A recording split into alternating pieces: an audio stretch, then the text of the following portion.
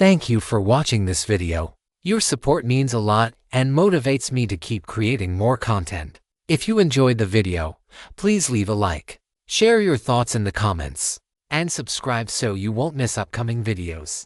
All 40-something thousand citizens who saw the photo on television were contaminated, their intelligence regressing to that of infants.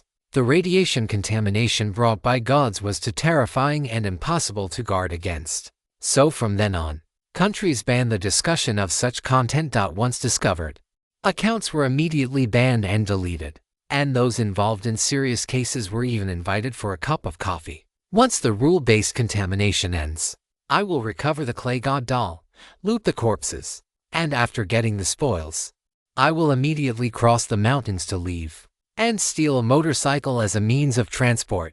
Black Shark 3 planned his route, trying his best to avoid being tracked.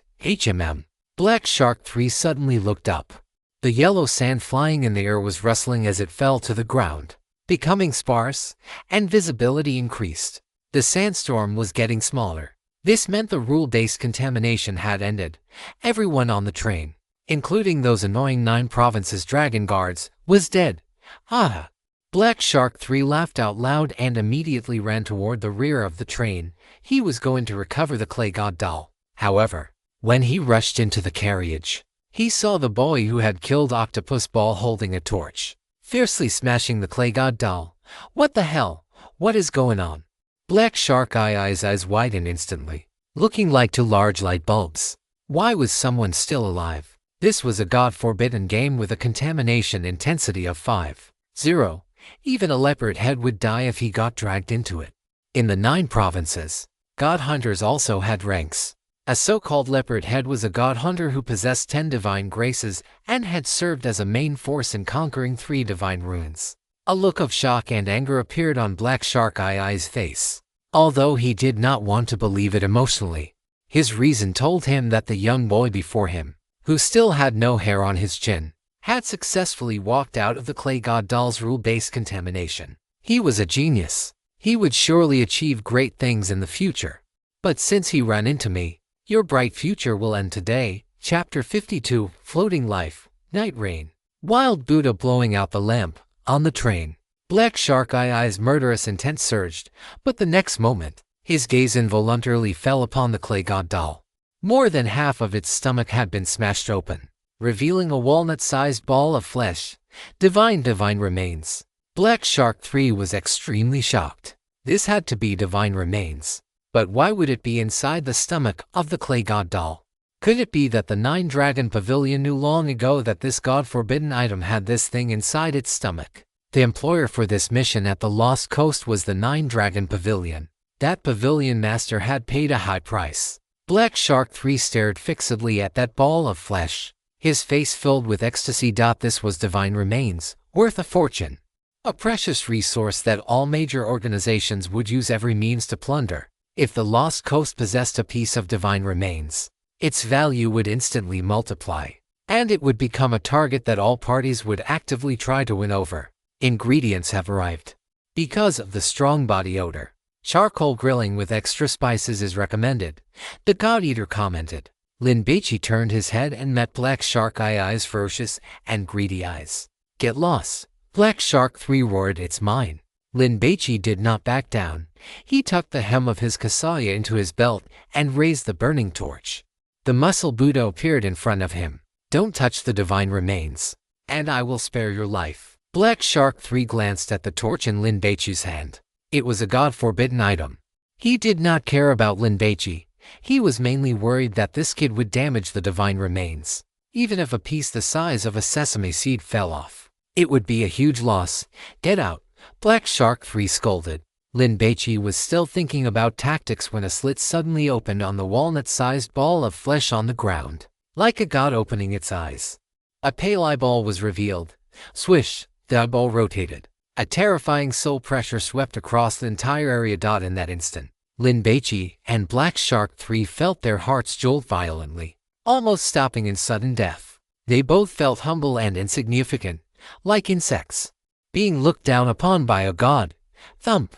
Black Sharky's legs went weak, and he instinctively knelt down, lowering his head. not daring to look at that eyeball again, as if it were an act of transgression and offense. Lin Baici stood where he was. Is this a god's eyeball? Lin Baici's thoughts surged like waves, becoming a chaotic mess. After that pale eyeball stared deeply at Lin Baici, the slit closed. But Black Shark 3 did not feel much better. And on the verge of vomiting, his entire body swayed as if he were clinging to a deck while suffering from a 104-degree fever, struggling amidst the raging winds and waves of a storm-tossed sea. It's the divine remains radiation. Black Shark 3 knew his condition was caused by the terrifying radiation of the divine remains. He had experienced it once before, but it had never been this aggressive. He even felt as though he were about to die. His bodily functions were rapidly declining. He couldn't drag this out any longer. Black Shark 3 stared at Lin Baici, suddenly bit the tip of his tongue, and spat out a mouthful of blood with great force.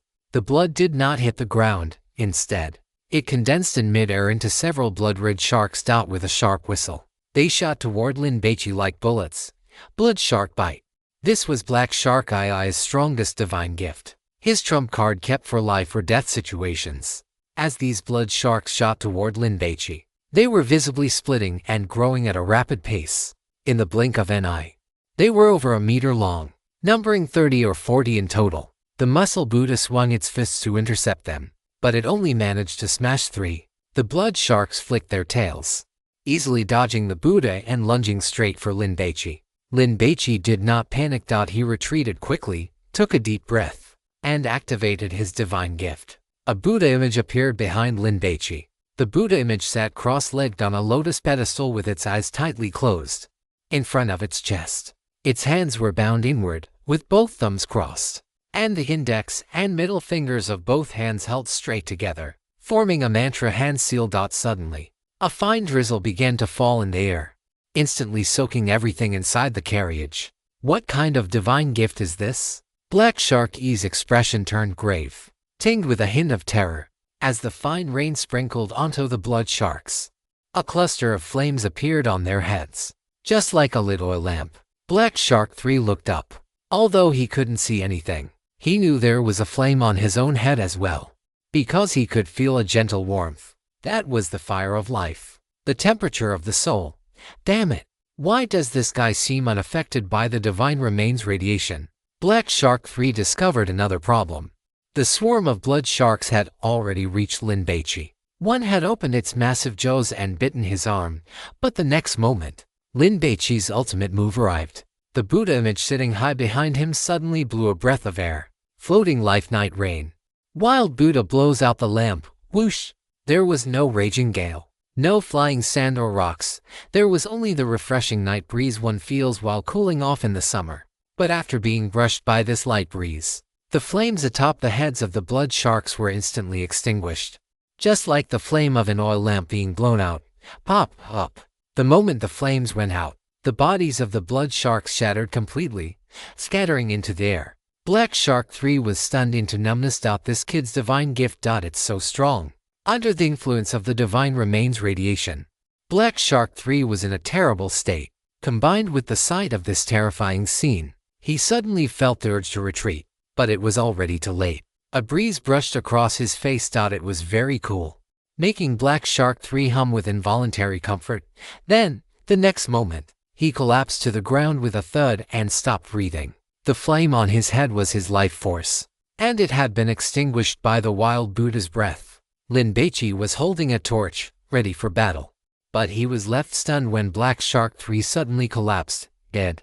The opponent seemed to have no breath left. Was this divine gift? Floating life night rain.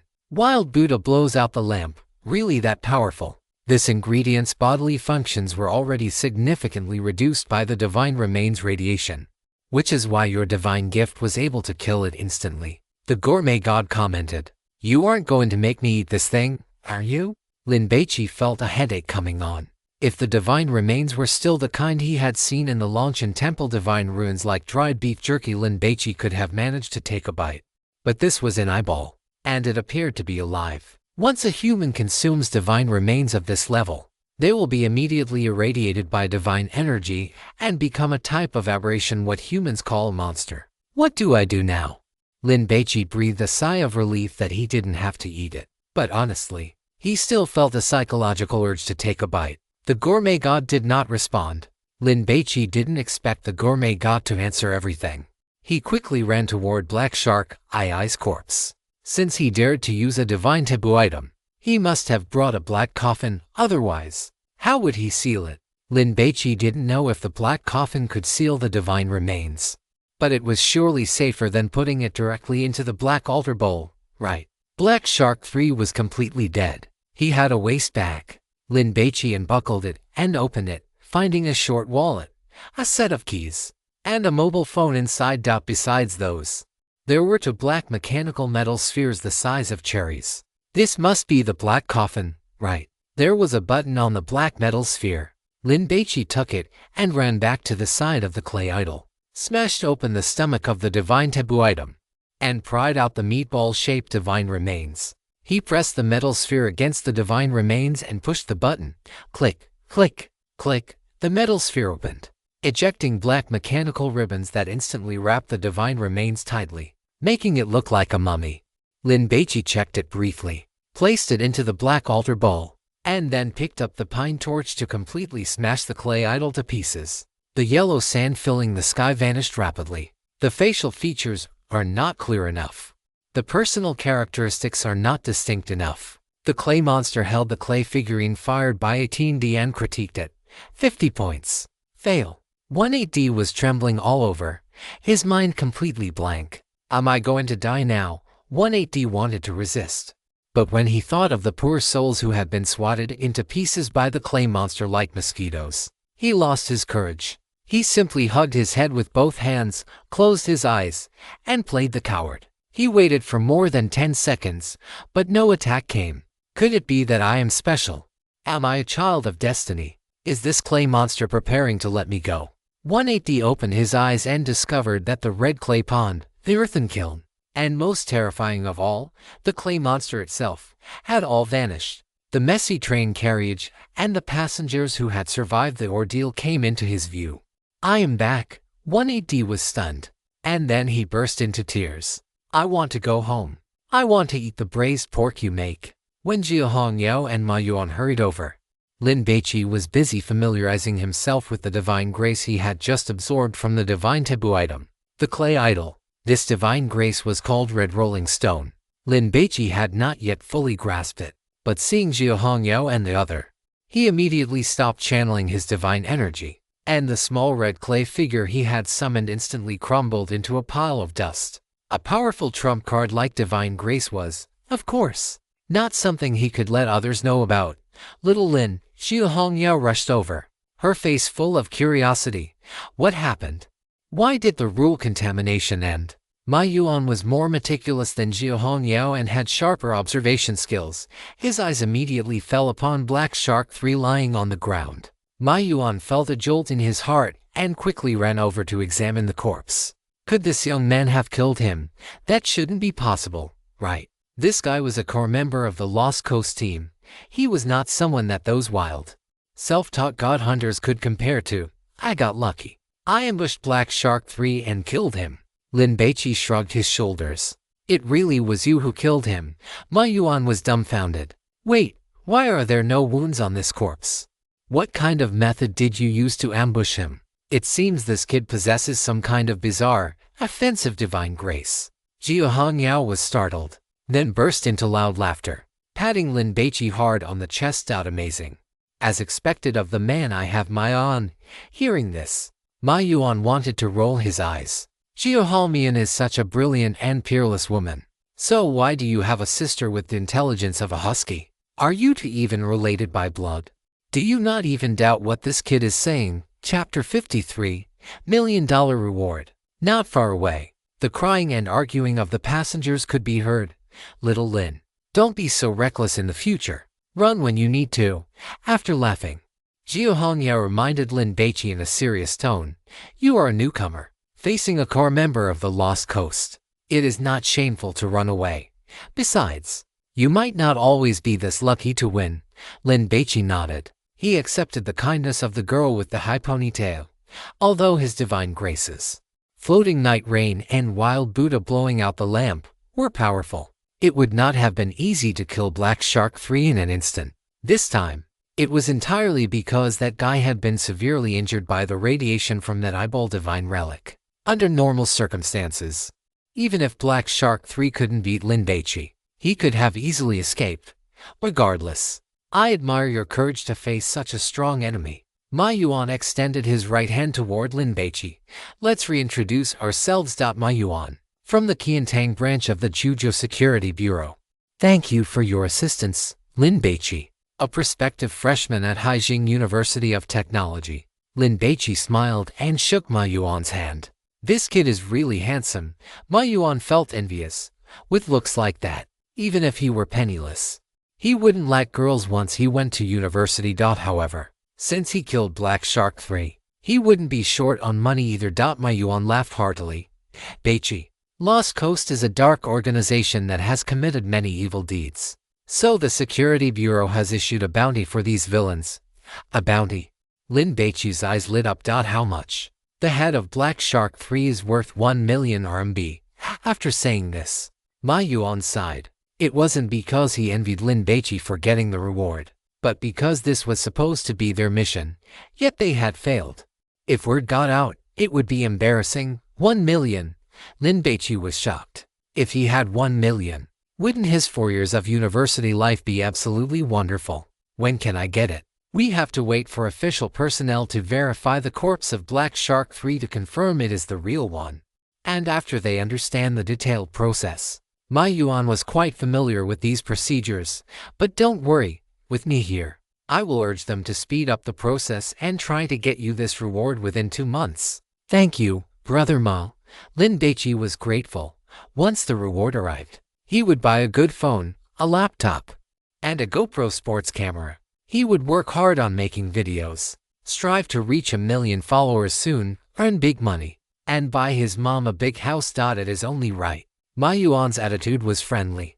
This young man had performed exceptionally well this time, and looking at Jia Hongyao's attitude, she clearly appreciated him and wanted to recruit him into the Zhuzhou Security Bureau. Given his strength, he would likely make a name for himself soon. Building a good relationship with him now would make things easier for future cooperation. In the hunter circle, powerful god hunters were highly sought after by everyone, because after entering a divine ruin, having a strong teammate would significantly increase everyone's survival rate. It's not that complicated. I saw it with my own eyes. When I go back, I'll just have my sister. Have the deputy director approve the reward for you? Jia Hongyao took full responsibility. Don't worry. You are a member of my team. No one dares to withhold your money. Hearing this, Ma Yuan's mouth twitched. Damn it. When it comes to buying favors, I can't compete with Jia Hongyao. Baici, what about Black Shark E's divine taboo item? Ma Yuan began to handle the official business according to procedure. Lin Baici pointed to the pile of mud on the ground. It was a clay figure. To save you guys, I smashed it. Smash. Ma Yuan felt a pang of heartache. He immediately ran over to the pile of mud, crouched down, and began to inspect it. He could vaguely make out some body parts of the clay figurines. What a waste.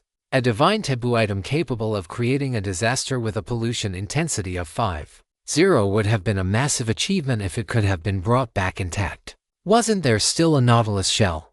Ma Yuan turned his head to glance at Lin Baici, then took a look at Jia Hongyao. He was sensible enough not to ask. How enviable. That was a divine taboo item capable of resisting a rule-based pollution event once.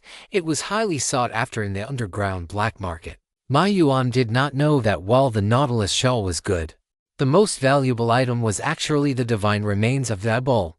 Brother Lin. 180 had searched for the better part of a circle before finally spotting Lin Baici and running over immediately. Brother Lin, from now on, you are my family. My wife is your wife. I also have a younger sister. She is in her first year of high school. 18D was rambling incoherently. If I suggest Baici become your brother-in-law, wouldn't your sister be the one profiting?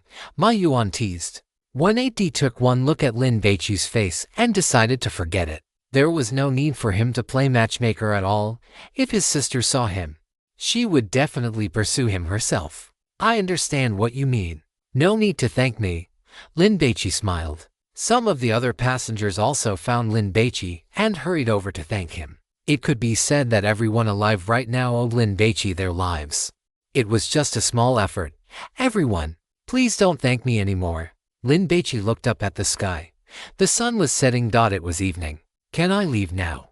If I miss the university registration deadline, the school will think I am not coming. Lin Baici worried. The registration period was only 3 days in total. According to standard procedure, professionals would normally question you about the situation and give you some confidentiality warnings, telling you not to talk nonsense. Manhua laughed. Of course, you don't need to. The Security Bureau did not want the public to know too much about divine disasters, so they had always been blocking all kinds of information and investigating strictly. Any posts on the internet with even a little bit of related content would be immediately taken down. If netizens used illegal means to browse foreign websites, they could just wait for the Security Bureau to show up at their door the next day and be invited for tea. Thank you, Brother Ma.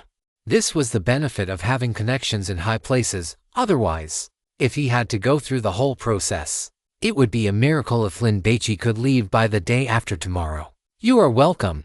Manhua patted Lin Baici on the shoulder. Team leader Ma, I will leave the aftermath here to you. Jiu Hongyao had never been interested in the tedious work of cleaning up, and she still needed to talk to Lin Baici, so she didn't have time to stay behind. All right. Manhua glanced at Lin Baici, feeling incredibly envious. He had passed the Security Bureau's assessment back in the day, relied on his own strength to get in, and then climbed step by step to his current position. Lin Baici clearly didn't need to do that. With Jiu Hongyao's guarantee, he could be admitted without an exam. And being a member of such a team leader's squad came with many benefits. However, when Manhua thought about Lin Baici's performance in the Divine Taboo game earlier, he felt relieved. He was worthy of Jiu Hongyao's favor. Little Lin, let's go. Jiu Hongyao had already made arrangements. We will leave here, go to the road to hail a taxi, head to the nearest city, find a hotel to stay the night, and set off again tomorrow morning. Does that work for you? Lin Baici was covered in mud and looked utterly disheveled. If he didn't offer extra money, he probably wouldn't even be able to catch a taxi because the drivers would think he was too dirty. After Jiu Hongyao retrieved her suitcase from the train, the two of them set off. They left the railway and walked for about half an hour until they reached a rural road. After asking for directions and hailing a taxi, it took them nearly 2 hours of hassle to finally arrive at the nearest city, Anyao. The sky had already turned dark. Jiu Hongyao was clearly not as particular about the quality of life as Jin Yingjin. She picked a random budget hotel and walked in with Lin Baici. The receptionist was a girl in her 20s who looked very surprised to see Jiu Hongyao and Lin Baici covered in mud. How did this happen? Could it be that some new kind of play has become popular among couples these days? That said, both this man and woman were incredibly good-looking. The receptionist's gaze couldn't help but drift toward Jiu Hongyao's chest. So big, the receptionist couldn't help but want to reach out and touch them. After spending 5 minutes checking in, Jiu Hongyao and Lin Baici took the elevator to their room on the 3rd floor. Go take a shower quickly. We will meet here in 15 minutes to go buy phones and get something to eat. After making the arrangements, Jiu Hongyao swiped her room card and went inside to shower. Lin Baici had been unable to stand the state he was in while in the red mud pond, so he quickly swiped his card to enter his room and shower. Compared to a 5-star Hilton, the facilities in this budget hotel were much more rudimentary, and the bathroom was pitifully small, but it didn't matter. He was only staying for 1 night anyway. As Lin Baici took off his clothes, he pulled out his phone and pressed the power button for a long time to turn it on again, but there was no response. Lin Baici let out a sigh. Jiu Hongyao had mentioned it in the car earlier. If the radiation caused by a divine taboo item reached a pollution intensity of 5.0 or higher, like the clay figurine divine idol today, it would form a small divine ruin, which would damage all electronic equipment inside. So, the Apple phone that Jin Yingjin had given to Lin Baici was ruined. How painful! Lin Baici felt a heart-wrenching pain. This was the latest model with the best configuration, the Pro Max, which cost over 10,000 yuan. It was just broken like that. Lin Baici hurried to take a shower, Fortunately, most of his luggage and items were kept in the black altar bowl and hadn't been soaked in seawater. He changed into a pair of jeans, a t-shirt, and put on a pair of Urk sneakers. His backpack was covered in mud and couldn't be carried anymore. Lin Baici didn't want to leave the black altar bowl in the hotel. What if it got lost? So, he had no choice but to carry it with him, planning to buy a new backpack when he went downstairs later. Lin Baici opened the door and saw Jia Hongyao already waiting in the hallway. She was wearing light blue quick-dry athletic pants, a yoga tank top, and a sun-protective jacket over it. On her feet, she wore a pair of flip-flops. A very healthy and delicious woman. It is recommended to keep her in captivity. Then you will have a glass of delicious and nutritious fresh milk to drink every morning. All washed up. Seeing Lin Baici come out, Jia Hongyao greeted him with a smile. Then her gaze fell upon the black alms bowl in his hand. Her face filled with astonishment. What is he planning to do with that? Going out to beg for alms? Yeah, Lin Baici nodded. Jia Hongyao's damp black hair was still tied up in a high ponytail, exuding an aura of health and vitality. This thing, Jia Hongyao began to deduce. Could it be that Lin Baici is a germaphobe and never uses outside bowls or chopsticks? No, that's not it. Even if he were a germaphobe and needed to bring his own utensils, it shouldn't be a monk's alms bowl, right? If he did that, it would be too eye-catching. He would be stared at by everyone in the restaurant, and there is a high probability that someone would secretly film him with their phone and post it online, turning him into material for a funny video. Lin Baici is not that stupid, so only one possibility remains. This alms bowl is a divine taboo item, which is why he has to carry it with him to avoid losing it. Reaching this conclusion, a look of excitement and anticipation appeared on Jia Hongyao's face. She gazed at Lin Baici expectantly, waiting for him to provide the answer. Chapter 54. Jia the team leader, a fanatic of deduction. It's called a black alms bowl, and it's a divine taboo item, Lin Baici explained. Jia Hongyao had no malicious intent, and with her intelligence-deep brain, even if she thought of a way to trap Lin Baici, he was confident he could see through it. Of course. The most important thing was that through Ma Yuan's attitude toward Jia Hongyao, Lin Baici could tell that this girl seemed to have a significant background, and she appeared to appreciate him, wanting to recruit him as a team member. Lin Baici knew too little about divine runes. Now that he had finally encountered an official personnel member worth befriending, he naturally wanted to show his friendship through honesty. Furthermore, Lin Baici had already been exposed. With the resources of the official organization, it would be far too easy for them to dig up his background.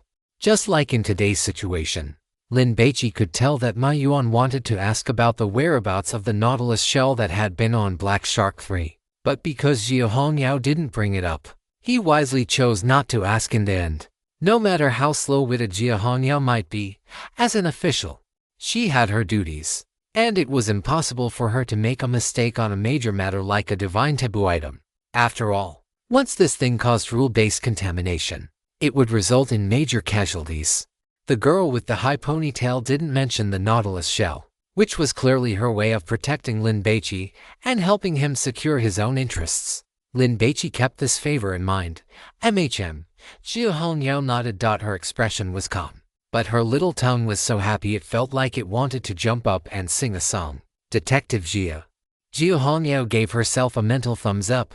By the way, what about that torch of yours? Don't leave it in the hotel. Having it stolen is a small matter, but if the rule-based contamination leaks out, that would be troublesome. Jia Hongyao reminded him. She was actually very curious about the effects of this black alms bowl, but she also understood that some secrets shouldn't be pried into. For a divine hunter, a divine taboo item is their trump card. Whether it's breaking a divine ruin, sealing a divine taboo item, containing divine remains, or fighting between hunters, a divine taboo item, if used well, can be the deciding factor. Therefore, divine hunters never ask about or discuss the divine taboo items held by others. They wouldn't even tell others if an item was a divine taboo item. After all, even divine hunters often cannot distinguish between ordinary items and divine taboo items. Some mediocre divine hunters might not even be able to find a divine taboo item even after it has caused rule-based contamination. It's inside here. Lin Baici shook down's bowl. Zhu Hongyao was stunned. Then she gasped. You mean it has an internal space? Yes.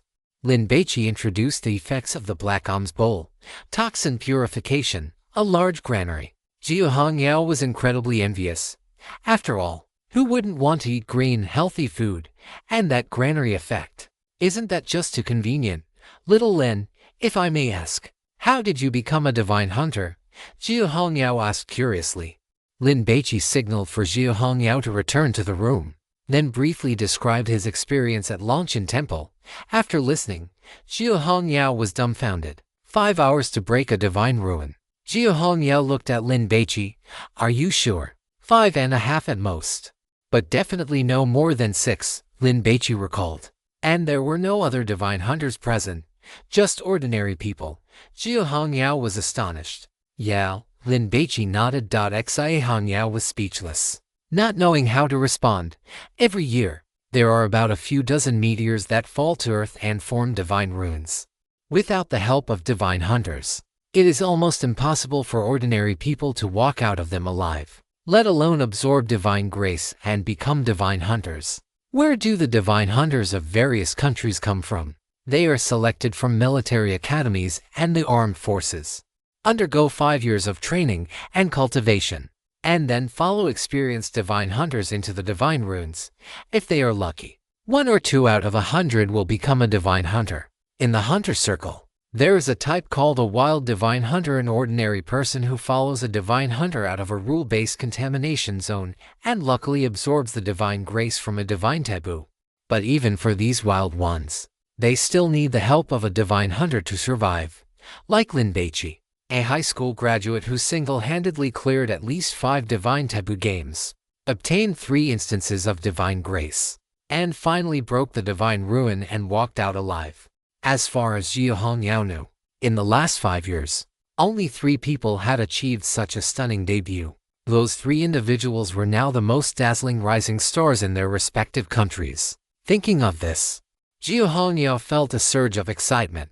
Looking at Lin Baici was like looking at a piece of raw, dust-covered jade. I want him, with him. My team will surely become one of the top 10 elite hunter groups in the 9 provinces. Zhu Hongyao did not doubt Lin Baici's words, because such things could be verified with a simple check. Furthermore, even if only half of what Lin Baici said was true, it was enough to prove that he was exceptionally talented. Can you tell me more specifically about your experience at Longchen Temple? Zhu Hongyao had switched into her detective mode. Aside from analyzing how much exaggeration there might be in Lin Baici's words, she also wanted to get to know her new team member better so that she would have more leverage when asking her older sister for an exemption quota. Let's talk while we walk. Lin Baici's phone was still broken. Huo Yu and Jin Yingjin sent him messages every day. He hadn't replied for a whole day, and he didn't know if they would be worried, but his mother would certainly be. All right. Zhu Hongyao listened to Lin Baici recount his experiences and was deeply moved. Little Lin is truly generous, and like many hunters who hide and hoard everything, terrified that others might find out about their meager assets, Zhu Hongyao decided to make Lin Baici her vice captain. In the city, neon lights flickered. It was already past 8 o'clock. Aside from the various barbecue stalls, small restaurants, and massage parlors that were still open, shops like service centers and mobile phone stores had already closed their doors. Zhu Hongyao had no choice but to hail a taxi. Driver, take us to the nearest Wanda Plaza. When Zhu Hongyao sat in the car, the taxi driver saw in the rearview mirror that the space was completely filled by her to massive assets. My goodness, this girl is truly well endowed. The taxi drove a bit slowly, and Zhu Hongyao urged him several times. When they arrived at Wanda, Lin Baici reached for his wallet, but was stopped by Zhu Hongyao. I am the captain, let me handle it. Whenever Zhu Hongyao went out to eat or have fun with her teammates, she never split the bill. She always paid out of her own pocket. The two entered the mall, which was brightly lit. Do you have any particular preference for phone brands? Zhu Hongyao scanned the mobile experience stores on the first floor. Huawei, Xiaomi, Oppo, Vivo, they were all there. Lin Baici didn't know much about these brands. Then let's go with Huawei. Zhu Hongyao quickened her pace and entered the Huawei experience store. A male clerk walked over. What models are you looking for? Jiu Hongyeo looked back at Lin Baici and could tell at a glance that he didn't understand. It's too late today, so let's just buy 2 flagship models. They're great for taking photos, playing games, and watching videos. Use these for now.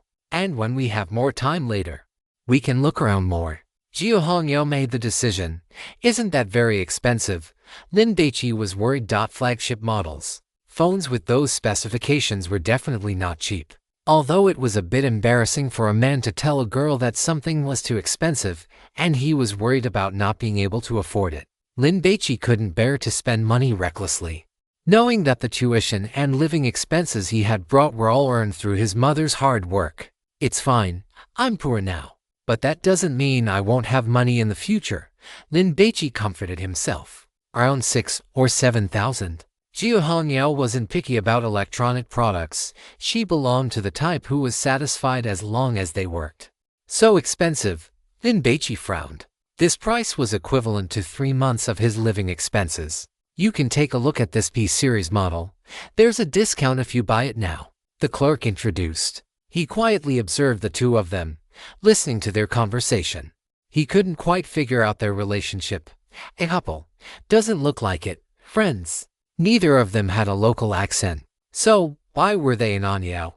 This wasn't exactly a tourist city. Besides, both of these two were incredibly good-looking. The attraction of her large chest was significant, and the male clerk couldn't help but steal a glance. Thanks, no need. Jiu Hongyeo declined. She picked up a flagship display unit, tapped it a few times to test the fluidity of opening apps, and then handed it to Lin Baici. Little Lin, what do you think? Do you like the design? It's too expensive. This was a major issue. As a student, he couldn't afford this level of consumption. Then this is the one. Jiu Hongyeo looked at the clerk. Please get us 2. The male clerk was a bit stunned. Are you making this decision a bit too quickly? It hadn't even been 3 minutes since they walked into the store. The male clerk didn't move, mainly worried that after all the trouble, they would change their minds and cause a dispute. Why aren't you going? Is there no stock? Jiu Hongyeo raised an eyebrow. Captain Jia, it's too expensive. Let's look at something else. Lin Baici had just met Jiu Hongyeo. Calling her Hongyeo felt too intimate, but adding her surname felt too distant. So, he finally settled on Captain Jia. Jiu Hongyeo was taken aback. She hadn't expected Lin Baici to address her that way, and a look of enjoyment appeared on her face. Captain Jia, that title sounds great. You'll be able to collect 1 million in 2 months at most. What are you afraid of? Jiu Hongyeo teased. By then, let alone a phone, you'll be able to buy a car worth over 100,000. Lin Baici thought to himself. The money hasn't even arrived yet. What if the deal falls through? The male clerk heard this, and his eyes widened instantly, looking at Lin Baici in astonishment. 1 million? A full 1 million? How do you collect it? Where do you collect it? Thinking that the young man in front of him was a millionaire, the male clerk felt as if someone had stuffed a lemon into his mouth. He was incredibly sour. Haha, I'm just kidding. Your phone broke because of work, so it can be reimbursed. Jiu Hongyeo actually never intended to let Lin Baici spend his own money. Reimbursed. Lin Baici certainly knew what that term meant, but he thought, I am not a member of your security bureau. Under normal circumstances, it wouldn't be reimbursable, but this situation is special. Jiu Hongyeo regarded Lin Baici as a prospective team member. Naturally, she wanted to secure such benefits for him. Of course, it was also to let Lin Baici enjoy the perks of joining the organization early. Otherwise, what if he refused? He shouldn't refuse to become a member of the Kyushu Dragon Guards, right? Chapter 55. An annual salary of 600. Will this cause you any trouble? Lin Baici was worried. Don't worry about it. It's just a mobile phone reimbursement. The bureau chief won't block me on this. How much money could this even be? In order to clear divine ruins, god hunters have to risk their lives significantly. So the security bureau always prepares supplies very generously. Besides, you saved the lives of over 100 people. Jiu Hongyeo patted Lin Baici on the shoulder, signaling him to use it without worry. This was what Lin Baici deserved. The male shop assistant felt even more jealous. So, you don't even have to touch your own million. You're just milking the company for everything. Can someone tell me where their company is? I really want to go and report them. What should I do? Various petty thoughts swirled in the mail shop assistant's mind, but his feet moved quickly. The two of you, please wait a moment. I'll go get the phone right now. The mail shop assistant trotted away. He knew he had misjudged the situation. This young man wasn't poor. He was just habitually frugal. Jiu Hongyao went to the counter to swipe her card and pay. Before the invoice was even finished, the mail shop assistant had already run back. Lin Baici and Jiu Hongyao unpacked the box, checked the phone, and after confirming there were no issues with the appearance, they inserted their SIM cards. Power on, let's go. Time to eat. Jiu Hongyao was hungry and prepared to treat Lin Baici to a big meal to celebrate their first meeting and the fact that they had walked out of the rule pollution alive. Wait a moment. I need to download a few apps. Lin Baici felt a pang of heartache for his mobile data usage. He smiled at the mail shop assistant. Handsome. Could I borrow your store's Wi-Fi? Sure. The mail shop assistant gave Lin Baici the password, but inside, he was complaining frantically. You are a millionaire. You are about to have $1 million in your bank account, yet you still want to leech off our store's Wi-Fi. After Lin Baici downloaded WeChat and logged in with his phone number verification, dozens of messages popped up immediately. Little fish. Have you arrived at school yet? Little fish. Hey, where is Little Bai? Where did my big Little Bai go? Did you get lost? Little fish. Fish sister is on patrol. Hurry up and get dressed. Put your hands on your head and squat against the wall. Little fish, what's going on? Where are you? Yu had been in the mood to chat and joke at first, but after sending 7 or 8 messages and finding that Lin Baici hadn't replied, especially since he should have arrived at the station long ago according to his train schedule, she began to worry. She had called several times, but none of them went through. Jin Yingxin's messages were fewer. The first one started with a routine selfie captioned, "Is this something I can watch without paying?" The second and third messages were both asking for the exact time Lin Baici would arrive at school to register, asking if he needed anything, and telling him not to be shy and just ask. His mother had been at work today and called Lin Baici during her lunch break. When no one answered, she sent a message asking where he was. Lin Baici continued to download Kidian Reading, Amap, Taobao, and other apps. Then dialed his mother's number.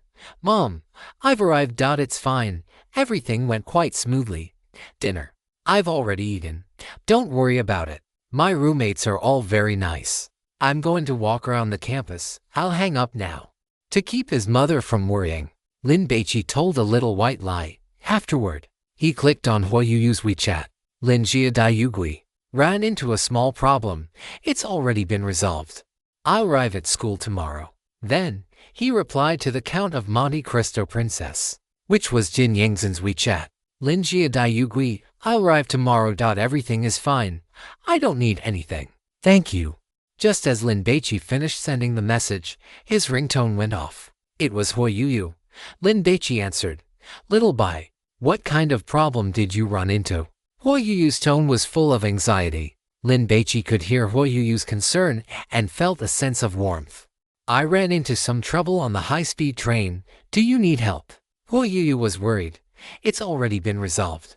Aside from his childhood friend Li Wei, Lin Baici didn't have many friends, and he had 0 female friends. Therefore, Huayu's concern gave him a strange feeling.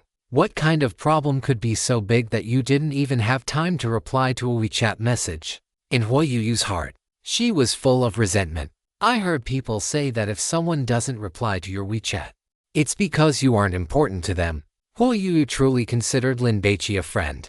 If Lin Baici were to ask to borrow $1 million right now, she wouldn't even blink. She would hand him her bank card directly, even without keeping money for her living expenses.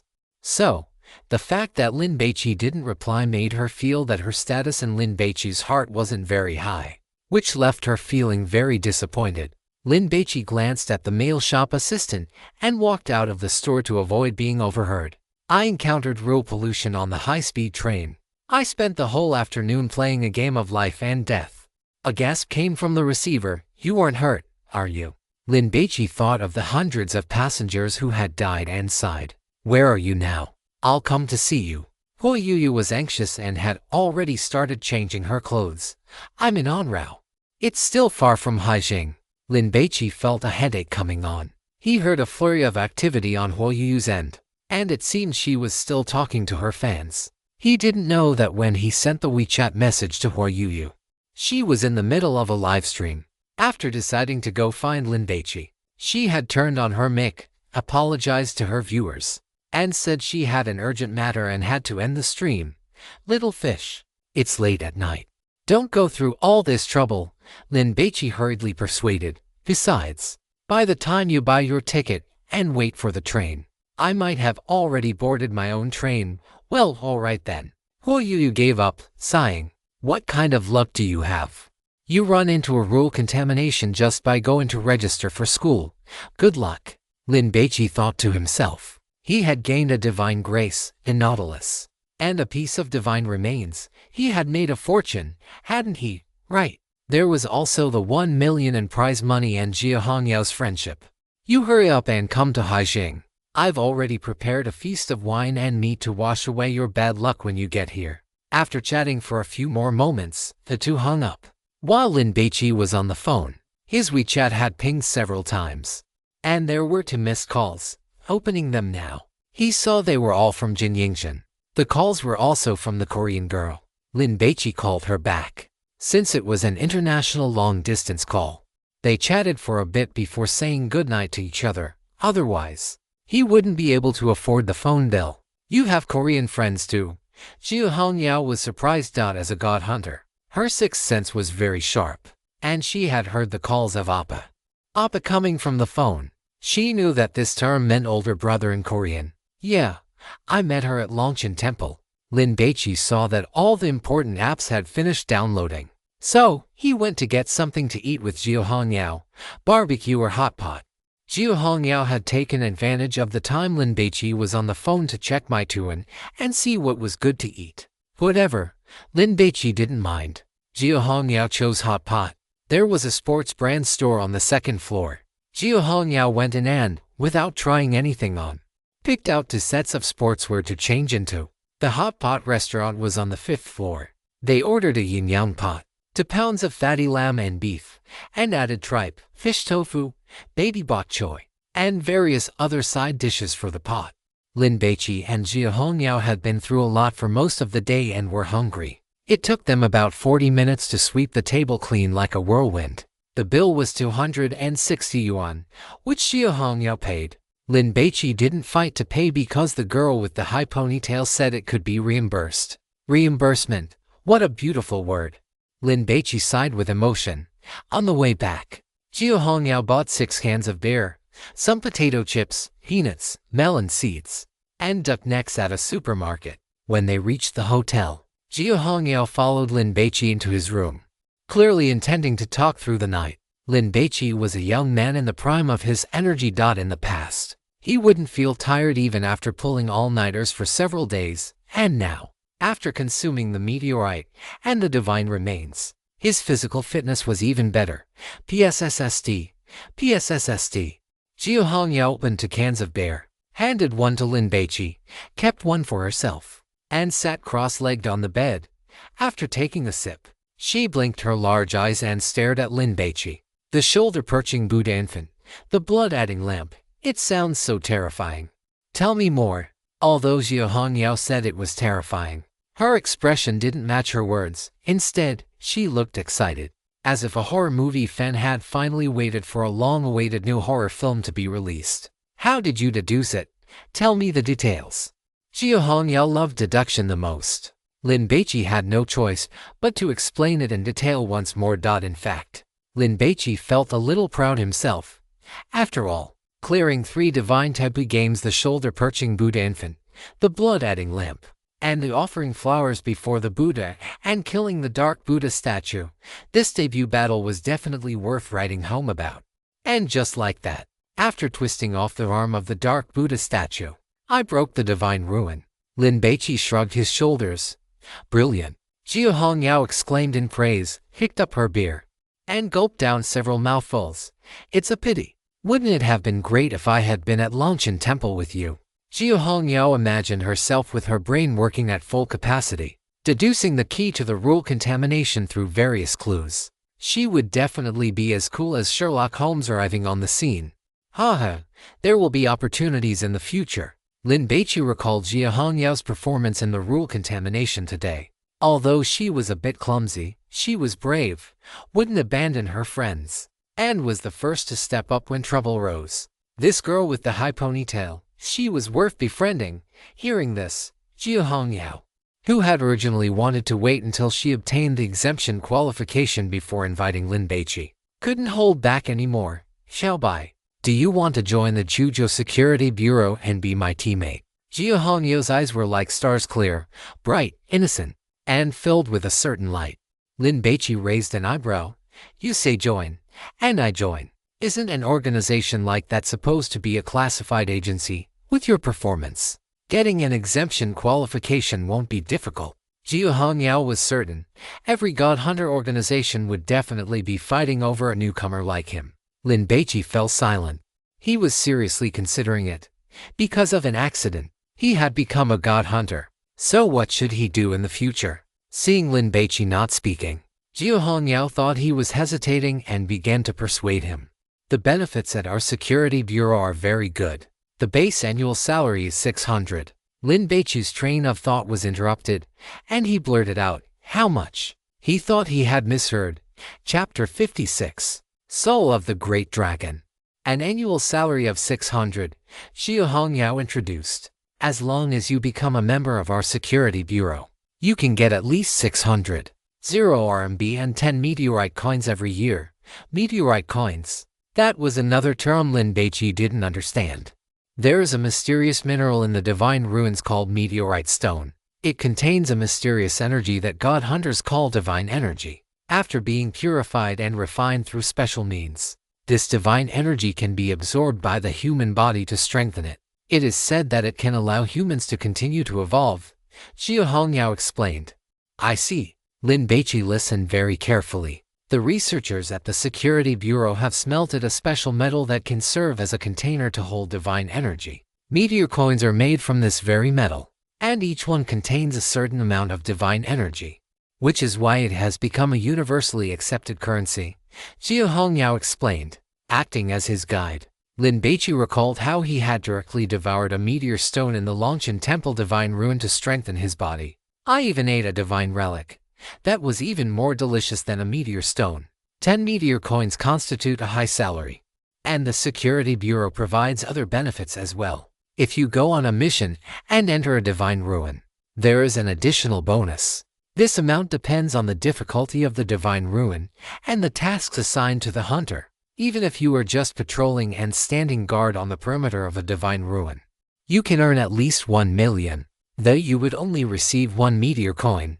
Finally, based on the findings and after the Security Bureau confirms their value, you will also receive a large dividend. When the Dragon Guards are executing a mission, if civilian casualties occur, as long as the number is within a certain range, the Dragon Guards are not subject to legal sanctions. You can think of it as a license to kill. Also, the Dragon Guards are public servants of the state. Those who harm our Dragon Guards shall be punished, no matter how far away they may be. Jia Hongyao explained patiently. Lin Baici licked his lips. 600,000 a year means 50,000 a month. That is 50. In order to save up more money for him, Lin Baici's mother often worked overtime. And even with that overtime pay added to her salary, she only made a little over 4,000 a month. If I just agree, the money I earn in 1 month will be worth 10 months of my mother's work. Lin Baici sighed with emotion. Besides, there are the meteor coins. Lin Baici had already passed his growth spurt, but after devouring the divine energy within the meteor stones, he had grown a few centimeters taller, and his 6 senses had become even sharper. This kind of enhancement cannot be bought with money. It would be nice to have a fixed income of meteor coins every month. In addition to the annual salary, there is social insurance and a housing fund. If you go on business trips to other cities, there are subsidies. Every year during the Dragon Boat Festival, Mid-Autumn Festival, National Day, New Year's Day, and the Lunar New Year, there is a holiday bonus. Jia Hongyao introduced the details thoroughly. You get 15 days of vacation every year. If an employee is called up by the Security Bureau during their vacation, they must return to the team unconditionally and immediately. Of course, after the mission is completed, you will be compensated with double the vacation time. That is only fair. Lin Baici expressed his understanding. When a meteor strikes, it does not care whether a divine hunter is on vacation or not. For the sake of the citizens' safety, the Security Bureau must break into the divine ruin as soon as possible. For daily necessities like mobile phones or laptops, you can apply to the Bureau. Employees can also buy them themselves, as long as the reason is appropriate and the price is not too outrageous. They can generally be reimbursed at this point. Xie Hongyao smiled. But since you will be earning a 600,000 annual salary, you probably won't care about that little bit of money. Will the salary increase in the future? Lin Baici asked with anticipation. Definitely. Xie Hongyao took a sip of beer. I am a captain now, and I get 1,015 meteor coins. Lin Baici subconsciously glanced at the high ponytail and the impressive chest. I misjudged her. I did not expect Xie Hongyao to be a big shot with $1 million annual salary. My apologies, my apologies. Xie Hongyao saw that Lin Baici was tempted, which made her very happy. She had secured her first team member, but there were still some things that needed to be made clear. Xiao Bai. The benefits at the Security Bureau are very good, but accordingly, you must also be prepared to pay the price. Tell me. Lin Baici listened intently. You should have already seen it for yourself. Exploring divine ruins is a high mortality endeavor for divine hunters. However, once the Security Bureau issues a mission, a dragon guard is not allowed to refuse without a special reason. Xie Hongyao warned him solemnly. That means no matter how high the pollution intensity of the divine ruin in front of you is, if they tell you to go in, you have to go in. Lin Baici nodded. He had actually guessed as much. They would not provide such high benefits just to raise useless people. Of course, the Security Bureau will not let divine hunters die casually, and as your captain, I will not allow such a thing to happen either. Xie Hongyao gave her promise. There was one thing she did not say when exploring divine ruins. She would always be the one walking at the very front. Are you sure I will definitely be assigned to your team? Lin Baici asked curiously. Xie Hongyao had a good character. Following her, Lin Baici did not worry about being taken advantage of. Don't worry. Xie Hongyao laughed loudly and gulped down a few mouthfuls of beer. I just got promoted to captain, and I am qualified to form a 10-person team. One choose all the members myself. Xie Hongyao looked at Lin Baici with a face full of satisfaction and appreciation. You are the first one. Thank you for your favor, Captain Xie. Lin Baici thanked her. HMPH. I have very high standards.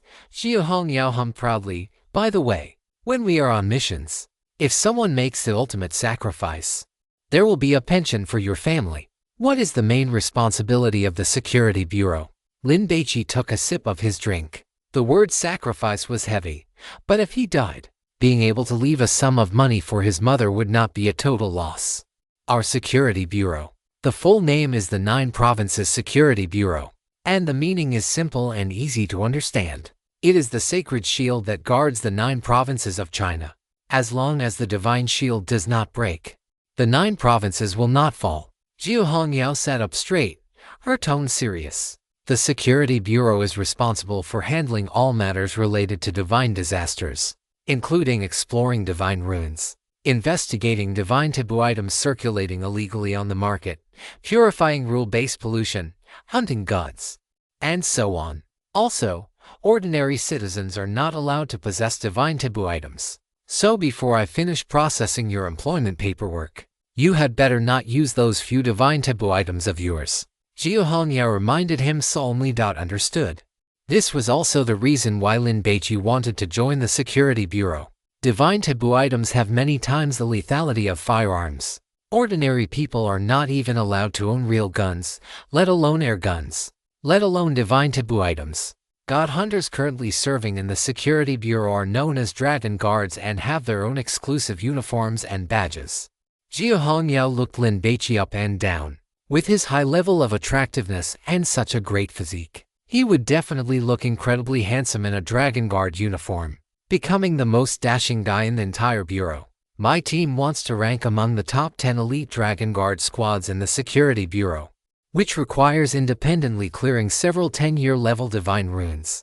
But to become the most handsome squad, all we need is for Lin Baici to join. Jia Hongyao was very happy. Even if the next men to join the team were ugly, Lin Baici could still pull up the average appearance. Right. I could use Lin Baici to lure over that strongest rookie from last year, Lin Baici.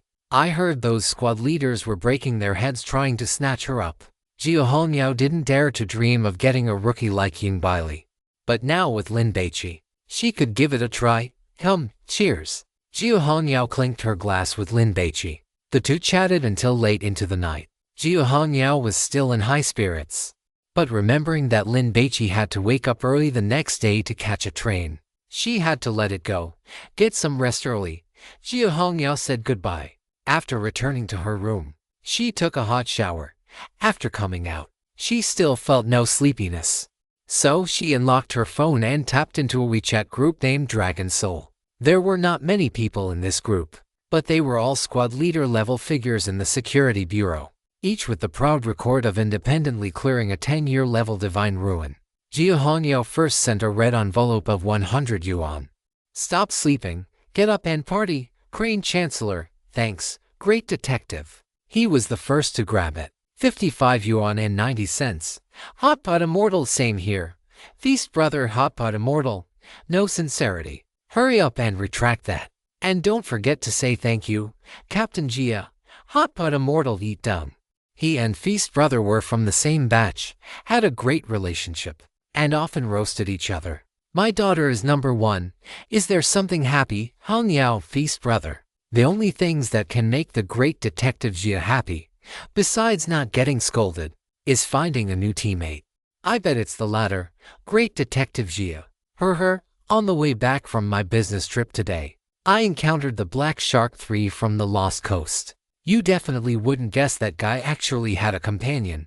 Jia Hongyao typed a lot of text in one go, introducing the tactics of the Black Shark 3 duo. Feast brother. So that's how it is. If I had encountered this duo rashly, I would have suffered a huge loss. Thanks for the intel, great detective. Hotpot Immortal. Great detective. When you come to Yujing, I'll treat you to Hotpot. Crane Chancellor. Great detective Jia. Are you hiding something? Based on Crane Chancellor's understanding of Jia Hongyao, it was impossible for her to kill those two. They were main forces of the Lost Coast, not wild trash fish. A wandering red ghost, same question. Feast brother. Oh, even the ghost has appeared. It shows how shocking the great detective's achievement was this time. Great detective Jia.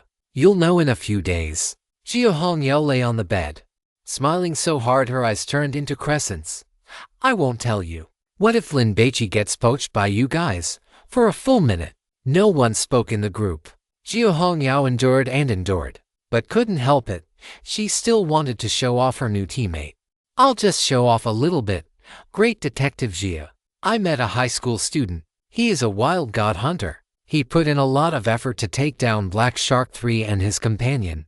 Also, the rule pollution from the divine taboo item was purified by him too. Hotpot Immortal. See, I told you she couldn't help it and would say it herself. Feast brother. Great detective. Can you have a little self-control? Crane Chancellor. A high school student. A god hunter. Sounds very exaggerated. Can you be more specific? Great detective Jia. If I tell you, you will definitely come to snatch him away. Great Snake Princess. Is he a man? Is he at least 1.8 meters tall? Everyone was used to it.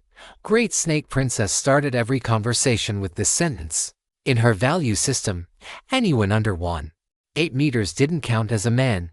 Great detective Jia. A big boy, about 1.86 meters. Great Snake Princess. Is he handsome? Great detective Jia. If you saw him, you would definitely knock him out and carry him to the Civil Affairs Bureau to get a marriage certificate. Crane Chancellor. Really? A wandering red ghost. Same question. Feast brother. Same question. Hotpot Immortal. Same question. Everyone knew that Great Snake Princess was a looks-obsessed person. Even Li Chanchi, recognized as the most handsome and charismatic person in the Security Bureau, was only a 7 out of 10 in her eyes. Great Snake Princess. Do you have a photo? If not, hurry up and sneak one. After sending the message, she casually followed up with a large red envelope of 1,000 yuan. Crane Chancellor. The Empress is generous. Hot but immortal. Why can I never grab more than you? Crane Chancellor had never lost at grabbing red envelopes. He might not have grabbed the most, but he was definitely always the first. Feast brother, can't do anything else but number 1 at grabbing envelopes. My daughter is number 1, Old Crane. I bow down to your single for 50 years hand speed. Great Detective Jia.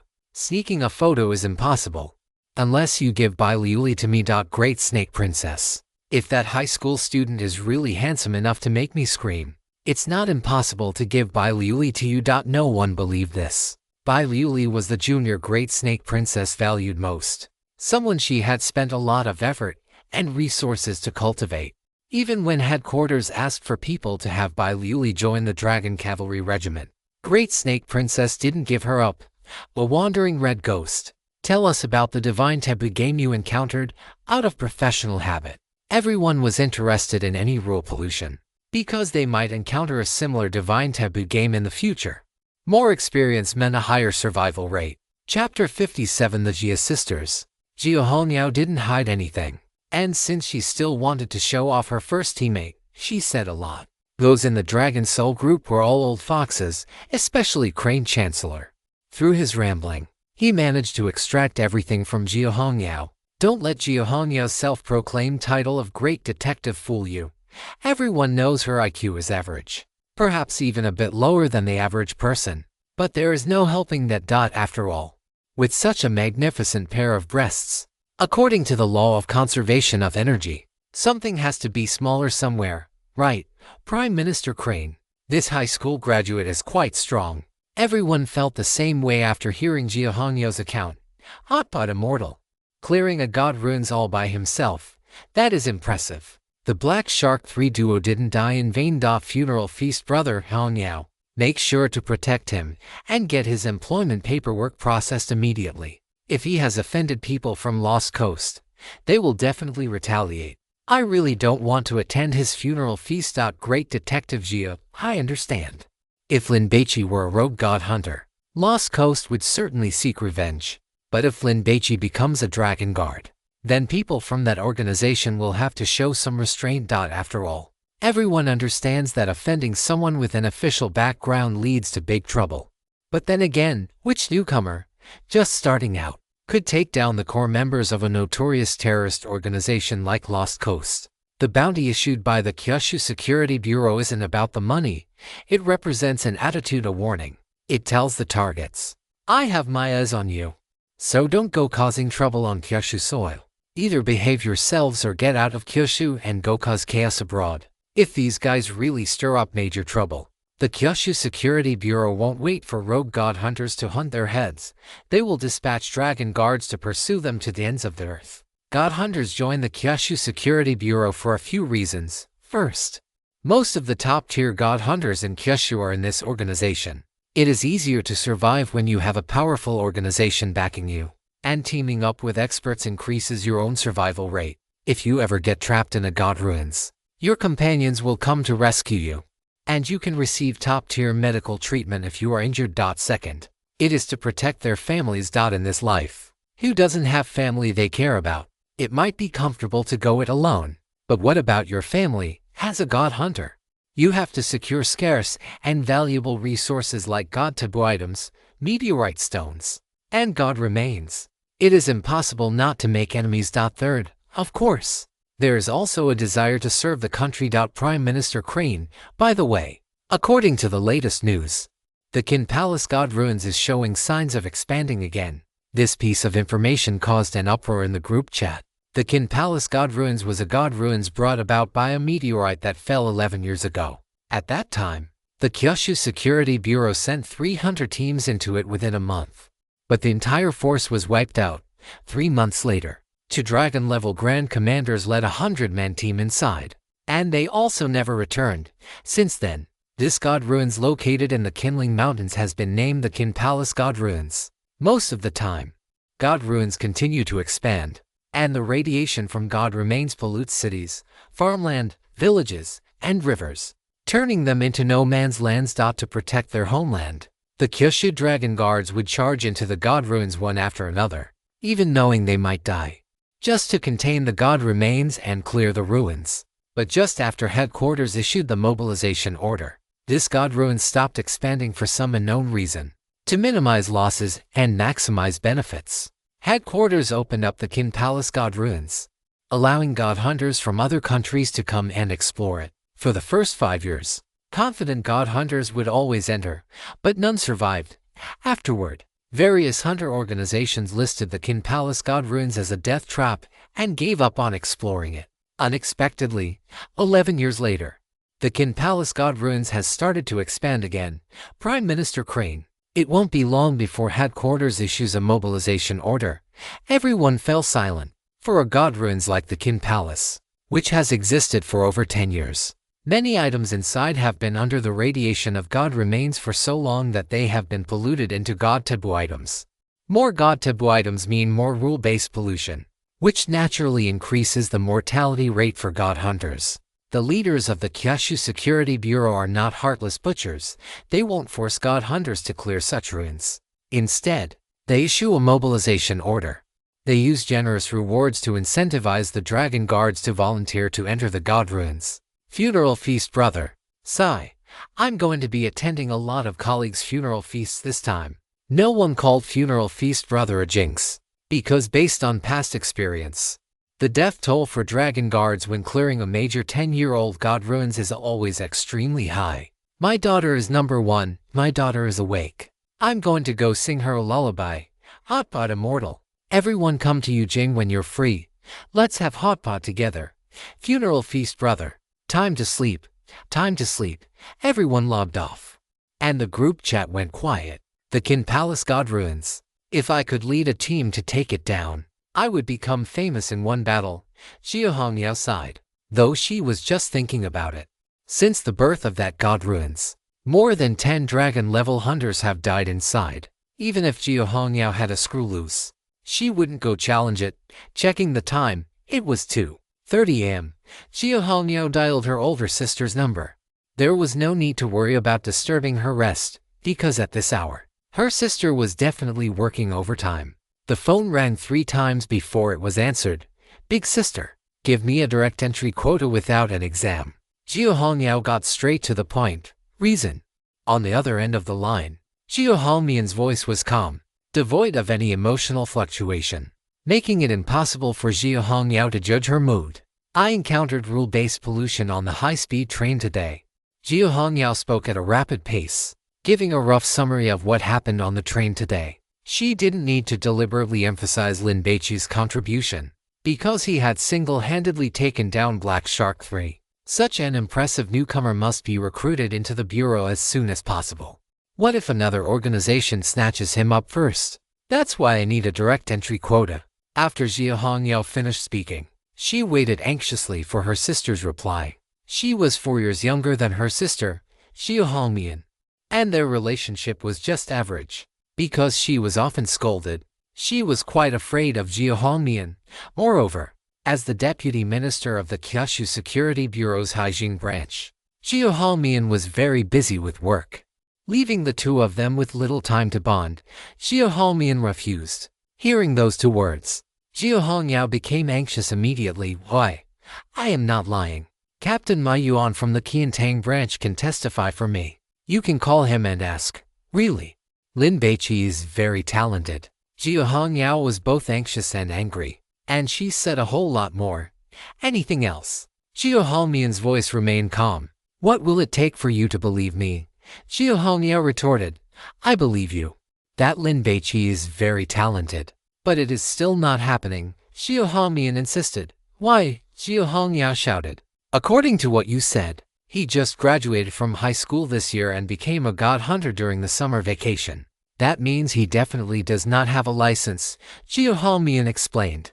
In the 9 provinces, every god hunter must participate in the official examination organized by the Security Bureau. Only after passing and obtaining a license are they qualified to possess godly relics and conduct exploration activities in god ruins. Otherwise, it is illegal, and those caught go straight to jail. Lin Baici is very strong. Passing the license exam is a sure thing, Jiu Hongyao emphasized. Since passing the license exam is a breeze for him, he should go and get one even more. It is as easy as a picnic anyway, isn't it? Through the receiver, one could hear the sound of Jiu Hongyao taking a sip of coffee. But this year's license exam is not until December. And by then, what if he performs too well and the team leaders all come to snatch him up? Jiu Hongyao was full of worry. Every year during the license assessment, those dragon-level team leaders also show up and poach the outstanding candidates directly. As a newly promoted captain, she had no seniority and no track record. What could she use to compete for talent, her bear-like strength? Exploring god ruins is a job with an extremely high mortality rate. Who wouldn't want powerful teammates by their side? Hongyao, you just became a captain. If you use your exemption quota to bring in your very first team member, how do you think others will look at you? Others will think you are incompetent and that you cannot recruit anyone without using the exemption card. Jiu Hongyao patiently analyzed the situation for her younger sister. Besides, you have only spent half a day with that Lin Baici. Are you sure about his character? I believe you know how terrifying the organization Lost Coast is. A high school graduate killed 2 of their core members. Don't you have any suspicions? Do you know what godly favors he possesses? What godly relics he has? Or whether he himself has been corrupted in the past? You know nothing. Why do you dare to come and ask for an exemption quota? Jiu Hongmian's barrage of questions left Jiu Hongyao speechless. I believe in him. Jiu Hongyao was stubborn. In truth, she understood that her older sister was doing this for her own good. If Lin Baici entered the security bureau via the exemption quota, then she, Jiu Hongyao, would be his sponsor. If Lin Baici ran into trouble in the future, for example, if he turned out to be a double agent or defected, then Jiu Hongyao would be held jointly responsible, even if he has no issues. You shouldn't be so reckless when making decisions. You are a captain now. Every decision you make could potentially involve the life or death of your team members in the future. Jiu Hongyao did not want her sister to be a dragon guard at all. It was too dangerous. With her intelligence, she could not handle it. But this was their father's decision. I already promised him. If you don't agree now, where am I supposed to put my face? Jiu Hongyao wanted to cry. This was too embarrassing. If he is truly as talented as you described, he would never get angry over such a small matter. Instead, he would take the God Hunter license exam and take first place to prove himself. Jiu Hongyao took a light sip of coffee. If he doesn't go to the assessment this year, then no matter how talented this person is right now, he is not worth your effort. Why? Jiu Hongyao did not understand. True geniuses have a sense of pride in their hearts. They do not allow themselves to be looked down upon. Jiu Hongyao scoffed. My refusal is a challenge to him. Do you think a genius would swallow this insult? I can't win an argument with you. Seeing that there was really no hope, Jiu Hongyao hung up the phone directly. Haijing, Security Bureau Branch Building, Department Head's office. A young woman wearing dress pants, a white shirt, and a tie sat on her desk, looking at the city's night view through the massive floor-to-ceiling windows. After taking a sip of coffee, she dialed a number. The call connected. Department Head. On the other end was a male voice, his tone respectful. At Haijing University of Technology, there is a freshman named Lin Baici this year. Investigate him. Find out the whereabouts of Ma Yuan from the Qiantang branch over the last 6 months, the people he has been in contact with, and any intelligence related to Black Shark 3 of Lost Coast. Get it cleared up within 3 days and send it to me. Jiu Hongyao hesitated for a moment, then gave up on sending people to protect Jiu Hongyao in secret. It was time for her to see the sinister side of the Hunter Circle. However, she should look after Lin Baici's family. Ending the call, Jiu Hongyao brewed a cup of coffee, preparing to continue working.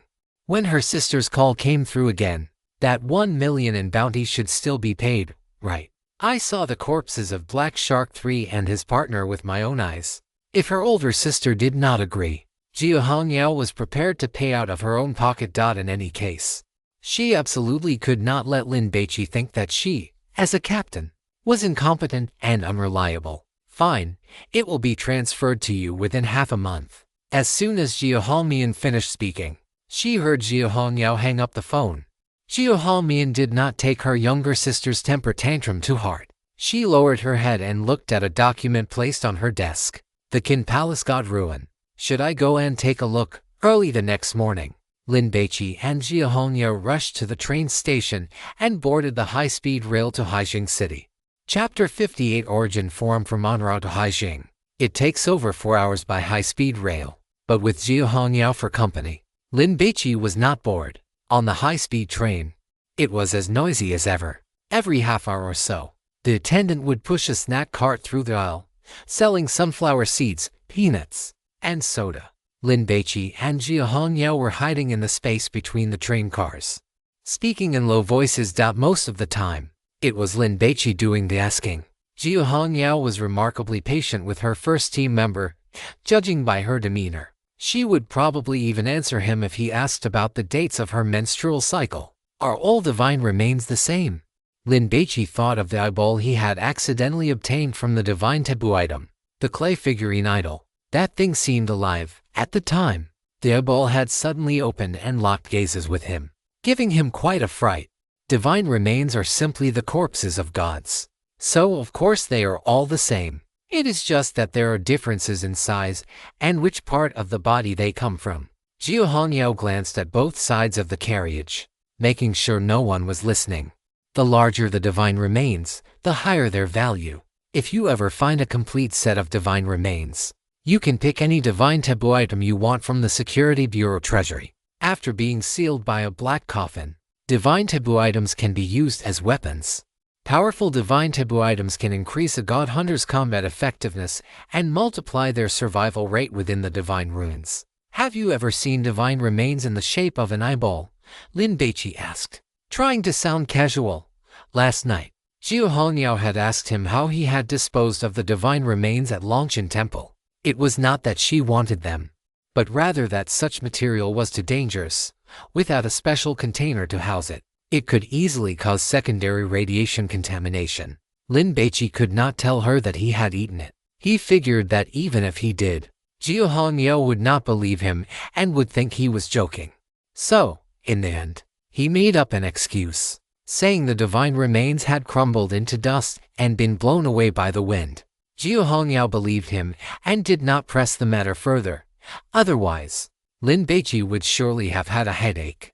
So, it turns out there are benefits to associating with a girl who has an intelligence stat of D. Jiao Hongyao shook her head. So far, almost all the divine remains discovered have been muscle tissue that looks like air-dried beef jerky. Divine remains like internal organs, eyeballs, or limbs have never appeared. Besides, we do not know what the forms of the gods are, so it is possible that gods do not even have organs like eyeballs or hearts. By the way, what I am saying might not be entirely correct. After all, given my status, I have access to very few core secrets. Jiao Hongyao knew that her older sister, as one of the 6 branch directors of the Security Bureau, must know many secrets. She had asked before, but Jiao Hongmian never spoke of them. Lin Baici sighed inwardly. It seemed the secret of that eyeball was something he would have to explore on his own. Explore what? Hurry up and enter the divine ruins. Collect meteor stones and divine remains. Eat them to improve your physical fitness. And then you will be able to eat that thing, the God Eater urged. It was hungry. According to what you said, I can eat ordinary divine remains. But if I eat this eyeball, I will be irradiated and lose my human form. Does that mean this eyeball is of a higher order? Lin Baici asked. The God Eater remained silent. What are gods? Lin Baici was very curious. But the God Eater remained silent. I knew you would not answer. Lin Baici curled his lip. By the way, what exactly was this voice that called itself the God Eater? A divine grace. And when did he obtain it? He had absolutely no memory of it. Regarding concepts like divine ruins and divine taboo items, they cannot be explained in just a few sentences. I will give you an invitation code. You can register an account on this forum and read about it yourself. Jiao Hongyao took out her phone, opened a forum called Origin, logged into her account, clicked on her personal profile, and found an invitation code. She used WeChat to send the website link and the invitation code, which consisted of 18 letters and numbers, to Lin Baici. Lin Baici clicked the link. It was a pale gold webpage with a background image of a sun rising in the early morning. Aside from an input box for the invitation code, there was nothing else. This website prohibits guest access. Only registered members can browse the content on it. Jia Hongyao introduced it. Do you know how precious its membership is? How precious? Lin Baici had been about to enter the invitation code, but hearing this, his fingers paused. This website does not open for registration. Only veteran members who have been registered for more than 3 years can obtain an invitation code. New members can only successfully register if they obtain these codes. Jia Hongyao's invitation code was something she had pestered her sister for. Newly registered members, if they violate the forum rules and get banned, the member who gave them the invitation code will also be banned and never allowed to register again. So, you see how rare this membership qualification is. Oh, and from the moment a veteran member sends out an invitation code, they have to wait another 3 years before they can get a new one. That collective punishment of banning was so terrifying that it made everyone afraid to give out invitation codes lightly. Moreover, since they only get one every 3 years, they would not give it to anyone they did not trust. Is this website very useful? Lin Baici frowned. He did not want to owe anyone a favor. Everyone active on it is a god hunter from all different countries. Besides just spamming for fun or chatting, people also sell intelligence, divine taboo items, post quests, offer bounties, and recruit companions. In short, many people in the hunter circle hang out there. Even some long-famous dragon-level big shots occasionally make an appearance. Official organizations like the Kyushu Security Bureau have good benefits, but they also have many rules. Some people do not like being constrained, especially after becoming god hunters, as they feel they are a cut above the rest and want to be free. Others have committed crimes and are not accepted by the Security Bureau. These god hunters are called wild hunters. Many of them have joined god hunter groups under large multinational corporations, or they simply team up with a few others to work alone before they enter the divine ruins to explore. Most of them come to this forum called Origin to buy intelligence. Sometimes they also recruit companions or seek to buy or sell divine taboo items. Why haven't you registered yet? Jia Hongyao saw that Lin Baici's phone was still on the initial interface. This invitation code is valuable. Lin Baici hesitated. He wanted to take a look at this forum, but doing so would mean owing a favor. Don't worry about that. If we are talking about favors, you saved my life in the God-forbidden game yesterday. Jia Hongyao patted Lin Baici on the shoulder. Besides, I'm going to be your team leader from now on, so looking after you is only right. In reality, in the underground world, there were big bosses willing to pay 10 million for this invitation code, but those veteran members wouldn't even bat an eye at such a bounty. After all, membership on this website came with joint liability. If one member violated the forum rules and had their account banned, the member who provided the invitation code would also be implicated. Furthermore, the Origin forum was a circle composed of god hunters and had a high threshold. Even if those bosses had assets worth hundreds of millions, as long as they didn't possess divine grace themselves, they couldn't even dream of getting in. Thank you, team leader Jia. Lin Baici beamed, his smile as bright as the morning sun in the spring, looking incredibly handsome. Jia Hongyao suddenly felt that if she let Lin Baici try to poach Bai Liuli from the Great Snake Princess, he might actually succeed. Lin Baici entered the invitation code, and the page redirected to the registration interface. Nickname :Lin Ren. Mobile number 180 ***** 10 to 4. Email optional. SMS verification code :to 587 as. Password :repeat password. After filling in the information and checking the box for I have read and agree to the Origin forum user agreement and privacy policy, Lin Baici looked at the nickname and hesitated. His Bilibili username was Lin Ren. If the two websites were the same, what if someone followed the clues and found him? Although the possibility was slim, he had to be careful. Lin Baici thought for a moment and changed the nickname to God of Hunger, then clicked register, only to see the message. This nickname is already taken. Lin Baici was speechless. He figured all the good names were probably gone. So, he simply filled in raw food expert. Congratulations, you have successfully registered. Please read the forum rules carefully before browsing. Violators will have their accounts deleted and banned. Because Xiao Hongyao had described the invitation code as so precious, Lin Baici didn't dare to be negligent and read the rules carefully. The content wasn't long, but it mainly consisted of 3 points. 1. It is forbidden to dox the personal information of forum members. 2. For transactions involving money, please be honest and trustworthy. 3. Do not maliciously attack others or groups. The main thing is to follow the first and second rules. The third one is fine. The Japanese and Koreans often have intense arguments, and I have never seen them get banned. The most annoying ones are the Indians, who act like they are the best in the world every single day. Xiao Hongyao shared her experience.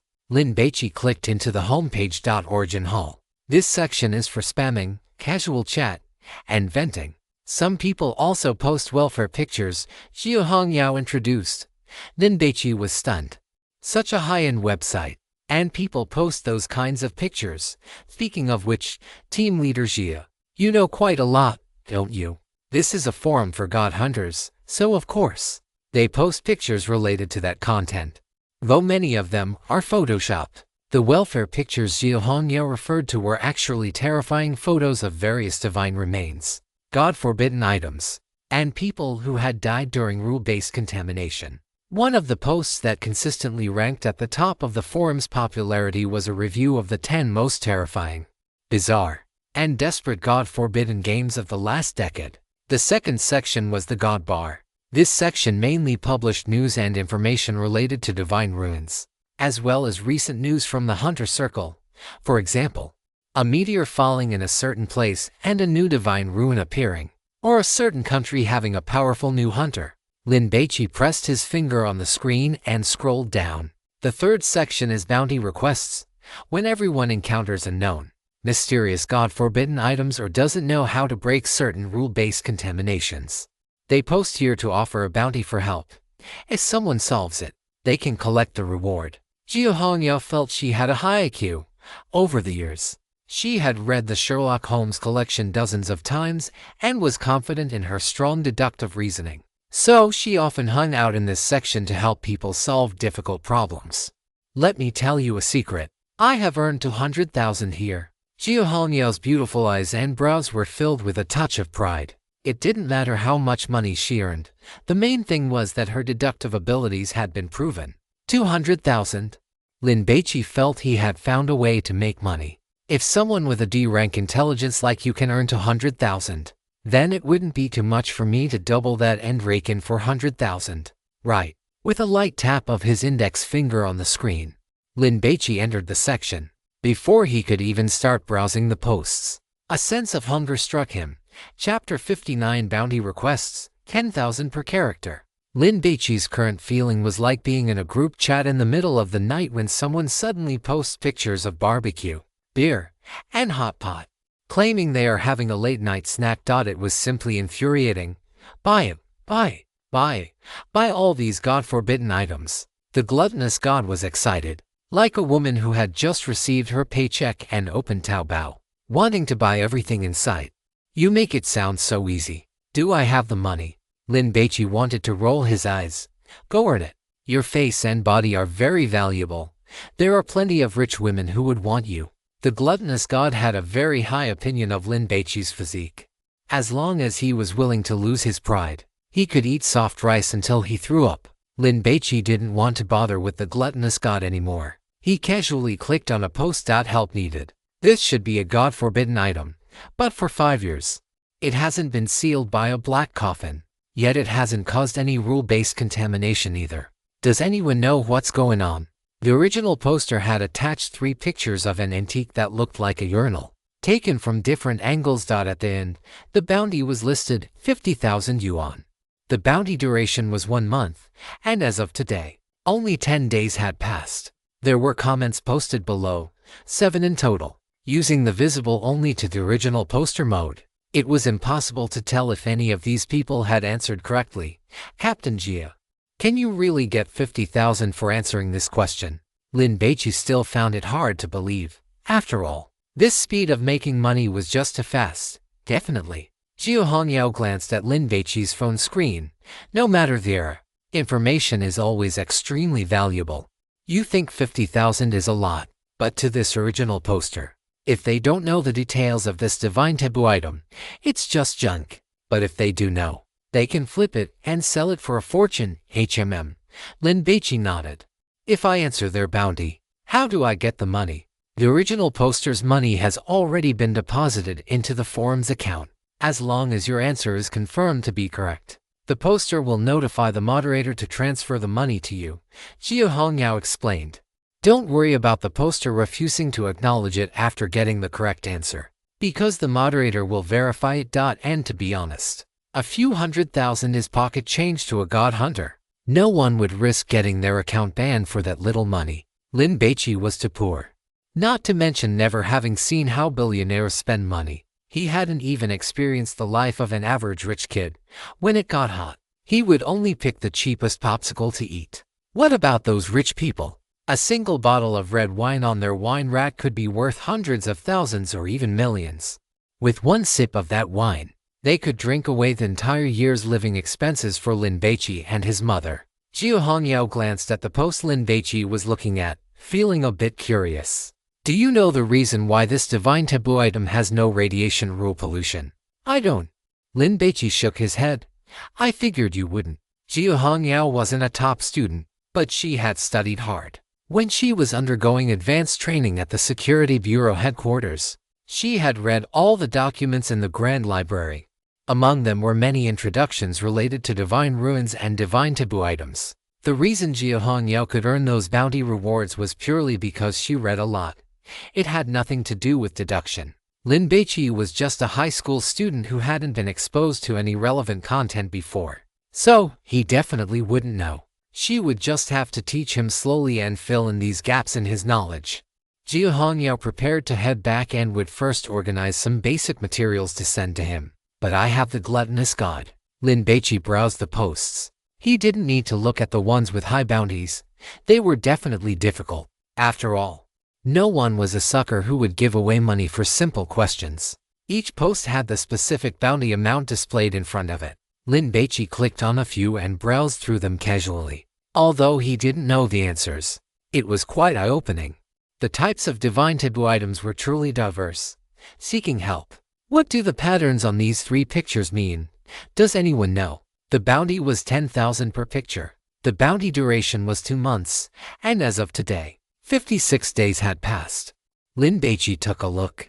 The content in the pictures looked like ghost scribbles. He didn't recognize them. Just as he was about to close the post, the gluttonous god spoke up. Dragon, sword, river. Lin Baici's finger, which was about to close the post, paused. Are you saying that the content in these 3 pictures consists of 3 characters? Lin Baici asked curiously. The gluttonous god did not answer, clearly thinking such a question was too moronic. Lin Baici looked at the 3 pictures again. He couldn't find any connection to those 3 characters at all. But based on the gluttonous god's past performance, its gourmet critiques were never wrong. Should I try answering it? Lin Baici felt a bit excited. If he answered this correctly, he could earn 10,000 for one character. That was 3 months of his mother's salary. Lin Baici had just become a god hunter and knew nothing about the hunter circle. He felt he should keep a low profile, but it was 10,000 per character. He could get it just by replying to a post. This money was practically a handout. If he didn't take it, even the goddess of luck would roll her eyes and spit on him. I'm giving you an opportunity, and you're useless. Low profile, low profile. Lin Baici muttered to himself, but his hands wouldn't listen. He clicked on the post and replied. The patterns on the 3 pictures are each a single character, from top to bottom. They are dragon, sword, and river. After editing, Lin Baici clicked post. Now, just wait to collect the money. By the way, Captain Jia, do I need to submit my bank account number? Lin Baici asked Jiu Hongyao for advice. You answered a question. Jiu Hongyao, who was playing on her phone, frowned slightly upon hearing this. She looked up at Lin Baici's screen. Xiaobai, although you won't be punished for answering these posts incorrectly, it does affect your personal reputation. God hunters were very protective of their reputations. They almost never wrote down answers they weren't sure about. They wouldn't just guess. In this section, those who could solve difficult problems were revered as great gods and were highly sought after. Lin Baici nodded and explained casually, "The first post, just trying my luck. You?" Jia Hongyao shook her head but still patiently told Lin Baici where to enter his bank account number. Little Lin is too poor. He's actually answering questions randomly for money. He might even be poached by others with a high salary in the future. I have to prevent that. Jia Hongyao decided that once she reached Haijing, she would immediately go find her older sister to get that 1 million bounty, plus that exemption quota, and then pester her a bit more. At the very least, she had to start paying Lin Baici a salary. If worst came to worst, she would pay it out of her own pocket first. Jia Hongyao was really going all out to keep Lin Baici. With a beauty by his side, even sitting in silence didn't feel boring. Not to mention the two of them had plenty of topics to discuss. Jia Hongyao was optimistic and cheerful. With a generous and open personality, she treated Lin Baici not just as a team member, but as a friend. This sincere way of treating others caused Lin Baici to let down his last shred of wariness. And he began to view Jia Hongyao as a friend as well. The G1708 train arrived at Haijing South Station at 11:40 a.m. after a journey of over 4 hours. Haijing was already a major metropolis, and with it being early September, the time for new students to register and returning students to head back to school, the train station was surging with crowds. Lin Baici had a very strong physique, but even so, he was drenched in sweat by the time he made his way from the train to the exit of the ticket gate. Jia Hongyao bought 2 bottles of mineral water from a vending machine and handed one to Lin Baici. "It is noon, let us eat first, then go to the school. Otherwise, if you go to the school now, you will be busy handling all sorts of paperwork and won't have time to eat. The restaurants around here must be very expensive." Lin Baici was calculating carefully. Jia Hongyao chuckled and lowered her voice. "It can be reimbursed. If you put it that way, then I will not stand on ceremony." Although Lin Baici acted as if he were going to take Jia Hongyao for a ride, in the end, the two of them chose a noodle shop and ordered a cold dish, a platter of smoked meat, and 2 bowls of beef noodles. "You do not need to save money for me." Jia Hongyao was speechless. One must be frugal. The cold dish was 20. The smoked meat platter was 38, and the 2 bowls of beef noodles were 80, with only a few slices of meat on top. This small amount of food cost 138, which made Lin Baici's heart ache. "I hope you will maintain this frugal style even after you receive your 1 million in prize money," Jia Hongyao teased. After finishing lunch, Lin Baici took the initiative to pay the bill. It was mainly due to a sense of male chauvinism.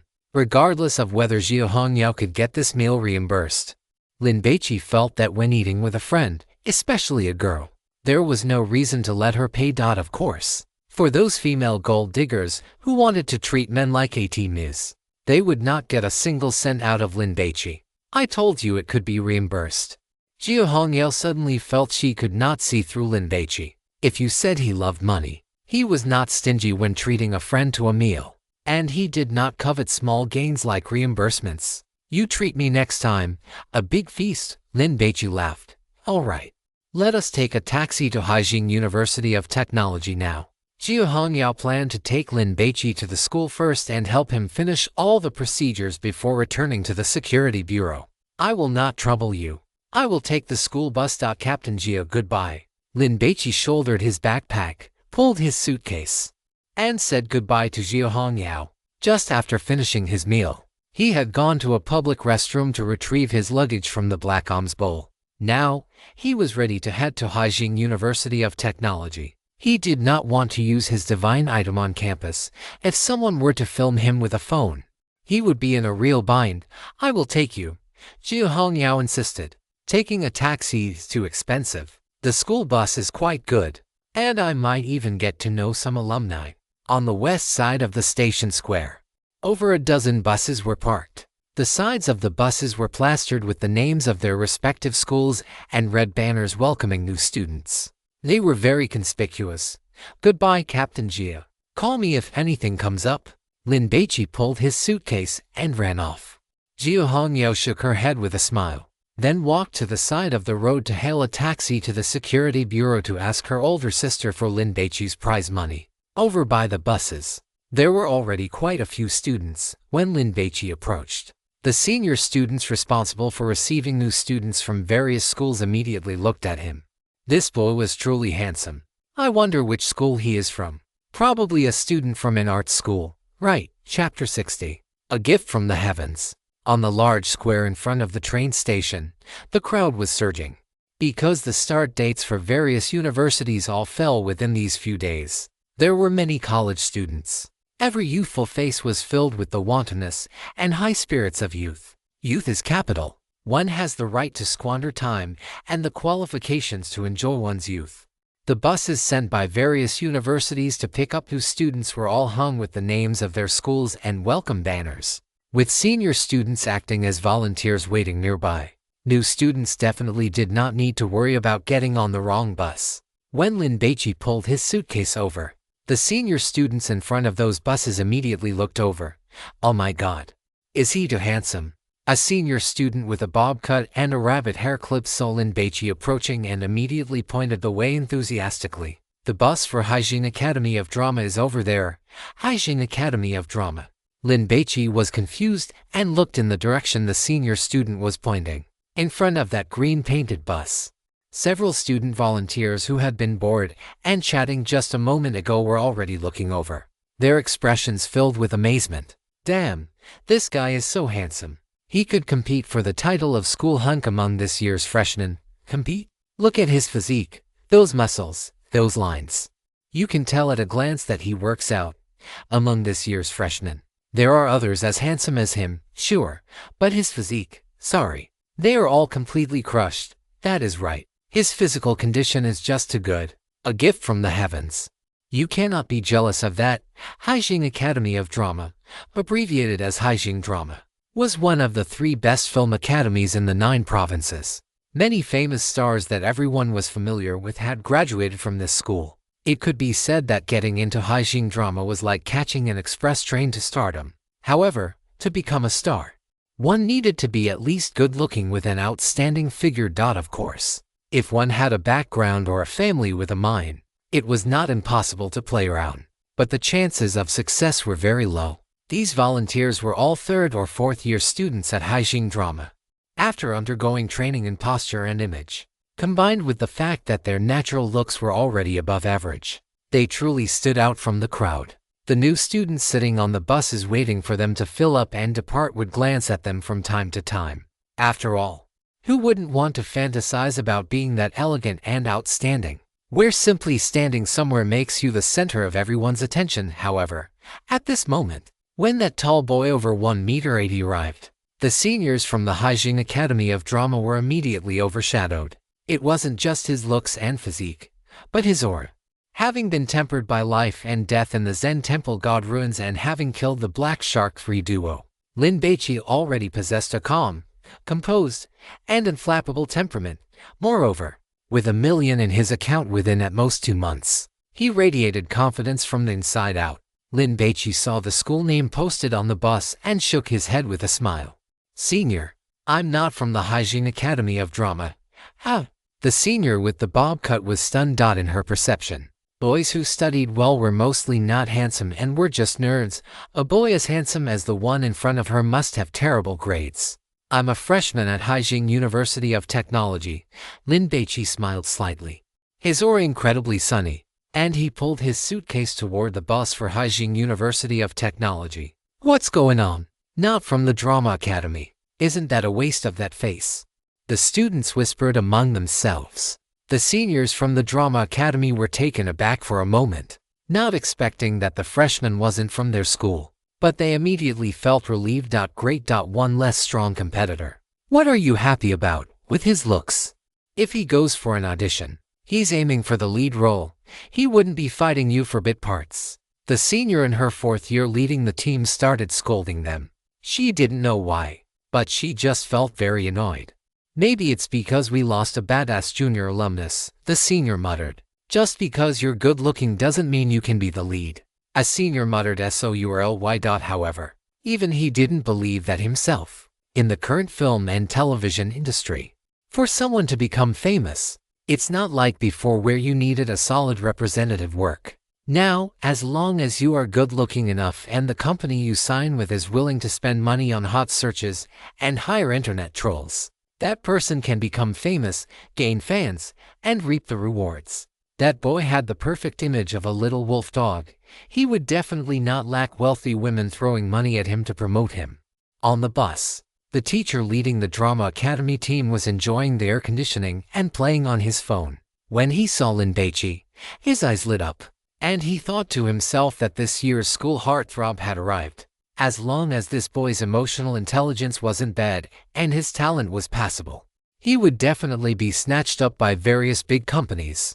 It was just unexpected that he was actually a science and engineering student. What a pity! The teacher shook his head with some regret. Just as he was about to continue scrolling through videos, he saw the students on the bus and nearby all eyeing that boy. And he had a thought. He stood up and got off the bus. He could ask for his number and recommend him to the dean. The dean's daughter ran an entertainment company. Maybe she would sign him. Acting is very dependent on innate conditions. Being good-looking is a huge advantage. Not to mention this boy also had a top-tier physique. How do entertainment companies operate nowadays? They see a student who might have potential and sign them first. It doesn't cost much anyway. Just a monthly living allowance. When the time comes, they can arrange work for them. If they can land a bit part, that's good enough. Shameless companies might even make pretty girls go to drinking parties. As long as the newcomer gets even a little bit famous, the company won't lose money. Some newcomers find other opportunities themselves. But since they signed a contract, what can they do? They pay out of their own pockets to buy out the contract and terminate it. And the company makes a small profit all at once. Selling people is also a standard operation for these small companies. Moreover, that boy from Haijing University of Technology had such a good physique that he could totally be a model. He wouldn't lack work. Signing him would be a profit for an entertainment company. If this worked out, he could also show his face in front of the dean and earn a favor. How? From our school. The junior student leading the team adjusted his glasses and looked at Lin Baici in surprise. With looks that high and being a top student, are you even letting others live? Haijing University of Technology ranked 5th among all universities in Haijing, and the admission score was not low. Yeah, Lin Baici nodded. Then go to the bus. Before the junior student could finish, the senior next to him cut in. Go wait on the bus. It won't leave until everyone is here. The senior took a bottle of mineral water from a bag on the ground and handed it to Lin Baici. That's not necessary. Lin Baici didn't take it. Don't be polite. It's a freshman perk. Everyone gets one. If the senior hadn't been concerned about her personal image, she would have asked for Lin Baici's WeChat. She didn't give Lin Baici another chance to refuse and shoved the water into his hand. Go wait on the bus. It's weirdly hot out here. Thank you, senior sister. Thank you, senior brother. Being sweet-talked never hurts. Lin Baici wouldn't feel superior just because he was a god hunter and possessed powerful divine grace. Junior, give me your suitcase. The junior student with glasses finally reacted and smiled as he went to take Lin Baici's suitcase to put it into the luggage compartment on the right side of the bus. No need, I'll do it myself. Lin Baici didn't like to trouble others. Don't, let me do it. You've been on the road for a long time. You must be tired. The junior student was very enthusiastic and insisted on taking the suitcase from Lin Baici to put it away. Afterward, he took out his phone. Junior, let's add each other on WeChat. If you have anything you don't understand in the future, or any problems with life, you can come find me. Old Kai, well done. The senior, Haoyun, praised him silently and took out her phone as well. Junior, add me too. If you can't find a girlfriend, senior sister will help you. On the bus, there were already about 20 freshmen sitting there. Seeing those two seniors, who had been so enthusiastic toward them, take the initiative to exchange WeChat with the newly arrived freshmen, they finally understood that they could have been even more enthusiastic. It was just that the target wasn't them. Yeah. Lin Baici took out his phone and opened WeChat. Kaiji Hang, entering his senior year. Student Union Cadre. Don't let the glasses and honest appearance fool you. He is actually quite calculating. He added you because he saw the relics on your wrist. He has a long-distance girlfriend. But their relationship is mediocre. They should break up soon. After Lin Baici scanned the code to add Kaiji Heng, the God Eater began to comment, Taoyuan. She simply thinks you are handsome and added you on a whim. She has been in college for 3 years without ever dating. She likes drinking cold water, and her menstrual cycle is often irregular. If this continues, she will become infertile. She comes from a poor mountainous area and knows that knowledge changes destiny. She spends every day in the library and has already used her spare time to earn 5 certifications. She is currently working hard to land a job with a monthly salary of 10,000. Lin Baici felt a sense of respect. People who work hard deserve to be respected. He would find a suitable opportunity later to tell her to stop drinking cold water. Since everyone here was a fellow student, Lin Baici could not pretend to be a medical student like he did when he fooled the woman with diabetes at the train station. Lin Baici was in no rush to board the bus. Taking advantage of the pleasant atmosphere, he prepared to ask about the school situation to mentally prepare himself. However, before they could chat for long, a man around 30 years old approached them. Student, I am a teacher from the Haijing Academy of Drama. My surname is Feng. Feng Yi. I noticed your posture is proper, your speech is articulate, and you have a great temperament. Have you received any relevant training? Teacher Feng smiled and extended his right hand toward Lin Baici. Hello, Teacher Feng. No, I haven't. Lin Baici shook Feng Yi's hand. Even though the other party was not a teacher from Haijing University of Technology, he still addressed him politely. It never hurts to be polite. Oh, then it seems you are very talented. Feng Yi offered a few compliments to lower Lin Baici's sense of unfamiliarity, then chatted idly about 2 recent hit movies, mentioning that a certain popular young idol in them was a graduate of the Drama Academy. Kaiji Heng and Taoyuan did not know what this teacher Feng was up to. Just as they were feeling confused, they heard him invite Lin Baici to visit the Haijing Academy of Drama. Are you interested in acting? Would you like to come and sit in on a few classes? Feng Yi considered himself a man of culture and did not state the offer of giving you a chance to bluntly, but the meaning was clear. Generally, as long as the other person wasn't to dance, they would understand. Taoyuan was dumbfounded. She quietly poked Kaiji Heng with her finger and muttered in a low voice, Is Junior Lin being scouted? Kaiji Heng nodded, feeling a bit sour inside, as if he had just eaten a lemon row. Being handsome really does bring more opportunities, however. Kaiji Heng also knew that for the profession of a celebrity nowadays, acting skills didn't really matter, but one had to be good-looking. Once the financial backers poured in money, hot searches were bought, and traffic was pushed. Anyone could become famous. This is what people call being blessed by the heavens. Chapter 61. The man at the top of the food chain not interested. Lin Baici refused. Is acting better than being a god hunter? This profession is extremely dangerous, but the rewards are high. Jiu Hongyo said that by continuously absorbing the energy within meteor stones, a god hunter can constantly strengthen their body until they can physically withstand a nuclear explosion.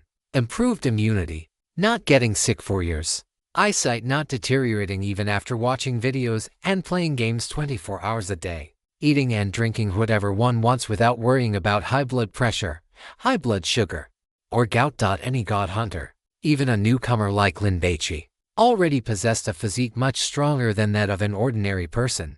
Lin Baici's decisive answer left Feng Yi speechless. Most people, upon hearing they had a chance to act, would at least say they would consider it even if they weren't very interested. This one, however, refused very bluntly. Then, how about we add each other on WeChat? There are a few plays at the Drama Academy recently that are rehearsed quite well. You can come and take a look to improve your aesthetic sense and broaden your horizons. Feng Yi smiled and shook his phone. If it weren't for the fact that Lin Baici's image was truly outstanding and signing him would be a guaranteed profit, he would have left immediately. Do you know how many people spend money just to get through the gates of the Drama Academy, only to fail? No need.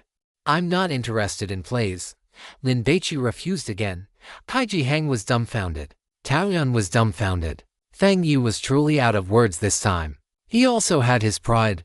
Being rejected twice in a row made him very unhappy. All right then. I wish you a bright future. student.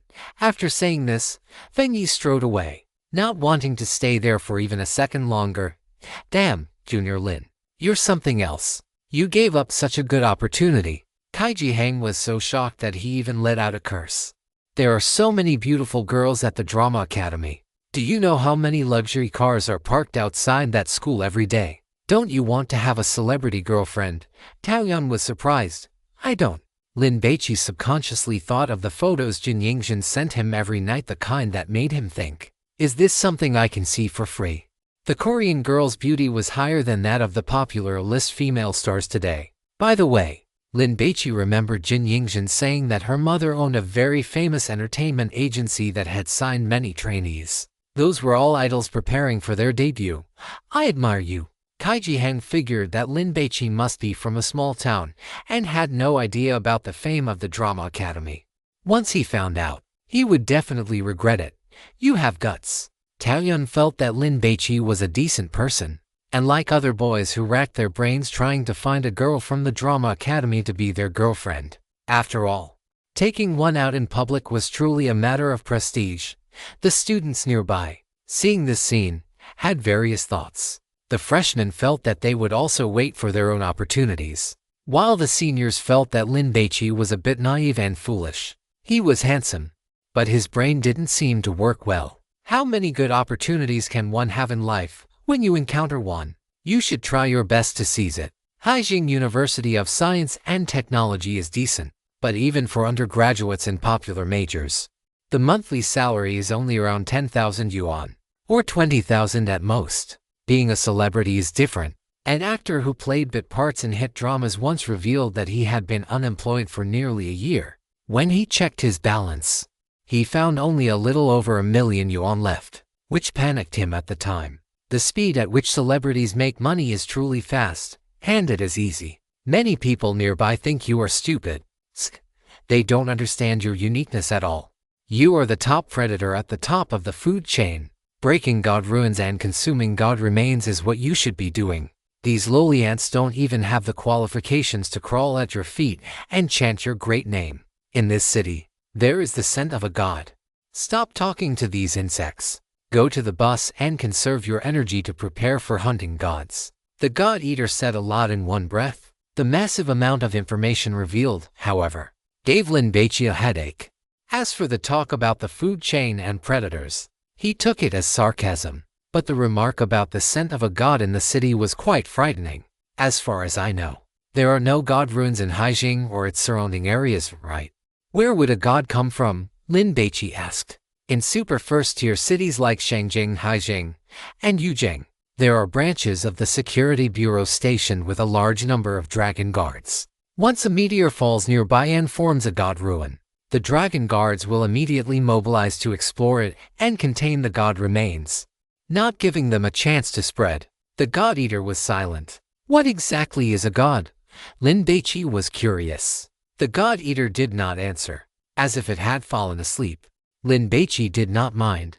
He had not expected to get an answer from the God Eater anyway. As for rejecting a chance to potentially become an actor, Lin Baici did not care at all. Not to mention whether that teacher from the Haijing Academy of Drama was reliable.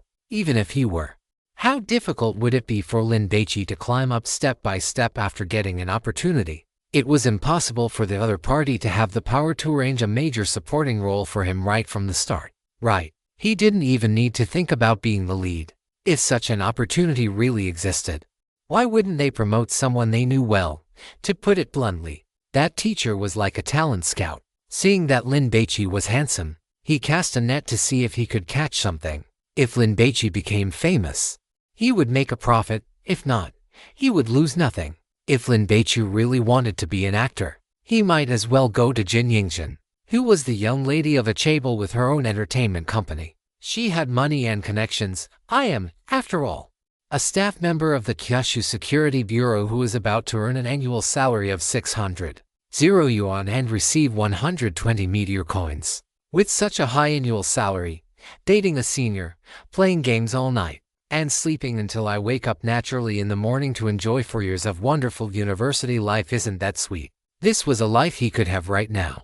And Lin Baici was quite satisfied. He would absolutely not dive headfirst into the entertainment industry for a chance to potentially become a celebrity. Thinking of this, Lin Baici frowned slightly again. Although Xie Hongyao had given him a promise, the final decision rested with the Minister of the Security Bureau. What if they didn't agree? It didn't matter. He still had a million-yuan bonus. Lin Baici took out his phone, opened the Origin forum, logged into his account, and found the bounty post he had answered that morning. The original poster had not replied yet. It seemed he would have to wait a few more days. 10,000 yuan per character was easy money, but the waiting time was truly agonizing. Lin Baici chatted with Kai Jiheng and Taoyuan for over 10 minutes. More freshmen arrived, and since the two of them were responsible for receiving them, Lin Baici boarded the bus. In the first row of the bus, by the window on the left, a young teacher was taking a nap. He was in charge of leading the team today. However, the job of receiving freshmen was too simple, so it was fine to let the students handle it. Lin Baici found a seat in the middle, sat down, and continued browsing the forum. The freshmen boarded one after another. After about half an hour, the bus was more than half full. "Junior Lin, if you need anything, give me a call," Taoyuan shouted at Lin Baici. "All right, senior." Lin Baici waved at Taoyuan. Once the bus left the train station, he looked at the city scenery through the glass window. It was worthy of being a metropolis. The roads were wide and filled with heavy traffic. Sports cars that one couldn't see in Guangqing could be seen speeding past here from time to time. Lin Baici couldn't name them at all, but judging by the shape of the cars, he knew they weren't cheap. The women on the street were dressed very fashionably and boldly. There were also some wearing professional attire, exuding the aura of sharp and capable urban white-collar workers. The vegetation in the green belts was lush, yet there was almost no fallen foliage or debris on the ground. The environment was kept very clean, and one could see sanitation workers constantly busy at work. Ding dong. A WeChat message arrived. "Little Fish Xiaobai, have you arrived?" Lin Jia Daiyugui. "I'm on the bus to the school. Little Fish, so annoying. The dean wants to talk to me. I might be delayed for a while before I can come to see you." Lin Jia Daiyugui. "If you're busy, you don't have to come. Little Fish, that won't do. You just arrived in Jing. As your senior, I have to take good care of you. Don't worry. If the dean is too long-winded, I'll just slam the door and leave. I don't care about that graduation certificate or degree anymore." Lin Jia Daiyugui. "Don't say things out of anger. Besides, is it a big deal that he's looking for you?" In Lin Baici's view, being called to an office by school leaders was usually not a good thing. "Little Fish, no, judging by what the counselor hinted. The dean seems to want to use my status as an internet celebrity to promote the school's outstanding students." Huo Yuyu was very annoyed. Because it was the dean who stepped in, she couldn't decline. Otherwise, she would have come to Haijing University of Science and Technology to find Lin Baici earlier. "Little Fish, I'm going to be busy now, see you later." Then came a cat-waving goodbye sticker, which was very cute. Lin Jia Daiyugui. "See you later." The driver must have had 30 years of driving experience, as he drove the bus very fast. However, once they reached Fuan Road, where Haijing University of Science and Technology was located, the speed slowed down. Because there were so many parents dropping off their children, the traffic on the street was heavily congested, coupled with waiting for traffic lights. It took the bus over 10 minutes to reach the main gate. Haijing University of Science and Technology had an imposing school gate. The area in front of the automatic gate was very spacious, featuring a massive feng shui stone inscribed with the 4 characters for Haijing University of Science and Technology. The calligraphy was bold and elegant, truly a sight to behold.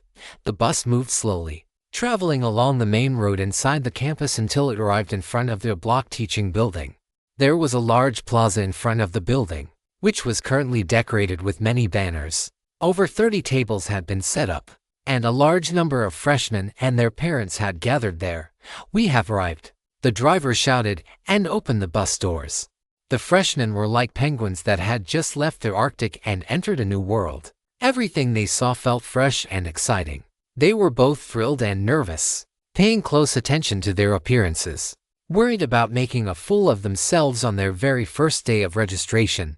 "Everyone, Please take your luggage and go to your respective department registration desks to sign up and collect your daily necessities. As for tuition fees, please go to the payment office in the School West building within a week to settle them.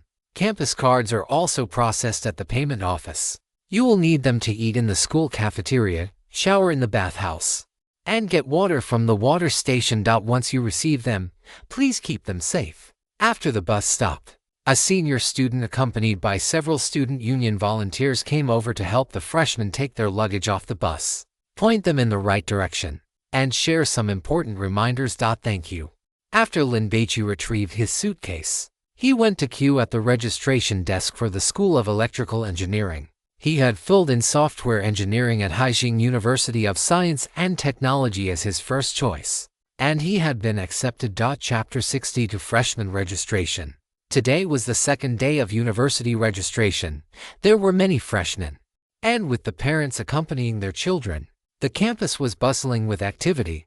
Everywhere one looked, there were crowds of people and the sound of noisy chatter. There were 9 people in front of Lin Baici, and it was not his turn yet.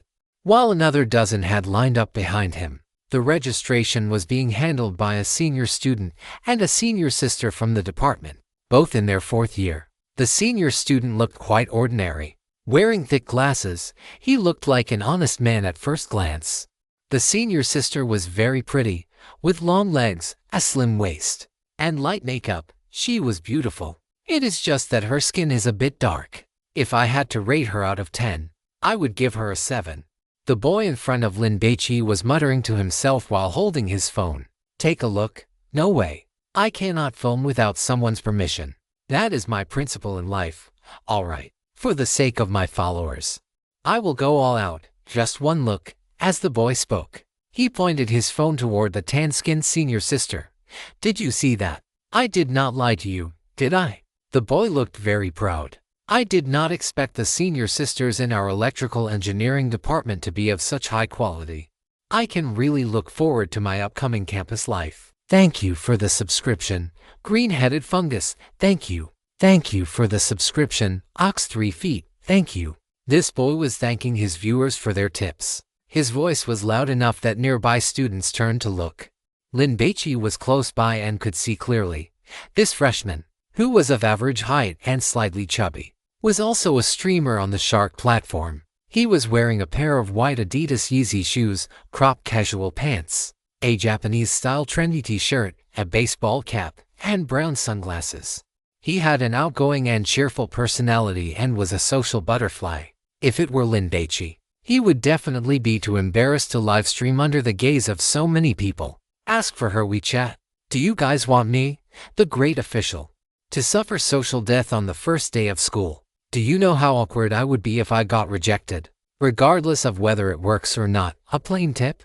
It has to be at least 3, right? Isn't such a beautiful senior sister worth 3 planes? Fine, I will go all out today. The boy who called himself the great official was quite flamboyant, interacting with his viewers in a lively atmosphere. When it was his turn, he held his phone in one hand and handed over his admission letter with the other. Senior sister, what year are you in? The boy grinned, showing off his charisma. My name is Zhu Daogwen. Zhu as in the double-person radical, and Daogwen as in the great view from the Book of Changes, observing the world with uprightness and justice. Zhu Daogwen loved introducing his name because he felt it was high class and prestigious. Every time people heard it, they would have an expression of not understanding it but feeling it was impressive. 4th year, Joyo responded politely. I am a streamer on the Shark platform with 1 million followers. Could I ask you to say a few words to my viewers? They are all uneducated folks who have never seen a beautiful senior sister who is both talented and attractive at a prestigious university, so they want to take a look. Can you fulfill their wish? Zhu Daogwen had high emotional intelligence and a sweet tongue. He not only showed off his million followers to imply he was a big streamer but also complimented Joya on her beauty and talent. The freshmen queuing around them saw Zhu Daogwen chatting freely with the senior sister without any stage fright, and they were both surprised and impressed. Is this what a winner in life looks like? Enviable. Joya had once considered becoming a female streamer to earn money for tuition and living expenses, but she had never tried it. Therefore, She was not opposed to the opportunity to be on a stream. However, just as she was about to agree, she saw the freshman standing behind Zhu Daoguan, at least 1.85 meters. With well-defined facial contours and sharp features, he was handsome, especially his eyes, which were quite spirited. Joya and Lin Baici locked eyes. "Sorry, I do not like being on camera." Joya refused, for some reason. She did not want this boy to think she was frivolous or a modest. "Senior sister, please help these people out. How about I treat you and the other seniors to coffee later?" Zhu Daoguan was not discouraged. The atmosphere in the live stream was great right now, and the viewers were all clamoring to see the senior sister. Zhu Daoguan would not give up on this chance to boost his popularity. Joya shook her head.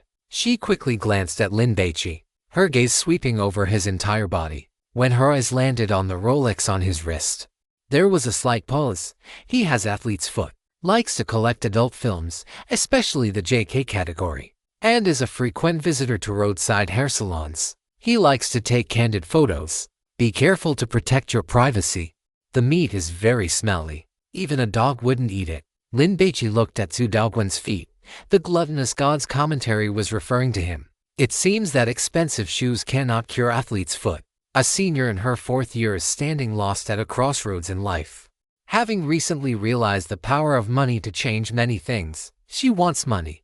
A lot of money. A constitution that is not easily fertile. Charcoal grilled is recommended. Sprinkle with plenty of cumin. The gluttonous god's commentary was about Joya. "I also want money to buy my mom a big villa." Seeing Zhu Daoguan, Lin Baici suddenly remembered that he had forgotten about his Bilibili videos. He hadn't checked them for several days and didn't know how the view counts were doing. "Junior, here is your certificate.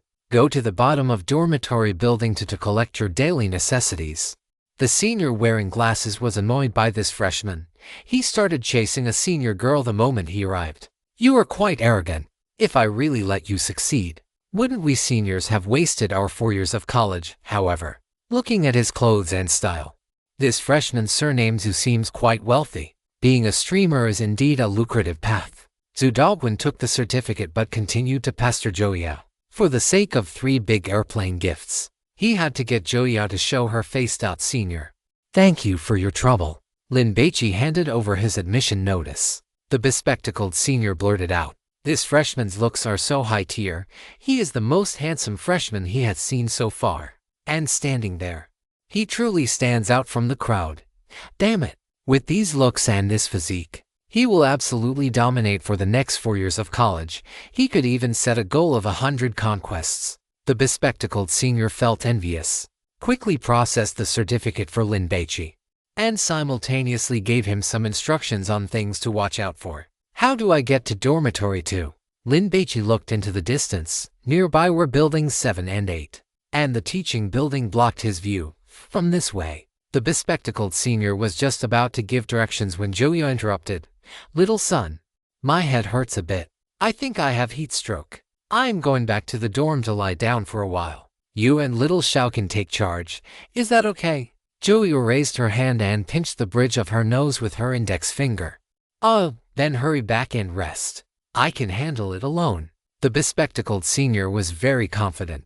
These volunteers were all members of the student union from various departments, participating in the freshman reception work voluntarily without any mandatory requirements. So leaving early didn't matter. "Junior, it just so happens to be on my way. I will take you." Joya smiled, walked to Lin Baici's side, and reached out to take his suitcase. "I will carry it for you." "No need, thank you, senior." Lin Baici frowned slightly. What was going on here? He wasn't arrogant enough to think his charm could make a 4th-year senior throw herself at him. She is doing this to get away from that Zhu Daoguan, right? Lin Baici looked at the freshman who was still live streaming. The other party was also stunned, even if he were thick-skinned. He knew this was the senior girl politely rejecting him. Moreover, the live stream was still running. Although the viewers couldn't see the situation here, they could hear the voices. So some people were jeering. "Little lobster only eats heads. What is going on? One-handed jungler." I heard the senior girl call out to a junior. Did she go to find another freshman? Green-headed fungus. Haha, the great official failed before he even started. His horse leather shroud is ready. My brain was injured. What horse leather? Such a big green hat. Just take it apart and wrap it around yourself.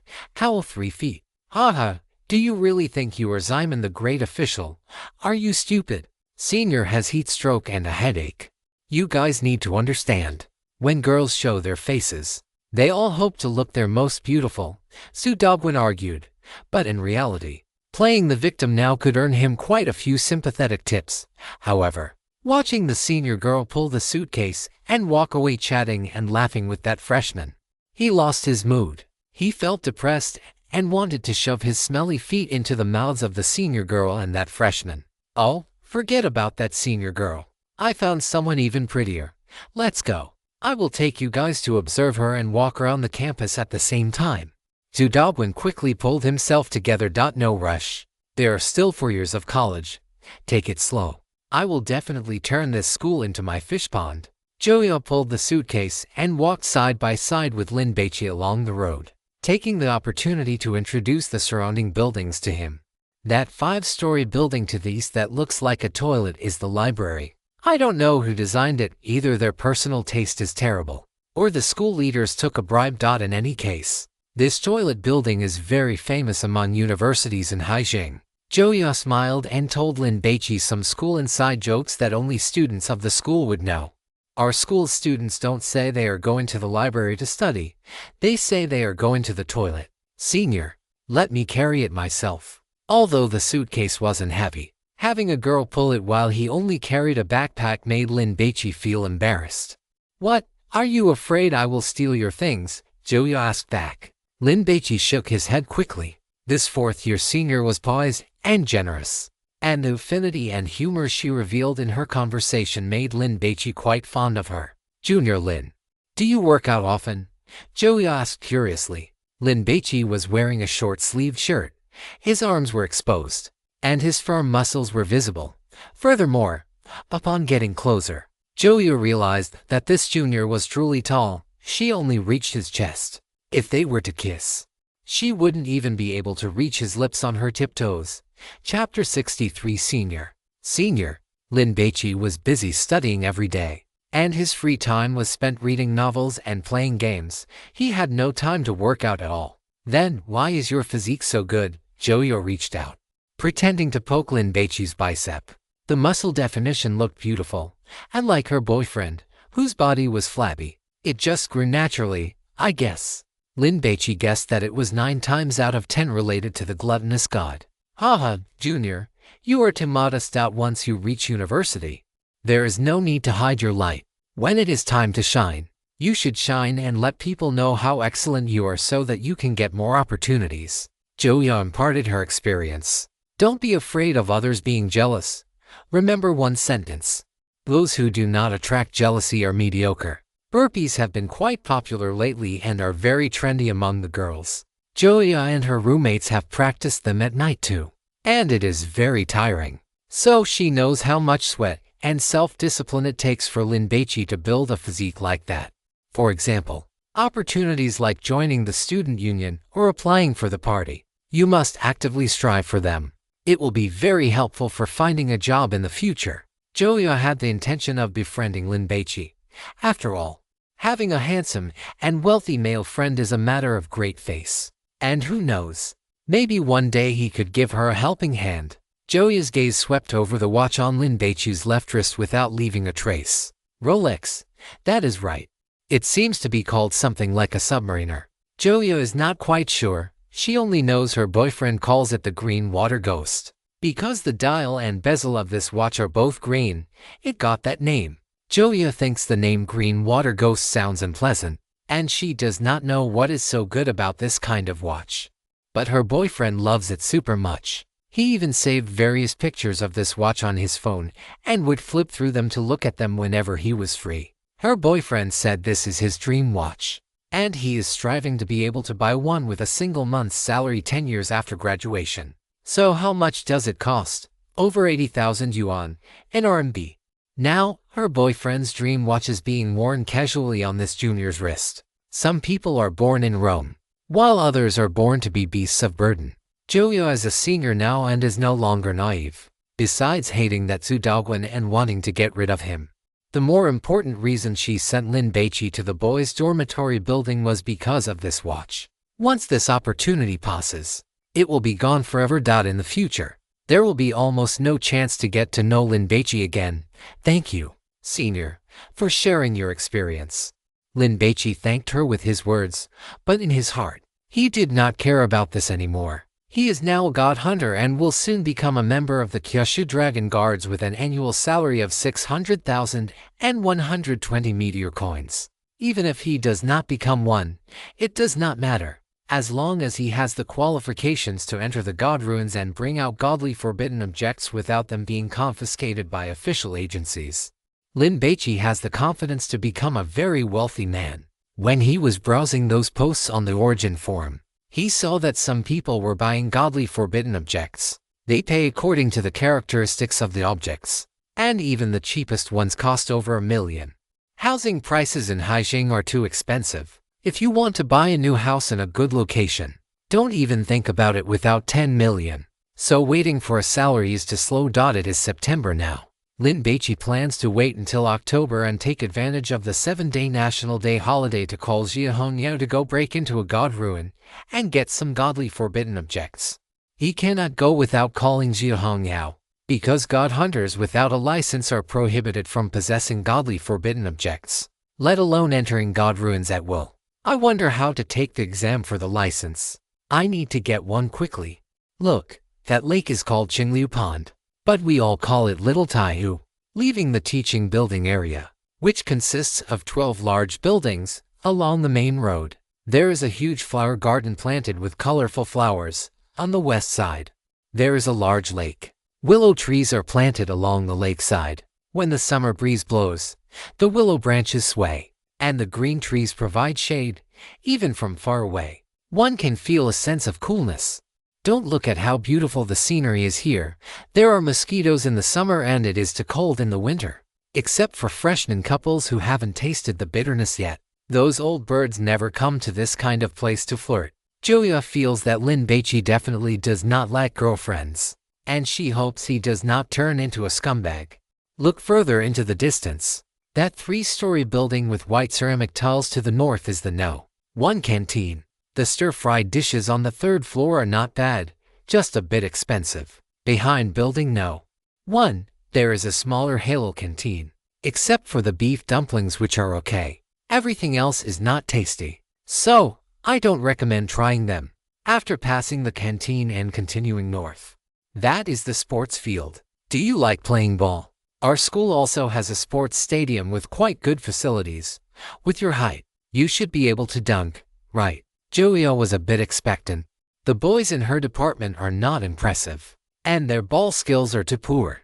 Every year during the school-wide basketball tournament, the electrical engineering college cannot even make it out of the group stage. It is all right. It is past 4 o'clock now, and Lin Baici can already smell the fragrance of food wafting from the No. 1 canteen. In front of the canteen is a small square. At this moment, more than a dozen sun umbrellas are set up. There are several mobile operators selling SIM cards, seniors selling old books and postgraduate entrance exam materials, and students starting businesses selling snacks and soda. Passing through the square, there is an H-shaped dormitory building with a total of 26 floors. That is the No. 2 boys' dormitory building. You boys seem to call it the underwear building. Joio pointed it out to Lin Baici. Our view is blocked by building No. 2. Behind it is the dormitory area, with a total of 36 dormitory buildings. You freshmen are quite lucky. The new buildings you are living in this year were all built less than 3 years ago. By the way, when you go to the water room to get water or take a shower, you will pass through the girls' dormitory building, so don't look around, Julia teased. Senior, please wait a moment. After Lin Baici finished speaking, he ran toward the canteen. Joyo was confused. Is the junior hungry? Next to the entrance of the canteen, there are 2 vending machines filled with mineral water and beverages. Lin Baici ran to the vending machine, took out his phone to scan the code for payment, and bought a bottle of Nongfu Spring and a bottle of fruit juice. Senior, drink some juice to replenish some vitamin C. Lin Baici returned, and screwed the cap of the juice, and handed it to Joya. Junior, Did you have many girls chasing you in high school? Joey originally wanted to refuse, but seeing that Lin Baici had even carefully unscrewed the cap for her, she did not know why, but her heart softened instantly. She wanted to taste if the juice handed over by this junior tasted better than the one she bought herself. I have never been in a relationship. Lin Baici was a poor student. How could he have time for dating? Every day was spent studying hard, hoping to get into a good university and earn big money to lighten his mother's burden. Your female classmates must have poor taste to actually let you come to university so pure and innocent, Joey teased. Lin Baici's Manhwa spring water cost 2 yuan, while this bottle of freshly squeezed orange juice cost 7. From this detail alone, one could see that this junior was generous and knew how to conduct himself. In Joey's view, Lin Baici not buying juice for himself wasn't because he lacked money, but purely because he felt it wouldn't quench his thirst.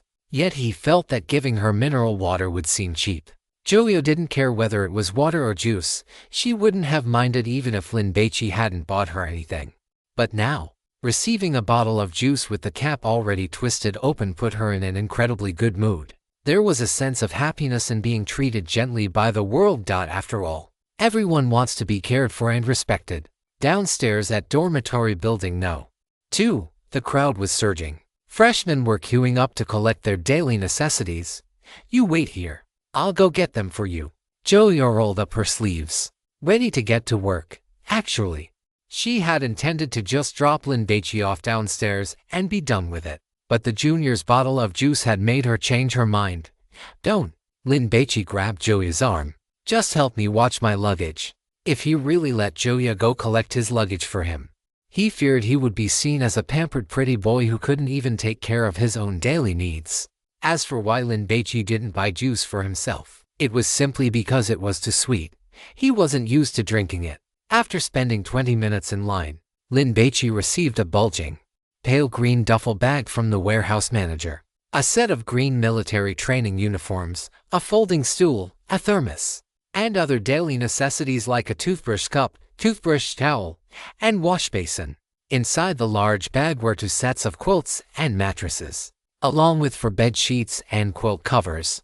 The pattern consisted of small green and white squares. There were no other designs, and it was incredibly monotonous. Let's go, I'll take you up. There were too many things, so Joey reached out to grab the large bag from Lin Baici's hand. I've got it, just kidding. He could bench press 100 kilograms and lift her over his head with one hand. What was this little bit of stuff? If it weren't for the fact that there were so many people around, Lin Baici could have even summoned the muscle Buddha to act as a porter. Stepping onto the stairs, the two of them entered building No. 2. After showing his admission letter to the dorm manager, Danny gave Lin Baici 2 keys.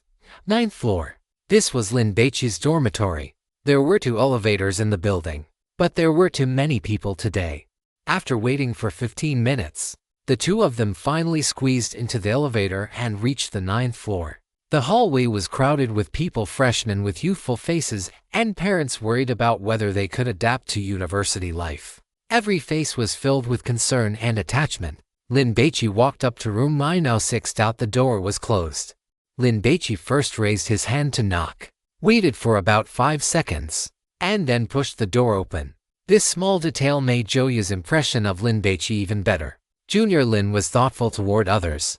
He knocked to give a warning instead of just walking straight in. Otherwise, if they had walked in on some scene that shouldn't be seen, it would have been awkward for everyone.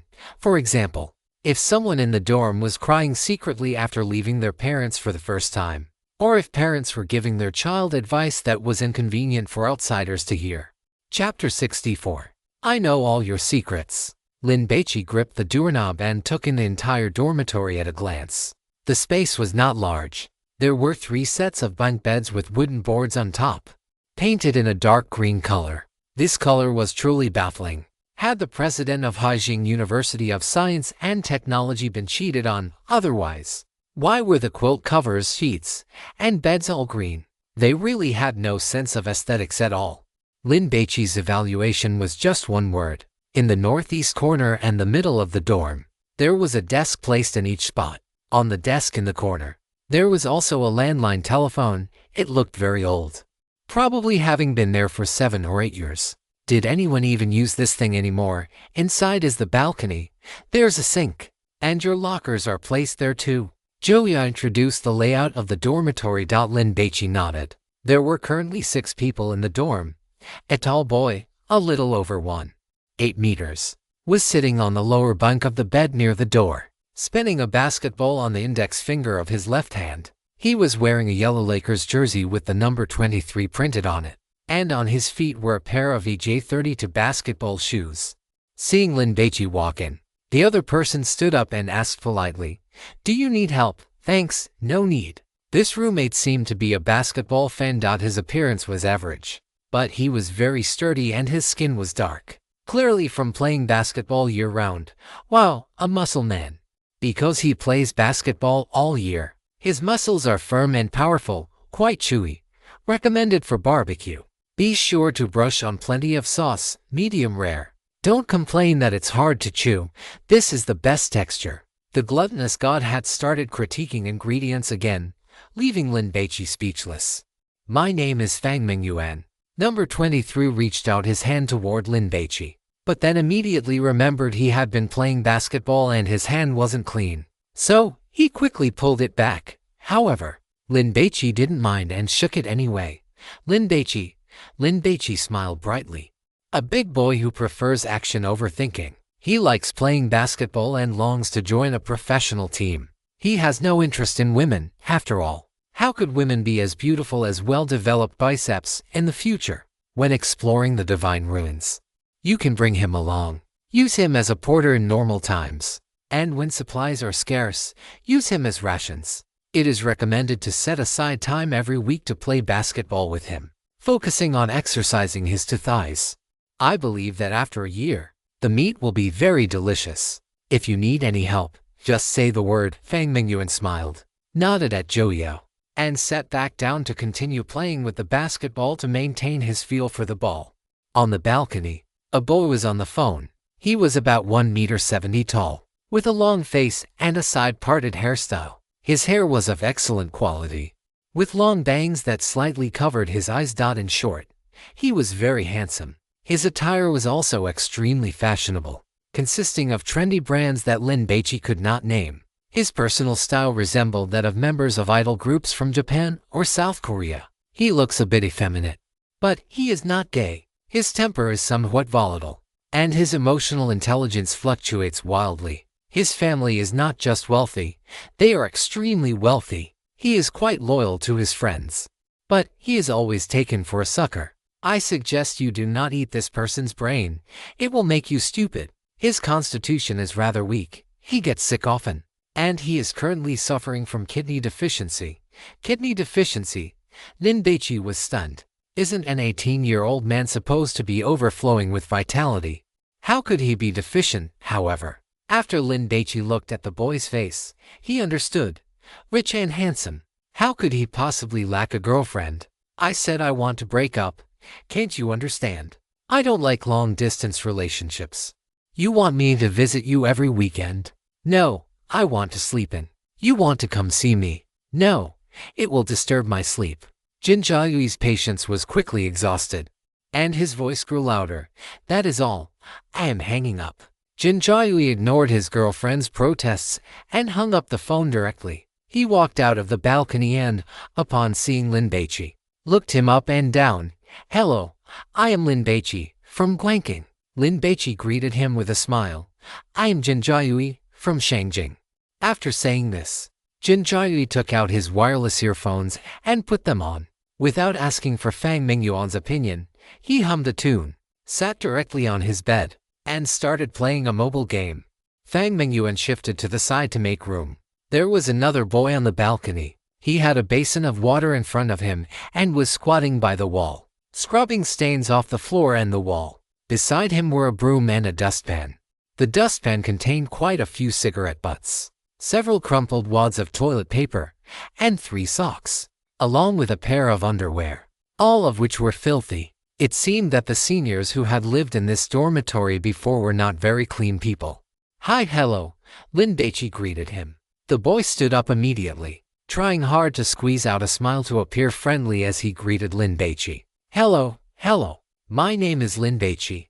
Lin Baici could see the boy's nervousness. He was 1.65 meters tall, thin and frail, with short hair. Above his left temple, there was a scar about the length of a thumb. My name is Hu Wenwu, Junior Lin. This upper bunk is yours. Each bed frame had the student's name posted on it. After Joyo found Lin Baici's bed, she opened the large bag, took out the bedding, and helped him make the bed. I can do it myself. Lin Baici felt overwhelmed. Isn't this senior student being a bit too enthusiastic? You just rest and chat with everyone. As a senior in her 4th year, what kind of students hadn't Joyo seen? That boy named Hu Wenwu looked like he came from the countryside, suddenly arriving in a super first-tier bustling city like Haijing. His worldview had been completely shaken. Seeing the spirited and youthful alumni on campus, he was bound to be nervous, perhaps even feeling inferior. If he couldn't overcome it, he would spend 4 years feeling inferior and be left with unpleasant memories. If he could overcome it, he would undergo a transformation, mature, and make these 4 years of university the foundation for his future success. Joyo thought of herself. Everyone's family background was different, which led to different goals in university. Some had the capital to enjoy their university days, playing games and dating like wild horses running free, while others, in order to find a good job, started studying desperately from their freshman year, sitting in the study hall until the chairs wore out. That Jinjiayui, dressed in designer brands, was a textbook-rich second-generation Fangmingyuan. Sorry, people like that were too common in university. Joyo couldn't be bothered to pay attention to him. Then, I will trouble you, senior.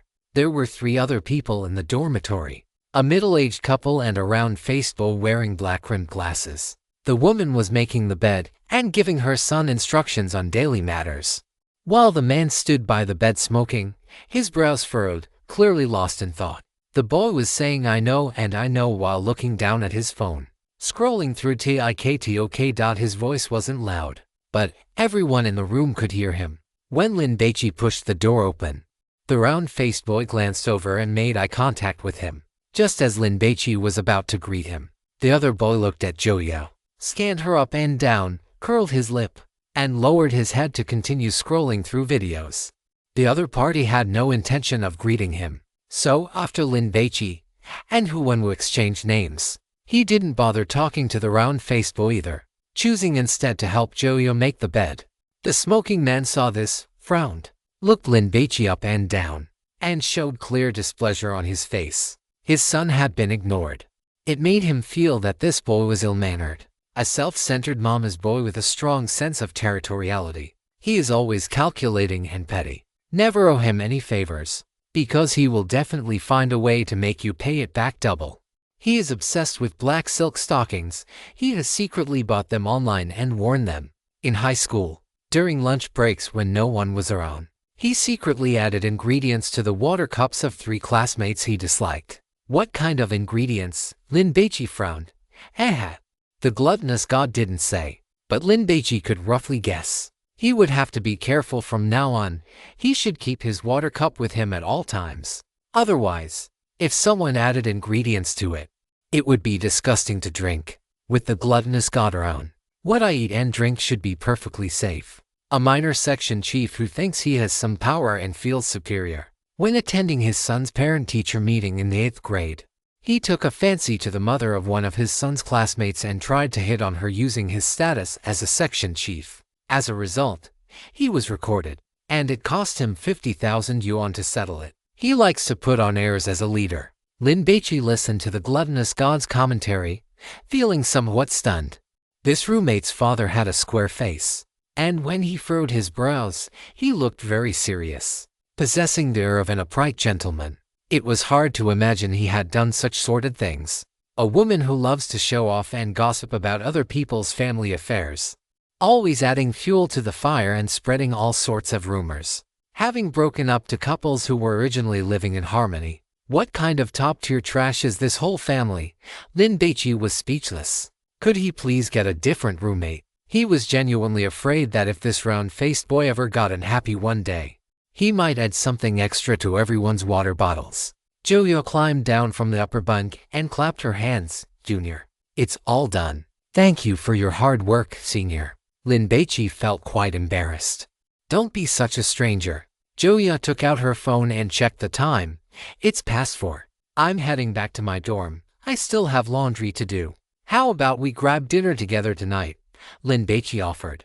Since she had helped him with so much, it was only right for him to treat her to a meal.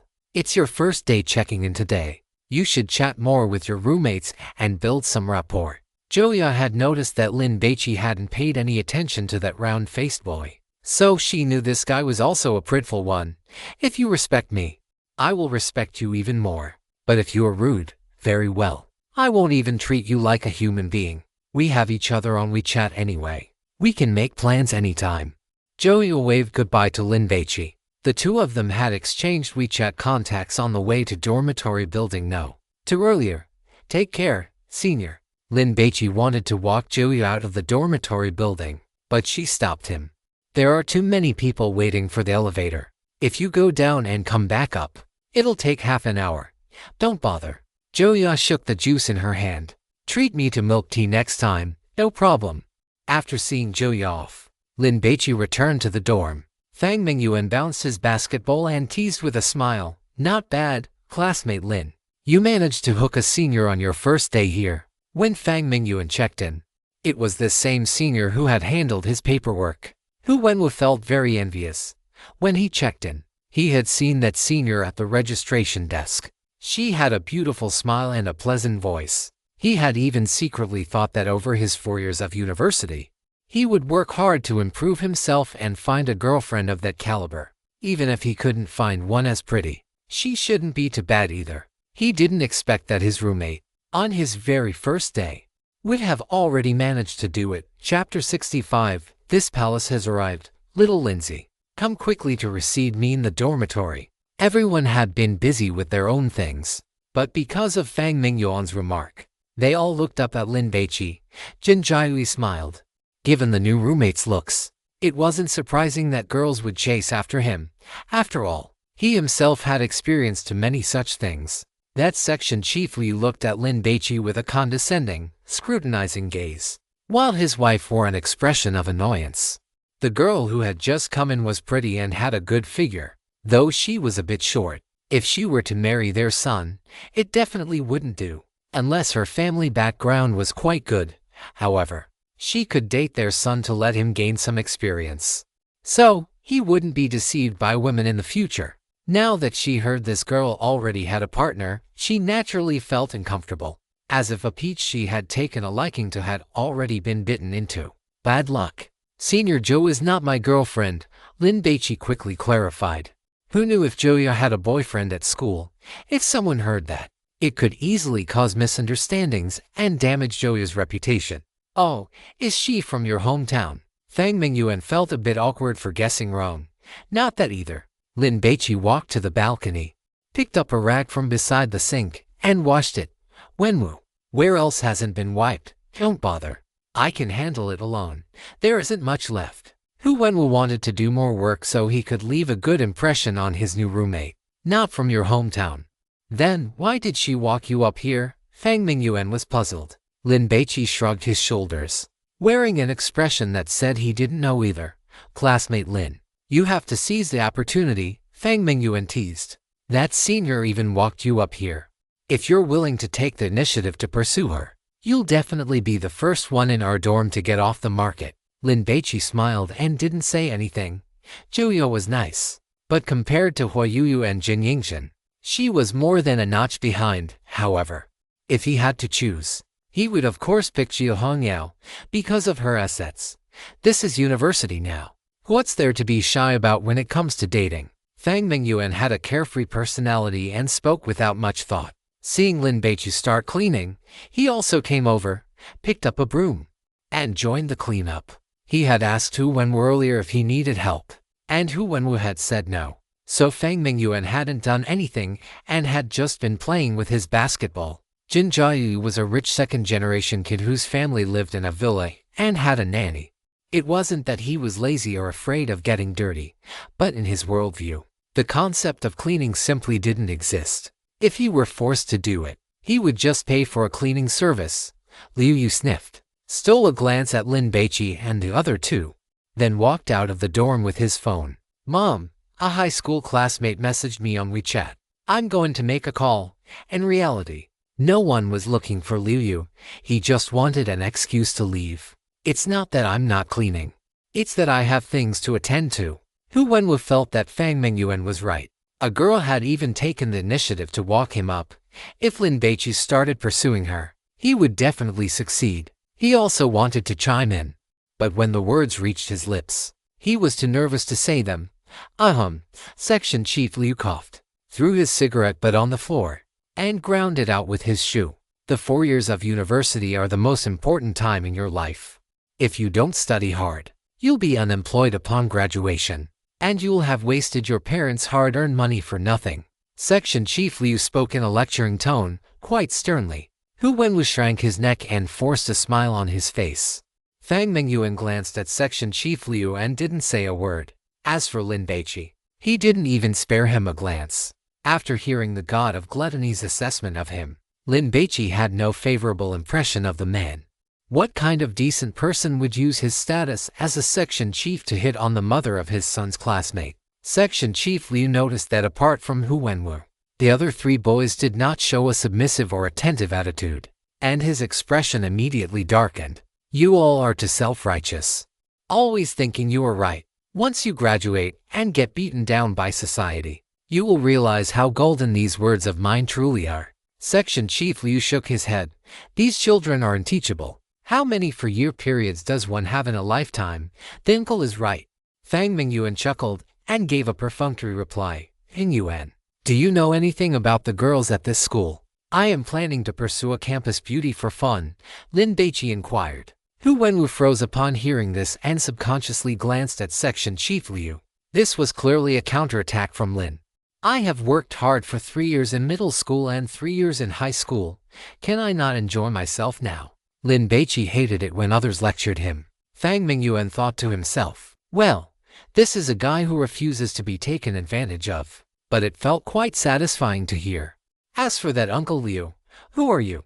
Do you really need to act like an elder and lecture others? Jin Jiaoyu could not help but laugh, finding his new roommate quite interesting. Shall we pursue them together? Then, I will change my target. Lin Baici looked at Jin Jiaoyu's idol group face and figured that if he were to sing, dance, and drop a rap, he would likely lose the competition. No need to change. Let us have a contest. If you win, I will cover your meals for all 4 years of university. Jin Jiaoyu had no malicious intent. He was just playing around. When Liu's mother heard this, she looked at Jin Jiaoyu in astonishment. She knew the clothes the student was wearing were designer brands, but she had not expected him to be this wealthy. Covering a roommate's meals for 4 years of university. How much money would that be? She had to tell her son to build a good relationship with this. What was his name again? Being handsome is a big deal. How? Betting on a campus beauty. Fang Mingyuan felt sour. Be careful, or I will treat you all to a month of chili peppers, making you grow pimples on your faces and hemorrhoids on your butts. Truth be told, with the looks of Lin Baici and Jin Jiaoyu, pursuing a campus beauty was a real possibility. Hu Wenwu wiped the stains off the wall while grinning. He felt his new roommates were humorous and that he should have a pleasant 4 years of university life ahead. Section Chief Liu, feeling ignored and displeased, shouted at his wife, "Are you done yet? If you are, let us go find Vice Dean Wan. I have a dinner appointment with him today." After saying this, Section Chief Liu looked at Jin Jiaoyu. Do you boys want to come along? Although Vice Dean Wang is not from your electrical engineering department, having his favor will provide you with many conveniences in the future. No thanks.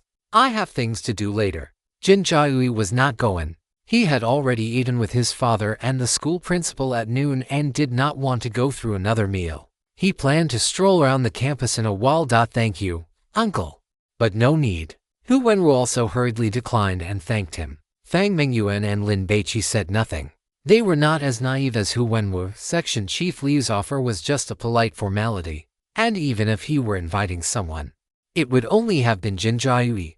Let us go. Section Chief Liu walked out. You will all be living together for 4 years. So help each other out if anything comes up. Liu's mother smiled as she spoke to the four of them, including Lin Baici. Our Xiaoyu has been frail and sickly since he was a child and is not very good with words. But he has a good heart. If you ever have a disagreement, please go easy on him.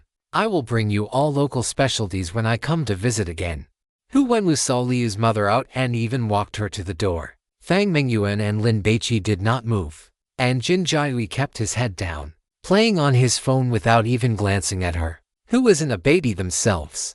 Fang Mingyuan curled his lip. Lin Baici felt disgusted. Someone who took advantage of lunch breaks to tamper with a classmate's water cup and did it 3 times. Could they really have a good heart? If it were not for the god of gluttony, Lin Baici would have at most considered Liu a spoiled mama's boy. But tampering with drinks was truly scummy.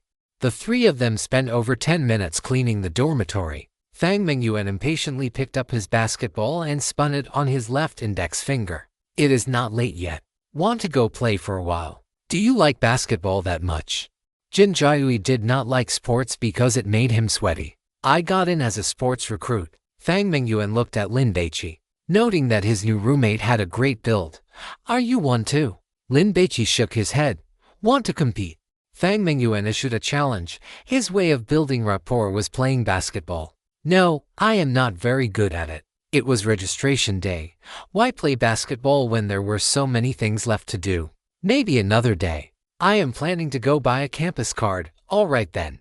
Fang Mingyuan patted the basketball and, seeing no response, said, then I will go by myself. Lin Baici took out his luggage, placed it in the locker, shoved his suitcase under the bed, tidied up his bedding, and set his toothbrush, toothpaste, and towel on the washstand before calling out to his new roommates. Want to go downstairs for a walk?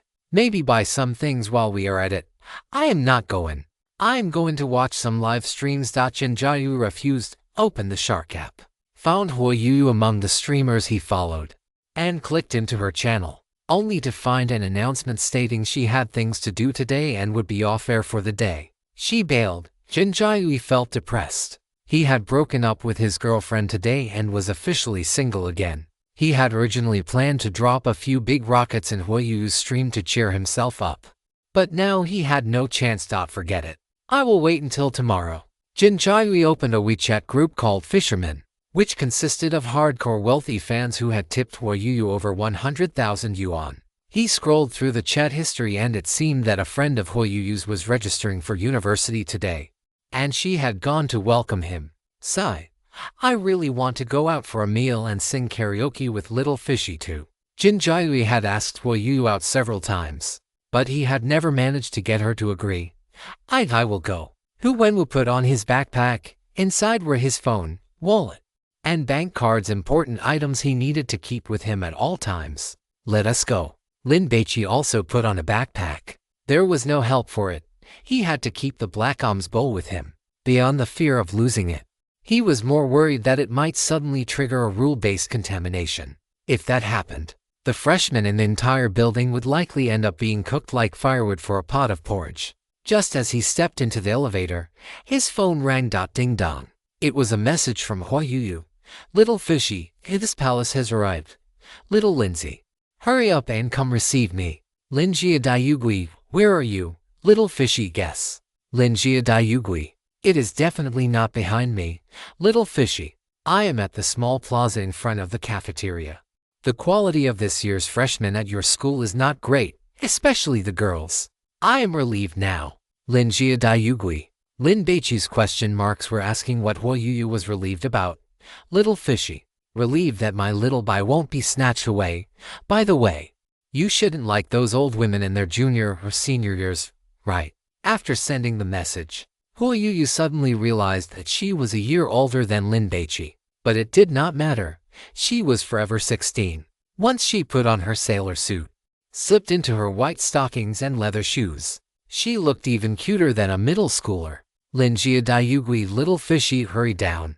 I am taking you to eat a big feast. Huo Yu was already a social butterfly by nature, and after several years of training through live streaming and making videos, she had become a social butterfly to the third power. She had not even started flirting or teasing Lin Baici during their chat. she was already being quite restrained.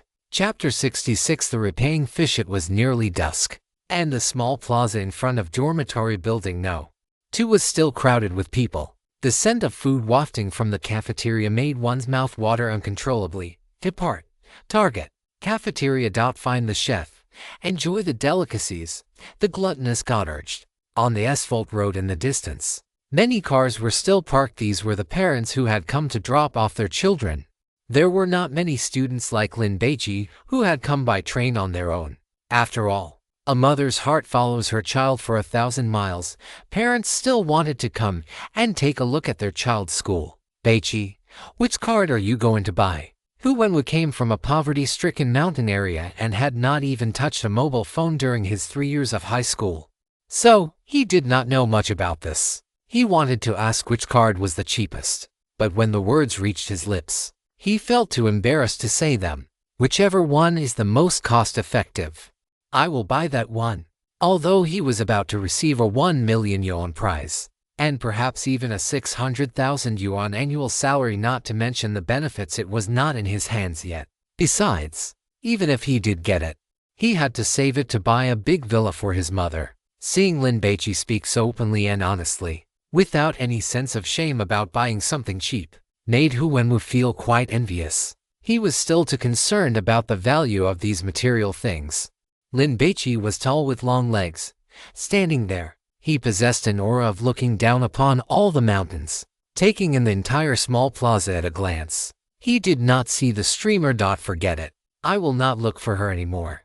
I will go buy a phone card first, and then I can swap you numbers with Huoyu later.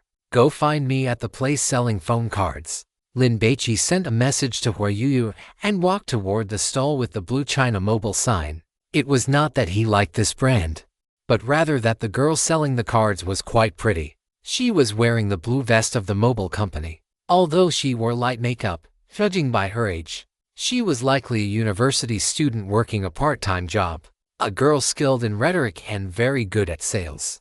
I advise you not to go, otherwise you will end up spending more money to buy things you do not need. The gluttonous God commented. In your eyes, am I really that lacking in willpower, able to resist temptation?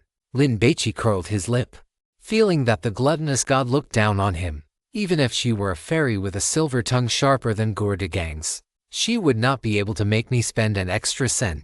How? A senior student's waist is a blade that scrapes the bone. I just do not believe it.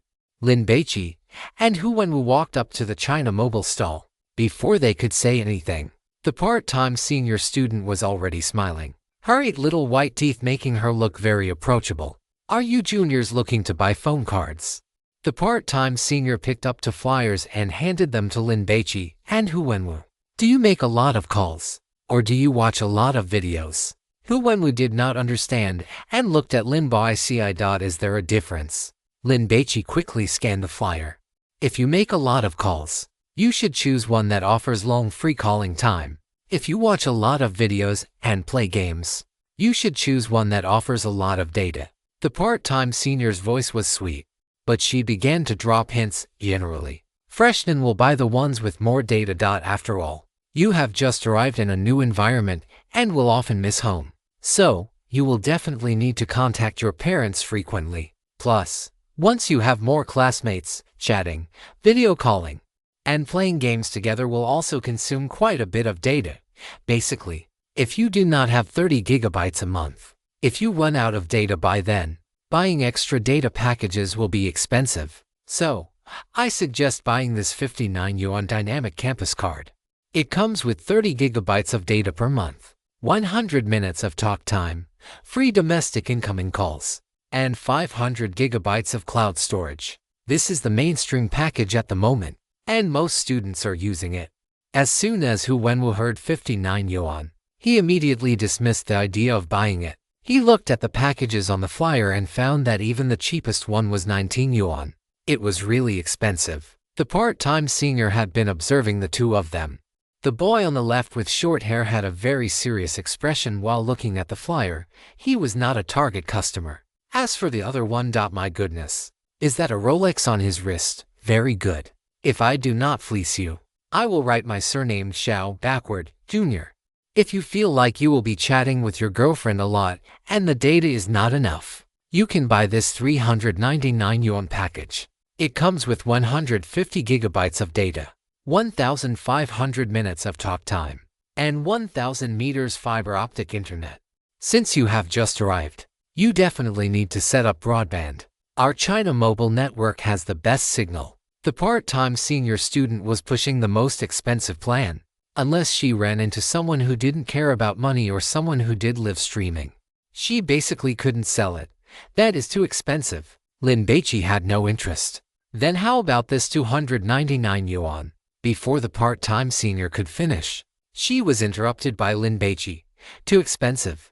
Worried that this senior would continue to introduce other pricey plans, Lin Baici stated his position directly. What plans do you have under 30 yuan? Meow meow meow. The part-time senior stared at Lin Baici in astonishment. You are a rich second-generation heir, right? You must be a rich second-generation heir, right? Why are you so frugal? Don't save money for your dad. Plans under 30 yuan. Even a dog wouldn't look at those. The part-time senior roared internally, feeling as if the commission she was about to pocket had suddenly grown wings and flown away. I wonder if this 29 yuan plan with 5 gigabytes of data is enough. Lin Baici pondered. Once he started university, he would definitely be spending more time on his phone. If you don't watch Douyin or Bilibili, don't browse Taobao, and don't play games, just use WeChat and look at some web pages. It is just about enough. The part-time senior wanted to say, if you buy this plan, do you know that the relics on your arm will cry?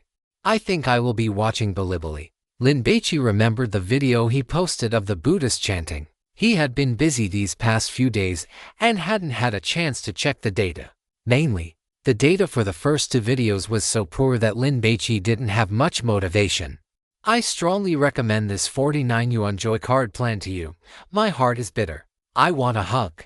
A rich second-generation heir walked past me, and I am only selling a 49 yuan plan. I should write my surname Xiao backward. Although she was complaining internally, this senior surnamed Xiao did not give up.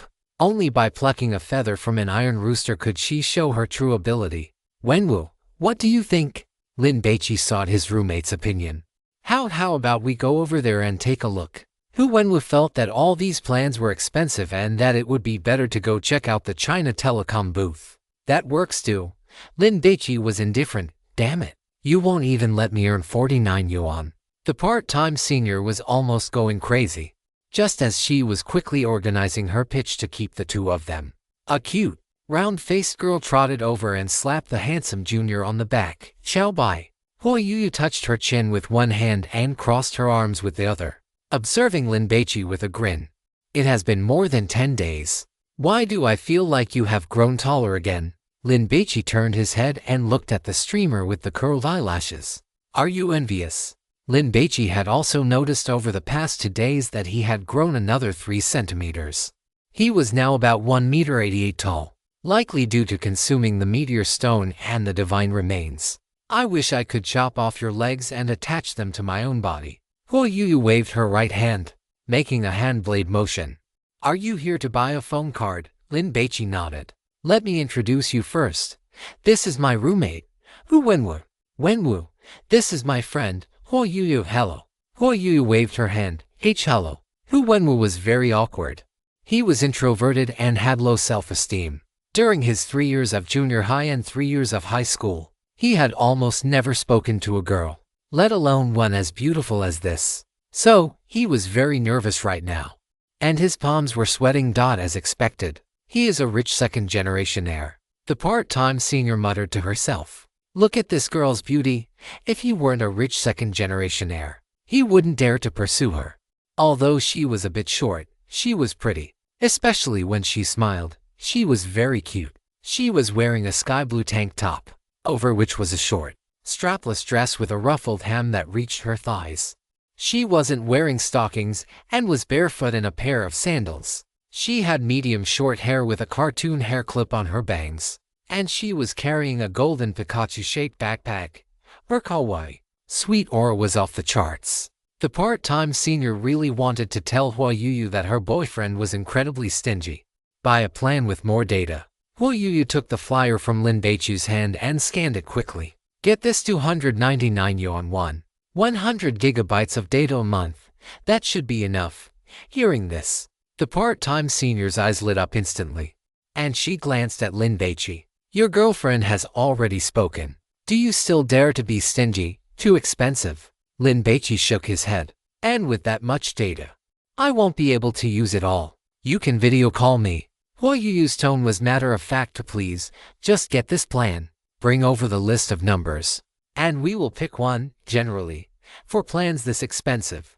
The numbers are also quite good, and they basically won't contain the number for Yuyu. Don't mess around.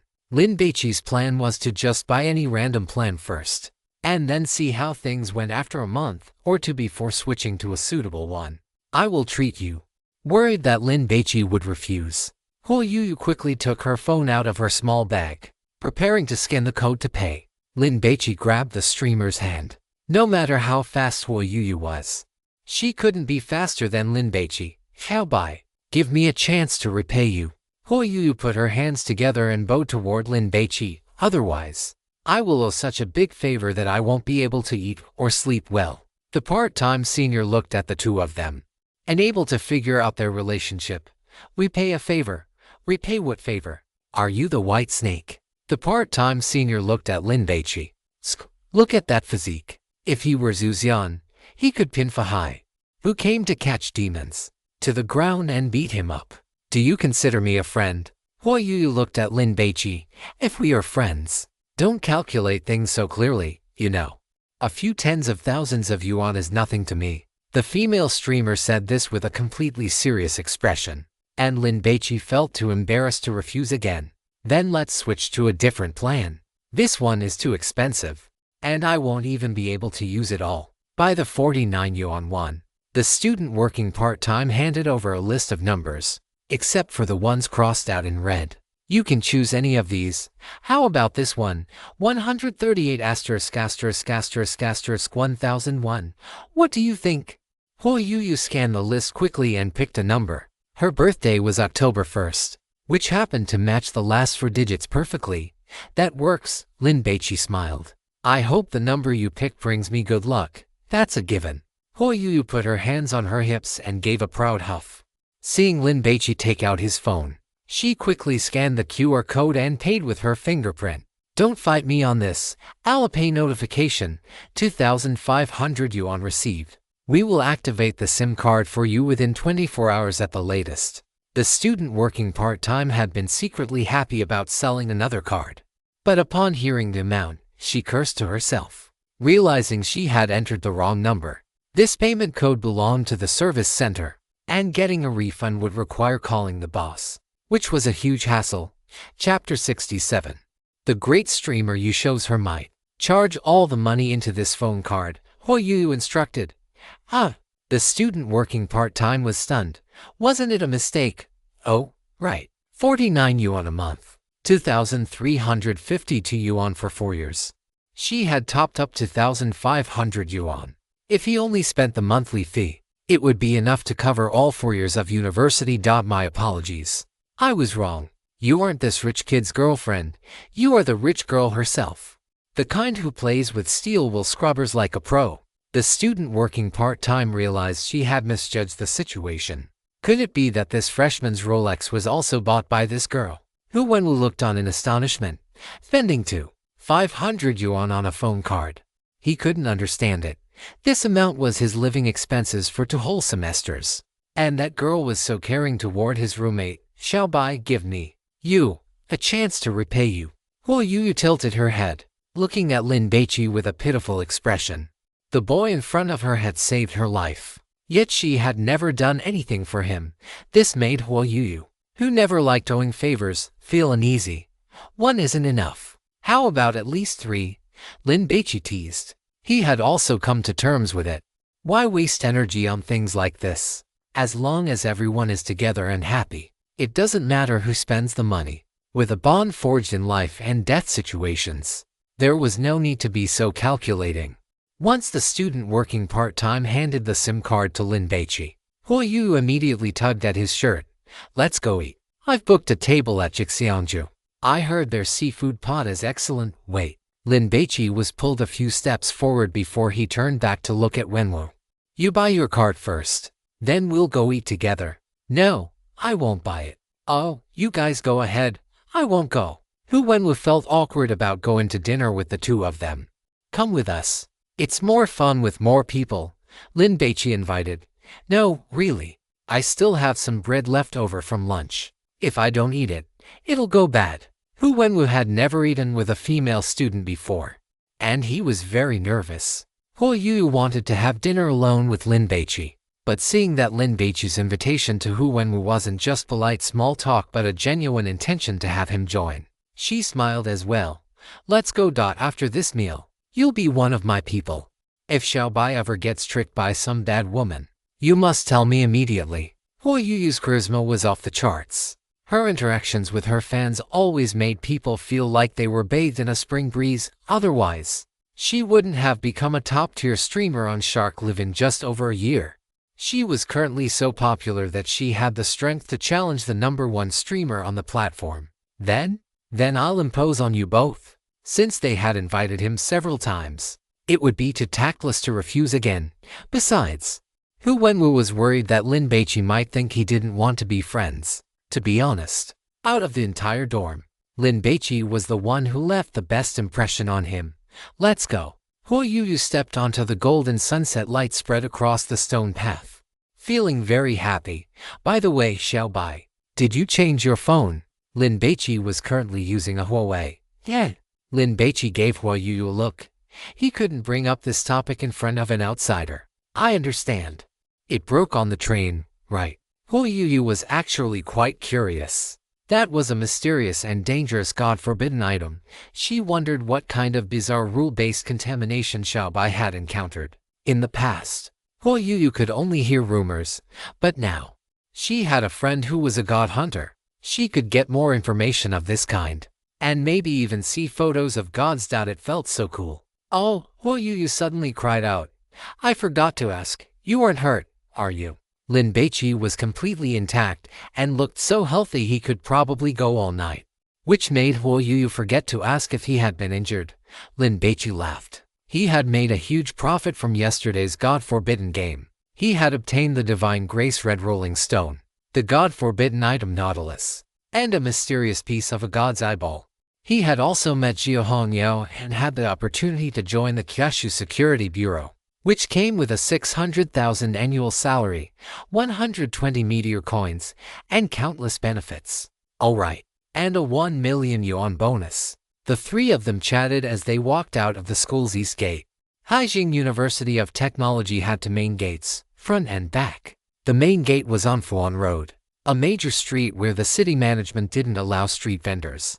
So the fruit stalls and snack stands were all concentrated on the back street, the street leading out from the east gate. The high foot traffic meant that restaurants, barbershops, flower shops, and internet cafes were all located there. The entire street was filled with the bustling economy of college students. Jixianju is a two-story building located 100 meters to the left after exiting the school gate. Its sign is quite large and antique, with two red lanterns hanging from it. Today is the freshman registration day at Haijing University of Technology. As one of the top-tier restaurants near the school, Jixianju is naturally packed, and the curbs nearby are already filled with cars. Lin Baici and his two companions stepped onto the stairs and walked into the lobby, where they were met with a sea of people. A waiter dressed in a dark blue restaurant uniform immediately walked up to them. I am sorry, the three of you. Our restaurant is full. If you want to eat, you will need to wait for a table. I booked a private room. Yu had anticipated this situation, so she had booked a private room in advance, and even paid a 500 yuan deposit. Otherwise, the owner might very well have given the room to someone else. Oh, please wait a moment. Let me check for you. The waitress used a walkie-talkie to contact the front desk. After speaking a few words, she apologized with a smile. I am sorry. Room 208 is already occupied. Yu's small brows immediately furrowed. I haven't arrived yet. SOY, is there someone inside? I paid a deposit. Do you want me to show you the transfer record? I am not very sure either. Do the three of you still want to dine? You can take a number first. The guests in room 208 should be finishing up soon. The waitress offered an apologetic smile. Take a number. Go call your manager here. Huo Yuyu was furious. This was her first time treating Lin Baici to a meal, and to encounter such a thing was truly a mood killer. The waitress hurriedly notified the manager via the walkie-talkie. After saying a few more words, she turned back to Huo Yuyu with a forced smile. If you want to eat, you will be the next guests for that table. If you don't want to wait, I will refund your deposit. Since the other party had the transfer record on Alipay, there was no denying it. What? Upon hearing this, Huo Yuyu felt like a wild cat that had its tail stepped on, and she immediately bristled. It was clearly your mistake. Yet this damn manager won't even show his face and wants to dismiss me with just a waitress. Under normal circumstances, Huo Yuyu wouldn't care. She would just go somewhere else. But today, she was treating Lin Baici to dinner. He was her savior, her great benefactor. The fire in Huo Yuyu's heart could no longer be suppressed. Don't make me repeat myself a second time. Call your manager here. Huo Yuyu currently has over 6 million followers across the internet. And they aren't bought.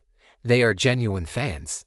Combined with her status as a top-tier streamer on Shark platform, she earns millions a year and has money in her pocket. This was the source of Huo Yuyu's confidence in demanding justice. In the lobby of Jixiangju, there were about 30 tables of guests waiting for seats. Hearing the commotion, they all looked over. Someone was causing a scene, so the manager didn't dare to be negligent and had to hurry over. I am sorry. There are simply too many guests today. Please forgive us. I will refund your deposit right now. The manager was a man in his 40s with a side-parted hairstyle. His eyes were small, revealing a sense of shrewdness. Don't let his "I am sorry" fool you. There wasn't a shred of sincerity in his apology. He only wanted to get rid of these people quickly so they wouldn't affect the restaurant's business. Do you think I care about that 500 yuan deposit? You've wasted my time. How are you going to account for that? Huo Yuyu questioned him. Trying to extort me? The manager sneered. So they wanted compensation? No way in hell. Hearing this, Huo Yuyu was so angry she felt like her lungs were about to explode. Who was trying to extort you? If you weren't trying to extort, then take your deposit and leave. The manager's attitude was cold and rigid. Where is the transfer record? Let me see it, and I will refund your money. He thought to himself that this girl was quite pretty. Is this about the money? Huo Yuyu bit her small canine teeth. Yuyu. Before Lin Baici could finish, he was interrupted by Huo Yuyu. Xiaobai, don't worry about this. Let me handle it. If I can't handle the rule pollution in the god ruins, that's one thing. But if I can't even get justice for being wronged in reality, then what right does a small fry like me have to be friends with Xiaobai? How do you intend to handle it? The manager crossed his arms and looked at Huo Yuyu with a relaxed expression. I am very busy. Please hurry up. Huo Yuyu checked her phone. I booked the private room for 6 o'clock. It is 5 minutes away now. At 6 o'clock. I want to sit inside and start eating. I am sorry. The air conditioning in room 208 is broken and cannot accommodate guests. The manager's lies came easily. He had dealt with similar situations many times before. It was impossible for the manager to leave a private room empty. At worst, when the people who actually booked the room arrived, he would just have them use another one. It was just that there were simply too many guests today. Manager Fan. A young male waiter whispered a reminder. She seems to be an influencer. Huo Yuyu was carrying a Pikachu backpack, and on the shoulder strap across her chest, a GoPro action camera was clipped on. There are tons of influencers out there. Manager Fan curled his lip, having no positive feelings toward this profession. Recently, it had become popular for restaurants in Haijing to be reviewed by influencers. Some would come to eat and then introduce the food. Some would open their mouths and say, I am an influencer. I can promote your place. Can you waive the bill for this meal? It was truly a new way of begging. Manager Fan naturally wouldn't agree, but recently his 3 competitors had seen a massive increase in foot traffic. He inquired and found out that they had hired several big internet celebrities for promotion. It cost quite a bit of money, with the cheapest ones starting at 100,000. Manager Fan didn't want to spend that wasted money, but he couldn't stand the competition from his peers, with no other choice. He also hired a shark platform streamer to come and review the shop. Of course, it was staged to look like they were there because of the restaurant's reputation. Manager Fan was very cunning. He specifically arranged the time during the 3 days of freshman registration at Haijing University of Technology. With so many diners, it would look prosperous and popular. I'm going up to check right now. If it isn't broken, what will you do? Huo Yu might be small in stature, but her presence was imposing. Do you think this is your own home? The manager sneered. Huo Yu did not answer, lifting her foot to head upstairs. Stop her. The manager gave the order. 2 waiters immediately blocked her path. Don't you dare touch her, Lin Baici roared, taking a stride forward to stand in front of Huo Yu. Chapter 68. Waving the bill, the 2 male waiters felt a sudden shadow fall over them. This young man was tall with long legs and a solid build. Standing there, he looked like a wall of steel, seemingly blocking out even the lights from the lobby. His gaze was incredibly sharp, like a keen blade piercing into the eyes of the 2 waiters. It made the skin on their necks tighten, and they subconsciously clenched their glutes. Huwen stood to the side.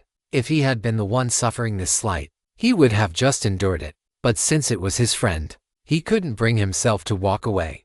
Seeing that a conflict was about to break out, he didn't even think twice before rushing to stand beside Lin Baici. Wenwu, this has nothing to do with you. I'm sorry, but you should head back first. Lin Baici did not want to drag Huwenwu into this. Huwenwu didn't respond, but he didn't leave either, clearly intending to stand with Lin Baici and Huo Yu. You are already affecting my restaurant's business. If you don't leave, I'm calling the police, Manager Fan threatened. Lin Baici was quite cunning. He was clearly trying to blow this out of proportion to ruin the reputation of Jixiangju, which was why his roar had been so loud. Many people dining in the lobby were startled. They were all craning their necks to look over. Watching a spectacle is human nature, after all. Go ahead and call them, Lin Baici said in a calm tone, looking at Manager Fan. Do you really think this hunger god is easily scared? Damn it. Manager Fan cursed under his breath and made a show of reaching for his phone to intimidate these 2 students. In reality, it wasn't necessary, and he didn't actually want to call the police. Otherwise, if the police arrived and things escalated, how would he continue to do business? What a pain in the ass. Not to mention issues like booking private rooms. Manager Fan had already smoothed over a dozen incidents this year involving cockroaches, hair, or rags found in the food. Most of the people who came here to eat were students from Haijing University of Science and Technology. They were too young and easy to deal with. A free dish or, if they were good-tempered, just swapping the plate was usually enough. But this one today was a bit difficult to handle. Before Manager Fan could decide what to do, the 2 big streamers he had paid 100,000 yuan to hire suddenly walked quickly out of the crowd. Sister Yu. The 2 big streamers looked as if they had just met a legendary figure. They walked up to the round-faced girl, their expressions excited. They looked like they wanted to ask for a photo but were afraid of being rejected. So they didn't dare to speak up. Oh no. Manager Fan was a shrewd person. He felt that things were about to go south. Da Fei, Xiao Fei. Huo Yu remembered them as a newly rising male-female streaming duo called the Stealing Food Society, who specialized in outdoor content and restaurant reviews. One reason Xiao Yuan could maintain her position as a top-tier streamer was her aptitude for learning. Besides thinking for herself, she would also watch others' streams to absorb their strengths. Yes, I am Da Fei, an outdoor streamer. Da Fei, who had a few pimples on his face, was in his 20s, chubby, and looked a bit silly. But he was very worldly. Just now, when the conflict started, he had temporarily turned off his stream. Otherwise, if it had been broadcast, wouldn't it have affected the reputation of Jixiangju's sister Yu? Xiao Fei greeted her. It was a pity to miss this opportunity. If they could have been streaming, Huo Yu showing her face and interacting with the audience would have gained the Stealing Food Society a lot of followers. One had to know that Huo Yu was the youngest top-tier streamer on the Shark platform, and her recent rise had been terrifyingly fast. If it weren't for the fact that the platform's #1 streamer had strong financial backing and a powerful guild behind her, Huo Yu might have already reached the top. Manager Fan. Is there some kind of misunderstanding here? Da Fei wanted to play the peacemaker. This way, he could get to know Huo Yuyu while also doing Manager Fen a favor, making future cooperation easier. Of course, he would have to ask for a bit more in his payment for this time. Right. Who is this? Manager Fen needed to confirm Huo Yuyu's identity first. A top-tier streamer on the Shark platform. Our Sister Yu. If you were to shout Sister Yu is here right now, the fishermen would gather. And you might have a dozen people standing up in your restaurant. Da Fei wasn't exaggerating. Almost everyone eating here was a student. And these young people were the primary audience for live streams. Given Huo Yuyu's fame, even those who weren't her fans had heard her name. Manager Fan's expression turned to Uli. Manager Fan. Hurry up and resolve this. Even if you paid 5 times what you paid me, you couldn't afford her. If she starts a stream right now, your restaurant is likely finished. Da Fei advised him kindly. If she dares to do it, I will sue her. Manager Fan was just posturing, not wanting to lose his edge. But he was already thinking about how to settle the matter. Manager Fan. You have no idea about the influence of a big streamer like Sister Yu. If you spend a little money to let her host a fan meetup in your restaurant and stream it, wouldn't the popularity of your Jixiangju skyrocket? Da Fei prepared to handle Manager Fen first, then go to Huo Yuyu to claim credit. With just a few words, he had helped Sister Yu earn hundreds of thousands. Surely he would be qualified to get her WeChat ID now. Right, manager, I checked. She is indeed a big streamer. Not just on the Shark platform. She has several million followers on Dian too. A waitress whispered to remind Manager Fen. Damn it, Manager Fen cursed again. Then put on a smiling face and took a few steps toward Huo Yuyu. I am truly sorry. It is all my fault. But as you can see, there are just too many people today. Having a lot of people is no excuse for breaking your promise. Huo Yuyu was very angry. She had originally invited Lin Baici out to eat. But now they were arguing here, making a scene and losing face. Yes, it is my fault. I will compensate you with double the deposit now, and from now on, you will get a 30% discount whenever you come to eat, Manager Fen said with a fawning smile. Given the restaurant's profit margins, a 30% discount still meant a profit. Manager Fen wouldn't lose anything at all. Do you think I care about that little bit of deposit and the discount? Huo Yuyu was so angry she laughed. There are so many high-end restaurants and private kitchens in the city center with an average cost of 3,000 or 4,000 per person. Is there any place I cannot afford to eat at? Was it not because this place is close to Haijing University of Science and Technology, allowing Xiaobai to walk a few steps less, and the fact that the food is expensive enough to show some class, that I came here in the first place? Yes. Of course you do not care. Xiao Liu, go quickly and see if anyone has checked out yet. Hurry up and clean the private room. Then invite these distinguished guests in for tea. Manager Fen played another card. This meal will be on the house today. Sister Yu. I think Manager Fen is being very sincere. Besides, standing here in the lobby in such a stalemate is not the way to go. Da Fei persuaded. Huo Yuyu was not an unreasonable person. Seeing that Manager Fen had softened his stance, she stopped arguing and turned to look at Lin Baici. Today was about treating Xiaobai to a meal, so naturally, Xiaobai had the final say. Huo Yuyu's action caused Manager Fen, the 2 streamers from Daoxishi, the surrounding waiters, and the curious tourists to all look at Lin Baici. The others did not have much of a reaction, thinking that since they came together, it was perfectly normal for the girl to ask for her companion's opinion. However, the 2 streamers, Da Fei and Xiao Fei, were shocked. What is going on? She is a quasi-top streamer on Shark Live. Wherever she goes, she is the focus and the center of attention. Yet now, she is actually looking at a boy's expression to decide what to do. Da Fei had high emotional intelligence and was experienced. He could tell that Huo Yuyu's attitude toward this boy was one of caution, as if she were afraid of slighting him. If this boy did not agree, Huo Yuyu would definitely continue to make a scene. After her surprise, Xiao Fei's eyes were filled only with Lin Baici's handsome appearance. If he were willing to be my boyfriend, I would even be willing to lick his feet if he asked me to. My brother is a bit ugly. If we had this boy's looks and height, would the 2 of us still need to work so hard streaming outdoors? We could just sit at home and chat awkwardly, and we would still have female fans sending us tips. Lin Baici looked at Manager Fan while the gluttonous god's commentary echoed in his mind. This restaurant uses some low-quality cooking oil to save costs. The benzopyrene and aflatoxin levels exceed the limit. Oh, these two things are carcinogens. The kitchen hygiene is worrying. The rats are already living for generations under one roof. Because of his promiscuous lifestyle, he is an HIV carrier. You have 1 year and 3 months. Be careful of him taking revenge on you by adding something to your food. Lin Baici frowned deeply. With this kind of situation, how can they still run a restaurant? Judging from the finished dishes, the chef who made the squirrel-shaped mandarin fish has quite good culinary skills. The gluttonous god gave a positive evaluation. The hygiene is not up to standard. Even if the god of cooking were cooking for me, I would not want to eat it. Lin Baici muttered to himself and looked at Huo Yuyu.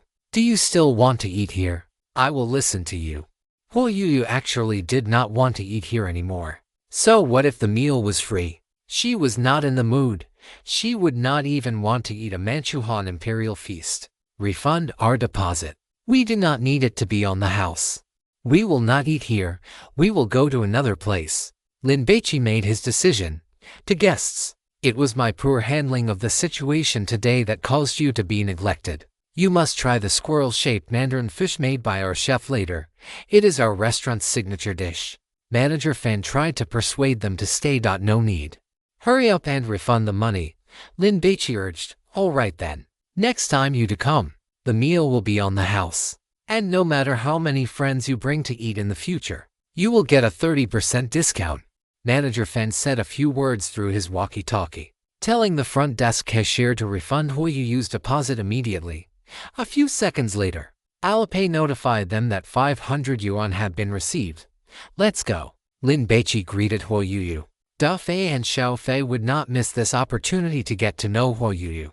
So they saw them off. Manager Fan did not have that same attitude. Once he saw Huo Yuyu and the others leave, he immediately announced, Dear guests, I am sorry. We ran into some unreasonable diners, which disturbed your dining experience. The restaurant will provide a fruit platter for every table. Please enjoy your meal. It must be said that Manager Fan handled this very well. A fruit platter for every table would cost less than 200 yuan in total, but it could minimize the impact of the incident on Jixiangju. The curious guests received the benefit, and since they had eaten the restaurant's food, they had to say something nice about Jixiangju being generous. Manager Fan waited for a few minutes, and when he saw the two streamers from Daoxishi return, he immediately went up to them. Did they leave? They left. Da Fei sighed. Manager Fan, you missed a huge opportunity. Haha, with you two streaming, the effect is the same. Manager Fan flattered Da Fei about what just happened. Manager Fan, rest assured, I turned off the stream just now, so no one will see it. Huo Yuyu did not start her stream, and she did not record any video either. I am certain. Da Fei knew what Manager Fan was worried about. Thank you for your trouble, Manager Fan smiled. This was exactly what he was worried about. And now he was satisfied. I will have someone add a few more dishes for you. And bring a bottle of mutai. Thank you for your generosity, Manager Fan. Da Fei thanked him. After Manager Fan left, he curled his lips, trying to dismiss us with a bottle of mutai. He really looks down on us. Exactly. Streaming with Sister Yu and riding her wave of popularity would have earned us at least tens of thousands of yuan in tips tonight. Isn't that more interesting than fixed restaurant reviews? Xiao Fei was unhappy. If she had not signed a contract with Jixiangju to finish the stream, she would have wanted to leave already. Wouldn't it be better to go and leech off Huo Yuyu's traffic? I wonder what kind of relationship that boy has with Huo Yuyu. Da Fei was curious. If he is her boyfriend, then if this relationship gets out, it will definitely be big news. That boy is too kind. If it were me who encountered this kind of thing, I would definitely fleece this restaurant for all it is worth. If I did not make them bleed, I would not be able to swallow this anger. Xiao Fei sighed. That Lin Baici has too little social experience, and maximizing one's own interests is perfectly fine. Lin Baici, who was considered kind, stood on the curb on the west side outside Jixiangju. Beside him was a large, lush sycamore tree.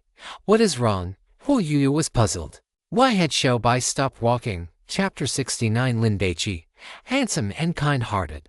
The sunset vanished behind the city's skyscrapers, and the neon lights gradually brightened, bathing the city in a kaleidoscope of colors. The scent of night began to permeate the air.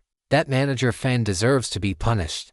Lin Baici's voice was neither salty nor bland. How? Hu Yu was stunned. So Xiaobai was also feeling indignant. If you are unhappy with him, I will expose this restaurant. The GoPro action camera clipped to the shoulder strap of Hu Yu's chest had been recording the entire time. She carried this gadget for two reasons. It was a professional habit to record video material. Second, it had been many days since she last met Lin Baici, and it was a meaningful occasion. Recording the process would allow her to reminisce later. Is that car very expensive? Lin Baici was referring to the black Mercedes parked under the plane tree. Generally, such stretch cars were quite pricey, and one look at the exterior told you it was something an ordinary person could not afford. Yes, a Mercedes S-Class, over $1 million. Those who drive these are big bosses. Hu Yu did not understand. Why was Xiaobai's train of thought so erratic? How about we act out a scene together? Lin Baici asked with a smile. Manager Fan had accepted a deposit but breached the contract, showing no integrity. The kitchen management was chaotic. The hygiene conditions were worrying, and they even used low-quality cooking oil with excessive carcinogens. These problems were already quite serious. But the most terrifying thing was that this guy had HIV, yet he was still working in the catering industry. Was he completely indifferent to the health of his customers? Lin Baici had always felt that when running a restaurant, ensuring health and hygiene was the most important thing. After hearing Lin Baici's plan, Lin Baici did not want people to know about the existence of the food god. So, he took out his phone and sent a message to the little fish girl. Don't forget that I am a god hunter. I possess divine grace and can see his health status. After reading this message, Hu Yu immediately gasped. When she thought about how she had stood within 5 meters of that manager fan and argued with him, she broke out in a cold sweat. HIV won't be transmitted through saliva droplets, right? Hu Yu hurriedly opened her browser to search. Only after seeing that saliva did not transmit the virus did she feel relieved. Though she was still filled with lingering fear, it was fortunate that she hadn't eaten at this restaurant. If that manager fan was the type to hold a grudge and drip blood into her food or soup, the streamer dared not think any further. Hu Wenwu looked at the two of them, completely bewildered. What are you two talking about? Why can't I understand any of it? What is HIV? Is it some kind of disease? Wenwu, I'm sorry about today. You should head back to school first. We have some things to take care of. Lin Baici apologized. Since you have things to do, I can't leave even more. Hu Wenwu felt that Lin Baici was a pretty good guy. He wanted to help if he could, otherwise, if he just walked away like that, how awkward would it be to live together for the next 4 years? Then go to that Yaoer barbecue over there, grab a table, and order 100 yuan worth of lamb skewers. I'll come over to eat in a bit, Lin Baici instructed. Hu Wenwu wanted to refuse, thinking they should all stay together, but he was persuaded by Lin Baici. You just watch from there. If I really run into trouble, you can come over, all right. Hu Wenwu agreed. So, he was in ambush. Seeing Hu Wenwu walk away, Hu Yu couldn't help but burst into laughter. Xiaobai was a god hunter. What kind of trouble could he possibly have? Besides, if he couldn't win a fight, he could always put on his kasaya and call the muscle Buddha to help him out. Today was the freshman registration day at Haijing University of Technology. Among the parents of the new students, some were truly the cream of the crop, highly successful in their careers. One could tell just by looking at the luxury cars parked at the school. Boss Wan Cheng, after finishing his meal, was lecturing his son to be obedient at university and not to always chase after women, getting them pregnant and causing trouble for himself, while simultaneously feeling a sense of gratification. His son being able to get into Haijing University of Technology could be considered a source of pride for the family. The young driver trotted over to the Mercedes S-Class, opened the door, got in, started the car, and turned on the air conditioning.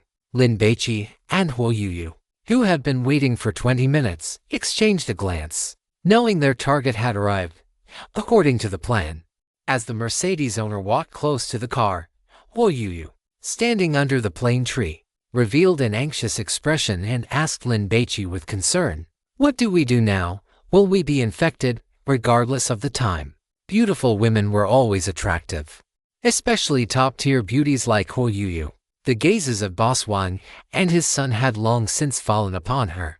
Probably not, right? Lin Baici followed the script. He felt that Ho Yu's acting was excellent. She was a streamer, after all. Even he felt a pang of sympathy looking at her little expression. "Who did you hear that the manager has HIV from? Should we go and ask?" Ho Yu's voice was not very loud, but it was enough for Boss Wang and his family of 3 to hear. Their expressions immediately shifted, terrifying. Boss Wang immediately frowned. If his car hadn't been parked right there, he wouldn't even have wanted to walk in this direction. No matter how beautiful you are, if you have that thing, it's like a plague. You must stay away. When I was in the restroom inside, I heard 2 waiters whispering. They said that Manager Fen seems to have HIV. They are afraid to keep working there and are planning to quit as soon as they get their wages in the next couple of days. Lin Baici looked back at Jixiangju, intending to show an expression of fear that he might have caught the disease. Though his acting was slightly lacking, however, Boss Wang no longer noticed that. He was now completely terrified by the mention that the manager had HIV.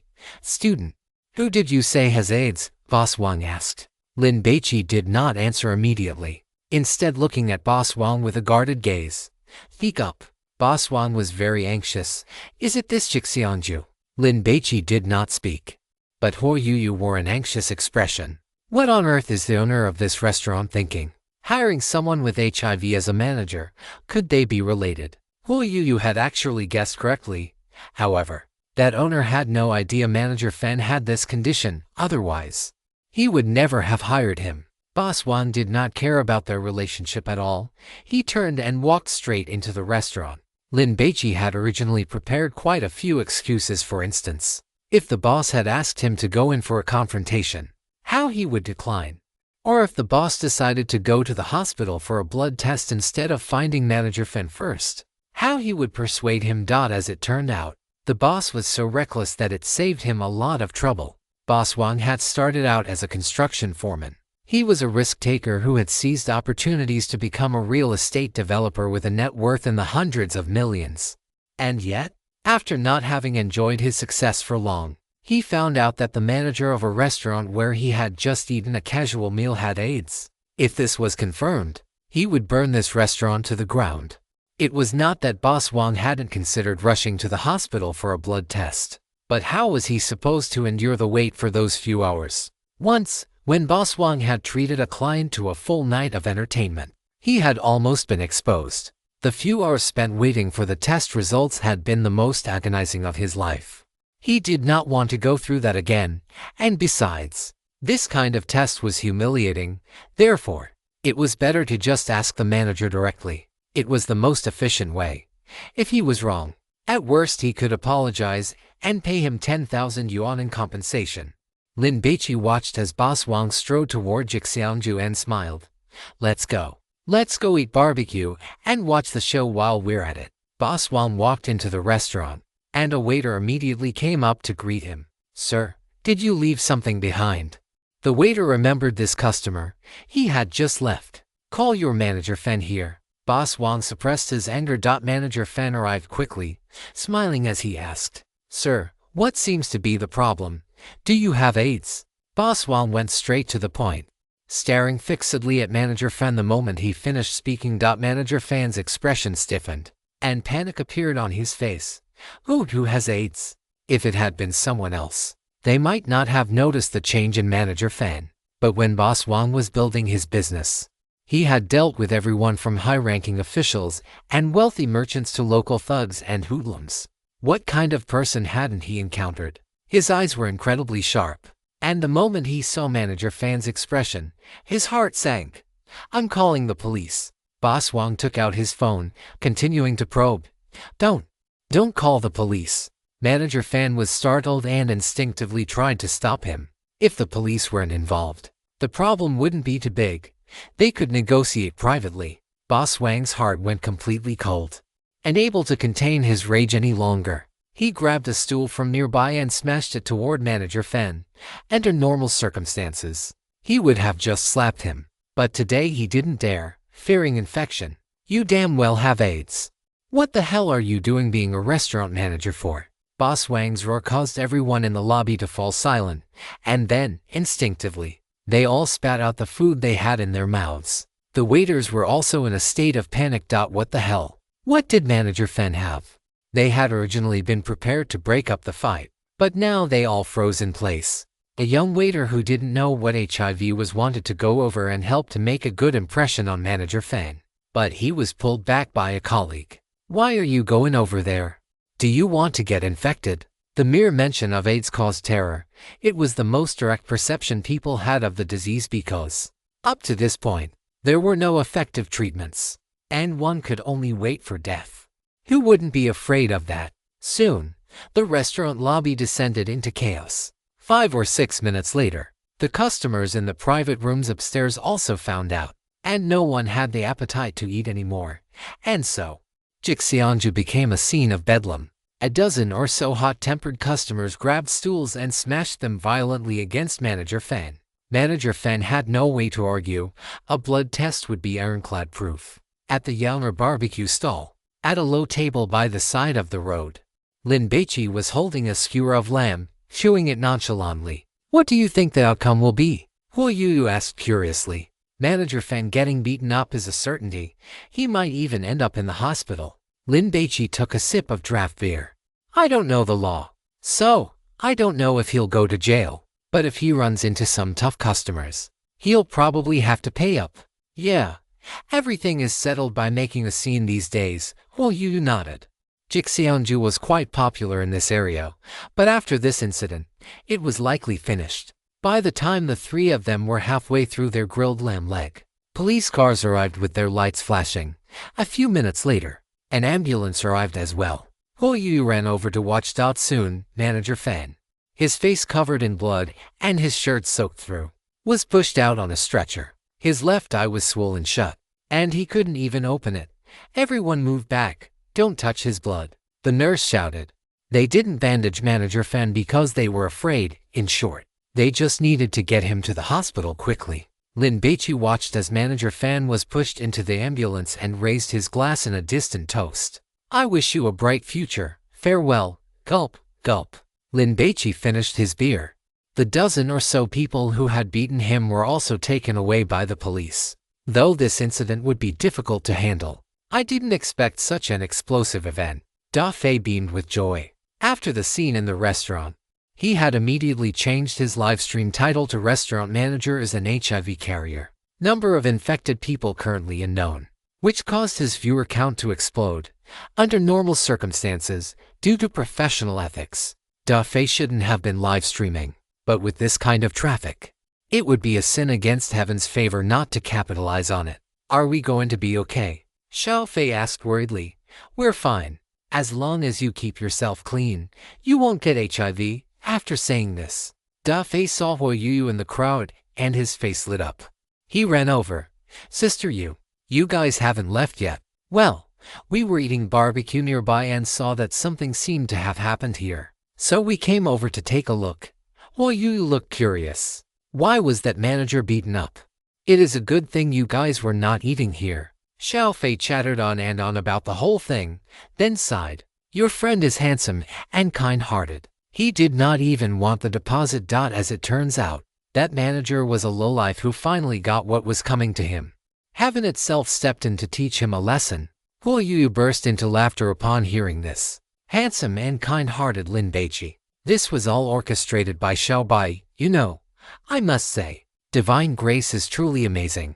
After chatting with the two streamers from the foodie club for a few moments, Huo Yu said her goodbyes and left. Before she even returned to the barbecue stall, she pulled out her phone and sent a message to Lin Baici. Do I have a chance to become a god hunter? Chapter 70 The Viral Chanting Video. Lin Baici thought about it seriously and replied to Little Fish. Lin Jia Daiyugui, yes, you do.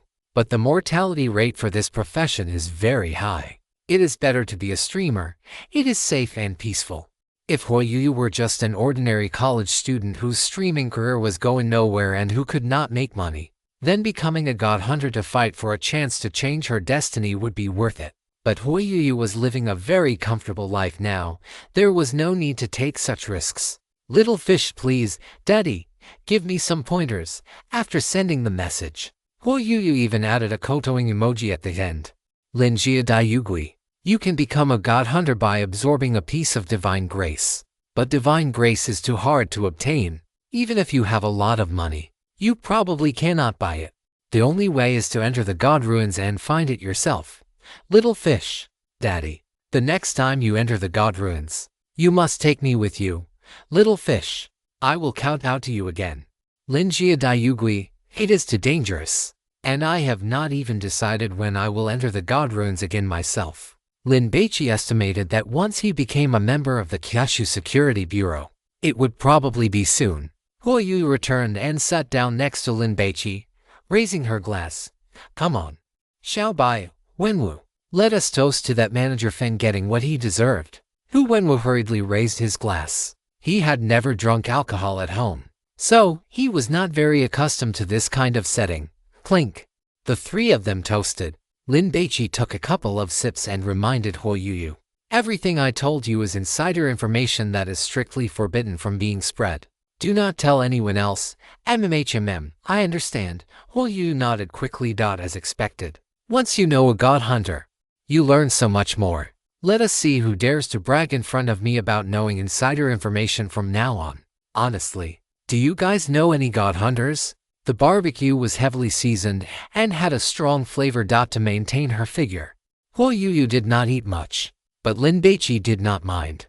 "Wenwu, we are all friends here, so do not be shy. Eat well and drink well."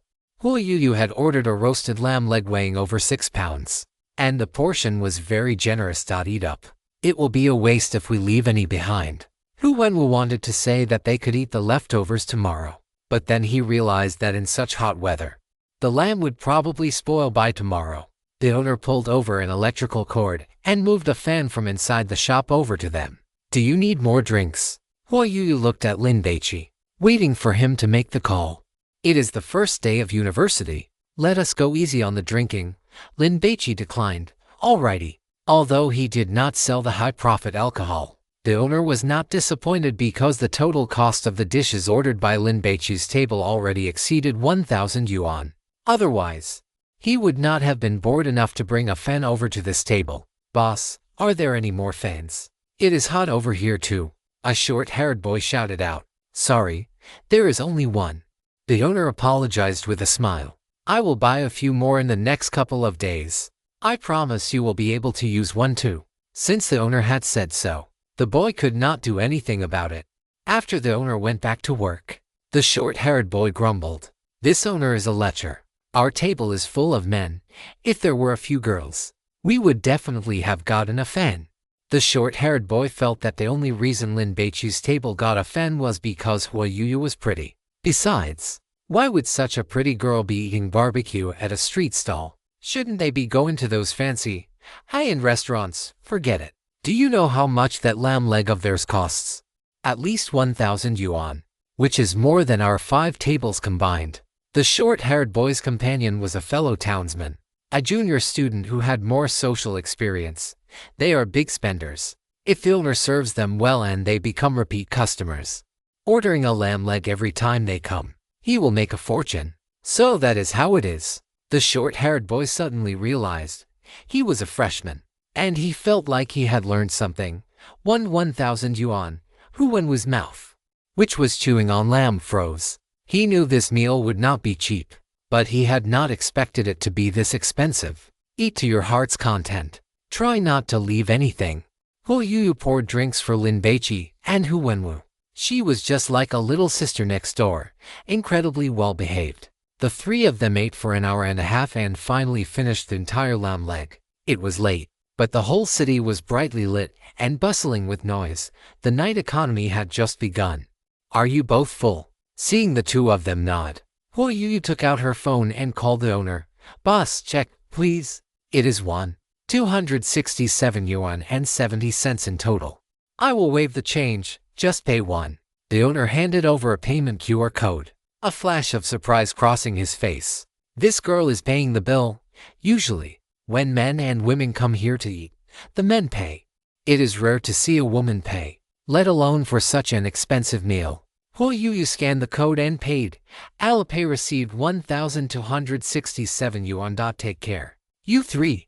The owner glanced at Lin Baici, clicking his tongue in wonder. Could he be a kept man? As for Hu Wenwu, sorry, he was too ugly. He clearly looked like someone just tagging along for a free meal. Holy crap! The junior student was dumbfounded. Was that a freshman? Eating with such a beautiful girl. And she was the one paying. Awesome. Just eat something casual today. Once military training is over and your university life is on the right track, we will go all out and feast like royalty. Will you arrange the schedule? I have already invited a few female streamers I am close with. They have amazing figures and super sweet voices. I will make sure you drink until you drop. Don't waste your favors. I don't like female streamers. Lin Baici did not enjoy watching live streams, mainly because he lacked the time. Besides, if he asked those streamers to come, Huo Yuyu would likely have to use up her own social capital. If they asked her to attend gatherings she disliked in the future, it would be hard for her to refuse. Don't worry, they are all friends. When Huo Yuyu organized a gathering, she never made anyone feel awkward. What time are you heading back?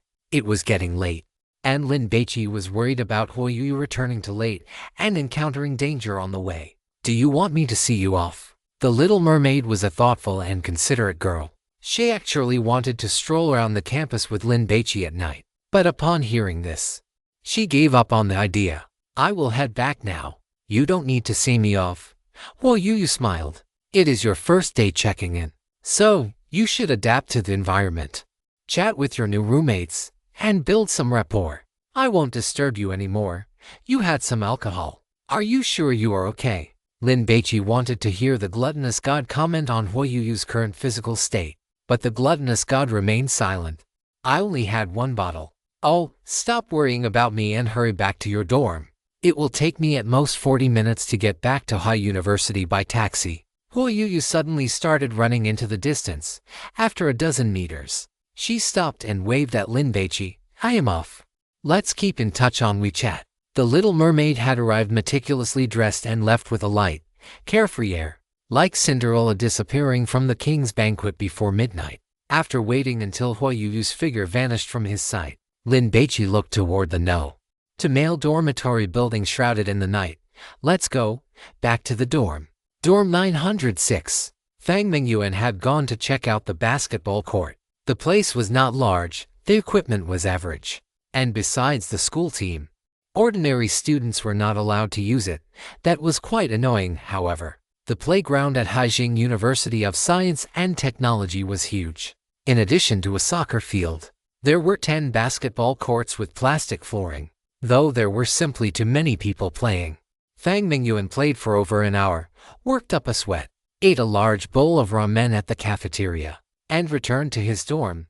He grabbed his wash basin, towel, and body wash, then went to the public water room on the 9th floor to take a shower. The public water room had a row of faucets and shower stalls, but there was no hot water. However, they were all young men full of vigor, so they washed with cold water without any complaints.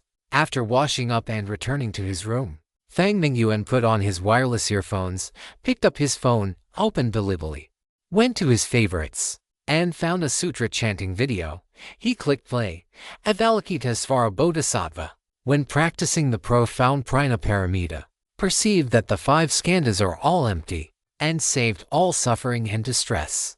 The Sanskrit chanting was something Fang Mingyuan did not understand, but the singer's voice was melodious and vast, making one feel as if they were standing at the foot of Hanshin Temple, draped in the evening glow of fishing lights. Listening to the evening chanting from the temple while stepping up the blue stone stairs toward the mountain gate, Fang Mingyuan had checked in today. Being in a new environment, his mood had been somewhat restless, nervous, expectant, and excited, but at this moment, it all vanished into thin air. His heartbeat slowed down, and his entire being felt as calm as a mirror-like pond. Fang Mingyuan loved this state. Ever since a high school friend recommended this video to him, He had been inseparable from it, treating it as his go-to remedy. As a sports student, Fang Mingyuan often needed to adjust his mindset quickly to enter a competitive state. But mindset was not something one could just toggle at will. Especially when facing assessments that concerned his future prospects, it was impossible not to be nervous. However, after accidentally hearing this chanting video, he immediately calmed down. Moreover, every time he listened to it, it achieved the effect of clearing and purifying his mind. That was quite impressive. Over the past half-month, Fang Mingyuan had developed a habit of listening to this chanting whenever he had free time. Whenever he finished listening, he would naturally calm down and gain a deeper, more reflective understanding of his gains and losses during the day's training or games.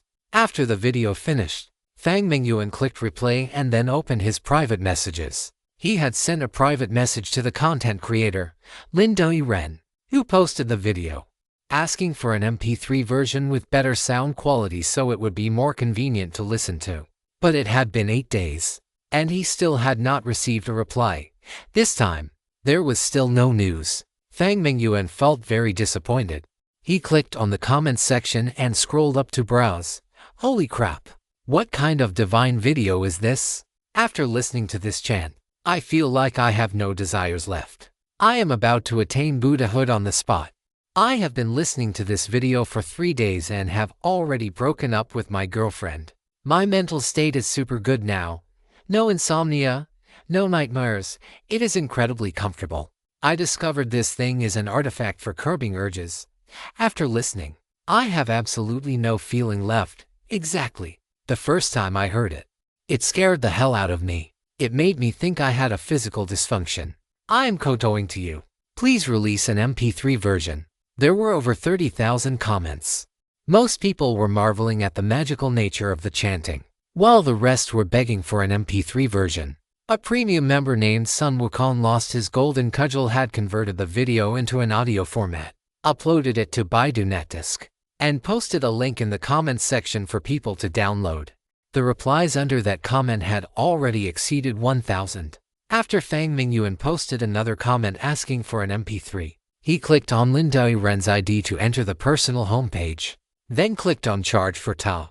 A page asking to select the amount to charge popped up. Fang Mingyuan chose Custom, entered 100 yuan, and scanned the code to pay. The door to the dorm was suddenly kicked open with great force, giving Fang Mingyuan a huge fright. Chapter 71 Campus Ghost Stories Family. This is my dorm room, 906. It looks pretty tidy. Zhu Daoguan held his phone, walked into the dorm, and turned the camera 180 degrees to show the room environment to his viewers. Fang Mingyuan saw this and felt a bit unhappy. Does this guy have no regard for other people's privacy? What if I were doing some needlework right now? Wouldn't that be social suicide? Hey, my name is Zhu Daoguan. You can call me Big Official. Do you want to say hi to my viewers? Zhu Daoguan sized Fang Mingyuan up. Please don't fool me, Fang Mingyuan warned, shifting his butt to the side. He didn't want to be on camera. Oh, don't worry. I really respect personal privacy. Zhu Daoguan laughed. This one is thin-skinned. He knew that some people were naturally introverted and didn't like being in the spotlight. I have to say, the live streaming industry is really picky about who it chooses, and me. I've managed to make a living at it. Awesome. Zhu Daoguan felt great inside, seeing 3 bunk beds, with only one lacking bedding. He knew the others had arrived. Where are my roommates?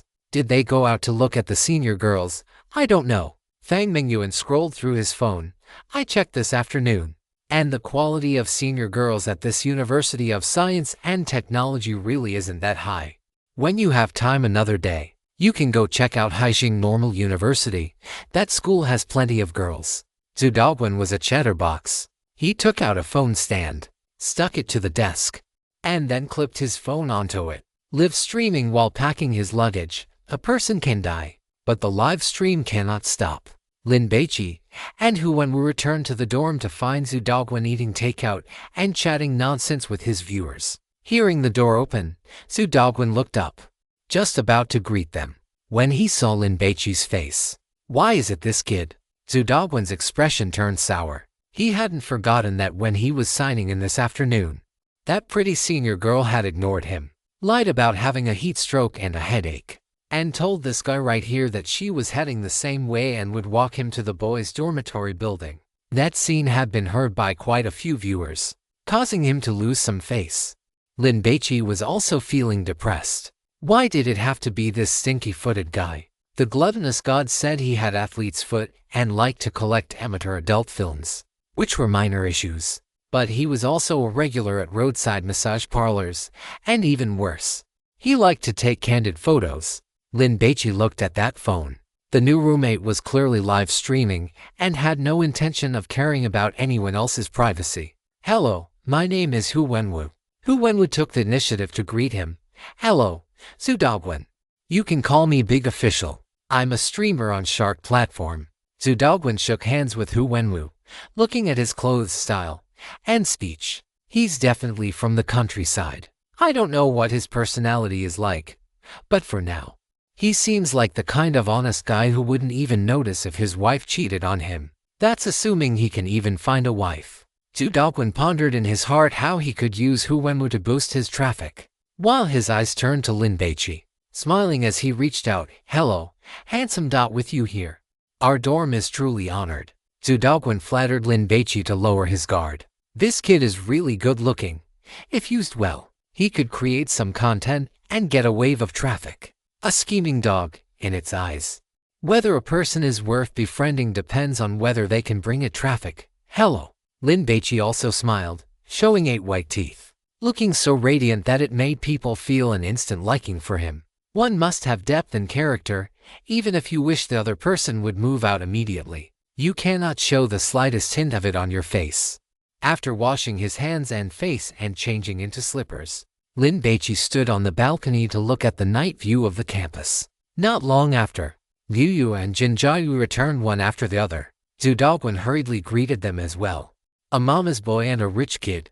Zhu Daoguan was quite good at reading people. "Brother Jin, judging by your accent, you're from Shangjing, right?" Jin Jiayu lay on his bed, leaning against his quilt, boredly looking at WeChat messages.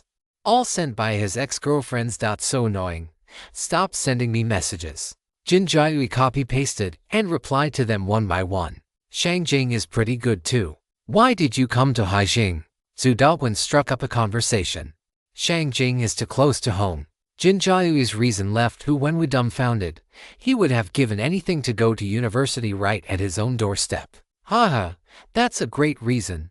Zhu Daoguan laughed loudly. "Family, let me tell you, we have a young and wealthy handsome guy in our dorm. Do you guys want to see him? Female fans, cover your eyes first. I'm afraid you'll fall for him and forget about your Big Official." Zhu Daoguan's voice wasn't quiet. He wasn't talking to Jin Jiayu, but he was buttering him up. If this were middle school or high school, Jin Jiayu would be the most handsome guy in the dorm. But now, there was still Lin Baici on the balcony, so Jin Jiayu didn't react at all. What if the guy was talking about the other one? Fang Mingyuan looked at Jin Jiayu, then glanced at Lin Baici.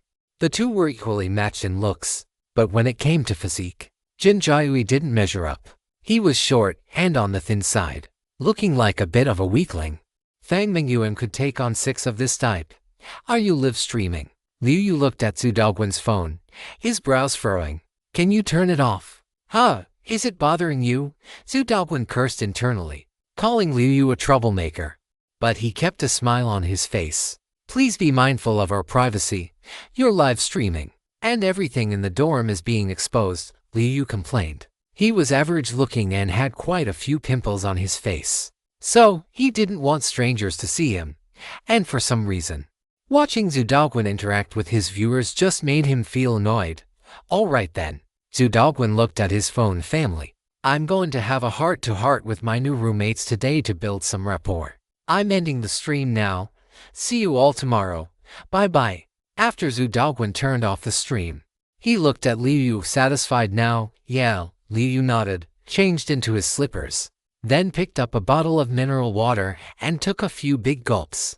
There was no atmosphere for conversation in the dormitory. "Let me tell you guys, there have been some rumors going around school lately, and they're pretty scary." Zhu Daoguan couldn't keep his mouth shut. "What kind of rumors?" Jin Jiayu asked casually, feeling bored. "I heard someone saw a human-faced dog on campus." Zhu Daoguan lived up to his reputation as a streamer. He knew exactly how to grab people's attention. What the hell? Jin Jiaoyu was taken aback. The others also looked at Zhu Daoguan. A human-faced dog. It's a dog with a human face. Zhu Daoguan chuckled. I heard it's a woman's face, and she's quite pretty. How pretty? Liu Yu chimed in. Pretty enough that you wouldn't even care that her body is a dog's. Zhu Daoguan said with an exaggerated tone. What breed of dog? Jin Jiaoyu asked curiously. You should be asking me if it's male or female. Zhu Daoguan gave the second-generation rich kid a you-know-what-I-mean look. Haha, stop catching the breeze on the balcony. Come inside and chat. Lin Baici returned to the dormitory, took out the snacks he hadn't finished on the train from his bed, and placed them on the table. Everyone, eat while we talk. I've got some too. Fang Mengyuan also piled his snacks on the table. Should we order some takeout and get a case of beer? Jin Jiaoyu suggested. Brother Jin, it's the first day of university registration, and you're already letting loose like this. What if the dorm manager catches us? Zhu Daoguan teased. Let's not drink. It wouldn't be good if someone saw us. Liu Yu stopped him. He didn't want to get a demerit right after starting school. Back to that human-faced dog. It seems it has already bitten over a dozen students. They were all bitten on their way back to the dorms after studying late in the teaching building. Zhu Daoguan had found out quite a lot today. That's it. Anything else? Jin Jiaoyu felt it wasn't exciting enough. In the last half-month, 2 students have died at our school. I heard their internal organs were all hollowed out, which is why there are so many fewer people out and about on campus at night lately. Zhu Daoguan's words made Liu Yu frown. He hated this kind of disgusting topic. What the hell does hollowed out mean? Jin Jiaoyu didn't believe such rumors. They were too exaggerated. He looked down at his phone and saw someone in a group chat saying that Ho Yu had started streaming. Jin Jiaoyu opened the Shark platform and asked, Do you guys like watching live streams? Is this stream you're talking about decent? As soon as Zhu Daoguan finished speaking, his phone screen lit up with a notification. It was from the Shark platform. The streamer you follow, Ho Yu, is now live. Don't be ridiculous. What's the point of watching indecent stuff? Jin Jiaoyu was speechless. Isn't going to a hotel to play reality games more fun than watching that? You're a well-fed man who doesn't know the hunger of the starving. Zhu Daoguan sighed. Jin Jiaoyu was decked out in Hermes gear worth tens of thousands. He was a proper second-generation rich kid. Plus, with that face, how could he ever lack a girlfriend? I only watch gaming streams. Fang Mengyuan didn't like female streamers dancing. Liu Yu curled his lip, feeling annoyed. Why put on such a fake act? I don't believe for a second that anyone doesn't like watching pretty Korean girls dance. Liu Yu didn't just watch, he saved the clips too. I've been really into Ho Yu lately. Let me tell you, those little fangs of hers are incredible. Zhu Daoguan put on a wireless earphone and opened Ho Yu's stream. Ho Yu, who when we heard the familiar name, paused for a moment, and then looked at Lin Baici. Could it be the same girl who ate dinner with us tonight? I know this streamer. She is very popular. Liu Yu looked at Zhu Daoguan. You're a streamer on the Shark platform too, right? Have you ever seen Ho Yu without makeup? Is she pretty? She doesn't even use beauty filters, Jin Jiaoyu interjected. Beauty filter technology is so advanced these days.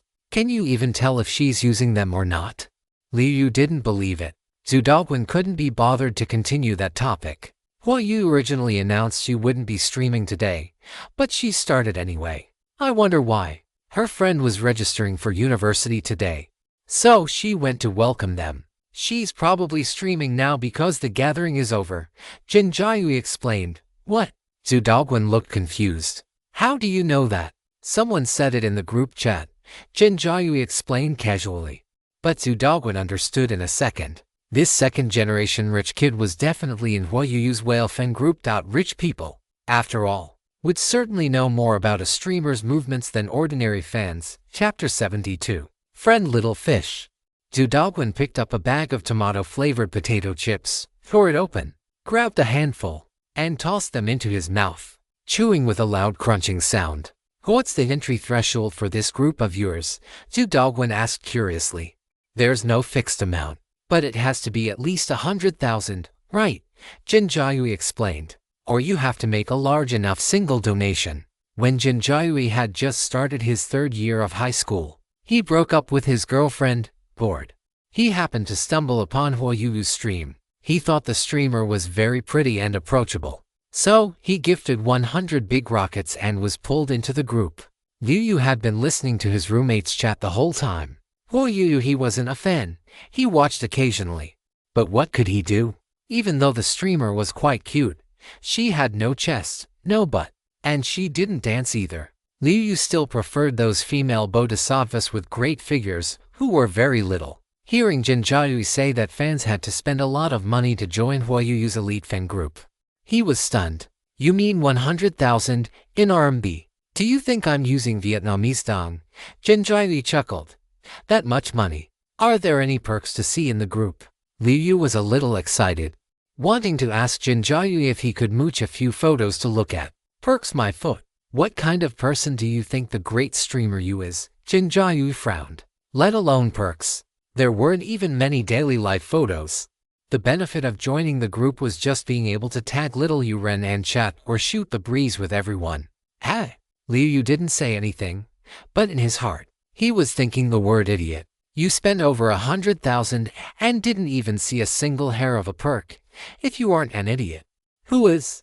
That such a person could be a rich 2nd generation. God is truly unfair. How much have you tipped Huoyuyu in total? Zhu Daoguan was pondering how to make this rich 2nd generation his own sugar daddy. Never counted. Jin Jiaoyu was speechless. Am I so bored that I'd pay attention to something like that? You're the man. Zhu Daoguan was impressed and gave a thumbs up. Look at that. This is a real big spender. To him, hundreds of thousands are just pocket change. Fang Mingyuan wasn't interested in female streamers, but hearing them discuss it, he also opened Shark Live and entered Huoyuyu's livestream room. He happened to see the special effects of a big rocket popping up on the screen. 3 in a row. Old Jin. Is this money burns the hands who just tipped 3 big rockets you? Fang Mingyuan wasn't like Zhu Daoguan, who didn't even know Jin Jiaoyu's age but was already calling him Brother Jin. Whenever this came up, Jin Jiaoyu felt depressed. My surname is Jin. Alright. I didn't even dare to call myself Money Burns the Hands. That dream chaser is me. Liu Yu wanted to laugh when he heard this ID. What kind of Mary Sue nickname is that? You've tipped quite a bit too. Fang Mingyuan saw the ranking of this dream chaser. Although it wasn't in the top 10, it was still hanging in the top 30. It's alright. Jin Jiaoyu didn't compare himself to others. He tipped purely based on his mood. As long as he was happy, that was enough. With a flick of his hand, he tapped the page topped up and let the tips fly. On the screens of Fang Mingyuan and Zhu Daoguan's phones, the special effects of big rockets launching immediately appeared, and they didn't stop. 10 in a row. Holy crap, super rockets. Brother Jin, you're loaded. Zhu Daoguan was so envious he could cry.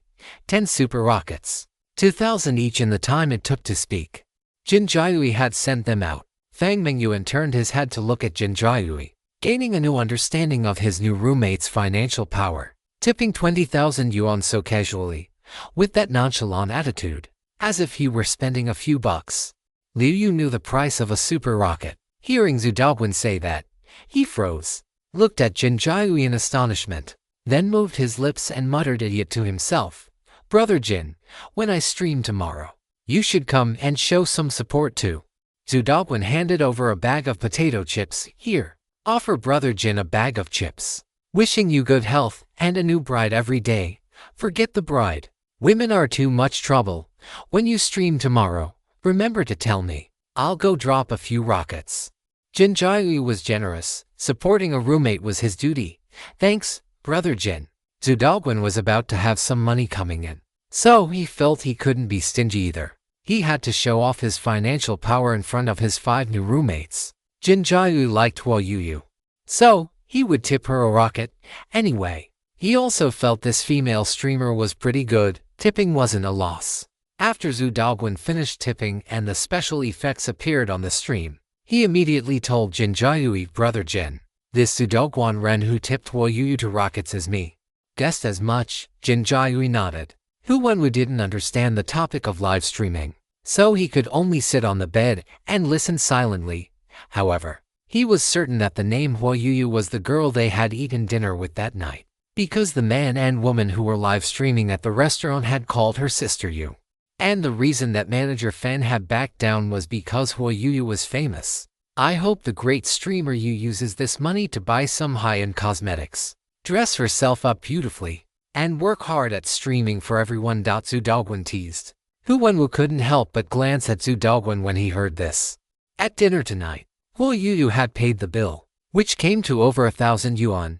By the way, you've joined Huo Yu's group. You must have added her private WeChat, right? Zhu Daoguan wanted to ask for it. Jin Jiayui shook his head. Huo Yu said she doesn't add friends. Even after tipping over 100,000, Zhu Daoguan was shocked. Nope, Jin Jiayui shrugged. The big spender ranked number 1, money burns the hands. Didn't get Huo Yu's WeChat either, and even caused a scene, and left the group. Looks like you can't chase Huo Yu without dropping a few million, Zhu Daoguan sighed. But she is really beautiful, and she speaks in an interesting way too. That's right.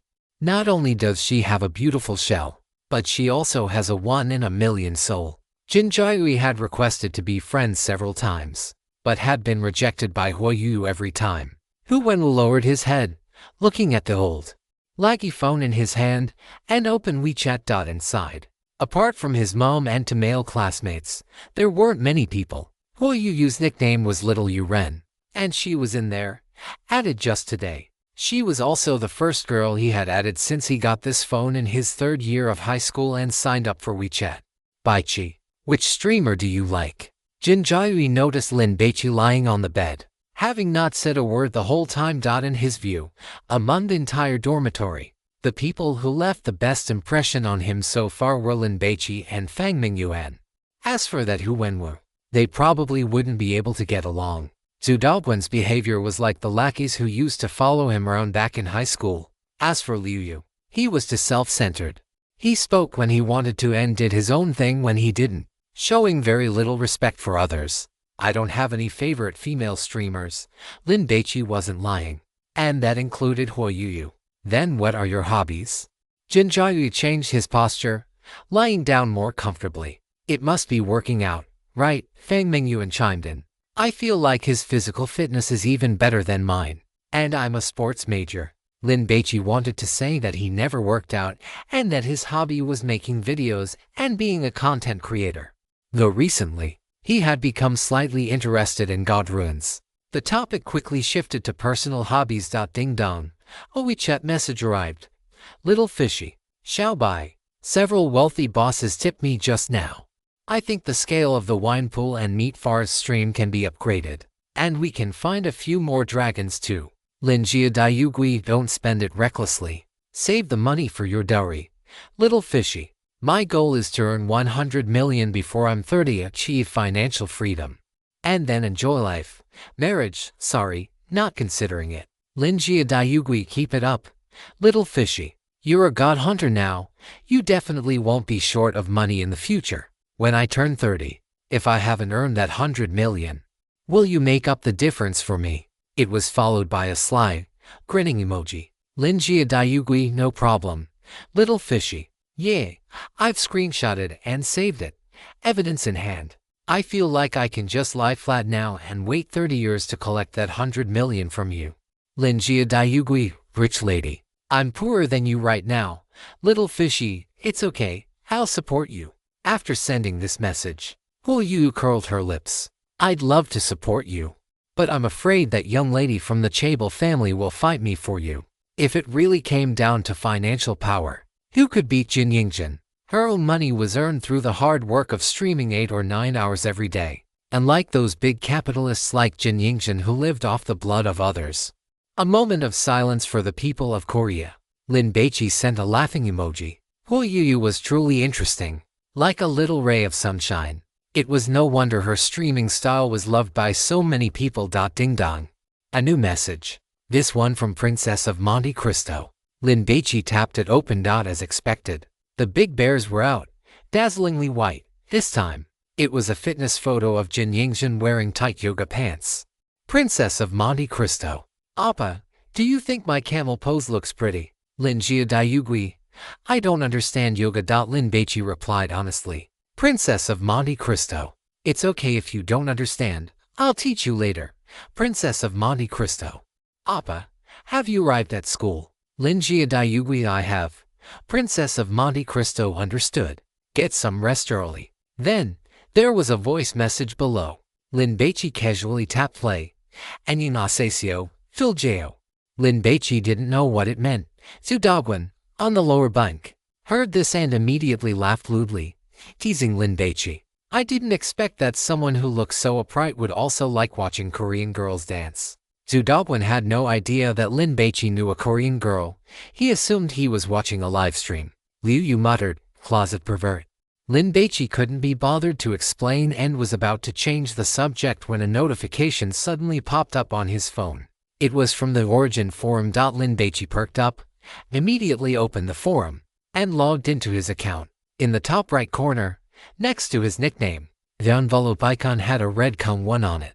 This meant there was a new message.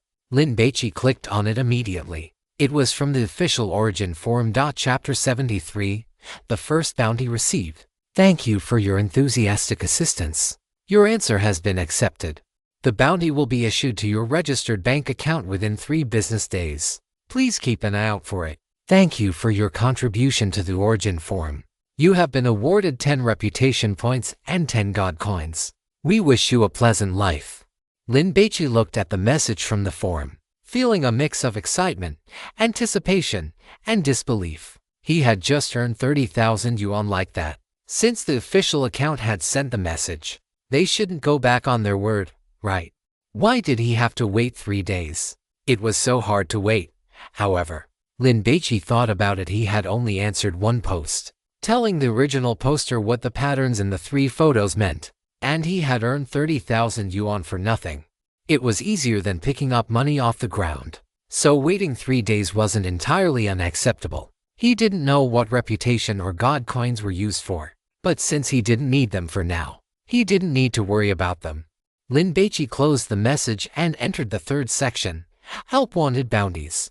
The original post, Help. What do the patterns on these 3 pictures mean?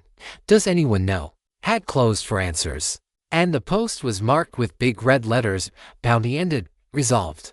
Lin Baici looked at other posts. If a help request wasn't resolved within the bounty period, the title would be marked, Bounty ended, unfortunately, and resolved. Buy all these god-forbidden items. The gluttonous god suddenly spoke up, giving Lin Baici a start. Do you think I can afford them? Lin Baici was speechless, wanting to hint for the gluttonous god to tell him more answers to help requests. This section had 3 pinned posts, all of which were the help requests that forum members were currently most concerned about. They had a high number of replies, though most were just people bumping the thread. Lin Baici clicked into the first post, Help. The current number of god-forbidden items within the Qin Palace God ruins and detailed intelligence on them. Bounty. Intelligence on 1 god-forbidden item, 10 million. Bounty duration, 6 months. As of today, 17 days had passed. This post was quite new, but it had many replies, already over 2,000. Although Lin Baici did not know where the Qin Palace Divine Ruin was, he guessed that this divine ruin must be very famous, otherwise, it would not have attracted the attention of so many god hunters. Of course, it was also very difficult, which could be seen from the price offered by the original poster. Lin Baici browsed the webpage and saw the post he had encountered for the first time again. Seeking help. This should be a divine taboo item, but for 5 years, it hasn't been sealed by a black coffin. Yet it has never caused any rule contamination. Does anyone know what is going on? After waiting for 10 days, the original poster was clearly losing patience and no longer kept it secret, posting several more photos of this divine taboo item. It was a piece of porcelain, shaped somewhat like a urinal from the Ming or Qing dynasties. Even if it were not a divine taboo item, it should still be an antique, and it would likely sell for a good amount of money. Ugh, a very disgusting divine taboo item. Just one look at it is enough to kill anyone's appetite. After mixing the urine of 5 different creatures and pouring it into the pot, a pool of urine will immediately manifest.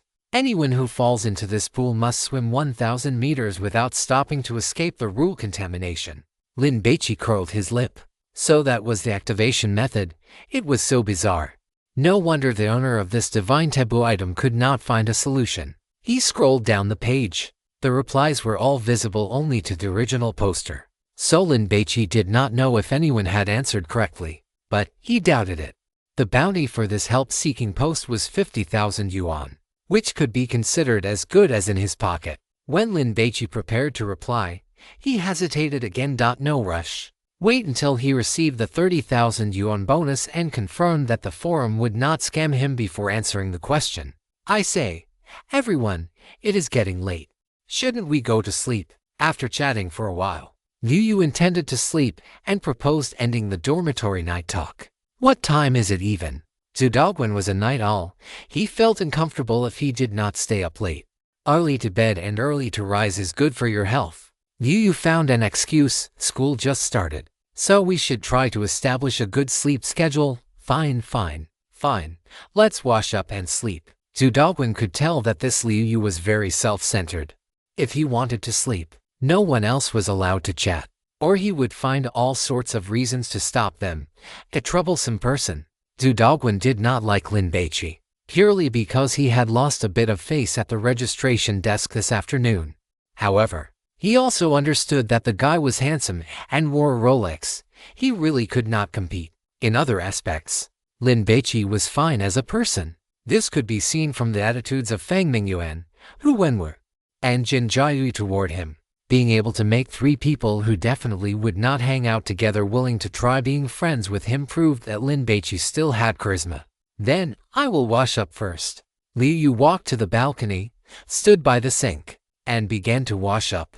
Hu Wenwu lay on his bed, unable to fall asleep. He felt that the gap between him and his new roommates was truly too large. A rich kid who spent money like water, whose tip to a female streamer in one night was equal to his father's annual salary. A sports specialty student, full of vitality, Hu Wenwu looked at that healthy and strong body and felt very envious. A streamer like Zhu Daoguan, who could already support himself while still in college, made Hu Wenwu feel both envious and impressed. He also wanted to be independent and earn big money soon.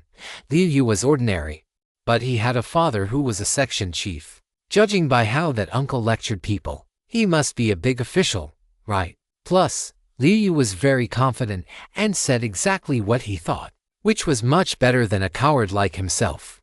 Then there was Lin Baici, who slept on the bunk below him. He was handsome, kind-hearted, and as for his family background, he did not wear Nike or Adidas, although his clothes were definitely better than his own. He was probably just from an ordinary working-class family, right?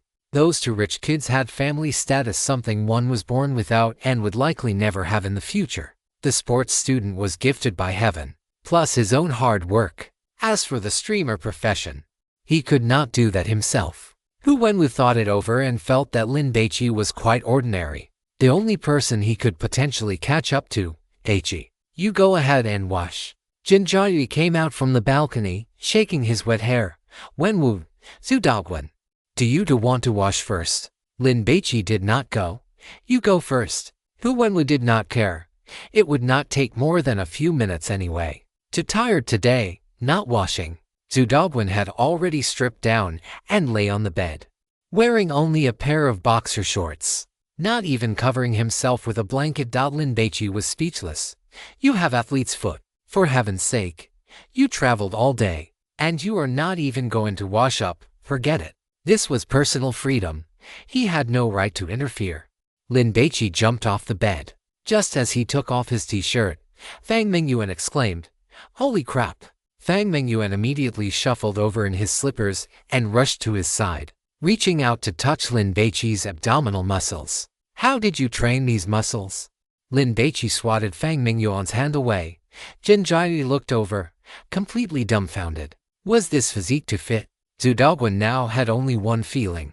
I did not lose unjustly this afternoon.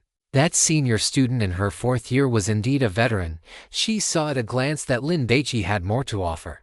Even I, a man, am tempted. Liu Yu took a sip of water to suppress the jealousy rising in his heart. I was wrong.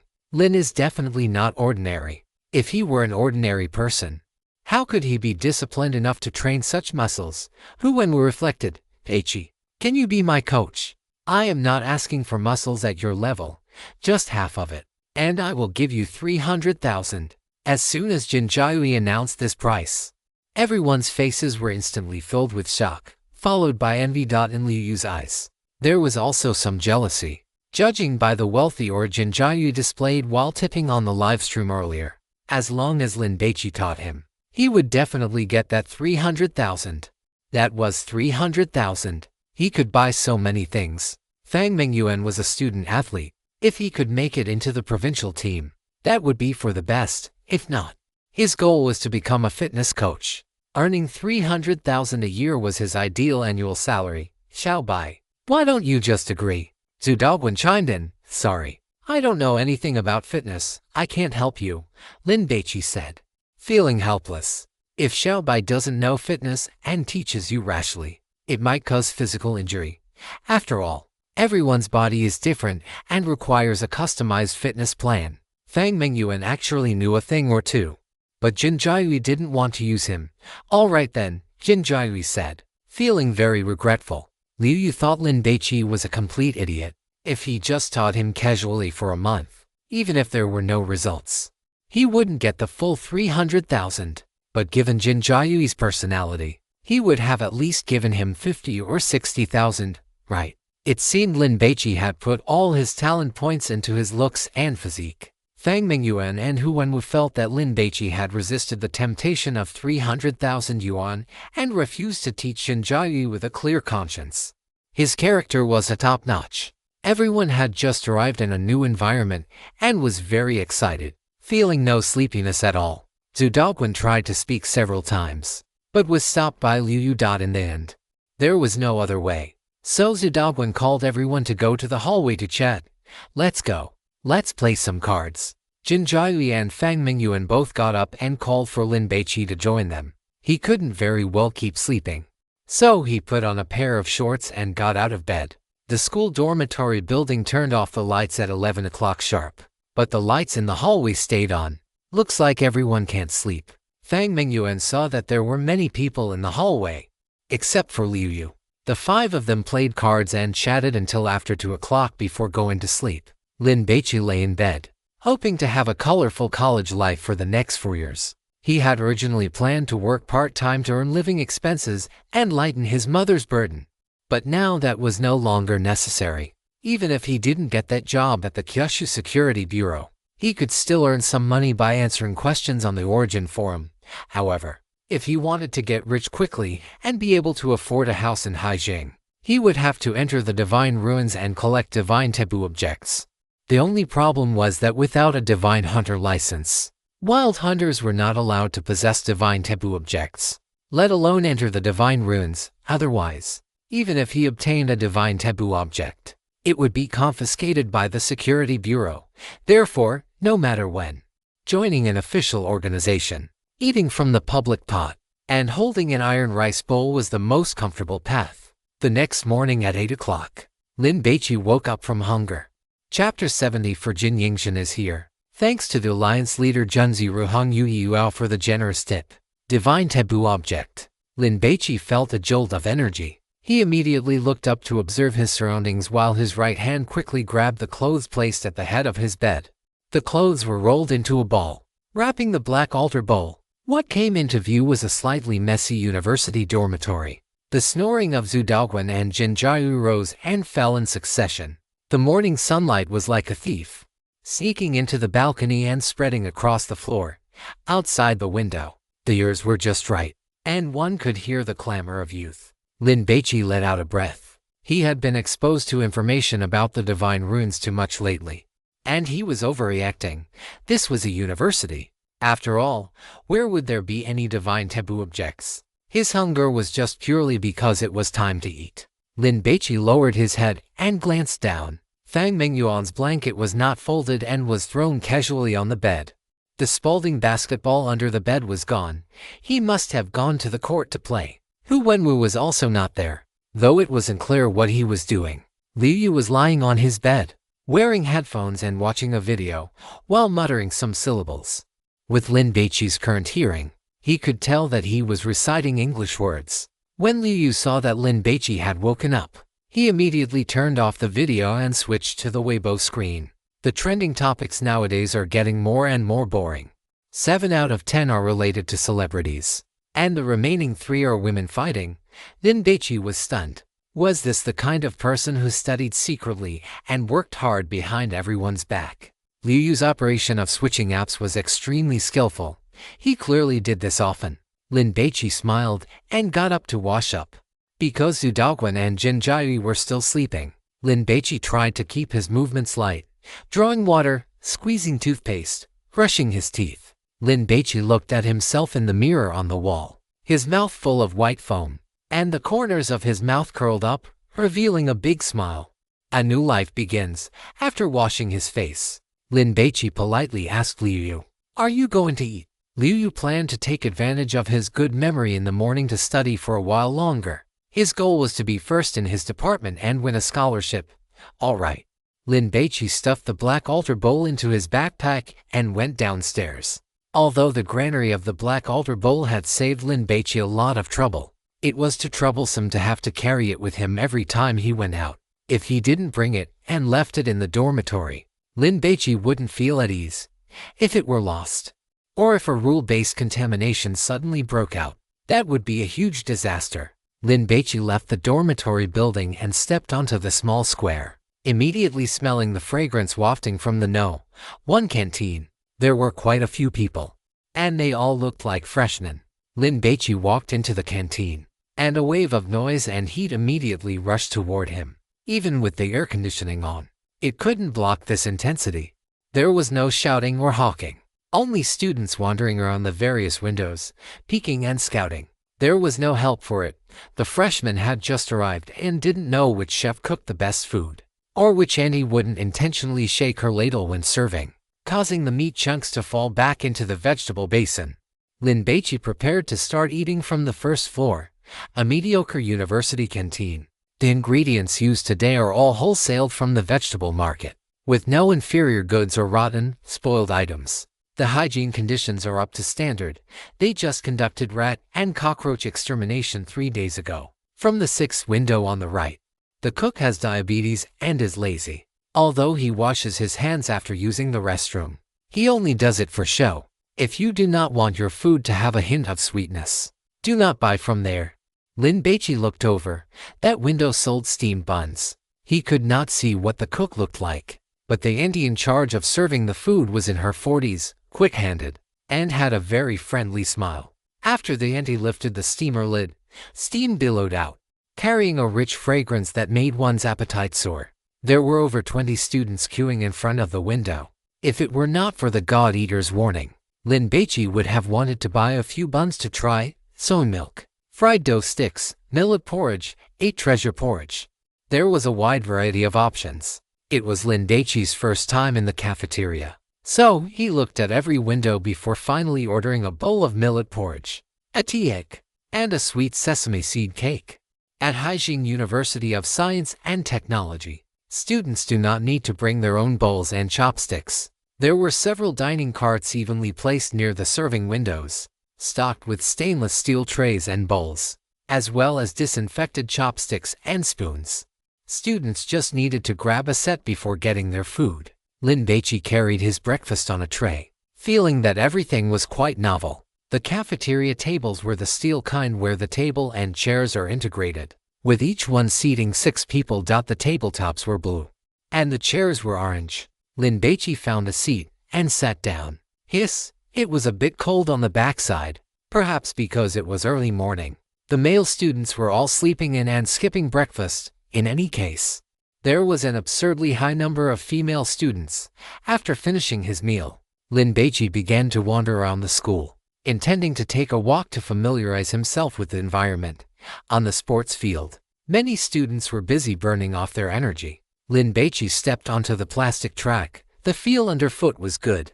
He sprinted for over 90 meters, moving like a hurricane, like a galloping horse. Not far away, a young woman jogging slowly saw this scene and was left dumbfounded.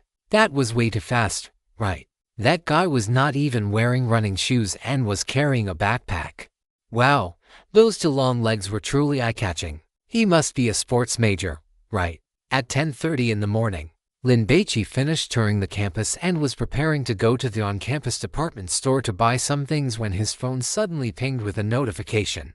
Lin Baici pulled it out to take a look, and his face immediately lit up with joy. Your account ending in 6012 received a deposit transfer from another bank of 30.0 yuan on September 3rd at 10:31. Industrial and Commercial Bank of China. Balance for 1,175.93 yuan. Sender name, origin form.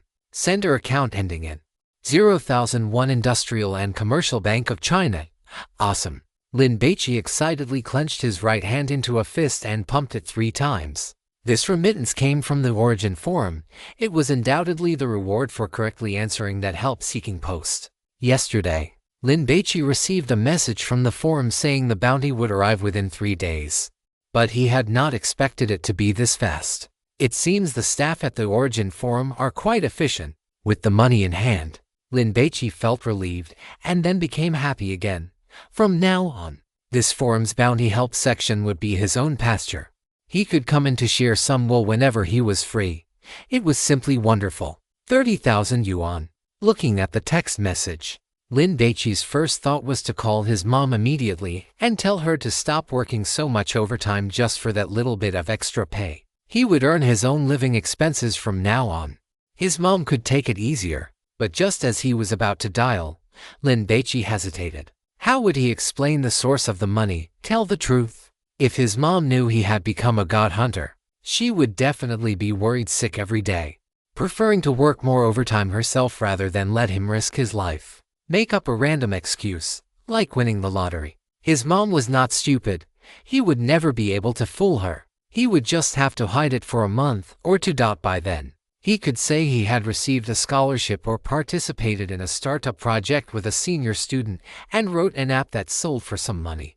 As for this senior student, he could have Jia Hongyao play the part to help him round out the lie. But with her D-level intelligence, would she accidentally let something slip? With a large sum of money deposited, Lin Baici prepared to buy something delicious to reward himself. He walked into the supermarket and went to the freezer, intending to pick out an ice cream. But when he looked at the price tag, oh my god, are they all this expensive?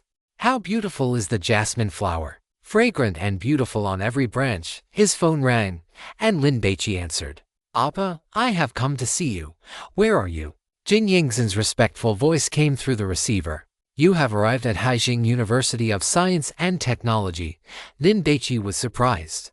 When they were chatting yesterday, Jin Yingzhen was still in Korea. Yes, I took the plane last night. Jin Yingzhen knew Lin Baici had arrived at school yesterday, so she immediately booked a flight and arrived at Haijing Airport around 3 in the morning. The Korean girl took the Mercedes-Benz car that had come to pick her up and returned to Tingzi Garden. She did not rest, but instead went straight to the garage to check on the gift she had prepared for Lin Baici. Tingzi Garden was a famous villa district in Haijing. The house the Korean girl owned there had been bought for her by her father. However, Jin Yingzhen had never come to live there. If it were not for the fact that she needed a place to temporarily store the gift for Lin Baici, she still would not have come. Where are you now? I will come find you. Jin Yingzhen's voice was filled with excitement. She could not wait to meet Appa. I am at the supermarket. It is very close to the school gate. I will go to the main gate to pick you up. The main entrance on Fuan Road, as Lin Baici spoke. He walked quickly toward the exit of the supermarket. Come to think of it, judging by the Korean girl's tone, it seemed like she had come specifically to see him, since today was still registration day. The area around the main gate was very crowded, and the traffic flow remained heavy. Worried that Jin Yingzhen might not be able to find him, Lin Baici stood in front of the Feng Shui stone at the school gate, which had the 4 large characters Haijing University of Science and Technology engraved on it. There were over 20 students and parents taking photos in front of this eye-catching stone as a memento. After a bus carrying new students drove past, a Mercedes-Benz pulled up. Its pure black paint shimmered under the golden sunlight, and the heavy, ornate lines of the car body made it look like a black warrior clad in armor and wielding a blade, marching onto the battlefield to claim the head of an enemy general. This was a new car, as beautiful as a piece of mechanical art, causing quite a few people to steal a glance. The Mercedes made a small, curved turn and stopped 5 or 6 meters in front of the Feng Shui stone. The door opened, and a girl with long, light gold-dyed hair stepped out. Jin Yingzhen called out and ran toward Lin Baici. Yingzhen. Before Lin Baici could finish his sentence, Jin Yingzhen had already rushed over and hugged him tightly. Swish. Dozens of gazes from all around landed on Lin Baici at once. The girls were fine, but the boys felt incredibly sour, as if they had been forced to drink a bellyful of lemon juice. How could he have such a beautiful foreign girlfriend? She was pretty, and her voice was sweet. Wait, she drove a Mercedes here. She must be very rich too. Should we go somewhere else to talk? Lin Baici felt a headache coming on. He did not want to be watched like a monkey in a zoo. Okay. Jin Yingzhen looked out toward the main street. Is there a cafe nearby? Or should we just go to a hotel? The Korean girl's pronunciation was very standard, so the word hotel was crystal clear. The nearby boys who heard this felt their entire world collapse. They were so envious and jealous they could almost cry. Go to a hotel? They are just going to talk, right? They won't do anything else, will they? Please, don't play poker. Chapter 75. Poaching at a high price. Jin Yingzhen was wearing a pair of tight blue jeans today, which accentuated the shape of her legs perfectly. On her feet were white casual shoes, and on her upper body, she wore a pure white chiffon blouse with half sleeves, revealing her fair arms. On her left wrist, she wore a Cartier ladies' watch, which looked both elegant and lively. Usually, when Lin Baici went out with his childhood-friendly Wei, if they were tired, they would either buy a bottle of cola and sit on the curb, or go into a KFC, order a few things, and find a seat to rest. But that clearly wouldn't work today. With Jin Yingzhen's attire and temperament, it didn't match those roadside shops at all. Even though Lin Baici didn't have high emotional intelligence, he knew that doing so would be inappropriate. Let's go to a cafe. Having just received 30,000 yuan, Lin Baici felt very confident when he said this. Let's go. Jin Yingzhen ran to the right side of the Mercedes first and opened the front passenger door. Appa, please. There is no need to be so respectful.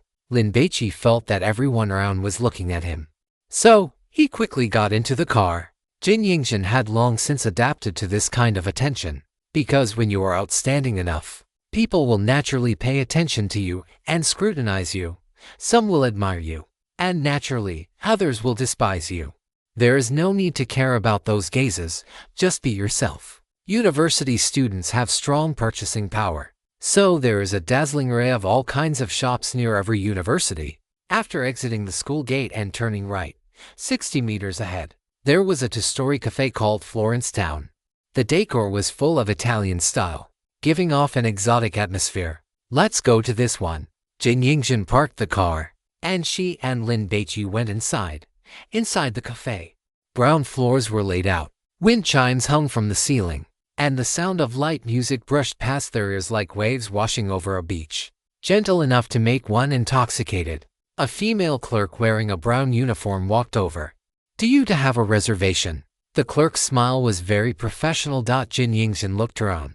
There were quite a few customers, almost all couples, and those more private booths were already occupied.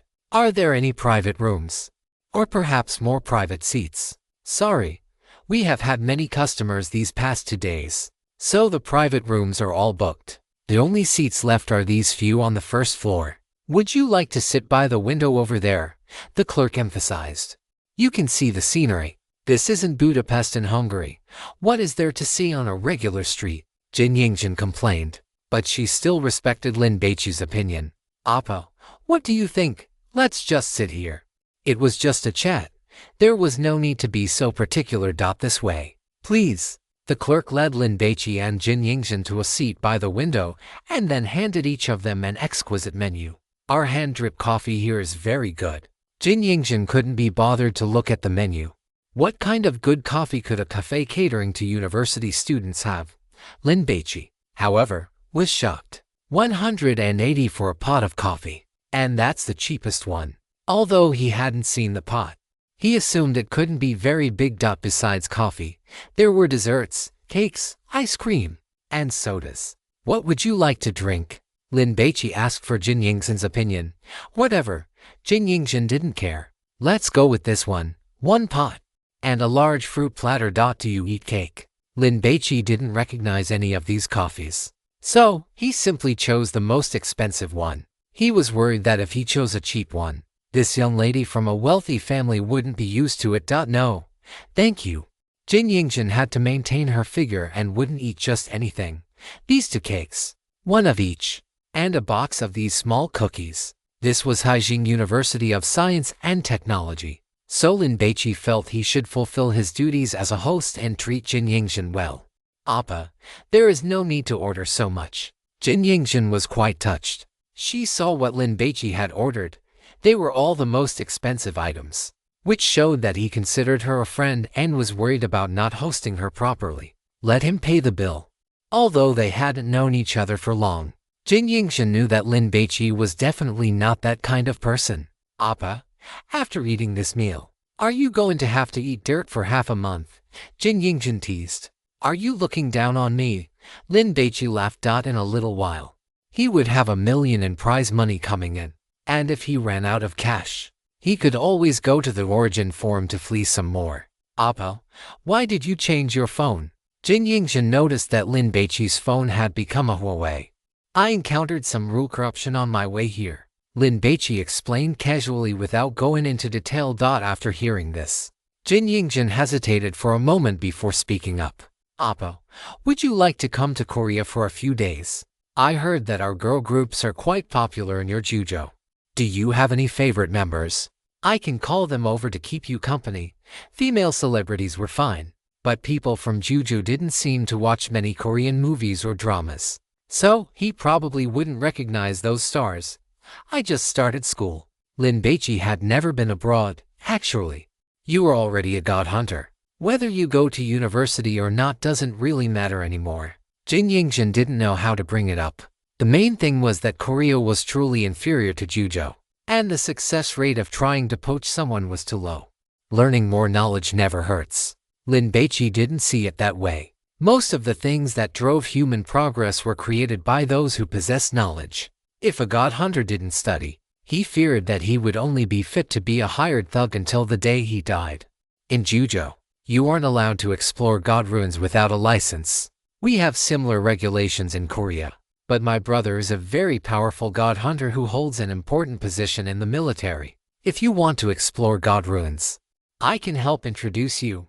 Don't worry, you can keep 70% of all the final proceeds. When god hunters went to explore god ruins in other countries, they had to pay a portion in taxes. After all, the god ruins were on someone else's territory and were not ownerless objects. Is 70% considered a lot? Lin Baici didn't understand these things. I asked my brother, and that is the maximum he can offer. Jin Yingjin didn't reveal the price her brother, Jin Xian, had actually offered. She felt it was too low, which was why she wanted Lin Baici to enter a god ruin with her brother.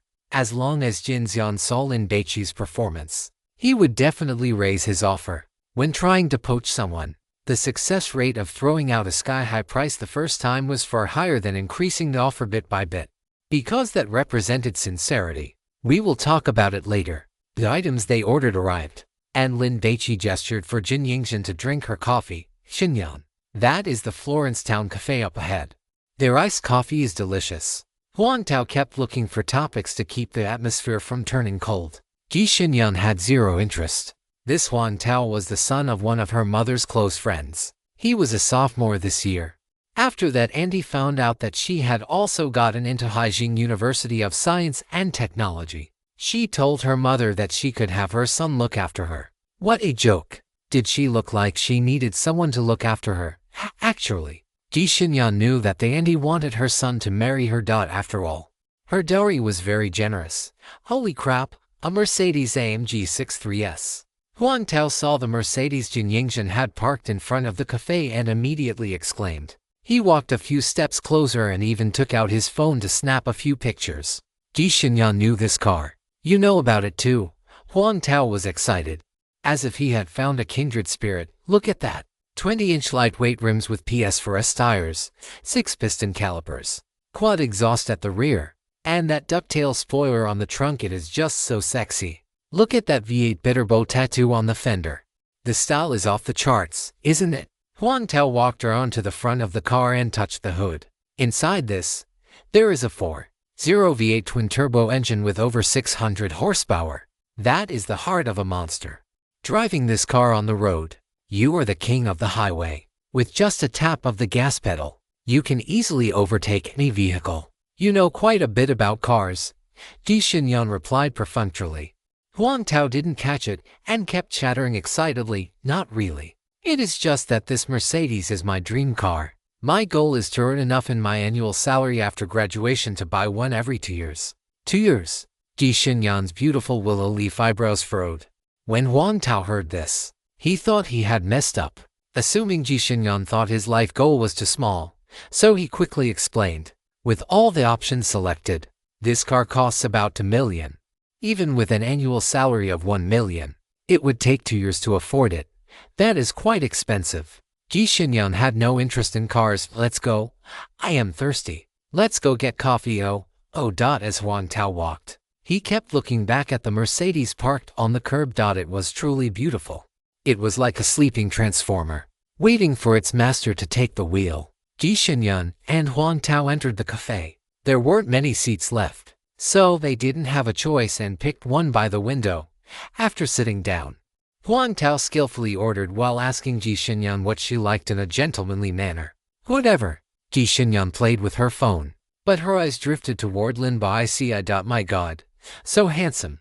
Ji Xinyan set her phone to silent, secretly took a photo of Lin Baici's profile, and then sent it to a high school classmate group chat. Your conscience is lying. Thank me, jumping candy. What do you think of my schoolmate?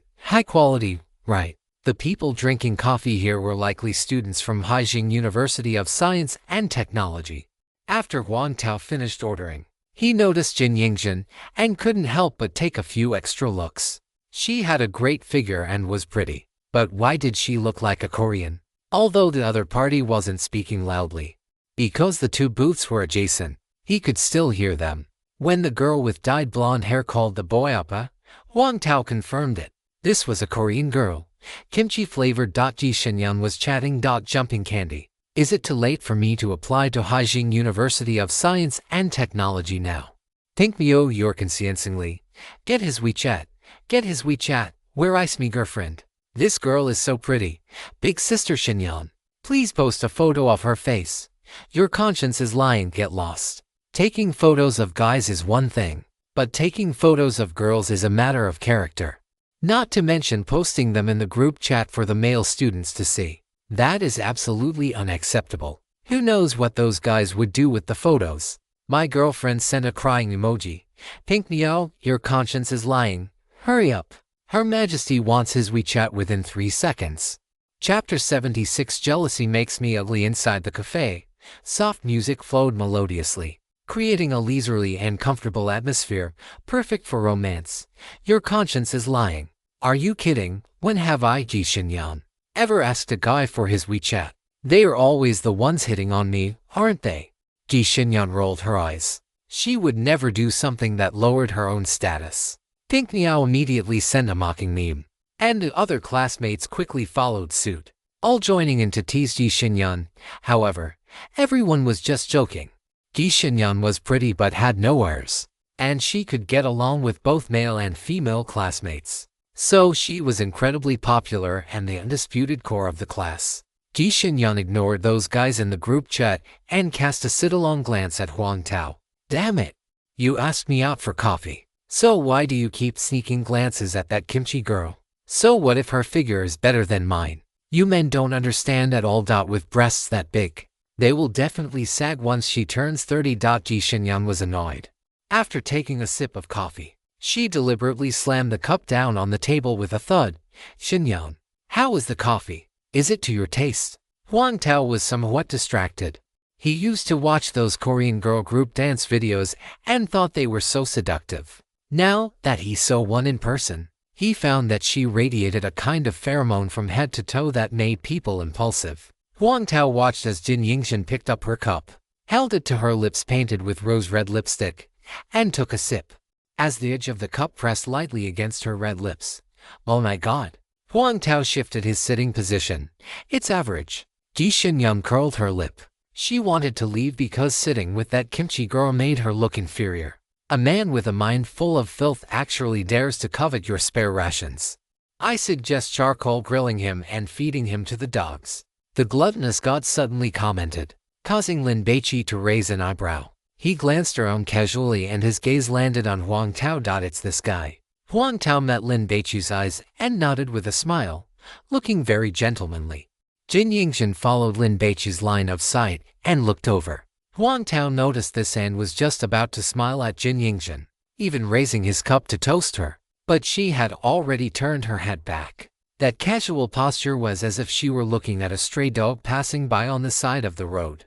This made Huang Tao very embarrassed, and his self-esteem took a serious hit. I may not be handsome, but I have talent. If Jin Yingxin heard this, she would definitely laugh to death and then tell him, "Do you know how many students graduating from Seoul National University, Korea University, and Yonsei University, the 3 top institutions of higher learning in Korea, line up to apply for jobs at my family's company, waiting to be hired? Besides, I am a sucker for looks. Being good-looking is more impressive to me than talent. Oh, an interesting woman. Although her overall quality is not as good as your spare rations, you can still have a taste of something fresh. After all, you can't just eat the main course all the time, right? That menu would be too monotonous. She is like a wild cherry. You see it, pick it, toss it into your mouth, chew it, change the flavor, and then you can spit it out." Lin Baici frowned slightly. Who is the gluttonous god talking about? Spare rations. That must be Jin Yingxin, right? Then the wild cherry. Lin Baici looked at the girl at the next table. A pale yellow floral dress set off her fair skin, and she wore a silver bracelet on an arm so slender that Lin Baici felt he could snap it with one hand. Her eyes were large and moist, and paired with a foxy face, she looked like she was winking at everyone she saw. Ji Xinyang noticed Lin Baici's scrutiny and picked up her coffee cup with a cold, aloof air. Having no intention of making eye contact or interacting with him, she was putting on a show. But before the coffee even reached her mouth, that boy had already turned his head away. He looked at me for less than 3 seconds. Very well, I have remembered you. Ji Xinyang gritted her teeth. 3 seconds, her shortest time being scrutinized, had been refreshed, and it had been shortened by 6 seconds in one go. It was simply infuriating. "Appa, what do you think of that car outside?" Someone sat in the seat next to them, and Jin Yingxin stopped talking about the topic of god hunters. "Looks pretty fancy." Lin Baici looked through the car window and saw the Mercedes parked under the shade of a tree, like a dormant monster. This was a luxury car that an ordinary person could never afford in their lifetime. "Haha, it's not even a Rolls-Royce. What's so fancy about it? It's just a commuter car." Jin Yingxin felt it was her duty to help Appa rebuild his values. Huang Tao was unhappy when he heard this. "Do you even know cars?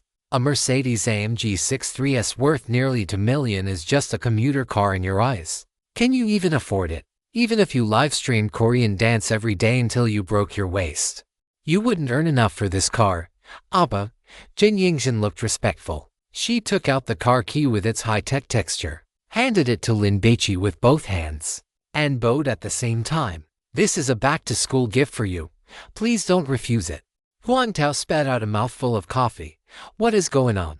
That car belongs to this kimchi girl, and she wants to give it to this guy. My God." Huang Tao felt that the heavens were full of malice toward him. Ji Xinyang was also quite astonished. What is the relationship between these two? What did that guy do to make that Korean girl give him a luxury car? Although Ji Xinyang didn't know much about cars, she understood a thing or two. Looking at the paint job, that car was clearly brand new. It probably hadn't even been registered for half a month. "This gift is too expensive." Lin Baici did not take it. "Appa, give me a chance to express my feelings," Jin Yingxin explained. "I was afraid you would think it was too expensive or too flashy, so I didn't dare buy a sports car. A Mercedes is already the lowest tier." Huang Tao and Ji Xinyang only had one thought in their minds at this moment. Listen to that. Is that even human language? Just how rich are you that a Mercedes is considered the lowest tier in your eyes? "I accept your gesture." Lin Baici was indeed very touched. "Appa, you are already in university. You will be going out with your classmates often in the future, right? You can't just take the subway or a taxi every time, can you?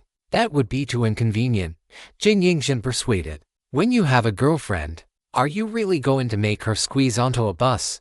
Huang Tao was dumbfounded. What the hell? Are you not even his girlfriend yet? Ji Xinyan also looked surprised. But I don't have a driver's license. Lin Baici shrugged his shoulders. Jin Yingjin had already considered this. She took a driver's license out of her handbag and handed it to Lin Baici with both hands. Lin Baici took it and looked at it, stunned. It was his driver's license. The headshot on it was taken when the two of them were hanging out together in Guangqing. How did you manage this? Lin Baici was shocked. He knew that Jin Yingxin's family were chaebols and likely had great influence in Korea. But were they this powerful in Juzhou as well? It is very simple. I first had a Korean driver's license issued for you. And then I had the company's legal department go to the relevant authorities here to have it converted into a Juzhou driver's license. Jin Yingxin explained in a low voice. She did not know how the legal department operated, she just assigned the task. And the people below got it done. Don't worry, the entire process is legal and compliant. The only minor issue is that you haven't driven in Korea before, so Appa, you need to practice more in your spare time. Jin Yingjin had inadvertently displayed the power of capital. Huang Tao, standing nearby, was dying of jealousy. Damn it. I spent an entire summer vacation working myself to the bone, getting roasted by the sun, and I still haven't passed my driving test. Yet you to have it so easy. Thank you. Lin Baici did not know what to say. The car couldn't have been cheap, but what was rare was Jin Yingxin's thoughtfulness. She must have started secretly preparing this university gift for him a long time ago. And upon hearing yesterday that he had arrived at school, she flew over from Korea immediately. This sentiment touched Lin Baici deeply, and he kept it in his heart. He decided not to be overly modest anymore. It was just a car, and he could give Jin Yingxin valuable gifts in return in the future. Lin Baici had the confidence. Even if he didn't get that iron rice bowl at the Juzhou Security Bureau and couldn't become a public servant, as long as he obtained a God Hunter license, he could still enter the God Ruins. When the time came, he could steal a few godly taboo items and sell them on the underground black market for a fortune. Tens of millions would be a piece of cake. Appa, don't be so formal with me. Seeing Lin Baici accept the gift put Jin Yingxin at ease. So she beamed with joy, picked up a small cookie, and popped it into her mouth. Lin Baici toyed with the keys, suddenly thinking of a problem. Where am I supposed to put it? He couldn't just leave it on the street, could he? If someone scratched it or another car bumped into it, wouldn't that be heartbreaking? I have booked a luxury suite for a year at the Hilton Hotel closest to your university. You can use the parking space as you please. You can park the car there, and when you want to use it, you can go drive it yourself, or just make a phone call, and the hotel will arrange for a staff member to bring the car over. Jin Yingxin had already thought of that. You booked a luxury suite at the Hilton for a year. How much does that cost? Huang Tao knew that it was a 5-star hotel and that staying there for one night was incredibly expensive. When he and his ex-girlfriend went to open a room for Valentine's Day, they didn't even dare to consider such a hotel. Ji Xinyan was also dumbfounded. Is this woman a simp? She is definitely a simp, right? And a purebred one at that. You are spending money recklessly again. Lin Baici felt helpless. I only spent a tiny bit of my private savings. Jin Yingxin held up her left hand, using her thumb to pinch the nail of her little finger to show that she had indeed only spent a tiny fraction. Appa, don't worry about these things. Do you really want to take a girl to those hotels where you can hear the people next door making noise? Can you really have a good time there? Jin Yingxin had a very good impression of Lin Baici, not just because of the suspension bridge effect that occurred at Longchen Temple, but also because she admired the charm Lin Baici displayed when he cleared the God Ruins. Of course, Lin Baici was handsome, which was exactly the type Jin Yingxin liked. And that was also a plus. Finally, there was the task of poaching talent that her brother had entrusted to her. Jin Yingxin naturally pulled out all the stops for people like them. Anything that could be solved with money was not a problem. Seeing that he couldn't persuade Jin Yingxin, Lin Baici gave up. After all, He was just a child from an ordinary family, and for 18 years, he had been raised with a family education of frugality, simplicity, and not being wasteful. The two talked for a while longer, then called the waitress to settle the bill, preparing to go eat. The total is 820 yuan. Will you be paying by cash or card? The waitress handed over the bill. Chapter 77 Military Training begins. Flag bearer candidate Let's use Alipay. Lin Baici took out his phone and scanned the code to pay for this morning tea. The bulk of the cost was that pot of coffee. Jin Yingxin did not rush to pay. Men, after all, always have a bit of male chauvinism. And there were other customers nearby. If she paid, it might make Appa feel like he had lost face. After settling the bill, the two left. Huang Tao stared fiercely at Jin Yingxin's buttocks, which were wrapped in tight jeans, a few times. Only after they went out did he realize that he had been so busy listening to them talk that he hadn't even bothered to entertain Ji Xinyan. Soon, the man and woman got into the Mercedes, worth nearly 2 million RMB, parked under the shade of the trees, started the engine, drove over the curb, and left. A piece of trash who lives off a woman. Huang Tao looked on with contempt. I will rely on my own abilities to earn that car in the future. Ji Xinyan laughed. Do you really think he could get a girl who is obviously super rich to treat him like that just by relying on his face? Ji Xinyan could tell that the girl was being very respectful toward that boy, and she was even speaking with extreme caution. He must have been picked up by a pickup artist. Huang Tao curled his lip, his face full of disdain. To put it bluntly, that Korean girl is just cheap. Ji Xinyan picked up her coffee and took a sip, not bothering to continue the conversation. She decided that no matter how her mother tried to persuade her, she would never go out with this Huang Tao again. He was just too shallow.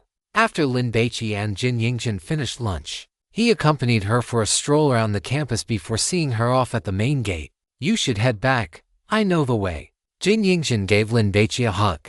Be careful on your way, Lin Baici urged. Jin Yingxin got into the car, waved at Lin Baici, and returned to the Hilton Hotel. This was something they had discussed. The car would be parked in the hotel parking lot, and Lin Baici would go to get it whenever he needed it. After sending the Korean girl off, Lin Baici used Meituan to search for large supermarkets near the school and found a Yonghui. He wandered around for a while, bought some daily necessities and snacks, and then returned to the dormitory. His roommates were all out. It seemed that everyone was still fresh to everything since they had just arrived at school. Lin Baici pulled up a stool, sat on the balcony, and browsed the origin forum, trying to accumulate as much knowledge as possible so that he wouldn't be completely clueless the next time he explored a divine ruin.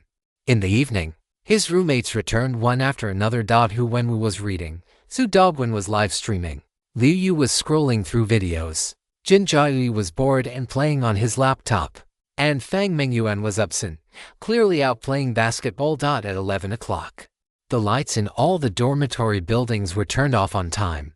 Everyone stopped chatting and started to sleep, because today the registration was over, and military training would officially begin tomorrow. Early the next morning, everyone put on the military training uniforms and rubber shoes issued by the school and went to the playground to assemble.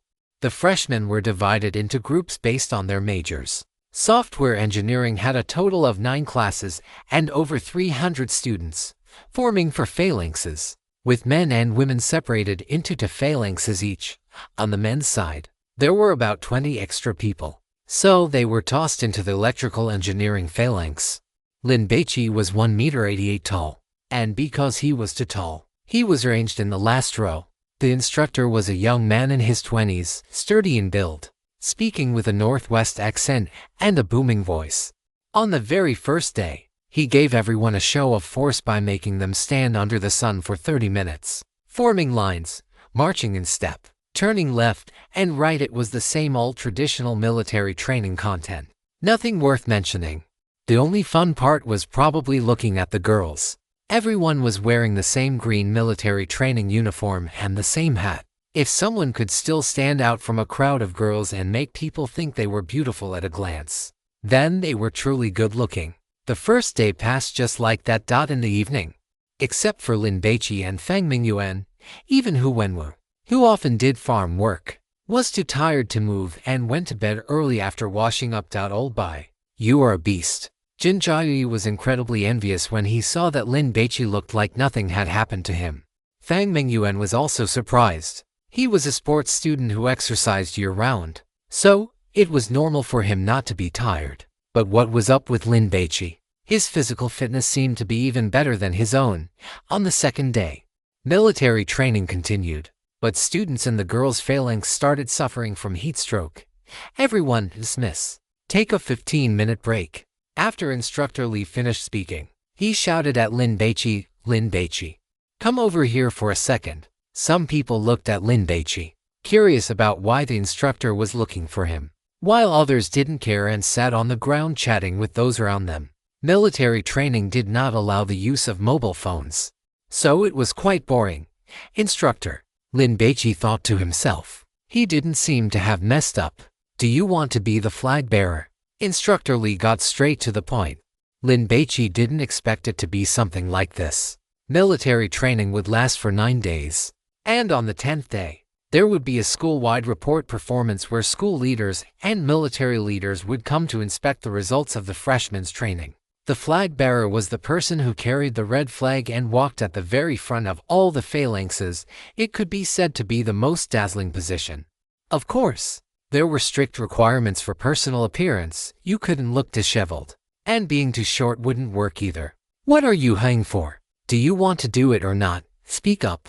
Instructor Li thought highly of Lin Baici. This student had excellent physical fitness, long limbs, and sharp, lively eyes. If he went into the military, he would definitely be a candidate for a top soldier. It doesn't matter to me. Lin Baici spoke the truth. If it were before, he would definitely have taken it on to challenge himself. But now that he was a god hunter, such attention-grabbing matters were irrelevant. What do you mean it doesn't matter? Instructor Li lowered his voice. After the military training ends, there will be awards for outstanding individuals and groups. If you get an outstanding individual award, it will be very beneficial for joining the student union or the party later on. Plus, being a flag bearer allows the department leaders to notice you.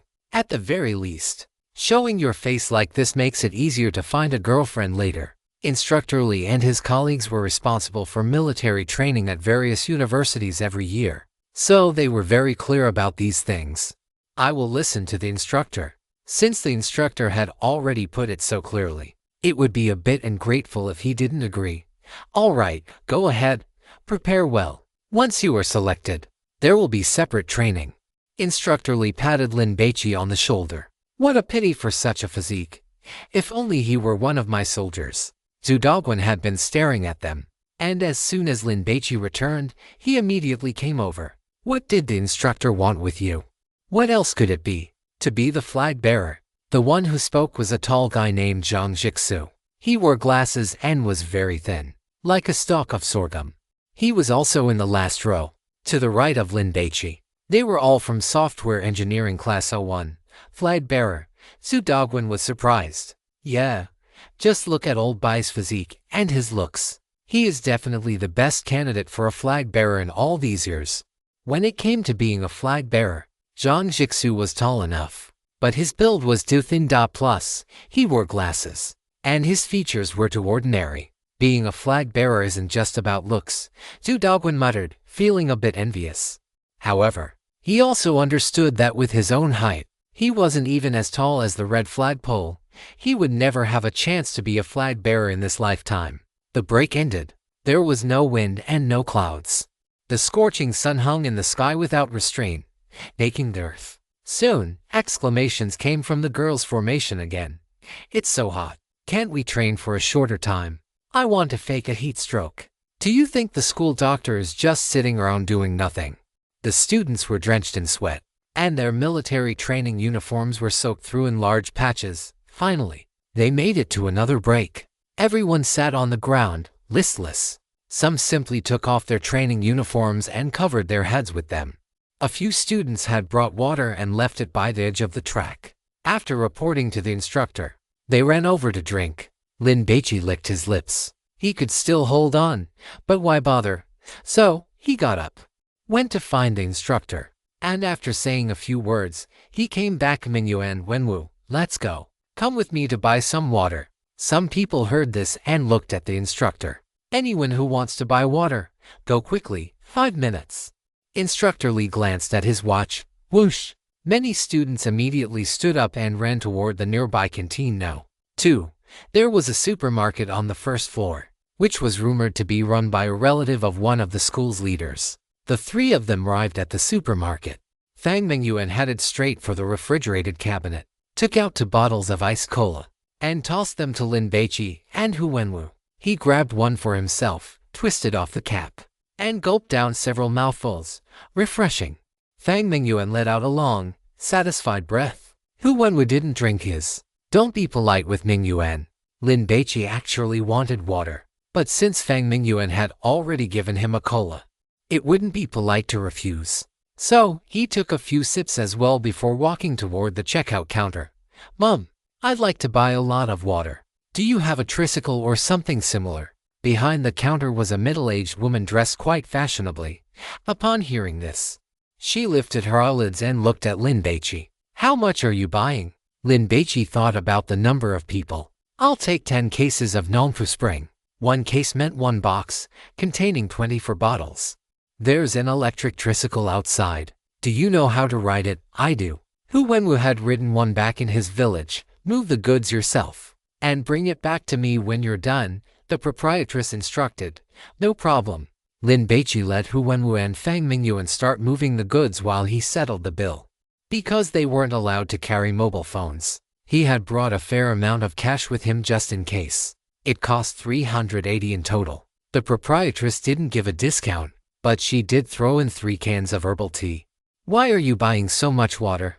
Fang Mingyuan was confused. For the people in our class. It's such a hot day. We need to stay hydrated to avoid heat stroke. Software Engineering Class 01, where Lin Baici was, had 32 students, 13 of whom were girls.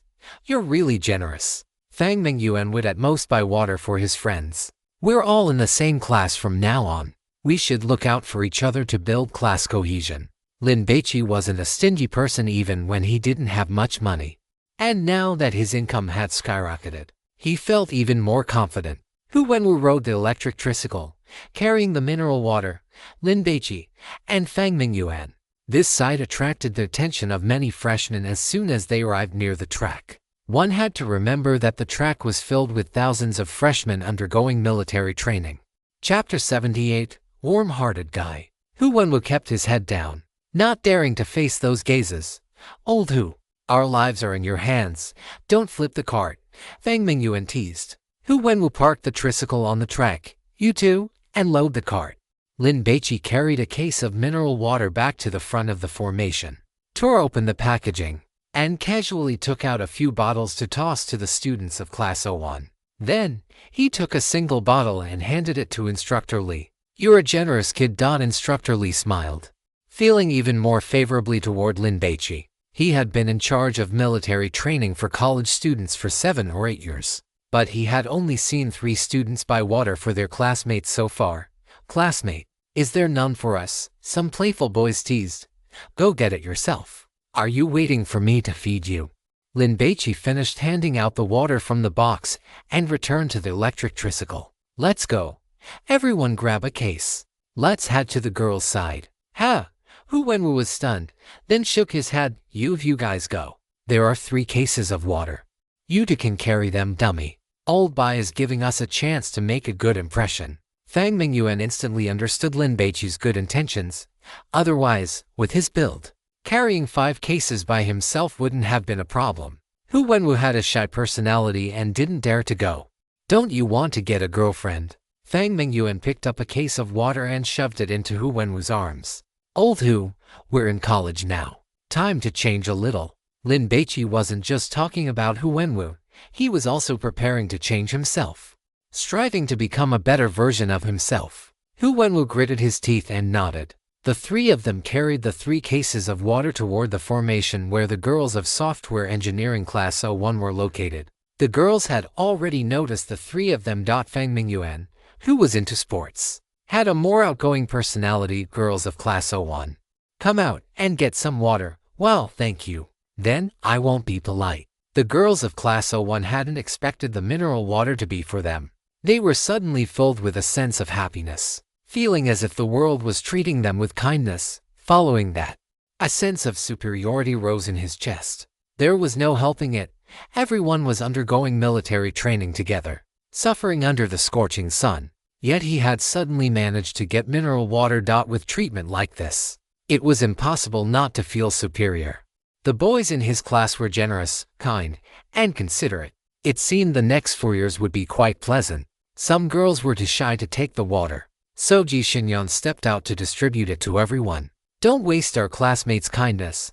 As Ji Xinyan spoke, she glanced at Lin Baici, who was currently handing water to the instructor. She hadn't expected that this boy she had seen at the cafe yesterday would actually be in the same class as her. What a coincidence.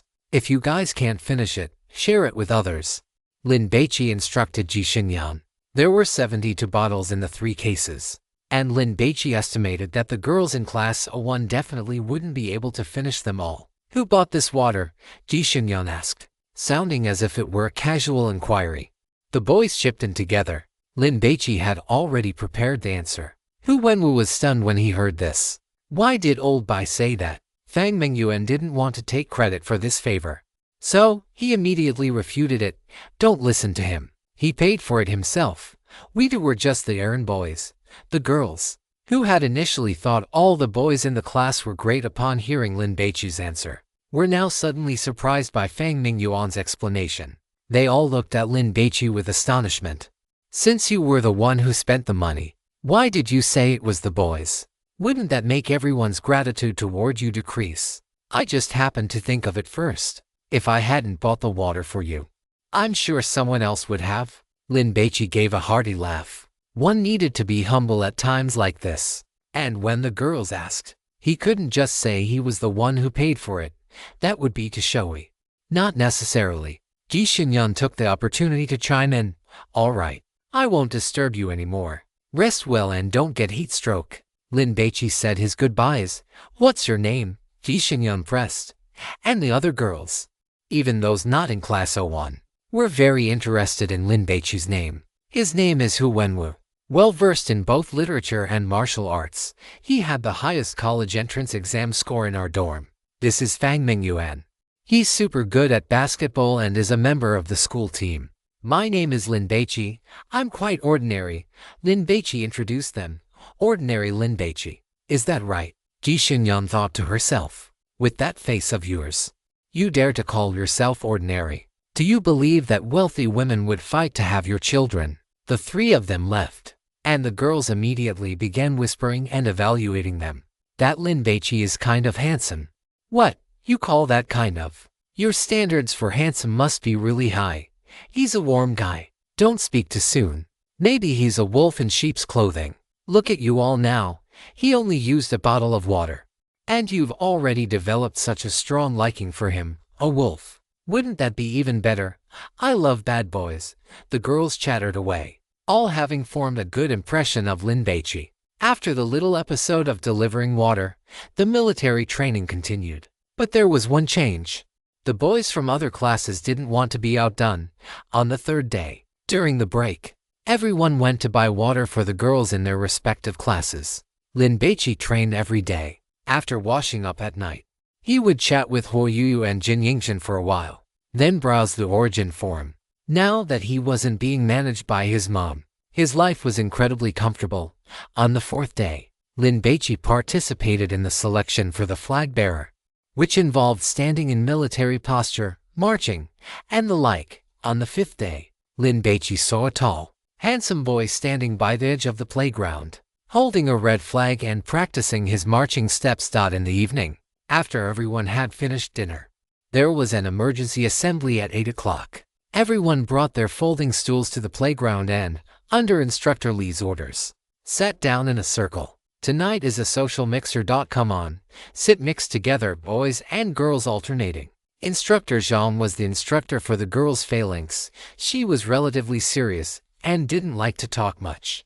Whoever has a special talent, hurry up and show it off. You might just be secretly liked by some girl, Instructor Li encouraged them. After about 10 minutes of silence, a boy with short hair stepped up. Everyone applauded. Instructor Lee took the lead in clapping. The short-haired boy sang a Cantonese song, which was quite good. It was clearly his trump card. Girls, give us one. Don't let the boys outdo you. Instructor Lee goaded them. Once someone had broken the ice, everyone became active, going back and forth.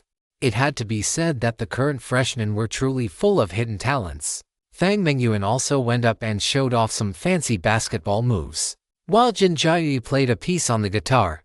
Who's next? Just as Instructor Lee finished asking, Zhu Daoguan called out toward Lin Baici, hold by. You should do one too. Zhu Daoguan was a bit vengeful, hoping that Lin Baici had no talents and would embarrass himself in front of everyone.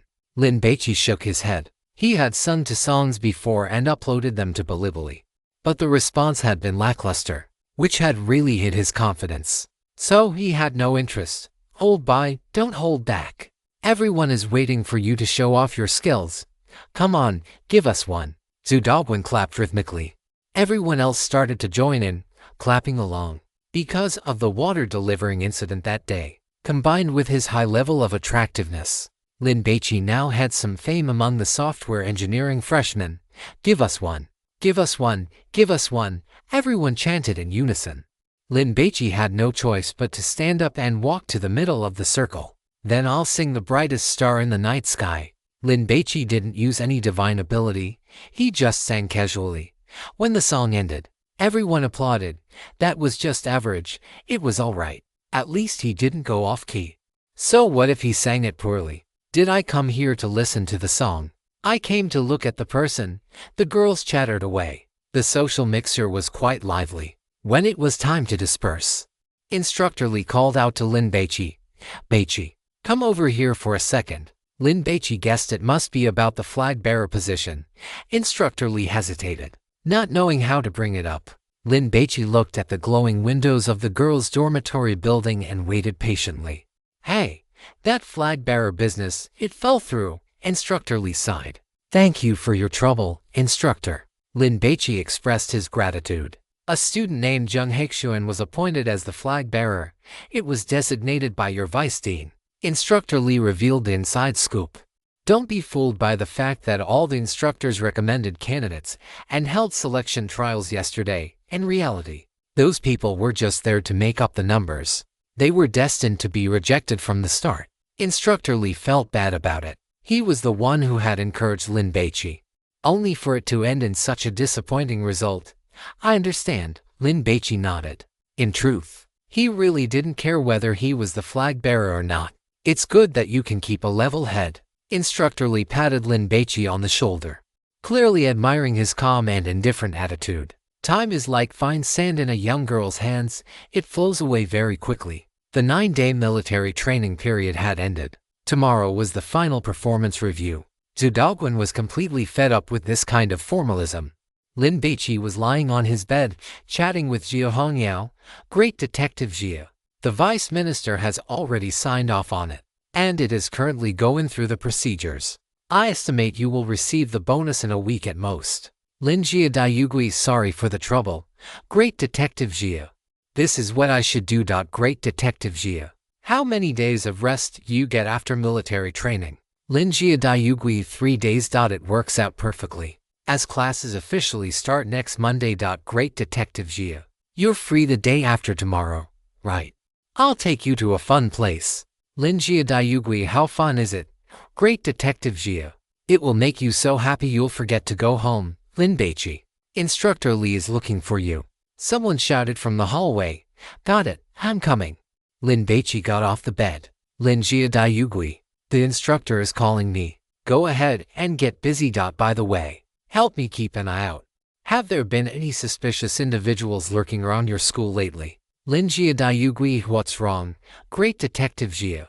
There have been 5 deaths in the 2 streets near Haijing University of Science and Technology recently. We currently suspect they were caused by a divine taboo item.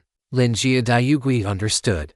Lin Baici put his phone away and went to see the instructor, while simultaneously pondering whether he could go out for a stroll. Perhaps he could use the hunger of the gluttonous god to track down that divine taboo item. However, Doing that would certainly be very dangerous. Instructor Lee was at the stairwell, smoking irritably. He looked at Lin Baici, hesitated for a moment, and then spoke up. Baici, can you do Brother Lee a favor? Would you? Chapter 79. One man forms an array. The scent of the cigarette slowly drifted through the air. Go ahead. Lin Baici felt that Instructor Lee was a decent person, although he looked stern. He had shown a lot of restraint during the military training. He wasn't overly strict and gave them plenty of break time. When students asked for leave, he was also quite reasonable. Unlike some other instructors who were truly obsessed with making them stand in military posture and march in step, meticulous to a fault, one couldn't tell if those instructors were psychologically twisted or just doing it to win the reward for the best team. But regardless, they were heartless. The freshmen under their command were simply being tortured. Those instructors didn't know how many times they had been cursed behind their backs. But they didn't care. They would leave as soon as the training was over, staying for 10 days at most. That Jung Haekshuan sprained his ankle while eating dinner tonight. Instructor Lee gave a helpless smile. That shouldn't have anything to do with me, right? In fact, Lin Baici now possessed a new divine grace called Crimson Rolling Stone that he hadn't used yet. If he wanted to deal with that Jung Haekshuan, he could have chosen a night to use the flying stone to break his leg, and no one would have been the wiser. He can't go on stage anymore, so we need a replacement. Instructor Lee told him the truth. In the end, the company commander dumped the task on me, although being a flag bearer didn't require much technical skill. According to the standard procedure, one still needed to train for a few days. As it stood, they were being forced to jump into the deep end tomorrow. Who would dare to take that on? If they made a mistake, they would lose face in front of all the school leaders and the freshmen, effectively forfeiting their right to find a partner for the next 4 years of university. The other instructors had all found excuses to shirk the responsibility. Instructor Lee wanted to decline as well, but since the company commander didn't favor him, the task fell squarely on his shoulders. Baici, why don't you be the flag bearer? Instructor Lee pleaded. I'm afraid I won't do a good job. Lin Baici spoke the truth. Being a flag bearer isn't difficult, and with your physical condition, it would be a real waste if you didn't do it. Instructor Lee truly thought so. Otherwise, he wouldn't have recommended Lin Baici directly a few days ago. Fang Mingyuan wasn't bad either, but Instructor Lee had chosen Lin Baici. Lin Baici looked at Instructor Lee's worried expression and agreed. All right, then let's not delay. Let's go down and walk a few laps. I'll explain some of the essentials to you. Instructor Lee felt full of gratitude toward Lin Baici. After the military training was over, they would definitely have to drink a few bottles together. When Lin Baici returned to the dormitory, an hour had already passed. Where did you go? Liu Yu adjusted his glasses, very curious about why Instructor Lee had called for Lin Baici. Could it be that there was some good news he was hiding from everyone? Zhu Daoguan and Jin Jiayu were equally curious. He asked me to be the flag bearer. Since he had to go on stage tomorrow anyway, there was no need to hide it. You replaced the original flag bearer. Liu Yu was astonished. It seemed this roommate of his had connections too. He wondered which school leader he knew. That flag bearer sprained his ankle. After Lin Baici finished speaking, everyone was stunned. Liu Yu's mood suddenly improved. So, you don't have connections and you're still just an ordinary person. That makes me feel better. But a moment later, he felt a twinge of jealousy. Why did Instructor Lee choose Lin Baici instead of someone else? It must be that this kid gave a secret gift to become the flag bearer. What a schemer, old boy. This flag bearer role isn't easy to handle. You should have refused. Fang Mingyuan kindly reminded him. Why wouldn't it be easy to do something that gets you notice? Liu Yu curled his lips. He was really acting coy after getting a sweet deal. Old Bai hasn't had any flag bearer training. If he messes up, he'll lose face big time. Jin Jiayu worried. Liu Yu raised an eyebrow. So that was it. It was a thankless job, old Bai. Good luck. We've all got your back. Zhu Daoguan said it sincerely, but in reality, he was already looking forward to Lin Baici making a mistake. September 14th. The sky was clear with a light breeze. On the north side of the Haijing University of Technology playground, on the stage that had already been set up, school leaders and military officers were taking their seats. Colorful flags fluttered. and the march of the Chinese People's Liberation Army was blaring grandly and loudly through the loudspeakers across the field. "Where is Lin Baici? He didn't get a stomachache, did he?" The report performance was about to start, and Lin Baici, who should have been on his left, was still missing, which made Zhang Jixu a bit worried. He was also in Class 01 and lived in the dormitory next door. Ever since he drank Lin Baici's water a few days ago, he felt this guy was alright and had started treating him as a friend. Others were also looking left and right. Baici went to be the flag bearer. Fang Mingyuan, who was in the last row for people away, heard this and replied, "What?" Everyone was stunned. They stood on their tiptoes and looked around. Soon, at the very front of the formation, they found Lin Baici. He was holding the 5-starred red flag, standing there. "Old Bai is actually pretty good," Zhang Jixu said with envy. The original flag bearer sprained his ankle, so Old Bai was chosen to take the fall. Fang Mingyuan was worried that everyone would think Lin Baici had used underhanded methods to become the flag bearer, so he helped explain it for him. However, he was overthinking it. With Lin Baici's tall and upright physique, everyone was convinced by him being the flag bearer. At 9 o'clock, the principal announced that the entrance ceremony had officially begun. Lin Baici was a little nervous, his heart pounding. After all, this was a big stage. If he made a mistake, got so nervous that he started moving his limbs on the same side, or missed a step, it would be truly embarrassing to the extreme. But Lin Baici was prepared. He took out a small pinch of hollow Tiguanyan tea, about 7 or 8 leaves, threw them into his mouth, chewed them hard, and swallowed. Soon, Lin Baici's heartbeat calmed down. Nervous, that didn't exist. Lin Baici had now lost his emotions. Like a hollow man, even if he were to streak in public, he wouldn't feel any shame. Amidst the passionate and powerful voice of the announcer and the stirring, high-pitched march of the Chinese People's Liberation Army, Lin Baici was the first to walk past the reviewing stand, holding the red flag. He switched from a quick march to a goose step. At the same time, the red flag in his hand was held diagonally in front. Swish. Lin Baici's shoulders were level, and his hands were steady. The entire movement was clean and crisp, like a bayonet drawn from its sheath, flashing toward the enemy. That calm and stern expression on his face, combined with his tall stature and sharp, well-defined facial contours, made Lin Baici look like a hero who, having run out of bullets in the heat of battle, was holding his bayonet, facing the enemy's frantic charge with cold contempt, holding the spear and standing on the horse, wrapped in the military flag. Everyone seemed to see fearlessness, persistence, and sacrifice in him. They saw the glory of a soldier. It must be said that Lin Baici's personal image was truly outstanding. Furthermore, he had actually killed people and seen thousands of corpses. After the hollow Tiguanyan washed away those emotions, it made him as cold and ruthless as a god of war. The aura of Lin Baici alone even overshadowed the 100-man formation behind him. The principal admired Lin Baici and remarked to the secretary next to him, "This freshman has a very outstanding temperament." A one-man formation, the secretary chuckled. "He must come from a military family, right?" The female announcer's eyes lit up as she watched Lin Baici walk past the reviewing stand. With this junior student here, all the other freshman boys this year were lackluster, so it didn't matter anymore. She would find a chance to get to know him another day. Holy crap! Lin Baici's posture is amazing. Has he trained before? I'd believe it if you told me he had been a soldier. It's over. It's over. This guy has already won the right to court girls for the next 4 years. The software engineering freshmen were lining up on the side of the playground, waiting to enter. Seeing this scene with Lin Baici, they immediately became noisy. Zhu Daoguan felt that his desire to see Lin Baici make a fool of himself was a bit naive. A person like this was too excellent.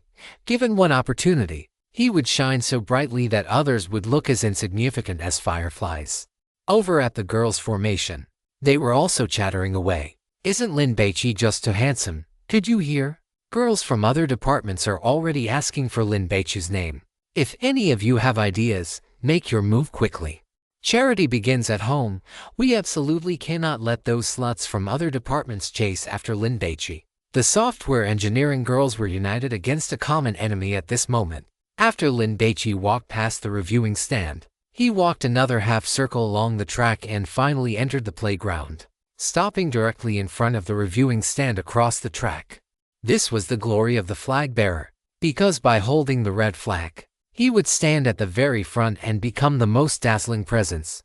Of course, being in the spotlight meant being scrutinized. It could be said that more than half of the eyes on the entire playground were sizing up Lin Baici. If he made any small movements, like scratching an itch or tilting his head, they would all be seen. Not everyone could withstand this kind of pressure. However, Lin Baici did it. Because he had eaten a few leaves of hollow tiguanyan, Lin Baici stood there, calm as a stagnant pool, unmoving. At this moment, his shoulders were level, his spine was straight, and he held his head high and chest out, as straight as a javelin, like a statue standing on the playground. From his current position, Lin Baici could see any girl running past him on the track, but he had completely lost interest. His mind was already blank. Wow, is this a buffet? I see some decent meat. Oh, and a few nice desserts. That long-haired girl has a scent of malt about her. What are you waiting for? Let us start eating. If the god of gluttony had saliva, it would already be dripping out. The formation was marching forward. After about half of them had passed, a sudden scream erupted from the group of freshmen on the west side of the playground who had already finished entering and were waiting in line. Following that, those freshmen in military training uniforms scattered instantly, like a herd of deer surprised by a lion pride while drinking at a lakeside. Swish! The freshmen fled in a panic. If viewed from the air, they looked like a wave of green water splashing across the playground. The commotion here was so significant that it naturally drew everyone's attention. Lin Baici remained indifferent. There is a mad dog, damn it! The noise was deafening.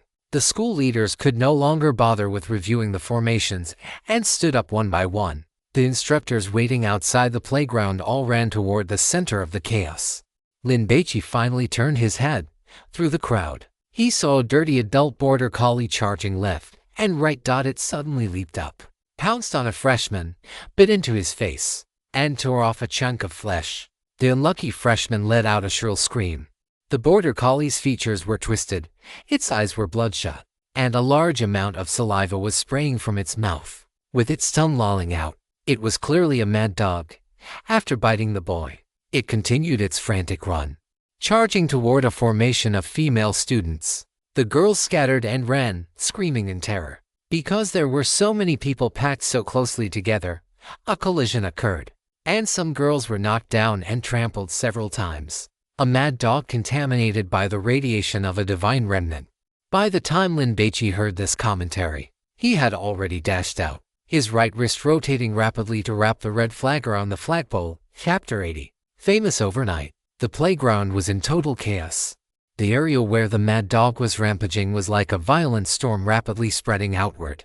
No one wanted to be bitten by a dog, let alone a mad dog, not to mention whether one would be disfigured. There was the real risk of contracting rabies. Who could handle that? The girls' screams and their desperate attempts to flee only intensified the atmosphere of panic. Get out of the way, Lin Baici roared. He swung the flagpole left and right, pushing aside to girls who were running blindly and about to collide with him. Then, putting strength into his legs, he began to sprint. He was over 60 meters away from the mad dog, but it was already too late to run over there. A girl was knocked down. Her military training kept falling off and her long black hair spilling out. The people around her had all run away. So the mad dog naturally set its sights on her. The mad dog growled, its sharp teeth bared wide, and it pounced fiercely. Its target was the girl's head. If it bit down, she would be lucky to escape with her life, and it would definitely leave a lifelong psychological trauma. While running, Lin Baici gripped the flagpole tightly with his right hand and raised it, placing it on his shoulder like a javelin. He then stomped hard on the ground, took 2 large strides forward, and quickly twisted his waist and swung his arm. Like a bow bending to shoot the moon, he hurled the flagpole out. Whoosh! The flagpole shot out, accompanied by the sound of air being torn apart. Jukyunan was completely stunned with fear. The mad dog's 2 front paws were already pressing on her shoulders, and the massive impact had knocked her flat. Then, an ugly, filthy dog head reached down, its thick, sticky saliva splattering everywhere. It splashed onto her chest, her neck, and her face. A foul stench surged from the mad dog's mouth, causing Jukyunin to instinctively gag and feel like vomiting. Quick, hit the dog. Stop running around. There will be a stampede.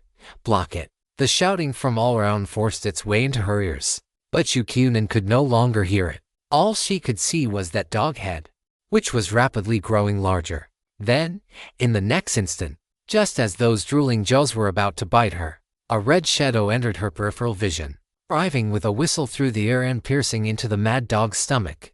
Splat! After the red shadow struck the mad dog, the immense momentum pulled the dog off her body and sent it sliding 7 or 8 meters away. Jukyunin immediately felt her body lighten. She subconsciously turned her head to look at the mad dog, only to see a boy sprinting over and leaping over her. His legs were so long, his figure so tall. As he blocked the sunlight, the shadow he cast was like a dark cloud covering the sky. Walk. The boy landed on one foot, covered 7 or 8 meters into steps, and appeared in front of the mad dog. He grabbed the flagpole that was stuck in the dog. Jukyunin saw it clearly this time. It was a flagpole, and the red flag that had been wrapped around it was slowly unfurling. It was that flag bearer. He pulled the flagpole out, then thrust it hard into the head of the mad dog, which was struggling to crawl up and bite him. Splat! The steel flagpole pierced through its brain. With this, the mad dog stopped moving. A stream of black blood flowed from the wound on its body, spreading out into a pool. The instructors ran over. 2 went to help Jukyunin up, while the rest stood where they were, looking at the mad dog and then at Lin Baici. Their eyes filled with shock. Holy crap! What did this kid just do? From a distance of about 30 or 40 meters, he shot the mad dog dead with a flagpole. If they hadn't seen it with their own eyes, the instructors would never have believed it. Is this even something a human can do? The national flag Lin Baici was holding was of standard size, 192 centimeters long and 128 centimeters high. The flagpole was made of a hollow steel tube and was about 3 meters long. This thing was not light. An ordinary person would get tired just holding it out with both hands for a while. Yet, this freshman had actually used it as a javelin, thrown it dozens of meters in such a critical situation, and accurately pierced a mad dog to death. This was just too badass. Baici, you're amazing. Instructor Lee ran over and excitedly patted Lin Baici on the chest. This was a student he had trained, and he had truly brought honor to him. You exercise often, don't you? This muscle strength is quite impressive. It is not just about the strength, it is about the judgment and the nerves of steel required to hit a mad dog with a single shot in such an urgent situation. The instructors were discussing it among themselves. In any case, if it were them, even if they could throw the flagpole that far, they would not have dared to do it. If they had accidentally hurt someone, it would have been a huge disaster. Lin Baici smiled and turned his head to look at the girl. The girl's legs were weak, and she managed to stand up with the help of an instructor. She noticed Lin Baici's gaze and immediately met his eyes. Thank you, sob. After Jukyunin finished speaking, she began to cry out of lingering fear. If she had been bitten, she would definitely have been disfigured. What would she have done in the future? For a girl, a pretty face is more important than life itself. A delicious dessert. Won't you have a bite? You are welcome. Lin Baici rubbed his right arm with his left hand. He had exerted too much force just now, so he must have strained a muscle. It was aching a bit now. Are you a sports major? You run really fast, an instructor remarked with emotion. Although they were quite far away, they were all soldiers, so their explosive power was decent. But compared to this boy, they were truly slow, like an old grandmother walking. With his height and long legs, his long strides made him look like a galloping horse. The visual impact was simply incredible. The mad dog was dead, and the students finally stopped running. They looked toward this side, whispering in a chaotic manner, "Holy crap! What did I just see? A god! That flag bearer is too badass, right? With this level of handsomeness, let alone the right to court girls for the next 4 years of college, his mating rights are basically secured." The freshmen were discussing it heatedly. The handsomeness they were talking about this time was not Lin Baici's physical appearance, but his posture as he sprinted like a shooting star and shot the mad dog dead with a single throw. Isn't this cooler than the idol dramas those pretty boys act in? The school leaders finally arrived. They first checked on the two students who had been bitten, then asked after Jukyunan, who had almost been bitten, and finally, it was Lin Baici's turn. Well done. In a moment of danger, you dared to step forward. Brave and passionate. You deserve the title of hero. The principal praised him. He was truly grateful to Lin Baici. Today's report performance was being covered by the city television station. If a mad dog had ruined it, it would definitely have become an indelible stain on Haijing University of Science and Technology. Fortunately, this boy had handled it.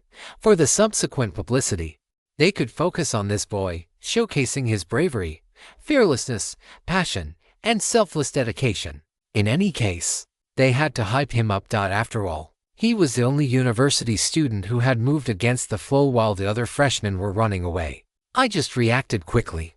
I believe that once the leaders and other classmates reacted, they would have done the same. Lin Baici also knew how to say the right things. Didn't the instructors all run over as well? The city television reporter and the cameraman had already walked over, and the camera was aimed directly at Lin Baici.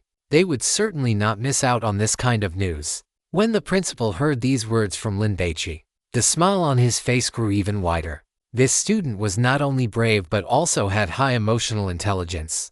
This sentence could be considered to have raised the moral standards of the entire faculty and student body of Haijing University of Science and Technology. Of course, the key was the word leaders.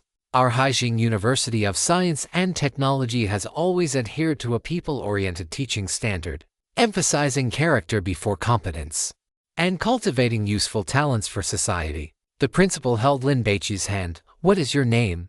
Young student, Lin Baici. Lin Baici glanced at the camera. We will focus on commending student Lin Baici, in addition to awarding him a first-class scholarship and arranging for his expedited admission into the party. We will also call upon the entire school's faculty and students to launch an activity to learn from student Lin. At the same time, we will also apply for the honor of Courageous Act from the state on behalf of student Lin. At a time like this, one could not be stingy, especially since it did not cost much money. After the principal finished speaking, he glanced at Lin Baici and found that he was like an old monk in meditation. His expression calm, neither sad nor happy. One had to know that the rewards he had mentioned were tangible benefits for a college student, which would be very helpful for finding a job after graduation. Yet, the boy was neither anxious nor impatient. The principal patted the back of Lin Baici's hand, and his evaluation of him in his heart rose another level. The beautiful reporter was also astonished. Usually, a student who had just done such a high-profile thing in front of the entire school and received so many tangible benefits would definitely be high-spirited and radiant. But this student was as calm as if he had just finished a session of self-relief and was in a state of post-coital clarity, looking as indifferent as if he were about to shave his head and become a monk the next second. Lin Baici was not nervous at all. The effect of the hollow Tiguanyan had not yet worn off, let alone being watched by the entire school and recorded by the television station. Even if he were being broadcast live in front of the entire nation, his expression would not change. Very good. These ingredients are very interested in you now. You can take this opportunity to pick and choose, and select a few pieces of bread you like to start eating. In the eyes of the gluttony god, these freshmen were all bread. The reporter held the microphone to Lin Baici's mouth, wanting to ask a few questions. No more picking. Let's start with this one. I hope it's strawberry flavored. I just did a trivial thing. It's not worth an interview. Lin Baici refused and turned to leave. The reporter was stunned. You don't even want the chance to be on camera? That said, this kid is really handsome. The reporter quickly asked the cameraman if he had captured the moment the freshman shot the mad dog dead. The cameraman made an okay gesture. Make a copy for me, originally, according to the schedule. After the entrance ceremony ended, the school leaders would give speeches. Now that things were in such a mess, that could not happen. So the principal announced that everyone was dismissed on the spot. The holiday started now, lasting for 4 days, making up for the 2 days of the previous Saturday and Sunday that they had not rested. On Sunday afternoon, all software engineering classes were to meet at 2:00 p.m. in classroom 1012 of the teaching building. Classes would officially begin on Monday. On his way back to the dormitory, Lin Baici was constantly being scrutinized by the freshmen. "Old Bai, you're famous now." Jin Jiayu teased. "How does it feel?" "I hope the school sends me that scholarship money soon." Lin Baici felt relieved. Now he had an excuse to give his mother some money. Scholarship. Liu Yu was stunned. It's just the start of the semester, and they've already decided. He had been standing too far away earlier and hadn't heard the promise the principal made to Lin Baici. "It's not the kind of scholarship based on academic grades," Lin Baici explained. That's a relief. Liu Yu felt reassured. His goal was to rank in the top 3 and earn a scholarship. If the prize money were already gone, it would be too infuriating. "Is that all the reward?" Jin Jiayu curled his lip. "I can also join the party. And the school is going to nominate me for a Courageous Act award." Lin Baici didn't actually care much about it. Will it make finding a job easier in the future? "I am already a god hunter, join the party." Liu Yu's ears perked up instantly, and a wave of jealousy surged in his chest. Damn it. Liu Yu's goal was to strive to join the party before his sophomore year and get into the student union. It would be even better if he could manage to become the student union president. Now, his roommate, just starting school and not even having attended a single class yet, had already become a party member. Since you're joining the party, getting into the school's student union is just a matter of course, right? Zudogwen was busy with his live stream and didn't care much about these things. But he was a student after all and knew these were excellent resume boosters. To say he wasn't a little jealous would be a lie. "I'm going to the restroom." Liu Yu couldn't listen anymore, or he would die of frustration. So, he found an excuse to leave. Lin Baici poured a glass of water and pondered the gourmet god's commentary. Why would there be a dog radiated by divine remains near the school? Ding dong. A WeChat message arrived. Lin Baici opened it. "Detective Jia. Your military training is over, so you're off tomorrow. Right, get ready. I'm taking you to a fun place." Chapter 81, Meteor Fall, Imperial Mausoleum Divine Ruins. Morning sunlight spilled into the dormitory, looking like a carpet spread across the floor. "Hold by. Want to go play ball?" Fang Mingyuan was holding a basketball, and seeing that Lin Baici was awake, he immediately called out. He had been impatient to compete with Lin Baici for the past few days. With his roommate's physical fitness, he could definitely dunk, and the high difficulty kind at that. Fang Mingyuan wanted to see it for himself. "Not today. I have a friend coming to see me." Lin Baici declined.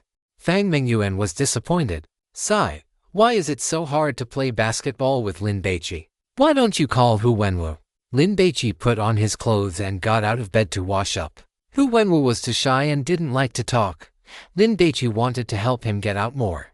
"I'm not going either. I plan to go to the library to look around and get a library card." Hu Wenwu had already made plans, and as for basketball, he was only at the level of being able to dribble.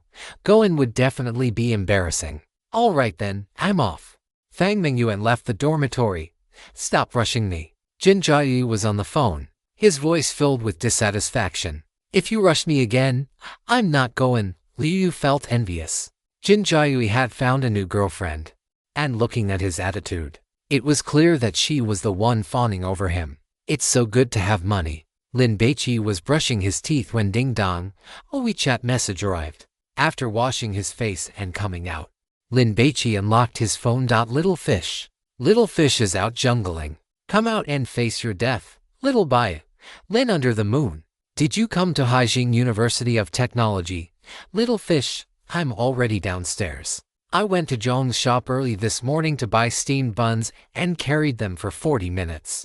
Come out and have a taste." Lin under the moon. Wait a moment. Lin Baici changed into a pair of jeans, a white t-shirt, put on his anti-sneakers, and grabbed his backpack before hurrying downstairs. "Little Bai, you're wearing this." Hu Yu was speechless when she saw Lin Baici. "This physique is completely wasted. I think it's pretty good." Lin Baici felt it was quite casual. "Let's go, after breakfast. We'll go downtown and buy you some clothes." Hu Yu couldn't stand it anymore. "Do you know you're wasting a gift from heaven if you dressed up? I wouldn't say you'd change brides every day, but changing once a week would definitely be no problem." "I have something to do today," Lin Baici explained. "Oh." Hu Yu felt a little depressed and handed the fast food box containing the buns to Lin Baici. Then you go ahead and be busy. I'll head back. Eat the buns while they're hot. Why go back? Let's hang out together. Lin Baici didn't know if Zhong's shop was far from Haijing University of Technology, but usually, food with a shop name like that was quite famous and a local specialty. The fact that Huo Yuyu had gone early in the morning to buy them for him touched him deeply. Won't I be bothering you? Huo Yuyu had prepared 3 days ago, planning to accompany him to the suburban Disneyland once his military training ended. She had even bought the tickets. Lin Baici took Huo Yuyu to the No.1 canteen. Just as they finished eating, Zhao Hongyao's WeChat message arrived. Ding dong, Detective Zhao. Are you up? Come to the school gate. Lin under the moon. I'm up. Which gate? After waiting for about 10 seconds, Zhao Hongyao sent a message telling him it was the main gate. Lin Baici and Huo Yuyu immediately rushed over. Since freshman registration had ended, all vehicles were prohibited from parking in front of the school gate. Even taxis were only allowed to drop off and leave immediately, with no lingering allowed. When Lin Baici and his companion arrived, they saw the security guard telling a passet to hurry up and leave. The passet owner was annoyed because there was a military green jeep parked not far from the guard post, and the guard hadn't bothered it, yet he was bothering him. However, after glancing at the white on black license plate of the military jeep, the passet owner lost his temper. The levels are completely different. Lin Baici looked left and right, still searching for Zhao Hongyao. When that jeep started up, drove over, and stopped in front of him. Little Lindsay, get in, Zhao Hongyao called out, her gaze landing on Huo Yuyu, who was standing beside Lin Baici. My friend, Huo Yuyu. Lin Baici introduced her. Hello. Zhao Hongyao reached her hand out of the window and shook hands with Huo Yuyu. Get in first. We can talk on the way. We still have over 2 hours of driving to do. Huo Yuyu sat in the back seat of the jeep, watching Zhao Hongyao chat with Lin Baici in the passenger seat, feeling a bit dazed. Your friend is way too pretty, isn't she? More importantly, she also has a pair of massive breasts. As a flat-chested girl, Huo Yuyu was very jealous of Jin Yingjin. She had originally thought the kimchi girl was already invincible, but she hadn't expected another one to appear who was even more outrageous. Are yours fake? You definitely had silicone implants, right? Huo Yuyu felt very aggrieved, sensing the deep malice the world held toward flat-chested girls like them. Yuyu, I am driving so fast. Are you feeling carsick? Zhao Hongyao turned her head to ask. Not at all. Feel free to speed. Huo Yuyu secretly sized up Zhao Hongyao, dressed in light summer sportswear, her long black hair tied into a high ponytail at the back of her head, and always wearing a smile on her face. She exuded an air of youthful vitality, like a mare that had just entered the racetrack. Her looks were top tier, the kind of stunner who could get tens of thousands of viewers just by live streaming herself sleeping. Looking at her eyes, they were so pure. Huo Yuyu felt that if she were a man, she could get this high ponytail girl pregnant within a week. And when it came time to get an abortion, she could just say a few words to make her pay for it herself. And she would even have to comfort her boyfriend not to be sad. The jeep left the city area, picked up speed, and went racing toward the western suburbs. Then, the cars on the road became fewer and fewer. By the time the jeep turned onto a secluded road lined with trees, Huo Yuyu could no longer see any other vehicles. Where are we going? Huo Yuyu felt this road was quite eerie. It wouldn't even be strange if it were haunted. Palm Harbor. Zhao Hongyao hummed a little tune and casually reported a name, but it shocked Huo Yuyu. Where? Huo Yuyu had actually heard it clearly, but she still found it hard to believe. Although Palm Harbor had the word harbor in its name, it was not a port, but a very high-end private club. It operated on a membership basis. If a person did not have a membership there, then sorry, no matter what your status was, they would not accommodate you. Huo Yuyu knew about this Palm Harbor from a group chat for wealthy people. A boss with the nickname Money Burns My Hands had mentioned it once, and the discussion in the group had exploded. There was all sorts of envy and jealousy, and some people were even asking what kind of services were available inside Palm Harbor.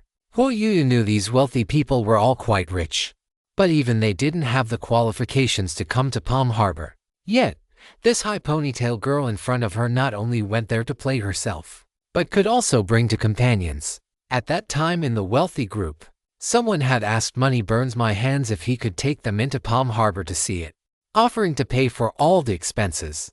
But Money Burns My Hands had refused. He said it wasn't a matter of money, but that his membership level wasn't high enough to bring guests. Palm Harbor. Jiu Hongyao repeated it.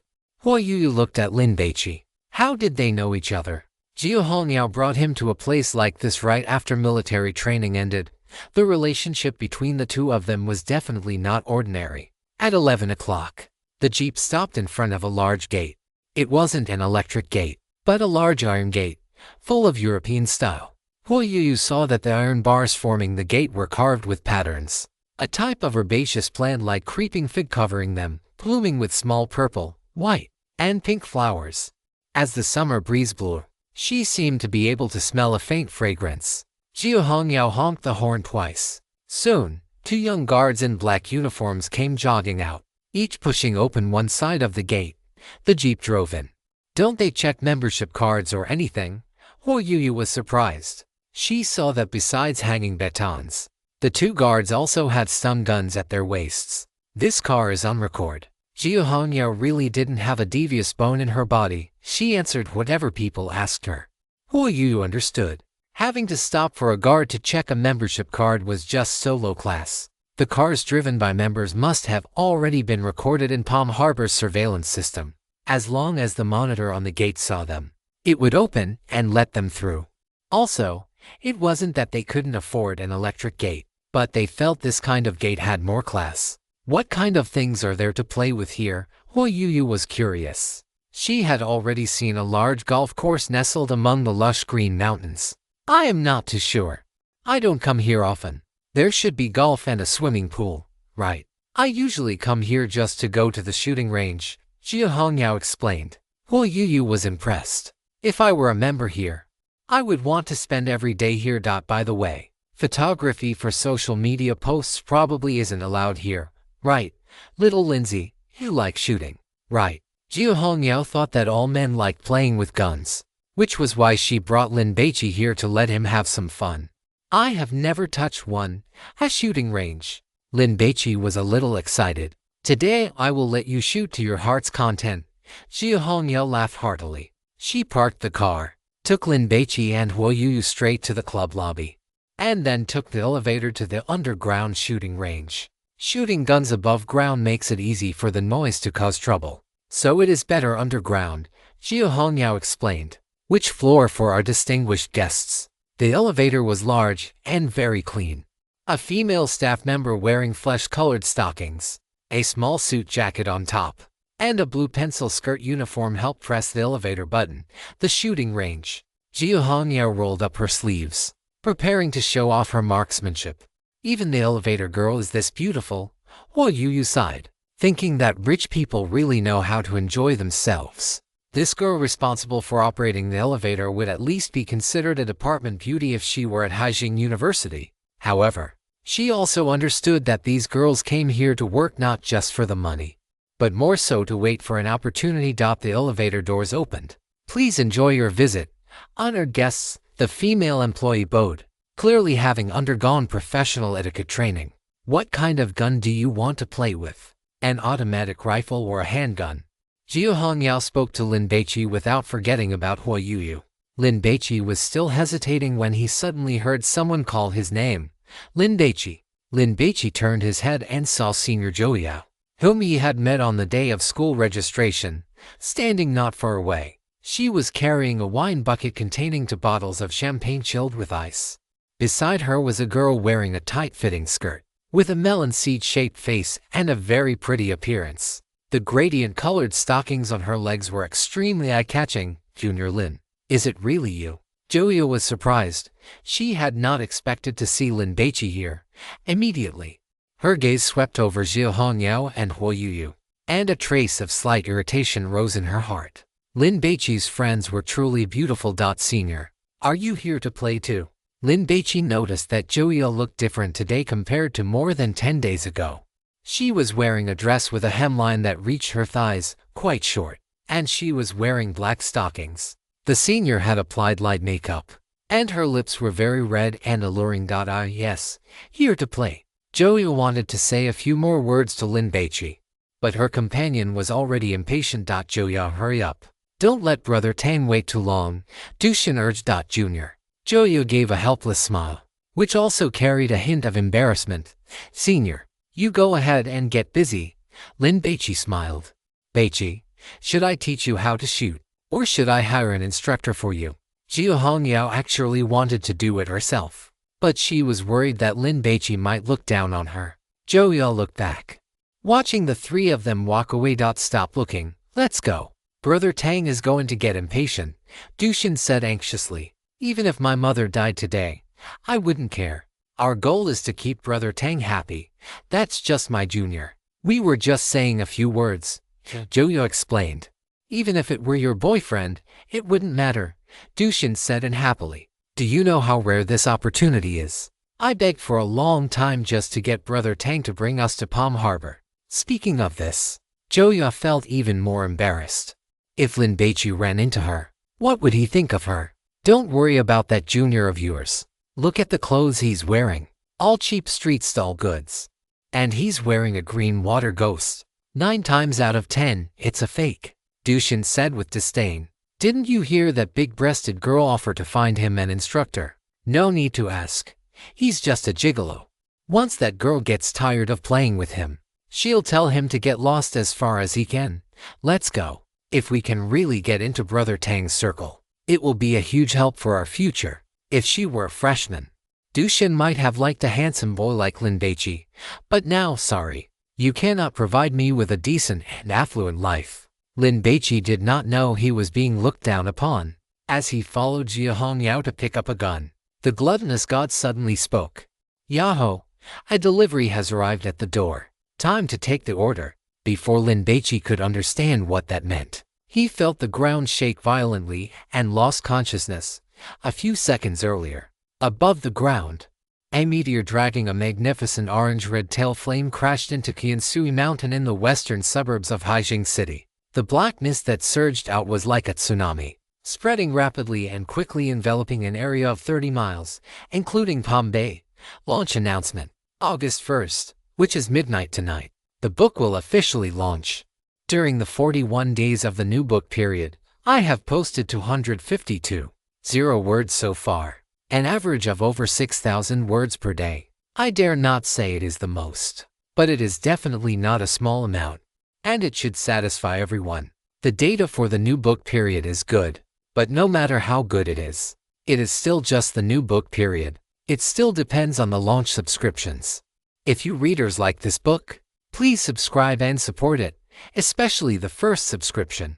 Now, recommendation resources are all linked to subscriptions. With recommendations, the book's performance will be better, and naturally, I will have more motivation to write. I would like to thank all my great benefactors in advance. Regarding updates, I will try my best to ensure 10 words per day this month, and then add more updates depending on the first subscription numbers.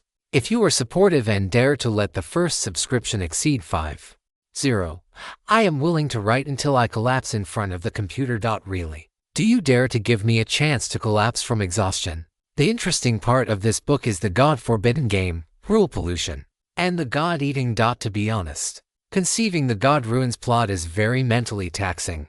I have to ensure logical consistency, reversals, and things that are unexpected yet reasonable. There is too much to think about. There were several times when I thought about it during the day and dreamed about it at night. I was actually playing the God Ruins game in my sleep and was scared awake. Then I couldn't sleep, so I quickly turned on the light and picked up the notepad by the bed to record these memories. By the way, to avoid everyone calling me a cliffhanger addict, I will post large chapters after the launch. Writing a book, I think, is a process of being gradually appreciated by readers. Thank you for liking this story. This is also my motivation to keep going. I really want to create a magnificent and magical fantasy world. Let everyone have adventures in it, and forget the troubles and bitterness of reality. In this world, I hope to team up with everyone, explore and conquer the God ruins together, and eat gods together. Selling misery or anything like that is meaningless. I write full-time to support my family. I have a mortgage but no car loan because I can't afford a car at all. I have parents above and children below. I don't dare to have a second child. Last month, I was hospitalized for the first surgery of my life and finally saw what an operating room looked like. Saying these things is meaningless. In the end, it all depends on the work.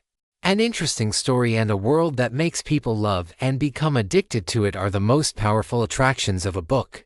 I only hope that when I write such a story, everyone can subscribe and support me, letting me know that the stories I write, the characters I create, and the world I build are liked by someone. Let me know that the effort I put in, racking my brains for 10 hours every day, was not in vain. Finally, I started writing novels during my sophomore year of college, and I officially entered the industry in 2011. It has been 11 years since then. Over these 11 years, I am grateful to all the great benefactors who have consistently subscribed, tipped, and voted to support Dunaying. As I have said before, it is you who allow me to do what I love most, writing novels while still earning enough to support my family, without having to rush about and toil for the basic necessities of life. Thank you for your generosity, and thank you for your appreciation. All right, without further ado, let us begin our journey of devouring gods together.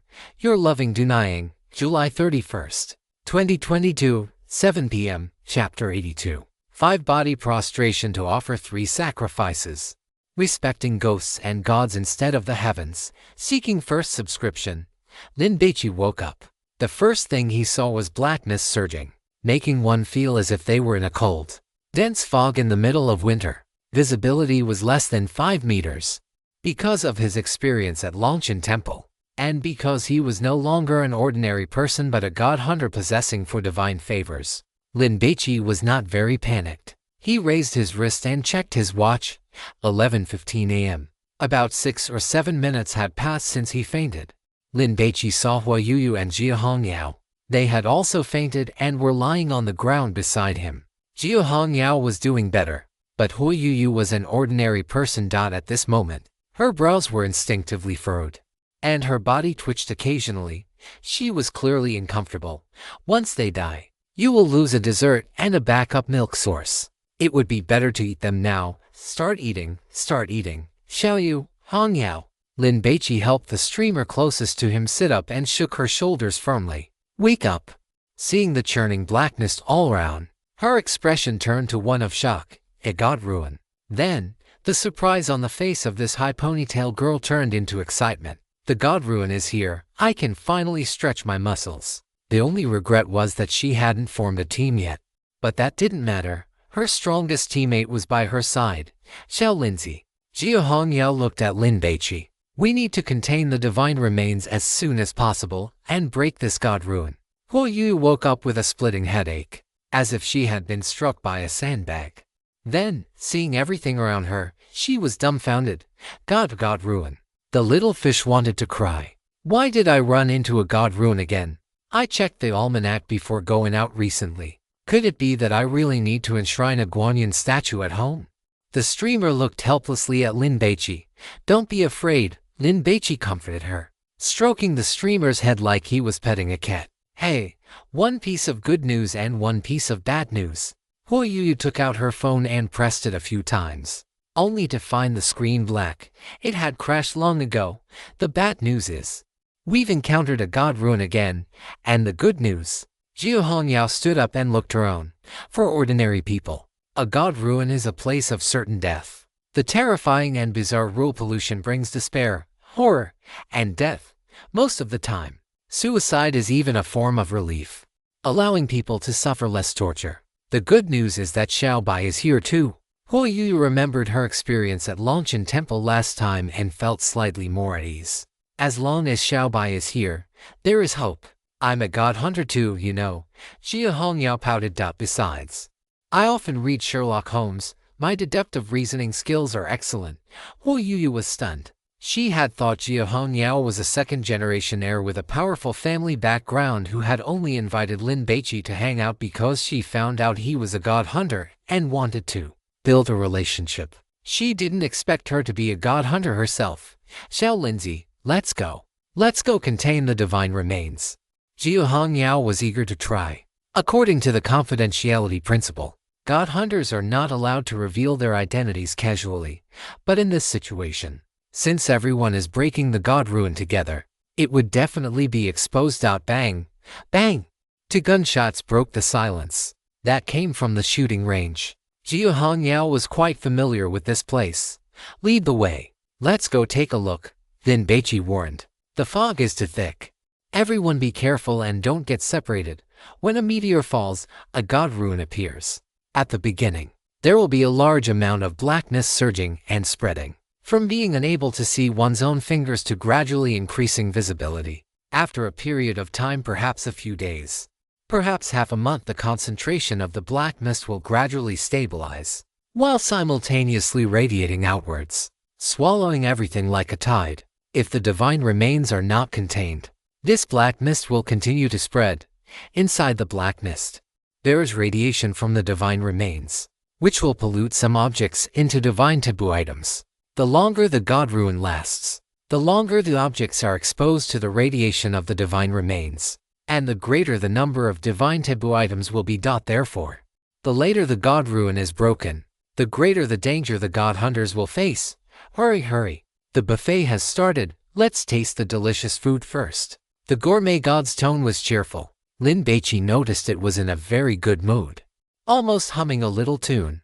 Jia Hongyao led the way. The three of them entered a gate and walked through a corridor before they heard people talking and cursing. Lin Baici took the black alms bowl out of his backpack, retrieved the Bodhi messenger's kasaya from it, and draped it over his shoulders. Afterward, he took out the pine wood torch and carried it in his hand like a club. The three of them walked out of the corridor and arrived at the shooting range. Because of the presence of the mist, Lin Baici could only hear voices but could not see any figures.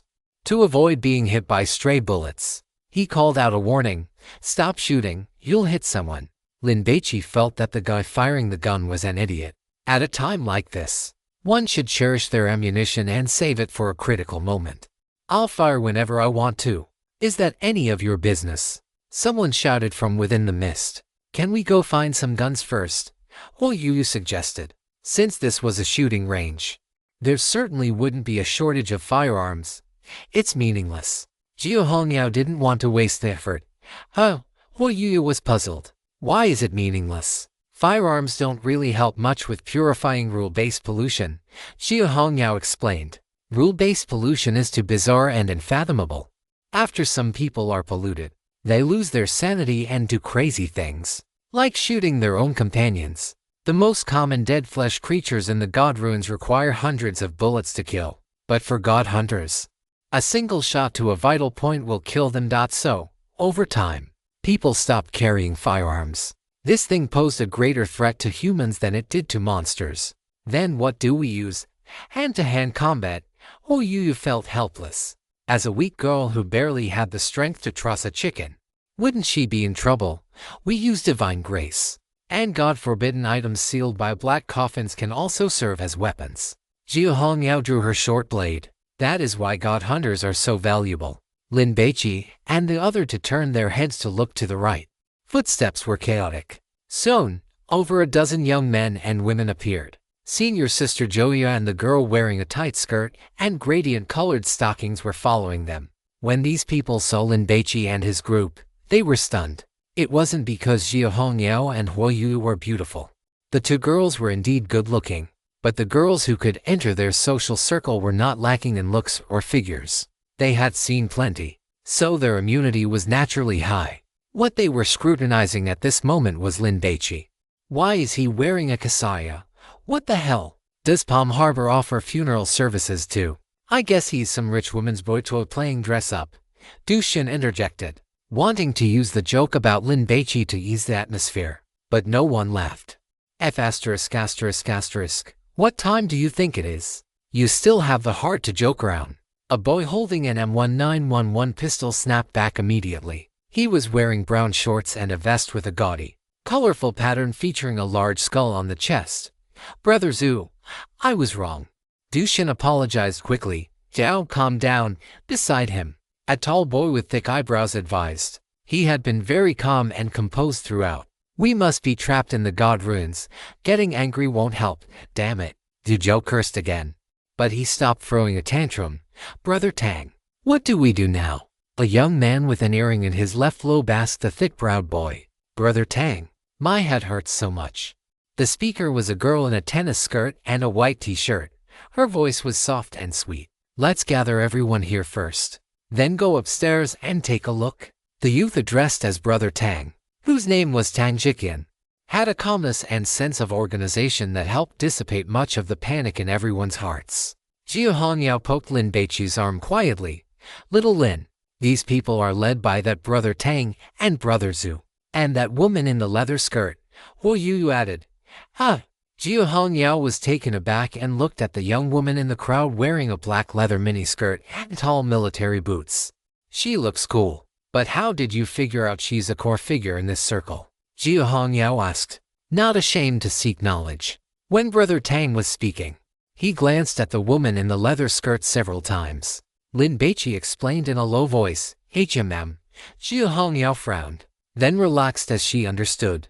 When Brother Tang spoke, he looked at the woman in the leather skirt, clearly seeking her opinion. Brother Zhu's status in this circle likely came from his family background. But when it came to prestige, it was still Brother Tang and this woman in the leather skirt. "Is there anyone else? If you hear me, come over and gather," Zhu Jiao shouted. "Stop shouting." Lin Baici remembered the merit Buddha he had encountered at Longchen Temple. If there were wandering monsters in this god ruin, they might be drawn by the shouting. "Damn! Are you trying to tell me what to do?" Zhu Jiao roared. He was foul-mouthed and had a very violent temper. He raised his M1911, pointing the muzzle at Lin Baici. "Say that again if you dare." Brother Zhu felt his luck had been terrible lately. First, he had been playing the stock market and lost over 10 million last week. Just as he finally made up his mind to bite the bullet and cut his losses, the price went up the next day. Then he came here to clear his head, only to encounter a meteor strike and the appearance of the god ruins. Damn it! Dozens of meteors fall globally every year. The fact that he could run into this probability was truly something else. Tang Jiqian felt a headache coming on. "Yingxi, talk him down, childish." Li Yingxi, the woman in the leather skirt, ignored Zhu Jiao. She glanced at Lin Baici, her mind a mess as she thought about the rumors she had heard regarding the god ruins. How could she care about anyone else's life? She was about to be finished herself. "If you're afraid of dying, just shut your mouth." After cursing, Brother Zhu shouted again as if out of spite, "Where is everyone? Hurry up and get over here. If you don't shut your mouth, I'll help you shut it." Lin Baici's expression turned cold. Hearing this, everyone stared at Lin Baici in stunned silence. "Are you brain damaged? Can't you see Zhu Jiao is losing his mind? You have a gun pointed at you. What would it hurt to say less and just back down? You wouldn't lose a piece of flesh, stubborn." Tang Jiqian shook his head. "Idiot," Dushin muttered. "Damn it. You think you're something special, don't you?" Zhu Jiao aimed his gun at Lin Baici once again. "Brother Zhu, he is my junior from school. Please give me some face." Zhou Liu ran to Zhu Jiao's side, pleading with a fawning smile, before turning to look at Tang Jiqian. "Brother Tang, he is also from Haijing University of Technology." Before Zhou Liu could finish, Zhu Jiao slapped her across the face. Smack! The sound of the slap was crisp and sharp. "Who the hell do you think you are? You don't have any face worth giving." Zhu Jiao cursed loudly. "Zhou Liu, have you lost your mind?" Dushin felt her friend's brain had snapped. "Come over here quickly. Don't make Brother Zhu angry. Get lost." Zhu Jiao shoved Zhou Liu aside. Seeing that Lin Baici remained completely calm even with a gun pointed at him, he felt even more irritated. What is he pretending to be so unruffled for? Zhu Jiao raised the muzzle, preparing to fire a couple of shots at Lin Baici's head to scare him into wetting himself. But the other party suddenly spoke up. "Look behind you." Lin Baici tucked the hem of his kasaya into his belt. "Otherwise, it would hinder his fighting." "Look at your mother," Brother Zhu cursed. And just as he was about to pull the trigger, he saw the people around him scatter in a flurry, rushing away in all directions as if they were avoiding a plague. Brother Zhu, behind you." The young man with the ear stud stammered. Zhu Jiao turned his head instinctively and saw a muscular Buddha standing right there. It was wearing only a pair of leather shorts. Its body covered in full, solid muscles. Bulging veins and tendons crawled across its skin like earthworms. resembling the powerful, vigorous calligraphy of a master. On its head were chestnut-sized ushnishes, just like the one on the head of the Tathagata Buddha seen on television. An overbearing and ferocious aura rushed toward them. Zhuzhou instinctively wanted to run, but the muscular Buddha's large hand had already swung over like a palm leaf and swatting a fly, slapping Zhuzhou across the face. Snack! Zhuzhou let out a howl as he was sent flying more than 5 meters away, hitting the ground with a thud and rolling twice. During this, fresh blood splattered from his mouth and head, landing on the ground like plum blossoms scattered by wind and rain, leaving mottled spots. The entire shooting range fell into a deathly silence. Zhuzhou was stunned by the blow.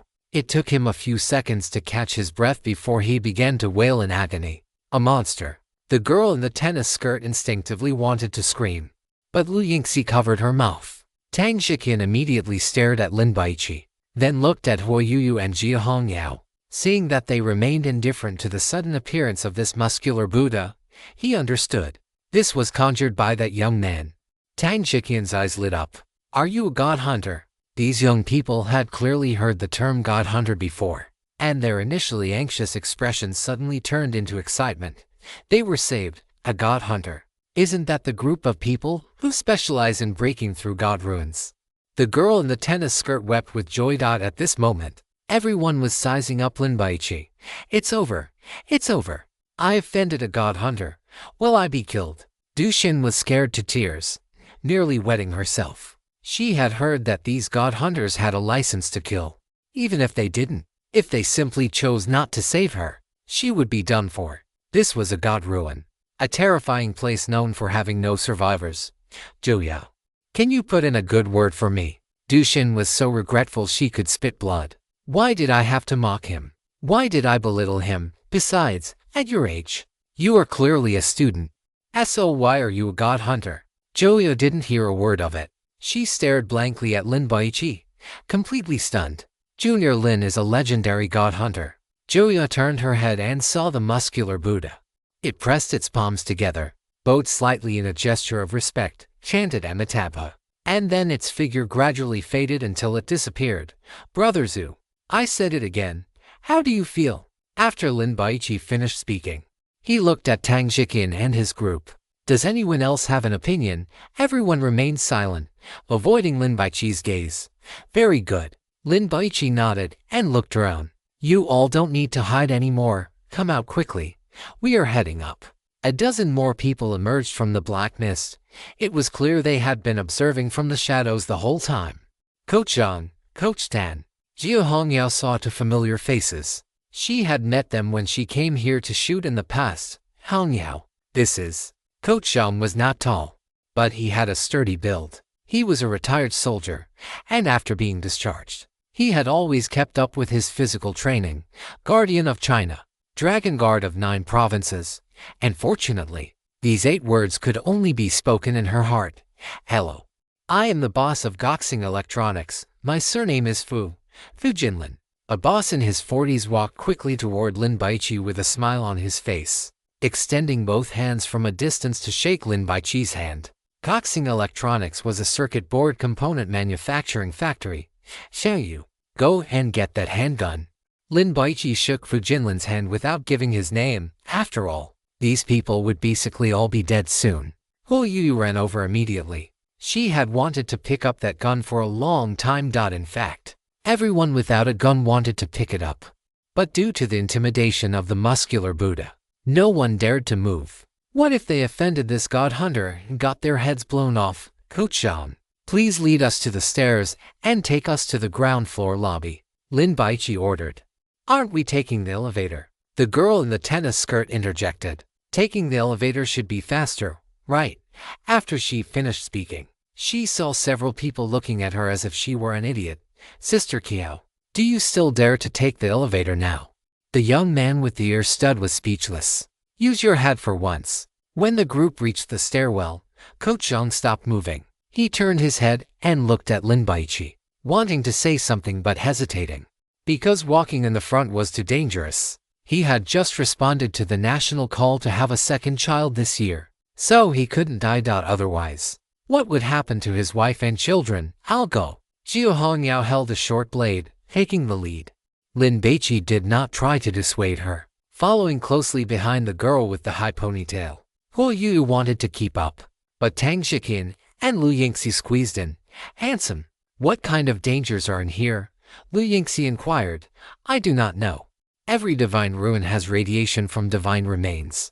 If it exists for a long time, dead flesh humans will appear, polluting the area with even more divine taboo items. Different divine taboo items cause different types of rule-based pollution. Therefore, divine hunters cannot predict what dangers they will encounter.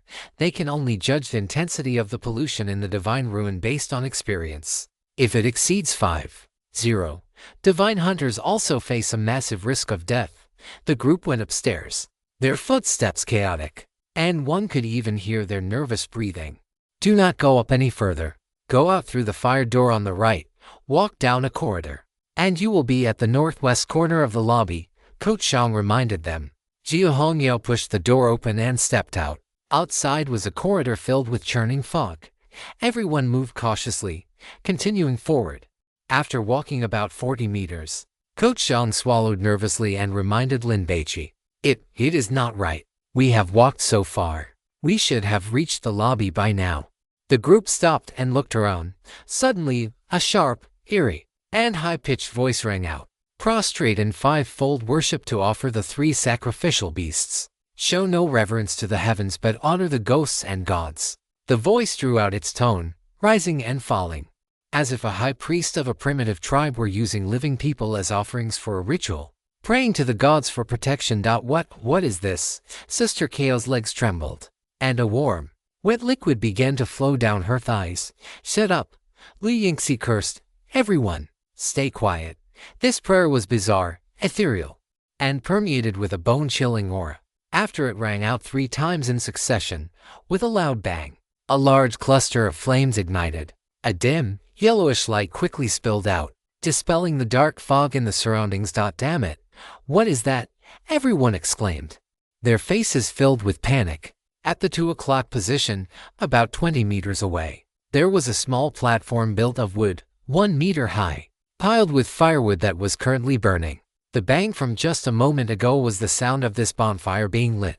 On this small platform, there were 12 wooden poles as thick as utility poles, ranged in a circle. Each pole was about 1.5 meters high, faced equally apart, and connected by dark red hemp ropes.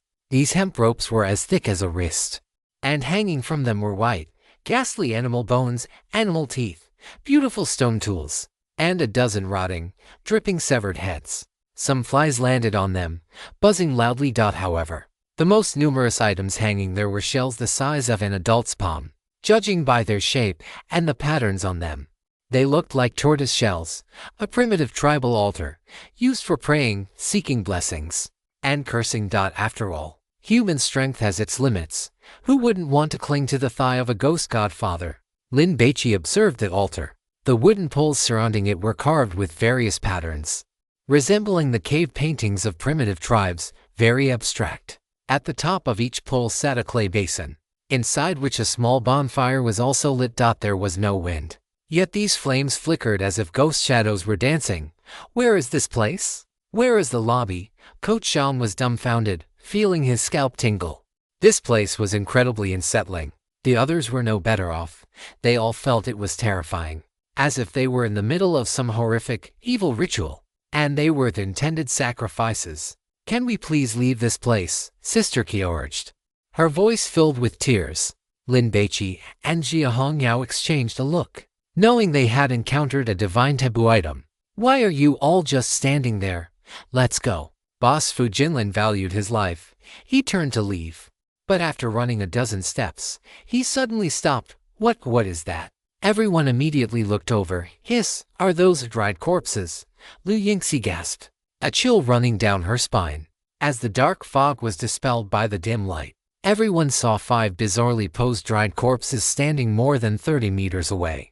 These bodies were dehydrated and shriveled, with only skin and a bit of muscle tightened over the bones. They wore short skirts sewn from animal hides.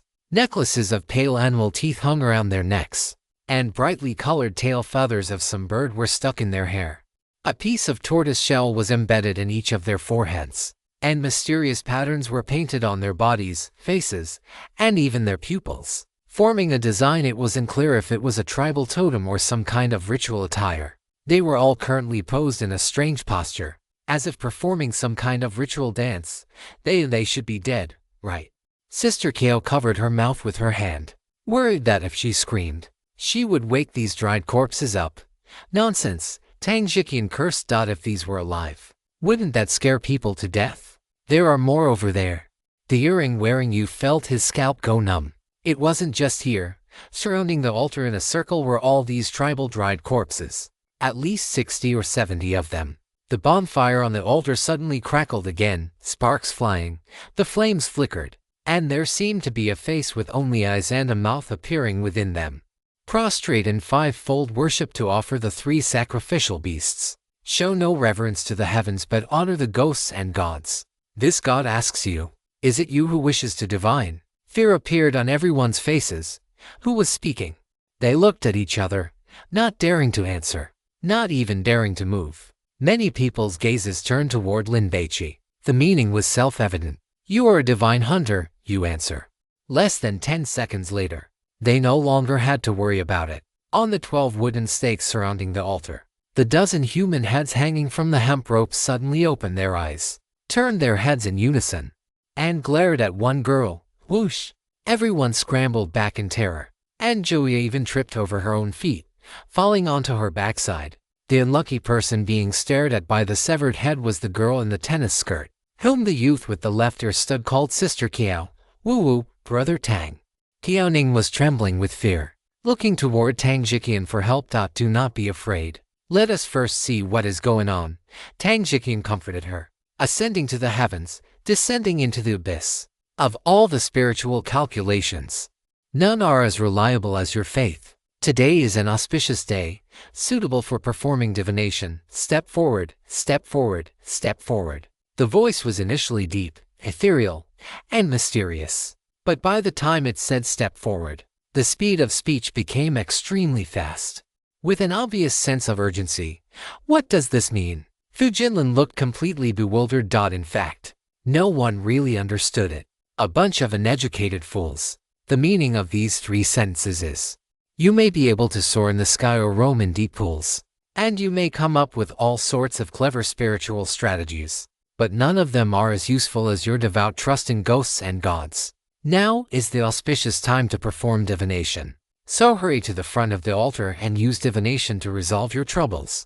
I know. Joey understood the meaning of this ancient text and immediately translated it for everyone. Sister Kao, you should listen to it and go perform the divination, Lu Yingxi suggested. Will something happen?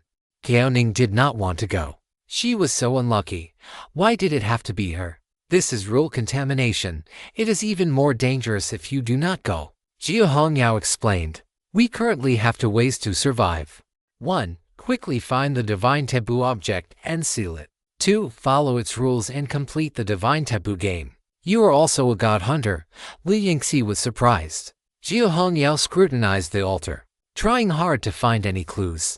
Kiao Ning walked to the front of the altar, trembling with fear.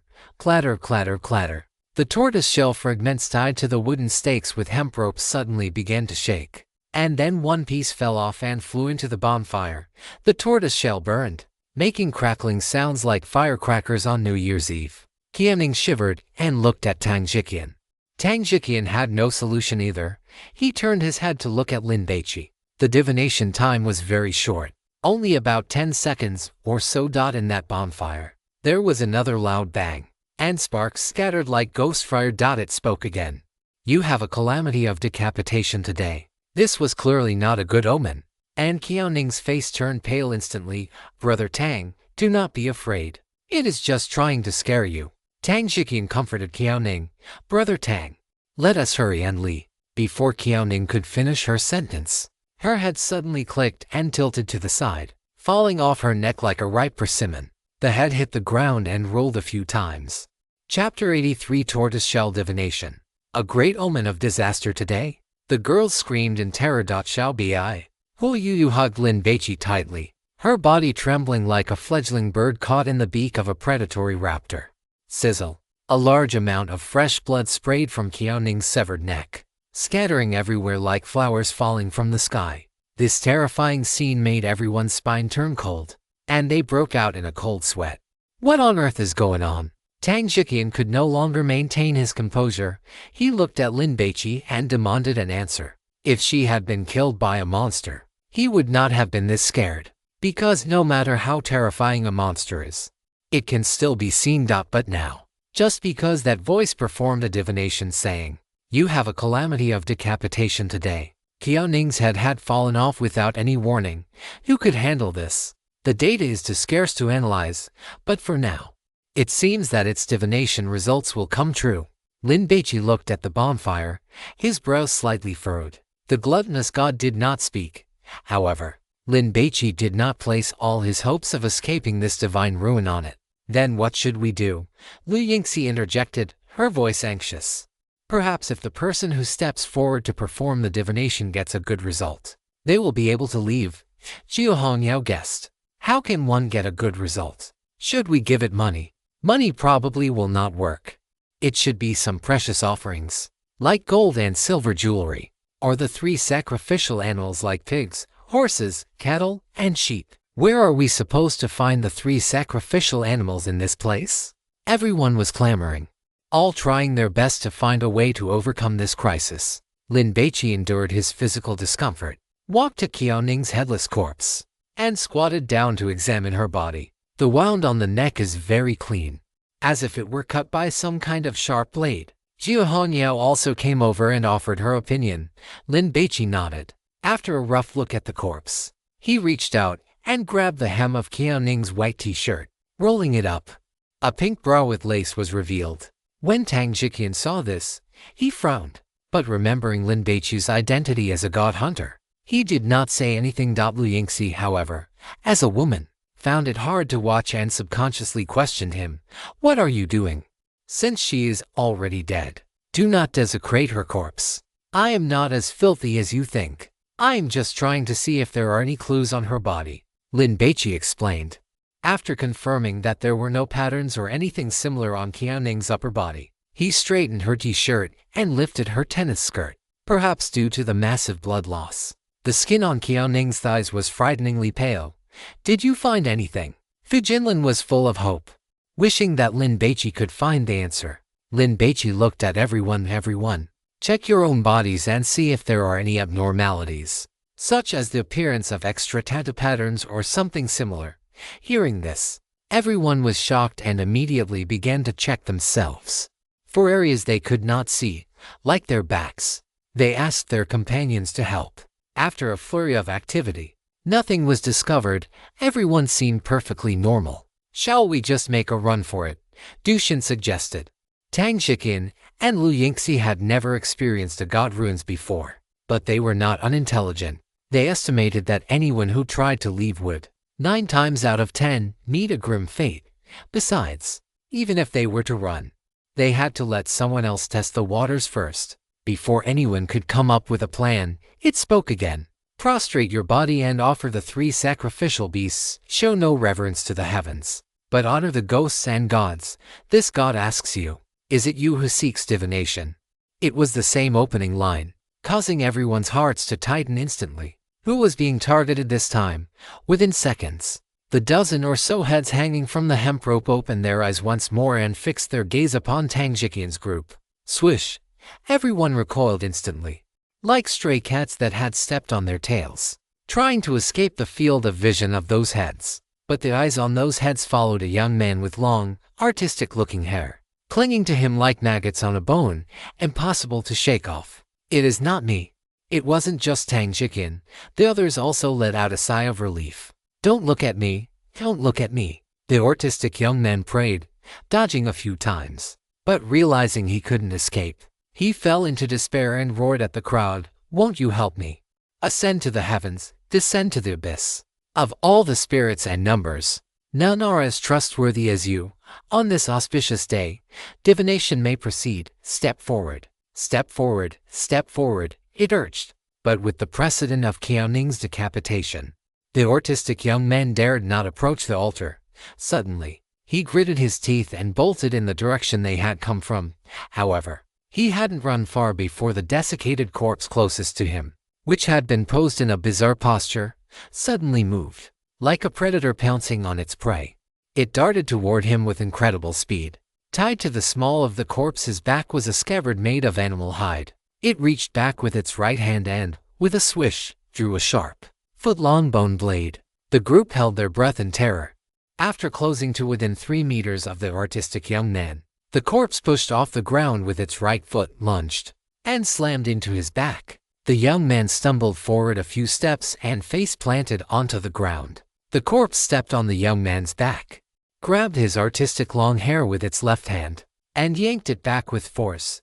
The young man screamed, his head tilted back. The next second, the corpse placed the bone blade against his throat and slashed violently. A spray of crimson blood erupted.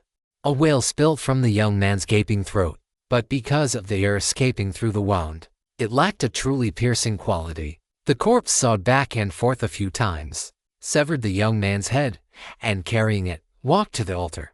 It knelt on one knee and, as if hanging up dried fish, suspended the head from the hemp rope. After finishing all this, the corpse returned to its original position and assumed its previous sacrificial pose, as if it had never moved at all. The group looked toward the altar. The autistic young man's head hung there, with blood still dripping from the neck. Thump! Several girls, their legs turned to jelly by fear, collapsed to the ground. Everyone felt despair. So, they couldn't run. They would be killed. What do we do now? Are we really just supposed to wait for it to perform divination? Dushin was trembling all over, finally realizing the true terror of the god runes. Julia regretted it deeply. To climb into Tang Shiqian's social circle, she had asked Dushin to introduce her to these people, spending over 1,000 yuan to buy Dushin a set of Estee Lauder cosmetics. As a result, she had ended up trapped in a god ruins instead. It was truly a loss that outweighed the gain. She felt like vomiting blood from the regret. Little Lin, what do you think? Jia Hongyao asked Lin Baici. Wait for one more divination. Lin Baici watched the altar, observing the desiccated corpses from the corner of his eye, trying not to miss a single detail. Observation had to be subtle. He couldn't be blatant and let the monsters notice. Prostrate your body and offer the 3 sacrificial beasts. Show no reverence to the heavens, but honor the ghosts and gods. This god asks you, is it you who seeks divination? With its intentionally elongated tone, rang out for the 3rd time. Everyone's scalp tightened, and they began to pray that they wouldn't be the ones targeted. The dozen heads on the hemp rope, including the one belonging to the artistic young man that had just been hung up, turned in unison and stared at a girl wearing a chiffon shirt. Brother Tang. The girl in the chiffon shirt wailed. Aren't you a god hunter? Do you really have no way to deal with this? Lu Yingxi pleaded with Lin Baici. I am a god hunter, not an omnipotent god. Lin Baici thought to himself that he didn't even have a god hunter license yet. Lin Baici only had the experience of exploring 1 god ruins. He was a complete novice. According to the customs of the hunter circle, in any organization, when joining a team to enter a god ruins, he would be assigned menial tasks like patrolling, guarding, cleaning up the battlefield, or caring for the wounded. He could never be the main force for clearing a god ruins. You saw how that young man died.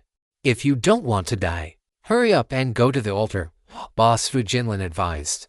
That desiccated corpse monster was too ferocious. Fu Jinlin felt there was little hope of escaping, so he wanted to see if they could get a good result from the divination and escape this place. Running meant certain death.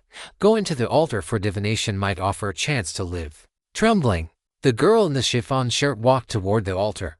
Clatter, clatter, clatter. The tortoise-shell fragments tied to the hemp rope on the wooden stakes began to shake, as if manipulated by an invisible hand. Then, one piece of tortoise-shell fell off and flew into the bonfire. The tortoise-shell caught fire, emitting a crackling sound. Everyone waited. A dozen seconds later, a loud bang erupted from the bonfire, and sparks flew out. The divination was over. It spoke. You will live out the rest of your life within 3 minutes. The group looked at each other in confusion. What was this supposed to mean? Will I die in 3 minutes? The girl in the chiffon shirt wept bitterly. her face a mess of tears and snot. Watching a piece of food go from fresh to rotten and spoiled is truly unbearable. What a waste! How do we break out of this rule-based contamination? Lin Baici gripped his pine torch. Can we just burn down this altar? The gluttonous god did not speak. It had no intention of leaving anyone a way out. Or perhaps it was simply obsessed with this form of divination. No sooner had it finished the fortune-telling for the girl in the chiffon shirt than it spoke again. The unlucky soul this time was Coach Jean. I still have a wife and children. I cannot die, Coach Jean muttered to himself, staring at those mummified monsters. He had a gun in his hand. Although he had retired from the military nearly 10 years ago, he worked as an instructor at this shooting range and handled firearms almost every day. So, his marksmanship was excellent, but the problem was that he did not have much ammunition. If these monsters all chased him at once, he would be a dead man. Coach Jean eyed the mummified monster that had just killed someone, gave up on the idea of fighting to the death, and walked toward the altar. The divination began, following the same process as before. This seems to be the turtle shell divination that was popular during the Yin Shang period. Jiu Hongyao speculated. There might be a pre-Qin tomb here. After the meteorites crashed down, some of the burial artifacts were irradiated by the divine remains and contaminated into divine taboo items. As the bonfire crackled and sparks flew, the divination ended. You shall suffer from illness and injury today. Consumption shall take hold, and you will vomit 3 liters of blood. How miserable! Coach Jean felt a complex and indescribable emotion at that moment. If one were to call it a bad result, he had not died instantly, yet. If one were to call it a good result, consumption and vomiting blood sounded far from pleasant.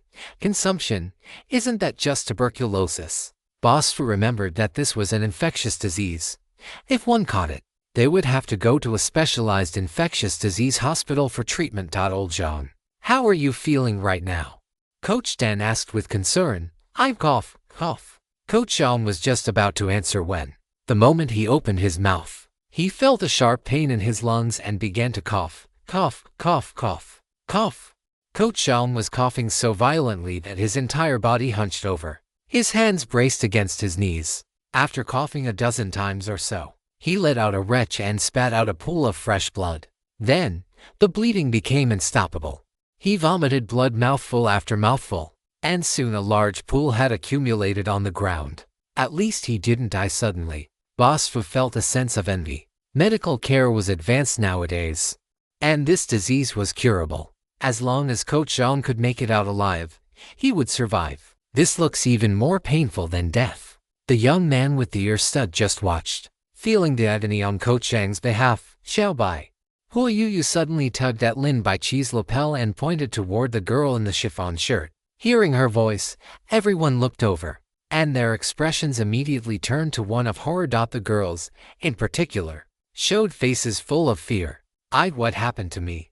The girl in the chiffon shirt was terrified, though at that moment, aside from feeling a bit tired, she felt no other discomfort. Your face. Lu Yingxi felt her scalp tingle. What is wrong with my face? The girl in the chiffon shirt reached out and touched her cheek. Why was her skin so loose? And why did it feel so rough? She hurriedly opened her small handbag, took out a small makeup mirror, and looked into it. When she saw the face in the mirror, the girl in the chiffon shirt let out a scream. Clatter. The girl in the chiffon shirt was so frightened that she threw the makeup mirror away. This is too terrifying, isn't it? Du Xin was scared to tears. At this moment, the girl in the chiffon shirt no longer had the youthful and pretty appearance of a 22-year-old. Her back was hunched, and the skin on her face was sallow and loose, sagging completely like the jowls of a Shar-Pei. She had completely turned into an old woman. In this state, she looked at least 60 years old. Jiu Hongyao watched as the girl's shoulder-length hair, which had originally been jet black, turned into dry, white strands. She finally understood the meaning of that divination. So, to live out a lifetime in 3 minutes meant rapid aging. The hearts of everyone present turned cold. Now, everyone understood. Whatever result the entity divined would inevitably come to pass. Those with bad luck died instantly, and even those with good luck suffered immensely. Whether it was contracting tuberculosis or growing old, both were equally horrifying. We cannot wait any longer. A man in his 20s stepped out from the crowd. I propose that we split up and run in different directions to escape this altar.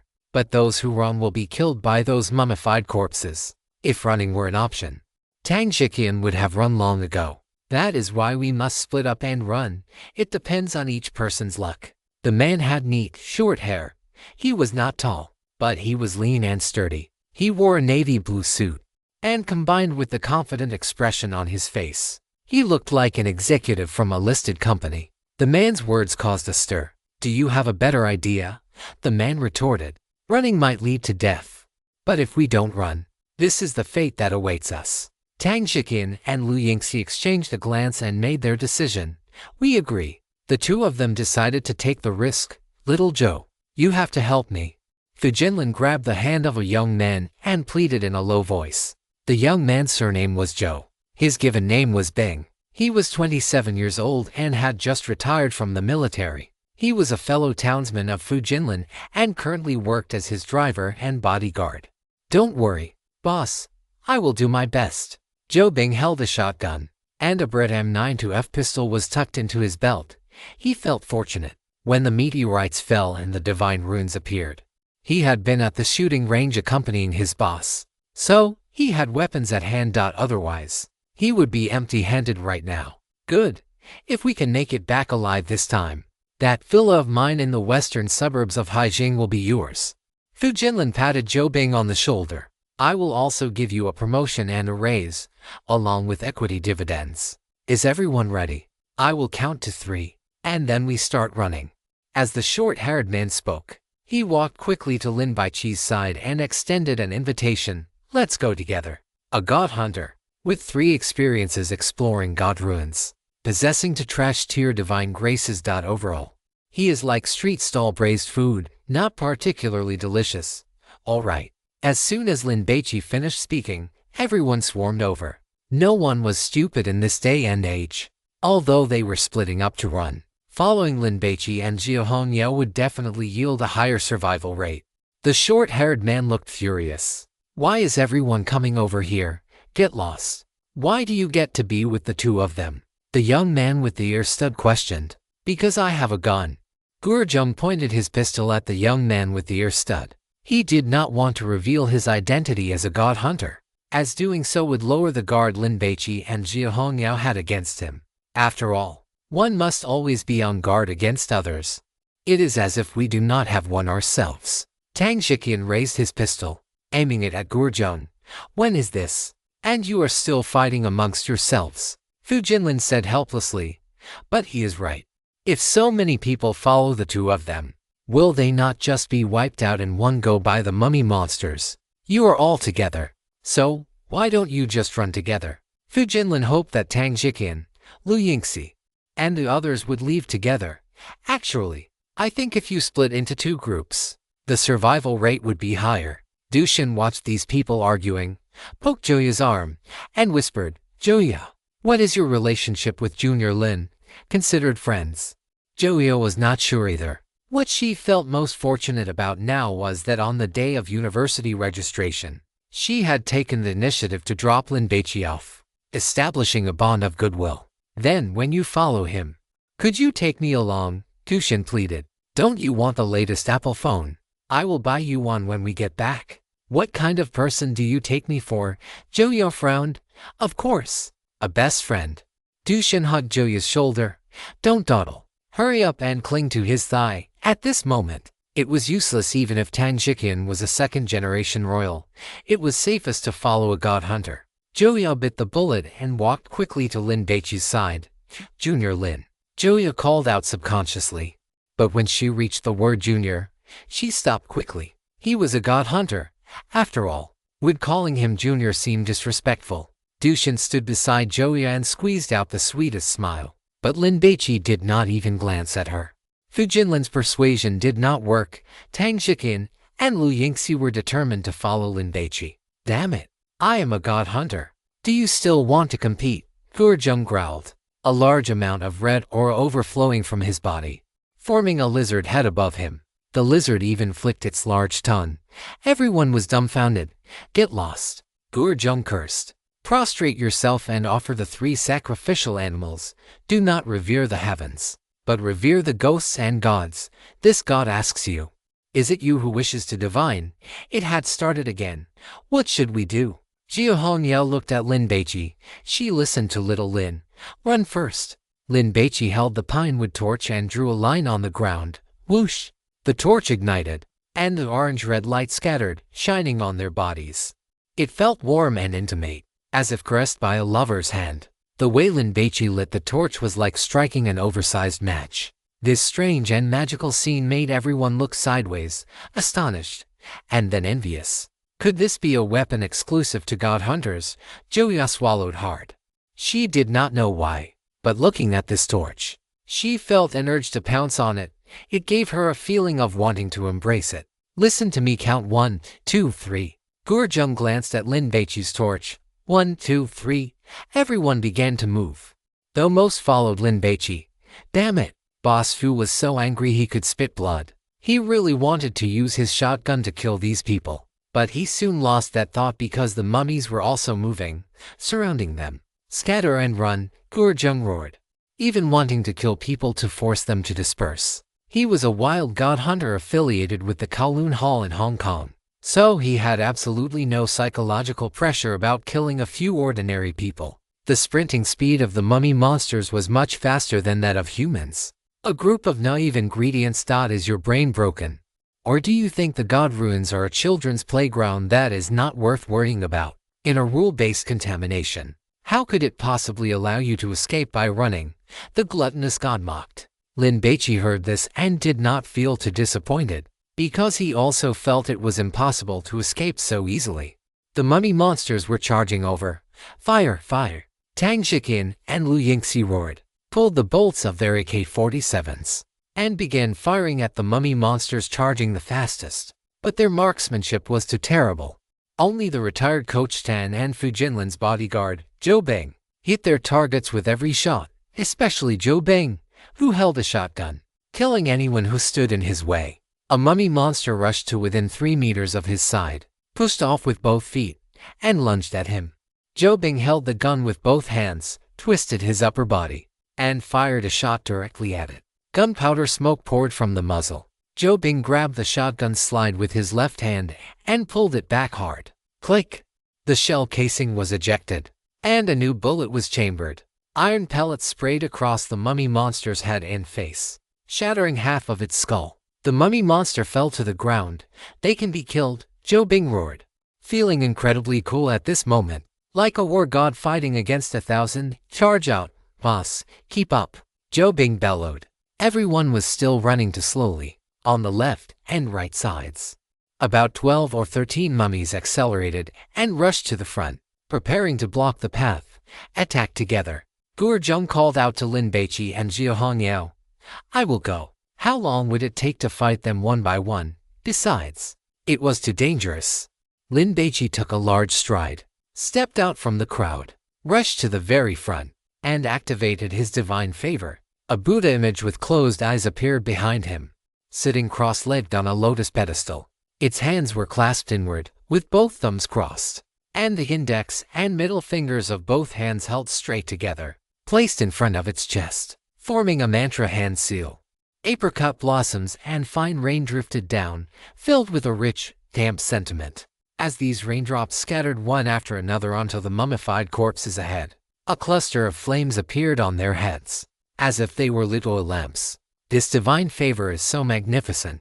Jiao Hongyao held her short blade, looking at the Buddha image behind Lin Baici. That Buddha image was tall, solemn, and compassionate, as if blowing away incense ash from a shrine. It gently exhaled a breath, floating life-night rain.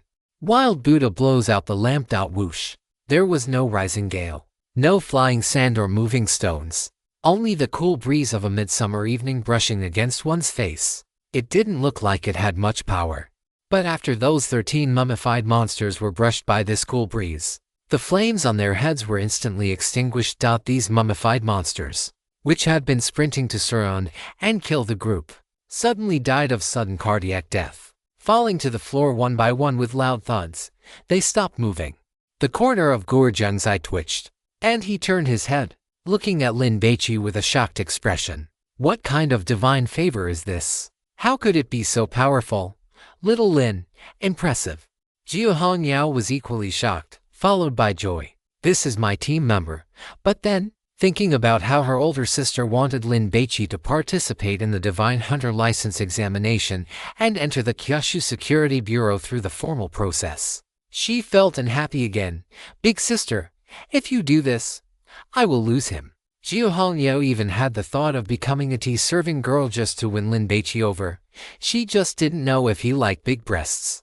It is a waste of effort. Be careful not to have the energy to eat the buffet later. The mummified monsters blocking the road were gone, and the path ahead was clear, which excited Tang Jiqin and the others. Charge, charge, charge. The young man with the ear stud roared. But soon, the bonfire on the altar ignited with a boom, and its voice sounded like a thunderclap, suppressing all other noises.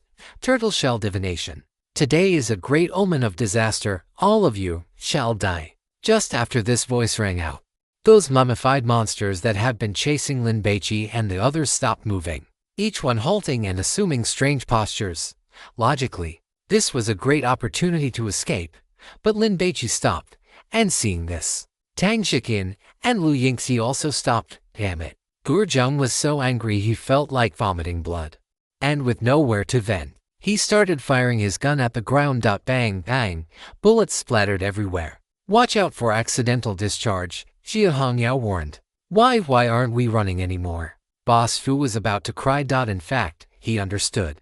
But he still wanted to hear these professional hunters tell him an answer he wanted to hear. Didn't you hear what that thing said?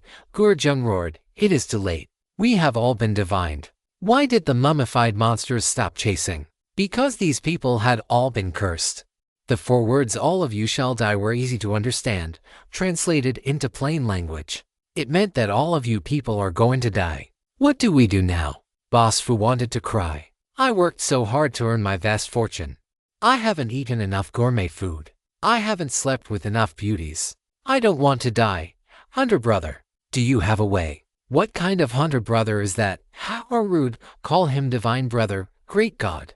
Please show us a way to survive. Although Gurjung and Jia Hongyao were also divine hunters, at this moment, everyone's eyes were on Lin Baici, mainly because Jia Hongyao kept asking for Lin Baici's opinion, which showed he had more experience.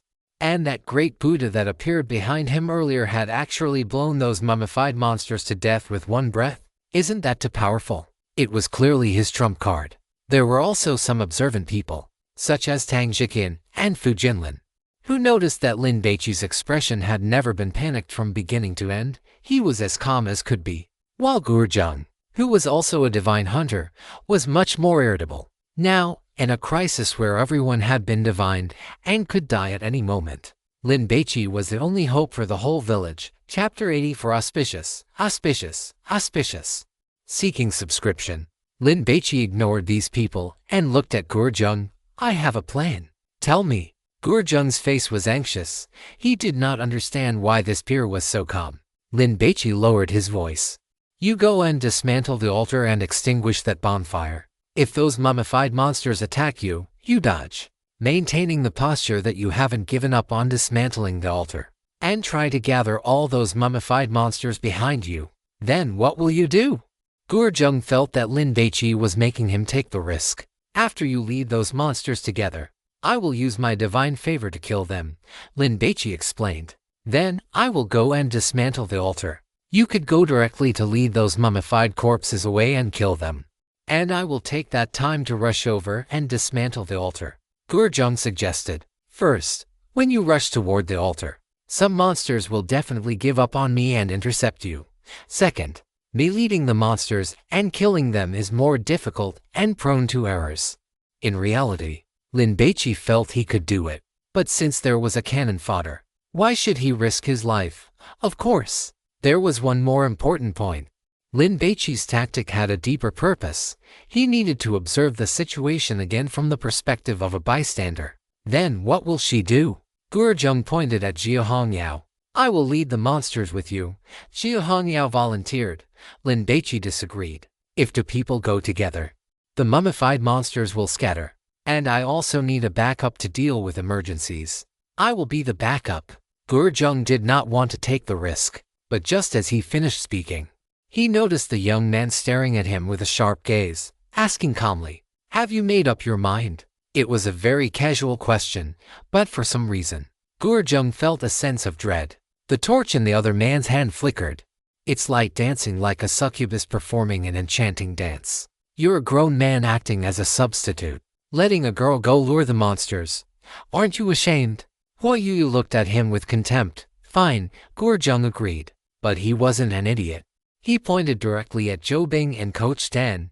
"You two, come with me. Zhou Bing will just hold us back." Fu Jinlin chimed in with a sycophantic smile, trying to keep Zhou Bing behind. "Just kidding, if he died, who would protect him?" Gurjung didn't speak, looking at Fu Jinlin with a fake smile. "Lin Baici is a god hunter with powerful divine favors, so I'll let it slide if he makes demands. But who do you think you are?" Fortunately, Zhou Bing was a reasonable man. "Boss, if we don't dismantle the altar, everyone is going to die. I'll go, no problem." Zhou Bing looked at Lin Baici. "Don't underestimate me. I'm a soldier." Zhou Bing also had a spirit that refused to admit defeat, although his tone was a bit harsh. He had a good impression of Lin Baici because he didn't treat them, the ordinary people, as cannon fodder. Coach Tan did not want to go. He had a wife and children, and 7 million in demolition compensation sitting in the bank. If he died, wouldn't that all go to someone else? "Don't move around without my orders," Lin Baici instructed Jia Hongyao. Jia Hongyao nodded, feeling a bit strange inside. "Am I being looked after and given special treatment?" Lin Baici signaled that Gurjung could begin.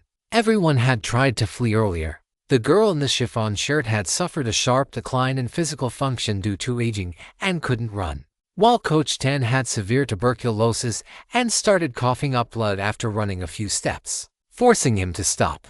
Lin Baici noticed that the mummy monsters ignored these two people, whether it was because they hadn't run away or because they were under a curse. There was another girl who ran too slowly and fell behind, getting caught by a mummy monster, but she was lucky. The mummy monster drew its blade and was about to cut off her head when it spoke, conducting a group divination. And so the mummy monster let her go. Looking at this example, it was certain that those who were cursed would not be attacked by the mummy monsters. "Charge!" Gurjung shouted. "Take them down!" Zhou Bing, holding a shotgun, shouted along to boost morale, but the next second, without any warning, he fell straight to the ground like a felled tree. Some dust was kicked up. "What's going on?" Everyone shuddered in unison. Lin Baici took 2 strides to reach Zhou Bing's side and placed his fingers on his neck. "He's dead." The carotid artery was no longer pulsing. Everyone was stunned. He just died like that. Then, a chill ran down their spines. This was clearly the divination taking effect. Little Zhou. Fu Jinlin was furious. That was his bodyguard. "Don't dawdle. If we drag this out, everyone will die." Gurjung kicked Coach Tan. Coach Tan didn't want to risk his life, but he understood that there was no other choice now. So, while checking his shotgun, he pleaded with Lin Baici. "You must act in time. Don't worry." Lin Baici pulled the Bodhi messenger's cassock with one hand and tucked it firmly into his belt again.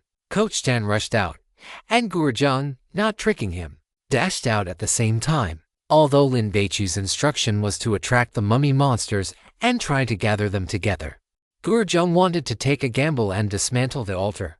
What if he succeeded? So, he activated his divine favor. Red energy overflowed and rose from his body like the steam from a Bunsen steamer, forming a lizard head above his crown. As Gurjung and Coach Tan rushed toward the altar, those mummy monsters moved instantly, pouncing on them like guard dogs protecting their master. Coach Tan opened fire. Bang, bang.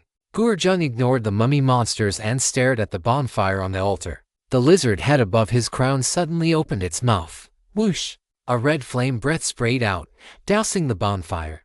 The bonfire burned even brighter, but the woodpile that made up the fire was not burned to ashes. "It really doesn't work." Gurjung was disappointed. His salamander breath could melt steel, and when it hit flammable materials like wood or plastic, it could instantly turn them to ash. The mummy monsters caught up. The two began to run in the direction they had come from, hoping to shake off the mummy monsters, but it wasn't very effective. because some of the monsters were very fast and had already circled around to cut them off. Stay here and don't move around. After Lin Baici instructed Huoyuyu and Jia Hongyao, he also moved, starting to maneuver and choose a suitable attack position. Don't just run straight out. Run in circles, Lin Baici reminded them. I don't need you to teach me, I know. Gurjung didn't want to be looked down upon. Seeing a mummy monster rush over and pounce like a mad dog, Gurjung swung his arm and smashed it away hard. The mummy monster took a punch to the face and was sent flying. And because Gurjung's force and angle were well judged, it also knocked over another one. Jiuojung kept running. He was worried that if he got too far from the altar, the mummy monsters would give up the chase. So he fired 2 more shots at the altar. Regardless of whether it was useful or not, he had to keep their aggro high. Jia Hongyao watched Lin Baici and the other 2, wondering if there was any way she could help. Beside Tang Jijian, the young man closed his eyes and fell straight to the ground. Another one died of sudden cardiac arrest. Tang Jijian was shocked. Hurry, hurry. Boss Fu pressed his palms together, praying incessantly. Is it still not working? Coach Tan gasped for air. Bang, bang. After firing 2 more shots, the sound of an empty chamber echoed. He had no chance to reload. So, he swung the shotgun like a club and pulled the K-47 rifle slung across his back to his front using the strap. Rat-tat-tat, rat-tat-tat. Bullets whistled through the air. However, their stopping power was clearly not as strong as the shotgun, and the knockback effect was ineffective. The mummy monsters charged forward, pushing through the hail of bullets. Whoosh! A mummy monster lunged to kill. Coach Tan leaped, thinking he had dodged it. But the mummy monster's withered arms suddenly extended and grabbed his trousers. Not only were his trousers torn, but Coach Tan was also dragged down, hitting the ground with a thud. It is over. Coach Tan felt a chill in his heart, certain he was going to die. But the next instant, Jia Hongyao fired. Bang, bang. 2 shots, no more, no less. Both struck the mummy monster's left eye socket, blowing away its skull. Beautiful. Coach Tan praised loudly and scrambled up. Just as he was about to continue running, his body went limp, and he collapsed to the ground, dying instantly. Damn it, seeing this, Gurjung immediately gave it his all. His body, strengthened by the meteor stone, dodged and weaved through the mummy monsters, then suddenly accelerated, slammed into a mummy monster, and charged out. The mummy monsters were now left behind him. Lin Baici sprinted at full speed, rushed to a position at a 60-degree angle to the direction Gurjung was fleeing, and unleashed his divine ability, Floating Life Night Rain. Wild Buddha blows out the lamp. The previous situation had been urgent, and everyone was too busy to pay attention, only catching a glimpse. Now, everyone clearly saw the fine rain drifting, saw a ball of flame ignite on the head of a mummy monster, and saw a giant Buddha shadow appear. Finally, they also saw it take a single breath and blow out the flames burning on the heads of those mummies. It was as easy as blowing out a candle. However, those mummy monsters instantly dropped dead one by one, thumping onto the ground. It worked. Everyone was overjoyed. What is this divine ability of yours called? Gurjung asked curiously, his face full of envy. The power of this divine ability is immense. Destroy the altar first. Lin Baici did not want to talk. Everyone understood. Gurjung rushed to the altar in one breath, kicked down 2 wooden stakes with 2 heavy thuds, and then grabbed the hemp rope tied to them, pulling with brute force. The turtle shells, animal bones, and animal teeth hanging above immediately emitted a crisp clattering sound. Clatter, clatter. Gurjung ran onto the altar and swung the shotgun like a club toward the bonfire. Bang, bang, amidst flying sparks. Logs as thick as thighs were knocked away, rolling all over the ground. In less than 30 seconds, the altar was dismantled. Should it be safe now? Gurjung put his hands on his hips and let out a sigh of relief. These mummies shouldn't be able to revive again, right? Should we chop off their heads? After Tang Jijian finished speaking, he feared Lin Baici might misunderstand and quickly explained to him, I am not underestimating the lethality of your Buddha shadow. I just want to add a double insurance. Can we leave now? Fu Jinlin wanted to get out of this hellhole as soon as possible. The 2 of them still haven't returned to normal. Joia was terrified and reminded everyone, they are probably stuck like that. Du Xin used to think Liu Liu was quite a green tea bitch. But now seeing her skin withered and hair gray, aged to this state, she felt a sense of pity for a fellow sufferer. But fortunately, she was lucky enough not to be hit by the divination and survived. Liu Liu was that girl wearing the chiffon shirt. 3 minutes passed. No one died suddenly, and it stopped speaking. Just when everyone thought they had walked out of this rule-based pollution and were safe, a woman suddenly collapsed to the ground. Seeing this, the joy on everyone's faces instantly turned into despair, and their hearts turned cold. Tang Jiqian, who usually paid great attention to his speech and demeanor, cursed and kicked the ground hard. Turtle shell divination. A great omen of disaster today, you all shall die. It deliberately elongated the tone of its chanting, as if mocking the ignorance and weakness of these human ants. This was not divination, it was a curse. Even more terrifying was that the mummy monsters on the ground that had originally died were crawling up again. Since destroying the altar is useless, why did these mummy monsters still surround and kill those who destroyed the altar? Just for fun. Gurjung clenched his fists. He felt like he had been played. His efforts just now were like those of a fool, because doing so makes everyone think the altar is the most important thing. Destroying it would allow one to escape the rule-based pollution, thereby ignoring the true key. Lin Baici spoke up. What do you mean? Alvi Yingxi pressed for an answer. Jia Hongyao's eyes lit up. Little Lindsay, did you discover something? After Gurjung kicked down the wooden stakes, the heads tied by the hemp ropes fell to the ground. Lin Baici lunged forward. These heads are the key. Extending the burning torch in his hand to ignite one of the heads, a fireball ignited. Jia Hongyao and Gurjung immediately moved, but when they rushed over and smashed a head each like stepping on walnuts, they found Lin Baici standing in place, not continuing to destroy the heads. What's wrong? Gurjung was bewildered, feeling he couldn't understand Lin Baici's actions. Lin Baici did not answer him, turned his head, looked at a mummy monster 30 meters away, and curled his lips. You hide quite deep, don't you? Swish. Everyone turned their heads in unison, staring over.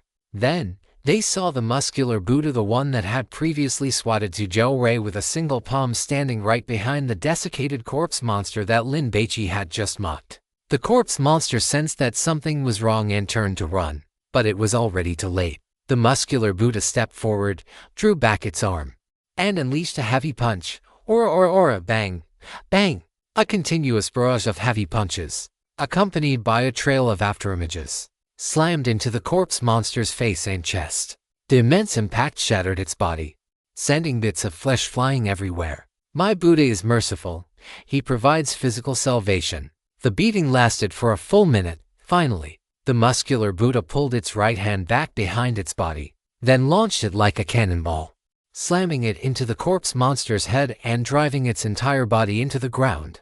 The floor cracked, and gravel and dust filled the air. The corpse monster's head was embedded in the floor, its legs sticking straight up into the air before they finally went limp and flopped down. After finishing the job, the muscular Buddha took a step back, pressed its palms together, and bowed its head in a gesture of respect. Amitabha. The entire room fell into a deathly silence. Then Baici walked over, looked at the mangled corpse of the monster, and pried its head out of the shattered floor. The head was already ruined beyond recognition.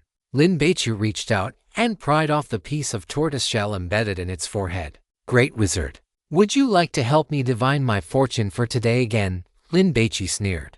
The others looked at Lin Baici, confused. Jia Hongya ran over quickly. Little Lin, is this piece of tortoiseshell the god-forbidden item that caused this rule-based pollution? Gurjung had originally wanted to go over as well, but he hesitated and stayed put. What if that boy misjudged the situation? Wouldn't that be dangerous? Yes, this is the culprit. Lin Baici gripped the tortoiseshell in his right hand, his fingers tightening. The others wanted to come closer but didn't dare. After all, so many people had died, and it was all the work of that thing in Lin Baici's hand. 5 body prostration to offer the 3 sacrificial animals, showing no respect to the heavens but bowing to ghosts and gods. Tortoiseshell divination. Today is a day of great misfortune. Hearing this, Lin Baici's brow furrowed immediately. You think you can push me around? He raised his hand, intending to smash the tortoiseshell fragment against the ground and shatter it into pieces. Lin Baici didn't have a black coffin and couldn't seal God-forbidden items. But after dealing with the clay figurine idol, he understood that as long as he smashed the God-forbidden item, he could eliminate the rule-based pollution. The only downside was that it was a waste, as this thing could probably be sold for a lot of money. Don't. That voice rang out again, but this time, it lacked the pretentious mystery of the divination from before. It was a normal speaking voice, and it even sounded like it was pleading. I divined wrong. Let's do it again. Let's do it again. Hearing this, everyone looked at each other in disbelief. You can just redo it. Then, anger surged within them, and they felt incredibly indignant. Do you know how many people your divination killed? Perhaps because it was afraid that Lin Baici would smash it, it answered quickly. Today is an auspicious day and a beautiful time. Everything is suitable. Lucky, lucky, lucky. The 3 lucky words were spoken with each tone higher than the last. Don't you need to perform some kind of divination ritual? Lin Baici's voice remained cold. Tortoiseshell divination, communicating with the divine. It all rests within my heart, it explained. Then you really are quite self-indulgent. Lin Baici mocked. What does rests within my heart mean? Doesn't it just mean it does whatever it wants, divining however it pleases? Gurjung saw that the danger had passed and walked over. He stared at the tortoiseshell in Lin Baici's hand, his face full of astonishment. This God-forbidden item can actually talk. The tortoiseshell was the size of an adult's palm and had a warm yellow hue. It had been polished until it was smooth and lustrous, just like a piece of top-quality jade. On its front were some irregular patterns, created by burning it over charcoal. It possessed a strange beauty, as if it were the language of gods, conveying some kind of divine revelation. He has developed a greedy heart. How detestable. He is actually coveting your ingredients. I suggest roasting it over charcoal. Once it's cooked, feed it to a dog. The gluttonous god was indignant, questioning God Tortoiseshell. Spiritual divination can reveal one's fortune for the day. However, compared to divination, it is more adept at cursing. Once the rule-based pollution begins, the so-called divination is actually a curse. The stronger the will of the cursed, the stronger their ability to resist the curse. In short, the more afraid you are, the higher the chance the curse will take effect. So this thing is called the questioning God Tortoiseshell. Lin Baici felt the surface of the tortoiseshell. The texture was excellent. If a person carries this tortoiseshell for a long time or uses it frequently, they will be corroded by the aura of the curse, gradually becoming psychologically twisted, hating everything, and wanting to destroy whatever they see. Use with caution. Lin Baici's hand, which was touching the tortoiseshell, stiffened. Huo Yuyu stood beside Lin Baici, looking at the tortoiseshell while stealing glances at Lin Baici. Xiaobai is so amazing. Is there any divine grace on this? Lin Baici was more concerned about this question. With anticipation, he asked the gluttonous god in his heart. Chapter 85. Starting the journey to find gourmet food. Please subscribe. Regrettably, Lin Baici felt a little disappointed. Don't dawdle. Hurry up and set off. Start the journey to find gourmet food. The gluttonous god urged him. Gurgle. Lin Baici's stomach began to growl, and he felt a sense of hunger. With the crisis resolved, everyone gathered around. Handsome. Thank you. Liu Yingxi smiled and took the initiative to strike up a conversation. My name is Liu Yingxi. Buddy, thanks. My name is Tang Xiqian. I junior at Haijing University of Technology. I heard Joyo say earlier that we go to the same school. If you ever have. Tang Xiqian stopped himself and quickly shut his mouth. In the past, when he socialized with others, because of his family background, people always flattered and fawned over him. He was used to looking down on others, so he had almost blurted out, if you ever have any trouble, you can come to me. Just kidding. They are god hunters. What could they possibly need his help with? It was he who asked them for help. Lin Baici, a freshman at Haijing University of Science and Technology. Lin Baici replied casually. A girl with a bit of a sadistic streak. She likes men, but also likes women.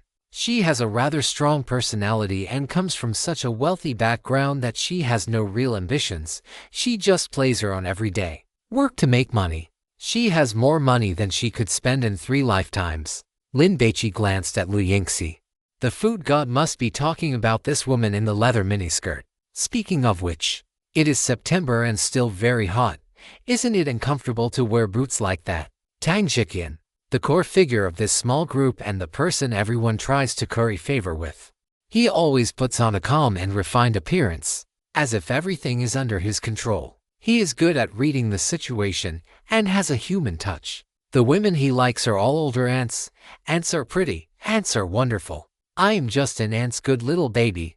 Lin Baici was stunned. He hadn't noticed that Tang Jiqian had this hobby. Logically speaking, with his status, he shouldn't be lacking in young and beautiful girlfriends, even the kind who would chase after him. Others also wanted to strike up a conversation with Lin Baici, but except for Zhu Zhao, none of them were qualified.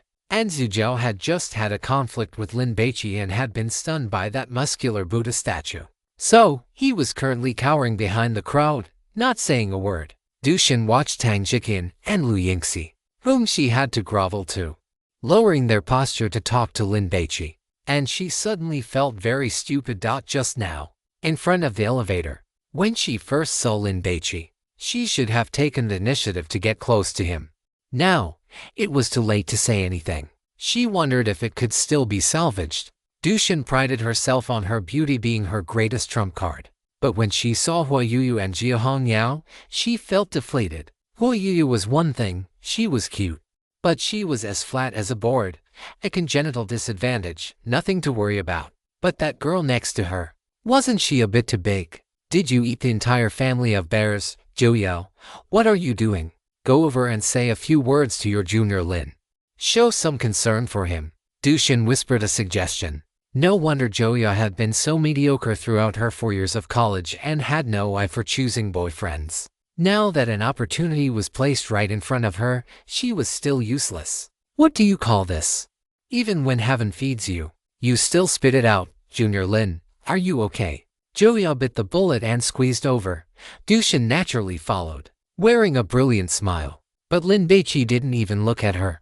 Brother Lin, how did you discover that there was something wrong with that mummy monster? Gu Zheng was curious and wanted to accumulate some experience. Yes.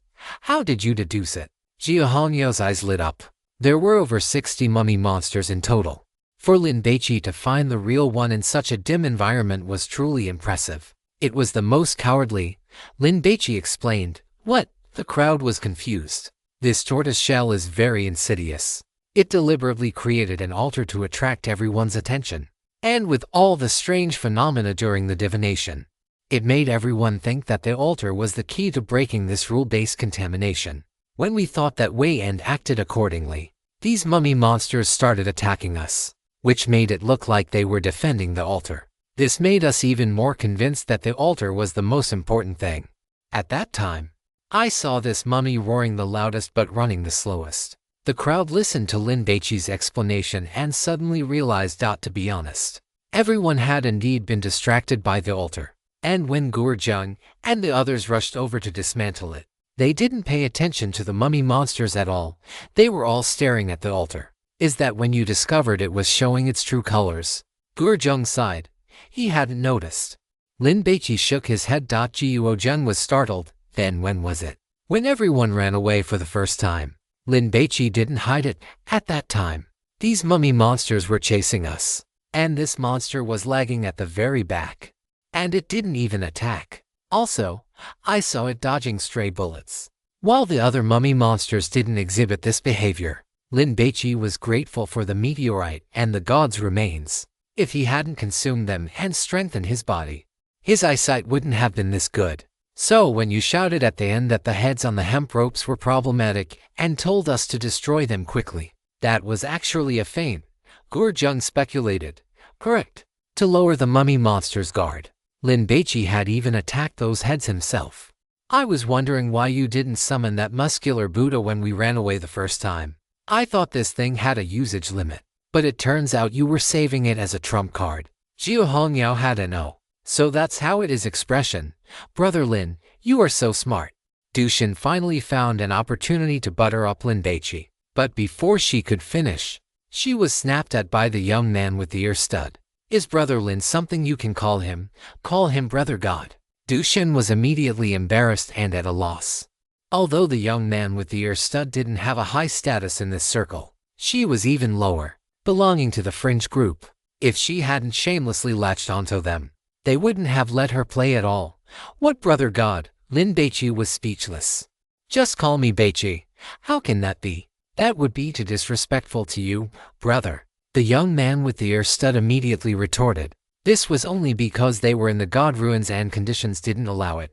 If they were outside, the young man with the ear stud would have definitely booked a venue and treated Lin Baici to a meal.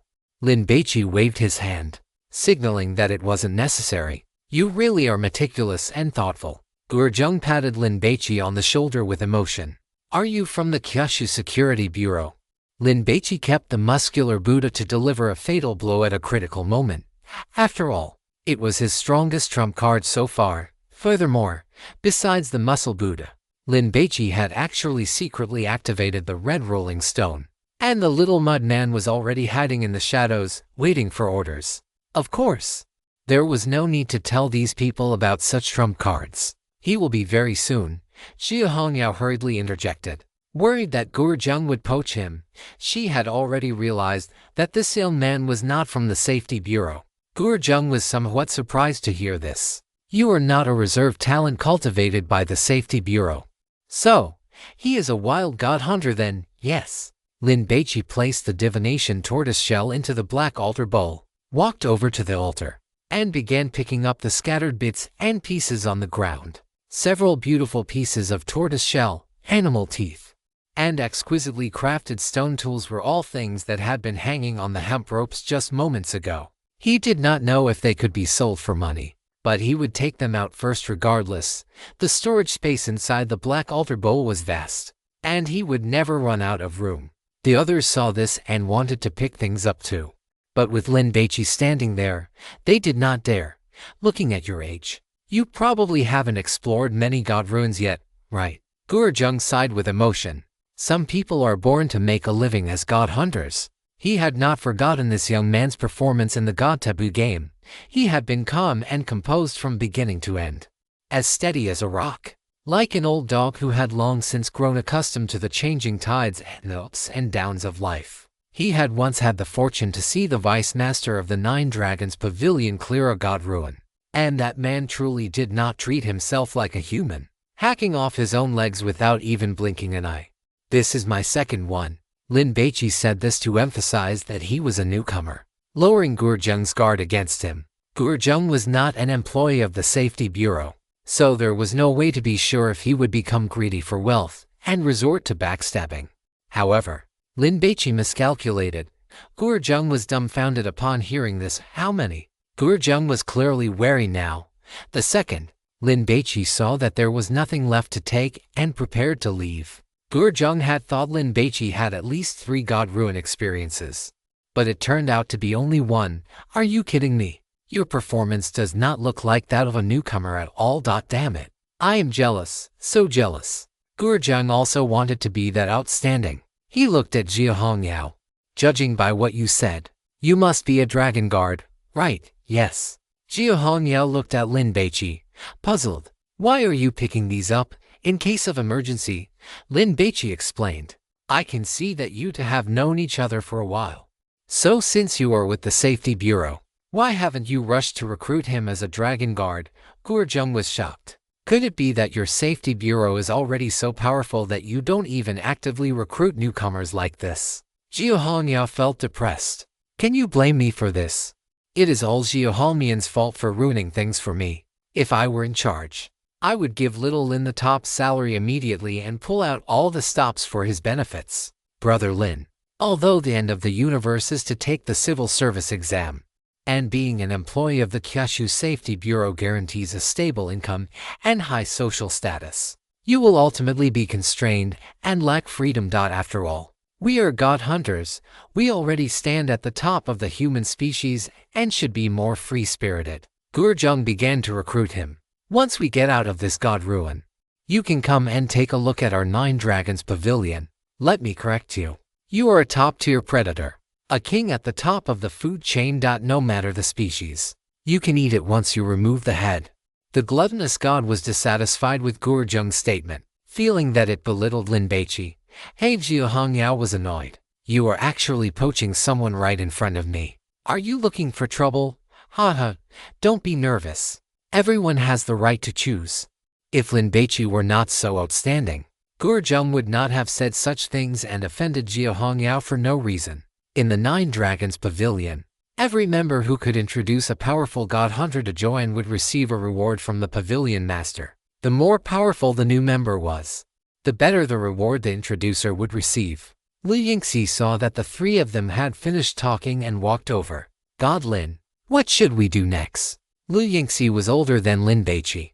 It was not that she could not call him brother, but it would make her seem too shallow. Calling him god brother sounded more like a humorous tease. So Liu Yingxi chose the title God Lin. It meant a great god who could crack the god ruin. Only by containing the god remains can this god ruin be lifted. So, if everyone wants to survive, we must find the god remains as soon as possible, Lin Baici explained. What are god remains? Tang Shiqian wanted to understand. Are you annoying? Just follow along. Why ask so many questions? Gurjung did not have the slightest kindness or patience for these ordinary people. In his eyes, these people were just cannon fodder for scouting the path. Lin, brother Lin, please save me. The decrepit Liu Liu walked over, begging with tears streaming down her face. The chiffon shirt on her body was exquisitely crafted, and paired with a young girl's body, it would have been cute yet sexy, but now, worn on an old woman with withered, chicken skin-like features. It looked bizarre no matter how you looked at it. Please, a cough. I beg you. Coach Sean pleaded while coughing up blood, unable to stop it at all. His face was now pale, all caused by excessive blood loss. Wait a moment. Lin Baici took out the divination tortoise shell again. Can you lift the curse on them? Why lift it? Look at how good their condition is, it spoke, its tone filled with confusion. Look at this blood being spat out, how beautiful it is, and this coughing sound. How pleasant it is to hear. The other woman is walking toward death. Isn't this just like a play reaching its finale? A perfect ending with no regrets. These words sounded very punchable. Gurjung did not care whether those two lived or died. He was amazed to hear the tortoiseshell talking. While Jia Hongyao was unfazed, among the god taboo items she had seen, there were things even stranger than this. Help them lift the curse, Lin Baici ordered. Kneel and count out with your 5 limbs. It elongated its tone and began the divination ritual. But after shouting a few words, it realized something was wrong. My apologies. I am used to it. Just throw me out with a pious heart. That will suffice. Be gentle. Don't break me. Also, it would be best if there were some clean straw on the ground. Otherwise I will get dirty. It chattered on incessantly. Lin Baici was speechless. Was this thing a chatterbox? What should I call you? Lin Baici asked out of curiosity. Turtle God Ouch. It let out a loud cry halfway through its sentence because Lin Baici had tossed it upward. The questioning divine turtle shell rose to its highest point and began to fall, tracing a beautiful arc in the air before landing on the ground with a slap. Turtle shell divination. The divine spirit answers, today is highly auspicious. All your illnesses and disasters shall vanish at this moment. As the turtle god recited the oracle, Coach Jean, who had been coughing incessantly, suddenly felt much better. The pain in his chest subsided, and his breathing became smooth. It felt as if he could inhale the entire world into his lungs. It was just that he had vomited so much blood that his shirt was stained crimson, and his face remained deathly pale, making him look every bit the consumptive invalid. On the other side, Liu Liu was doing much better. As the curse was lifted, her skin began to tighten once more, and the wrinkles vanished. Have I changed back? Brother Tang, Sister Yingxi, have I changed back? Liu Liu looked at her hands and kept stroking her cheeks. She dared not look in a mirror because she was afraid of seeing the bark-like, aged face of an old woman again. You have changed back? Liu Yingxi was shocked. Is this the power of a divine taboo? How airy, yet how miraculous. Liu Yingxi turned her head to look at Lin Baici. She suddenly felt an urgent impulse, no matter the cost. She had to become a god hunter, because such powerful strength was held in the hands of god hunters. Tang Jiqian shared the same thought. Usually, in his social circle, his family background gave him a superior status. and everyone spoke to him with a submissive attitude. But today, that guy named Gurjung looked at him as if he were a dog.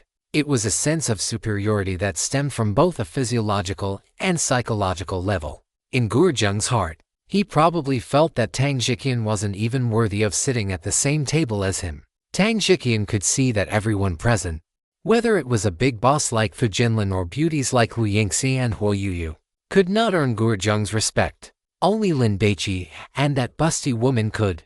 Thank you, thank you. Coach Zhang kept expressing his gratitude, weeping uncontrollably. He didn't look like a grown man at all. He couldn't help it.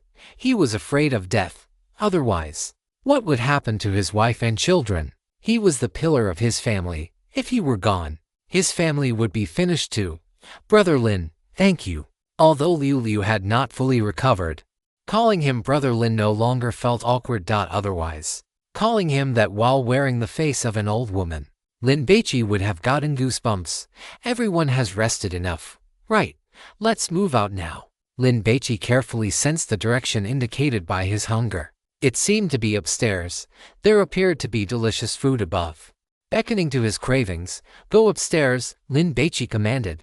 This time, he didn't ask for the opinions of others and made the decision directly. Jiu Hongyao didn't mind. Little Bai had strong deductive abilities, so listening to him was fine. As for Gurjung, he had begun to trust Lin Baici because of his excellent performance during this rule-based contamination. Exploring the divine ruins was like this. When you weren't capable enough, it was best to follow someone else. The worst thing was to be incompetent yet arrogant. Brother Tang, give me a gun. Zhu Zhou leaned in behind Tang Jiqian and whispered. Tang Jiqian was nearly scared to death upon hearing this. He first glanced at Lin Baici in front before asking in a low voice, "What do you want a gun for?" "Self-defense." Zhu Zhou's mouth had been split open by the muscle Buddha, and more than half of his teeth had been knocked out, so his speech was whistling and slurred. Tang Jiqian fell silent. He knew exactly what kind of personality Zhu Zhou had. This kid had never been one to take a loss. If it were any other time, Tang Jiqian wouldn't care if Zhu Zhou wanted revenge, and he might even help.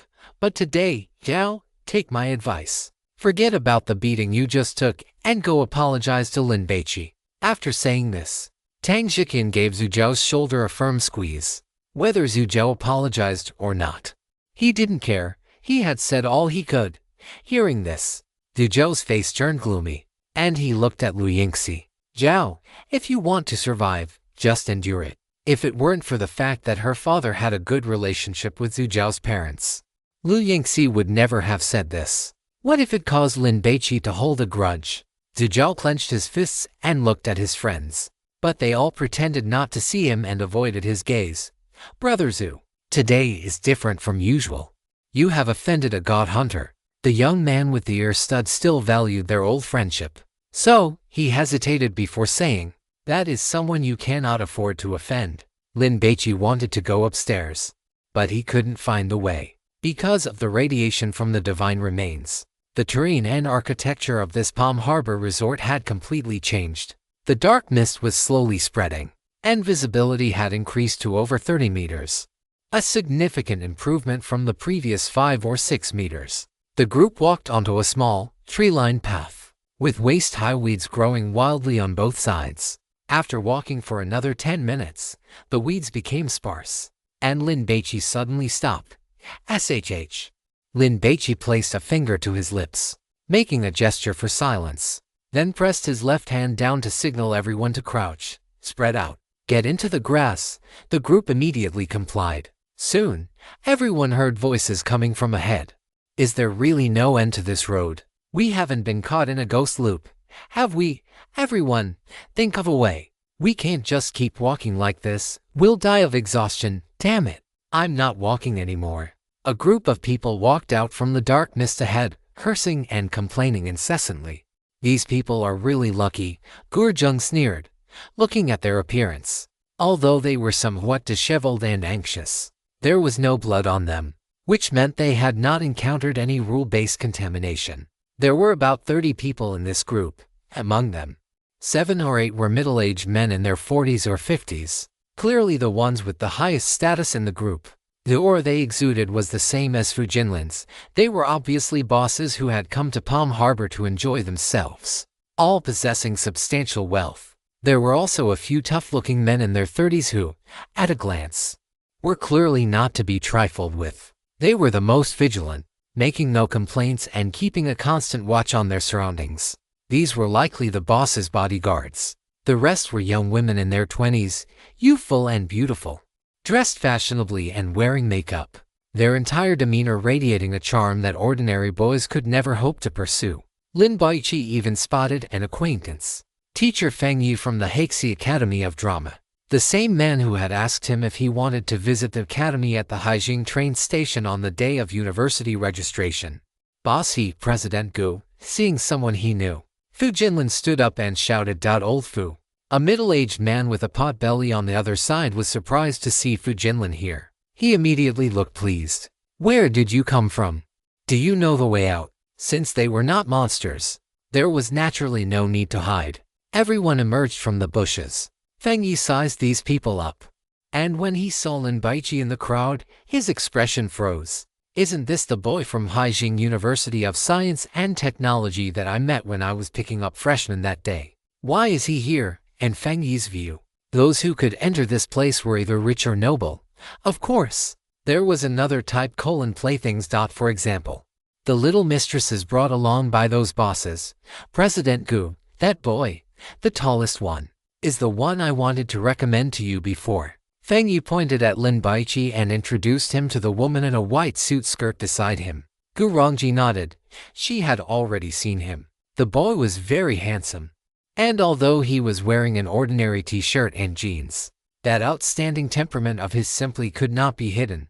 "President Gu, this guy gave up on joining your entertainment company. He has no idea what a rare opportunity he missed." Feng Yi fawned. "He will definitely regret it for the rest of his life. If you don't want to invite trouble, you had better stop saying things like that."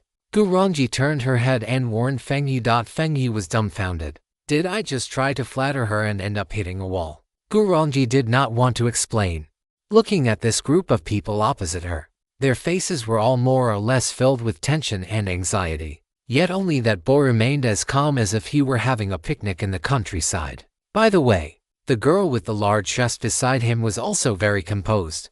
"Bossy, President Gu, judging by your appearance, you didn't encounter any trouble." Fu Jinlin's eyes were fixed mostly on Gu Rongji. This woman was in her 30s, not only beautiful and curvaceous but also the president of Waxing Entertainment, holding considerable power in the entertainment industry. If one could conquer her, it would bring a great sense of achievement.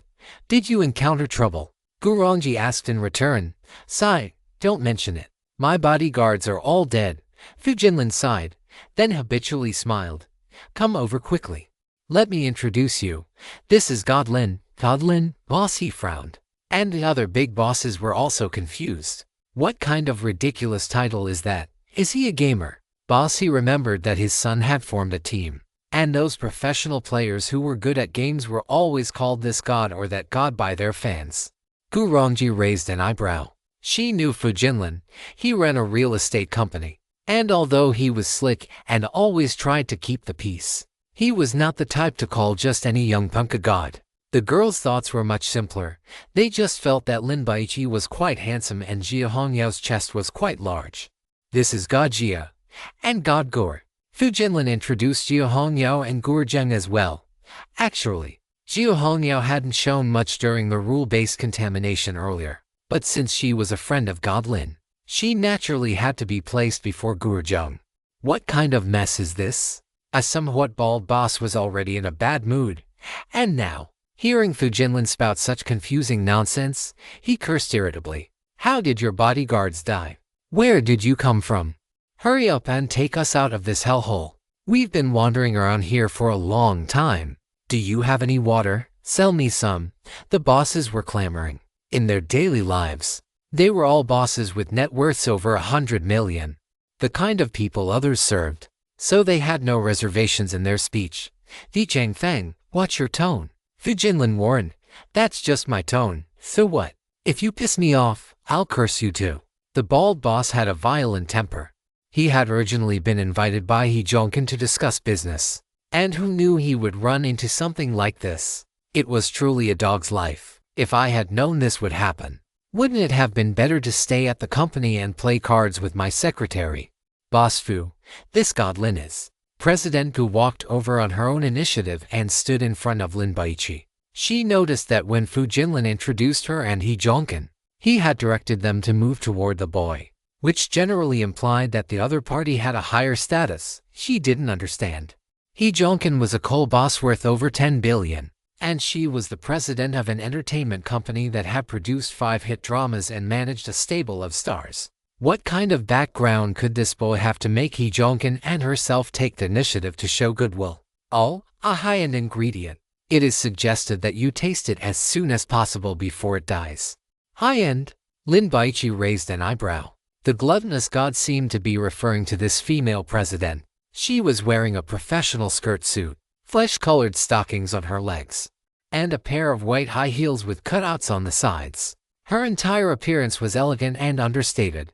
Chapter 86. Ironclad sword slave seeking subscriptions. Perhaps because she had walked too much in the god ruins, her high heels were covered in dust, and there was a hint of irritation between her brows. Could this be considered a young auntie? Lin Baici recalled the God Eater's commentary on Tang Jiqian as an ingredient and took the opportunity to glance at him. Sure enough, Tang Jiqian was sizing up this President Gu, his eyes occasionally darting toward her feet. The term high-end in this commentary does not refer to the quality or rarity of the ingredient itself, nor that it is something difficult for ordinary people to obtain, but rather that its status is relatively high-end. It is like certain ingredients that taste quite average when eaten, but their social status is high enough that ordinary people cannot afford them. If you happen to eat one, you have to take a photo and post it on social media to show off. Is this woman the kind of ingredient worth showing off? Lin Baici shook his head. He didn't think so. An outstanding gourmet will try any ingredient, regardless of what it is. Even if it doesn't taste good, one must experience it. Can you just tell me where the god remains are? Lin Baici wanted to clear this god ruins as quickly as possible. Go right. Boss Fu, stop running your mouth. Lin Baici had no interest in getting to know these people, so he didn't want Fu Jinlin to introduce him. Not much of a person, but quite the ego, Ji Changfeng mocked. As soon as he finished speaking, he noticed the people opposite him looking at him as if they were looking at a complete idiot. What was going on? Did I say something wrong? He immediately thought to himself, I am worth hundreds of millions. What the hell am I afraid of? Ji Changfeng, were you raised on shit? Why is your mouth so foul? Fu Jinlin was annoyed. I was kind enough to introduce Lin Baici to you, and this is the attitude you give me? You really are narrowing your own path. Let's go. Lin Baici left the small path, stepped into the weeds that reached his knees, and headed toward the right dot in this dark mist. It was impossible to determine the exact direction. Jiu Hongyao and Huo Yu followed immediately without the slightest hesitation. Gu Zheng wanted to ask Lin Baici the reason for heading this way, but after hesitating for a moment, he gave up. Tang Jiqian's group also chased after them immediately. Boss Fu, who is he? Hee Jongkin inquired. Fu Jinlin shook his head and went to chase after Lin Baici. Lin Baici hadn't given him permission, so he didn't dare to reveal the man's identity as a god hunter recklessly. Looking at this posture, he's just some eccentric second-generation rich kid, Ji Changfeng sneered. He's even wearing a kasaya. Does he think he's the Tathagata Buddha? Gu Rongji's gaze also landed on the kasaya Lin Baici was wearing. Is this cosplay, or some kind of unique fetish, because of her profession? Gu Rongji had seen many people with strange habits, not to mention acting like a monk. There were even those who acted like dogs. President Gu, what should we do? Someone asked. What else can we do? Follow them. Hee Jongkin was unhappy. He hated it when others gave orders in front of him. But if they didn't follow the other party now, they would only be walking in circles here. Seeing how certain they are, they must have a way out, right? The girls were expectant. They had already had enough of this place. Gu Rongji had taken advantage of the freshman registration at the Haijing Academy of Drama to pick out a few girls with special talents who might make it in the entertainment industry. She had signed contracts with them and then used her personal connections to bring them to Palm Harbor to broaden their horizons. Besides proving that she had connections, it was also to let them know what the life of the wealthy was like, to give them a heavy dose of motivation so they would work hard to seize every opportunity. Feng Yi, as the teacher receiving the freshmen, had recommended several good girls to Gurongji this year, so he had also received her invitation to come and enjoy a day. These girls had indeed been shocked before, realizing that the joys of the wealthy were beyond their imagination, but soon, as the meteor fell and the god runes appeared, the shock in their hearts turned into fear and terror. However, compared to Tang Shiqian's group, they were lucky. They were just trapped in this weed maze and couldn't find their way out, without any deaths or injuries. The group followed Lin Baici, leaving the country path and moving forward through the wild grass. These overgrown weeds reached their knees and were both hard and sharp. As people walked through them, the grass brushed against their legs like a bathhouse attendant scrubbing skin with a hot bristle brush. It was painfully stinging and very uncomfortable. Those wearing long pants were fine, but the women wearing short skirts and stockings suffered. It hurts? My calves are all scratched up. Will they leave scars? Can someone ask him where he's going? If he's just walking around like a headless chicken, we might as well go back to the path. The girls complained one after another. Gurongji couldn't stand it either. Her flesh-colored stockings were already snagged, with over a dozen holes in them. What was more troublesome was that she was wearing high heels. Walking in this weed-covered land caused her heels to sink into the soil with every step, making every movement a torture. Just as Gurongji finally couldn't take it anymore and was about to go talk to that young man, she suddenly heard cheers coming from ahead. "Are we out?" Gurongji felt a surge of energy and, finding new motivation, immediately quickened her pace. The others were the same. Everyone walked another 30 meters or so, and the endless wild grass suddenly disappeared, leaving only piles of yellow earth. As the wind blew, dust swirled up. "It's so hot," the girls complained. A wave of heat rose, making people feel as if they had been locked inside a steamer. President Gu, I feel like something is wrong ahead." Feng Yu reached out and wiped the sweat from his forehead. "Even if something is wrong, we have to keep going. Do you expect us to go back?" He Jonkin complained. If they had a choice, who would want to suffer like this? These people continued to follow Lin Baici and his group. Gradually, the two sides merged into one. After all, in such an unfamiliar place, having more people around to huddle together provided a greater sense of security. On the yellow earth all around, bronze swords began to appear sporadically. They were dilapidated, broken, and rusted. They were just casually stuck into the ground.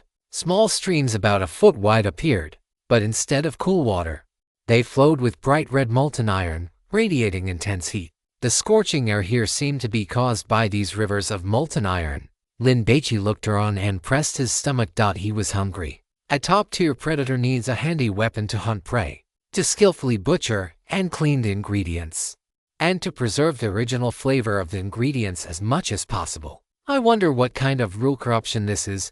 Gurjung frowned deeply, listening to the gluttonous god's commentary and observing the surrounding environment. Lin Baici estimated that they would encounter a god-forbidden item related to weapons ahead. As the group moved forward, more and more bronze swords were stuck in the ground, and their quality was significantly better. Some could even be used as weapons. Feng Yi walked over and picked out two bronze swords with fewer notches on the blades. "President Gu, take this for self-defense." Feng Yi was eager to please. "Thank you." Gurongji took them. The bronze sword felt heavy in her hand, at least for pounds, and it was even slightly warm. Seeing this, the others also began to look for swords. Some even took two. At any rate, it felt safer than having empty hands. But just as they picked them up, the girl with the large chest in front spoke. "You had better not touch things around here randomly. You might get corrupted." Jia Hongyao's words startled everyone. Corrupted? Just hearing such a term made people feel uncomfortable. Lin Baici and Gurjung stopped at the same time. Looking ahead, there was a massive sword furnace there, looking like a small hill, crouching on the ground and covered in cracks. From those cracks, scorching molten iron flowed out, forming those streams. A sword furnace that birthed a famous sword. When it was built, a master swordsmith renowned across the states, along with 300 servants, were used as human sacrifices by the king to blood sacrifice the sword, and they were burned to death inside the furnace. An emperor's tomb must have many burial objects. This sword furnace was one of them. The final step of the master swordsmith using this furnace to forge the sword was to kill the servants who participated in the forging, as well as himself, as human sacrifices. Even if the king went to the underworld, he still needed a sword. Is this god's ruin a tomb? Lin Baici asked curiously. The gluttonous god did not answer, but in reality, that was the case. Where the meteor fell, there happened to be a pre-kin tomb that had not yet been discovered by the world. When the god's remains radiated, some items in this tomb were corrupted into god-forbidden items. The turtle shell for asking the gods that Lin Baici had just obtained was made by an ancient great shaman. In front of the sword furnace stood a black stone tablet taller than a person, with characters written on it, which should be a sacrificial text. Further ahead, about 20 meters from the sword furnace, there was an incredibly thick iron pillar carved with calling dragons, stuck in the soil. The pillar was engraved with dragons and phoenixes, with reliefs of ferocious beasts. A massive bronze chain, about as thick as an adult's calf, was connected at one end to the calling dragon pillar and tied at the other end to the left ankle of an armored man. This armored man was covered in black armor from head to toe. At this moment, he was kneeling devoutly in front of the stone tablet in a full prostration, motionless. Although he did not straighten his back, one could still tell he was burly and tall.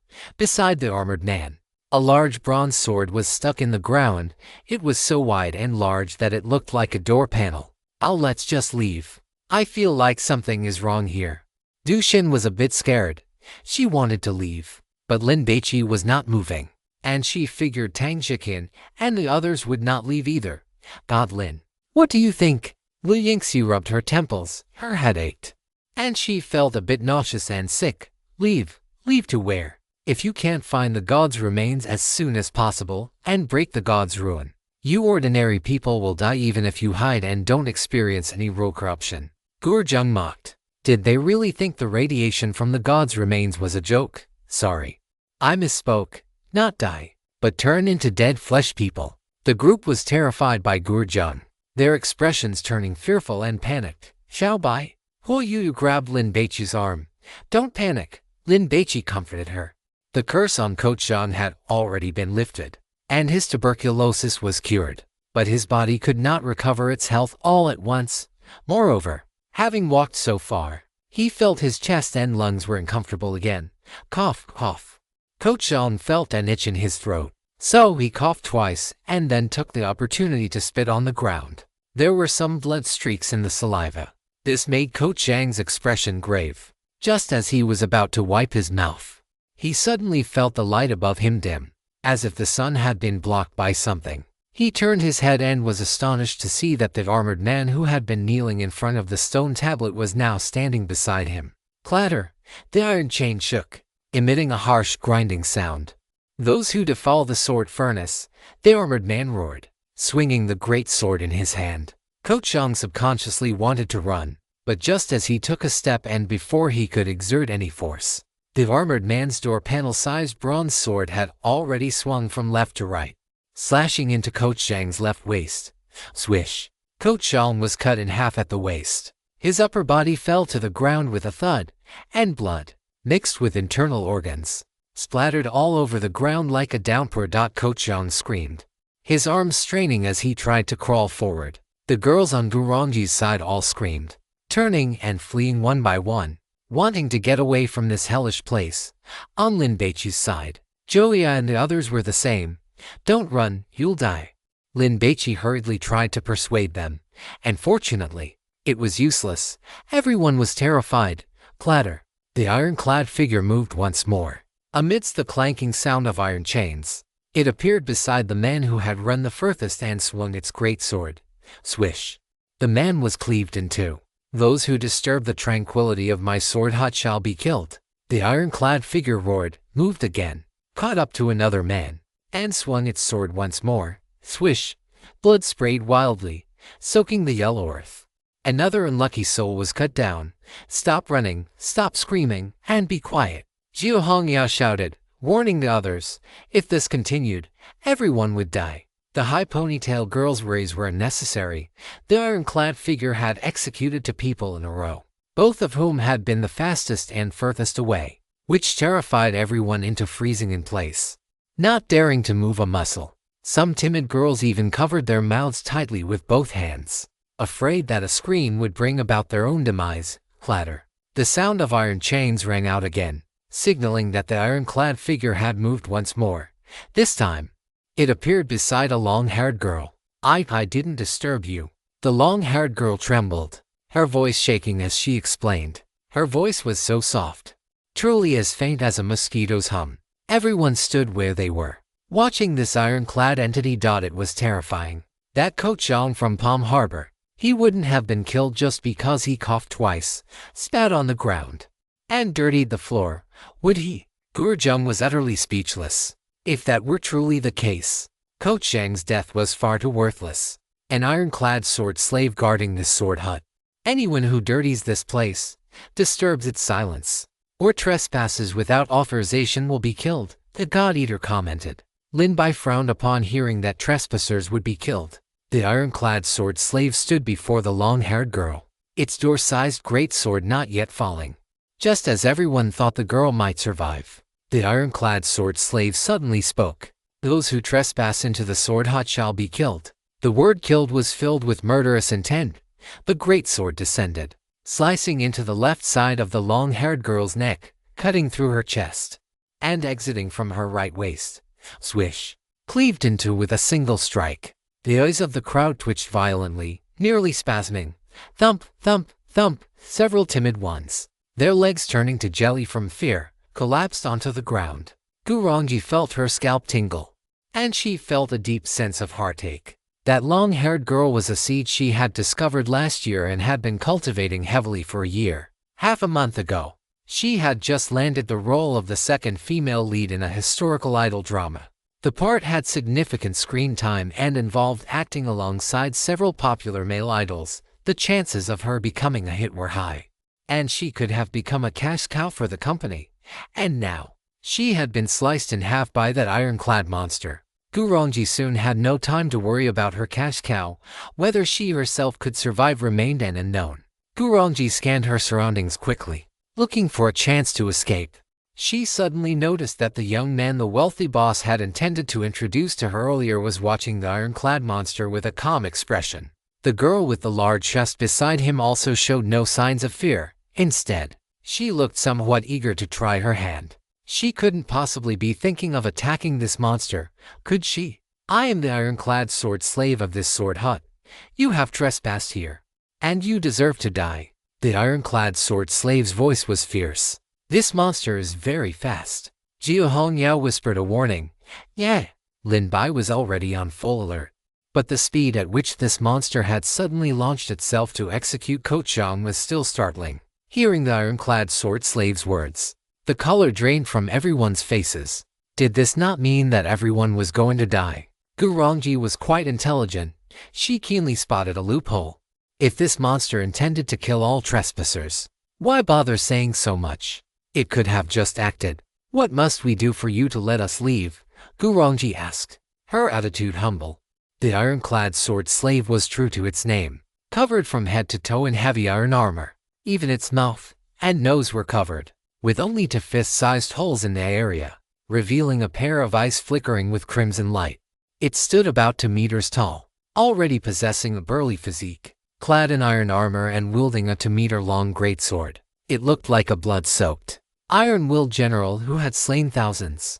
To slaughter you all would be an offense against the heavens and would stain the king's sword with death energy, which is inauspicious. Yet, if I do not kill you, I cannot force you to submit to the majesty of the king's sword. The ironclad sword slave's gaze was cold. Therefore, choose 10 people for human sacrifice, take their heads, and offer them to the king's sword. Then, you may leave. Upon hearing this, everyone's expressions changed drastically. "What is a human sacrifice?" the wealthy boss whispered to the young man with the ear stud. Despite his wealth, his education and knowledge were not high. The young man with the ear stud was in no mood to answer him. The atmosphere at the scene was exceptionally oppressive. Gurongji turned her head and locked eyes with Baici. So-called human sacrifice referred to ancient funeral or sacrificial rites where living people were killed to accompany the dead. It was prevalent during the slave-owning period and gradually declined by the Warring States period. In history, when some emperors died, their concubines and certain palace maids would also be buried in the mausoleum to accompany them in death. Human sacrifice could be described as a very cruel custom. Actually, if you think about it, trading 10 lives for the survival of dozens is worth it. He Jonkin stated his position. He was afraid of death, so he did not want to remain in a stalemate. What if the monster changed its mind? Thus, he wanted to quickly select 10 sacrificial victims.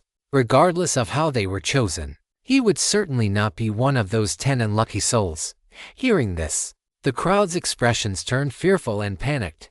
After all, no one wanted to be the sacrificial lamb. Several wealthy bosses exchanged glances quickly. Although no one spoke, everything was tacitly understood. They had money, and most importantly, their bodyguards were still by their sides. If they joined forces, they would undoubtedly be the strongest. And those girls from the Haijing Academy of Drama would be nothing more than lambs waiting to be slaughtered. He Jonkin was a coal boss.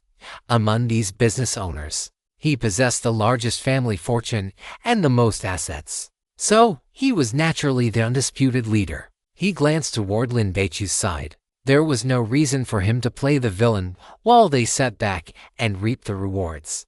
Therefore, their group also had to produce a few unlucky souls to serve as human sacrifices. He Jonkin held himself in high regard and did not want to deal with greenhorns like Lin Baici and Tang Jiqian. Furthermore, he had not yet figured out their methods. So, he decided to wait a little longer and let Gurongji handle the negotiations first. A beautiful woman stepping forward would result in a higher success rate for the negotiation. Baici, I'm just a woman. My words carry no weight. Gurongji did not want to go. Doing this kind of work was too dirty. Siogu, we are all 1,000-year-old foxes here. So why are you pretending to be a tortoise? If you want to survive, you have to show some sincerity, don't you? He Jonkin sneered. He understood exactly what this woman was thinking. Isn't it just that she doesn't want to be the villain? You really think too highly of yourself. If it weren't for the fact that you are beautiful enough, and I haven't had my fun with you yet, I would have chosen you as a human sacrifice directly. Gurongji's expression turned ugly. Among the people present, these bosses had already spontaneously formed a circle. Their wealth combined with their bodyguards was enough to ensure their say in matters. If I can make it out alive, I will hire a few bodyguards too. Gurongji had actually compromised, but she was preparing to fight for some benefits for herself. However, He Jonkin could no longer wait. He was over 50 years old, and his body had long been hollowed out by excessive indulgence. Therefore, the radiation from the divine remains had a significant impact on him, causing him constant headaches and discomfort, and he was already showing signs of losing his mind. Seeing that Gurongji remained silent, he raised his hand and struck out. He Jonkin's 5 fingers, thick like short clubs, landed on Gurongji's face, leaving 5 deep red finger marks. Gurongji staggered back a few steps, nearly twisting her ankle in her high heels. She clutched her burning cheek, stunned by the blow. He Jonkin growled, I am not negotiating with you, I am ordering you. The commotion here also drew the attention of the others. Several bosses had already gathered together. They glanced at Gurongji, didn't care, and continued to discuss in low voices which people to choose as human sacrifices. Of course, they did not forget to promise their respective bodyguards generous rewards. Each one offered an astronomical price. Otherwise, if the bodyguards didn't listen, the bosses would be in deep trouble. Unforgivable. This filthy, lowly bipedal crawler actually dared to touch your ingredients with its hands. It must be severely punished. I suggest throwing it into a wok of oil, deep frying it over high heat, and then feeding it to wild dogs. The God-Eater was murderous. Food is sacred, and every portion of rations should be treated with kindness. Gurongji covered her cheek and walked to Lin Baici's side. To be honest, being hit in front of so many people made her feel humiliated and embarrassed. But what could she do? Curse back? Then she would definitely be pushed out by them to be a human sacrifice. What do you want? Huo Yu's large eyes stared at Gurongji, full of vigilance. He Jonkin said that everyone should choose 5 people to be human sacrifices. After Gurongji finished speaking, she realized that these people were all staring at her with hostile gazes. Why should we be the ones to choose? Dushin grew anxious. As a peripheral member of this small group, if they were to choose human sacrifices, she definitely wouldn't be able to escape. This was reality. So, Dushin grabbed Joya and frantically winked at her. Hurry up and make your junior brother take a stand. Let the 10 people all come from He Jonkin's side. If he doesn't listen, beat him to death. Fu Jinlin was also a bit panicked. In this circle, he was an outsider. And although he had money, it seemed that in the Divine Ruins, money was of no use at all. Tang Shikin and Lu Yingxi's hearts were also pounding, feeling uneasy. Just half an hour ago, they were the core figures of this circle. If it weren't for Lin Baici and his 2 companions, the 2 of them would have had the deciding power, and even Zhu Jiao would have been safe. But now, Lin Baici was the one in charge. A single word from him determined who lived and who died. Chapter 87. One Buddha suppresses the entire scene. Please subscribe. Junior brother Lin. Joyo was conflicted. She also wanted to have a good relationship with Lin Baici, but she didn't want to act too overtly. Oh, my dear Joya. Dushin was so angry she felt like going crazy. When is this? And you are still putting on airs. Do you want to live or not? If you do, go hug his thigh and lick him hard. If I had your opportunity, I would have knelt down and sung conquer for him, licking him until he was howling. Really, it's not shameful. This person is a god hunter. He is worth you throwing away your pride. Huo Yu was very calm. In any case, it wouldn't be her turn to be a human sacrifice. If anyone dared to choose her, Xiaobai would definitely blow their head off. Furthermore, based on her understanding of Lin Baici, she felt that Lin Baici would not choose anyone. On the contrary, it was these bosses who made the proposal who were going to suffer. Who is He Jonkin? Why is he so evil? Jia Hongyao frowned. Gurjung looked at Lin Baici without speaking, wanting to use this incident to understand his character.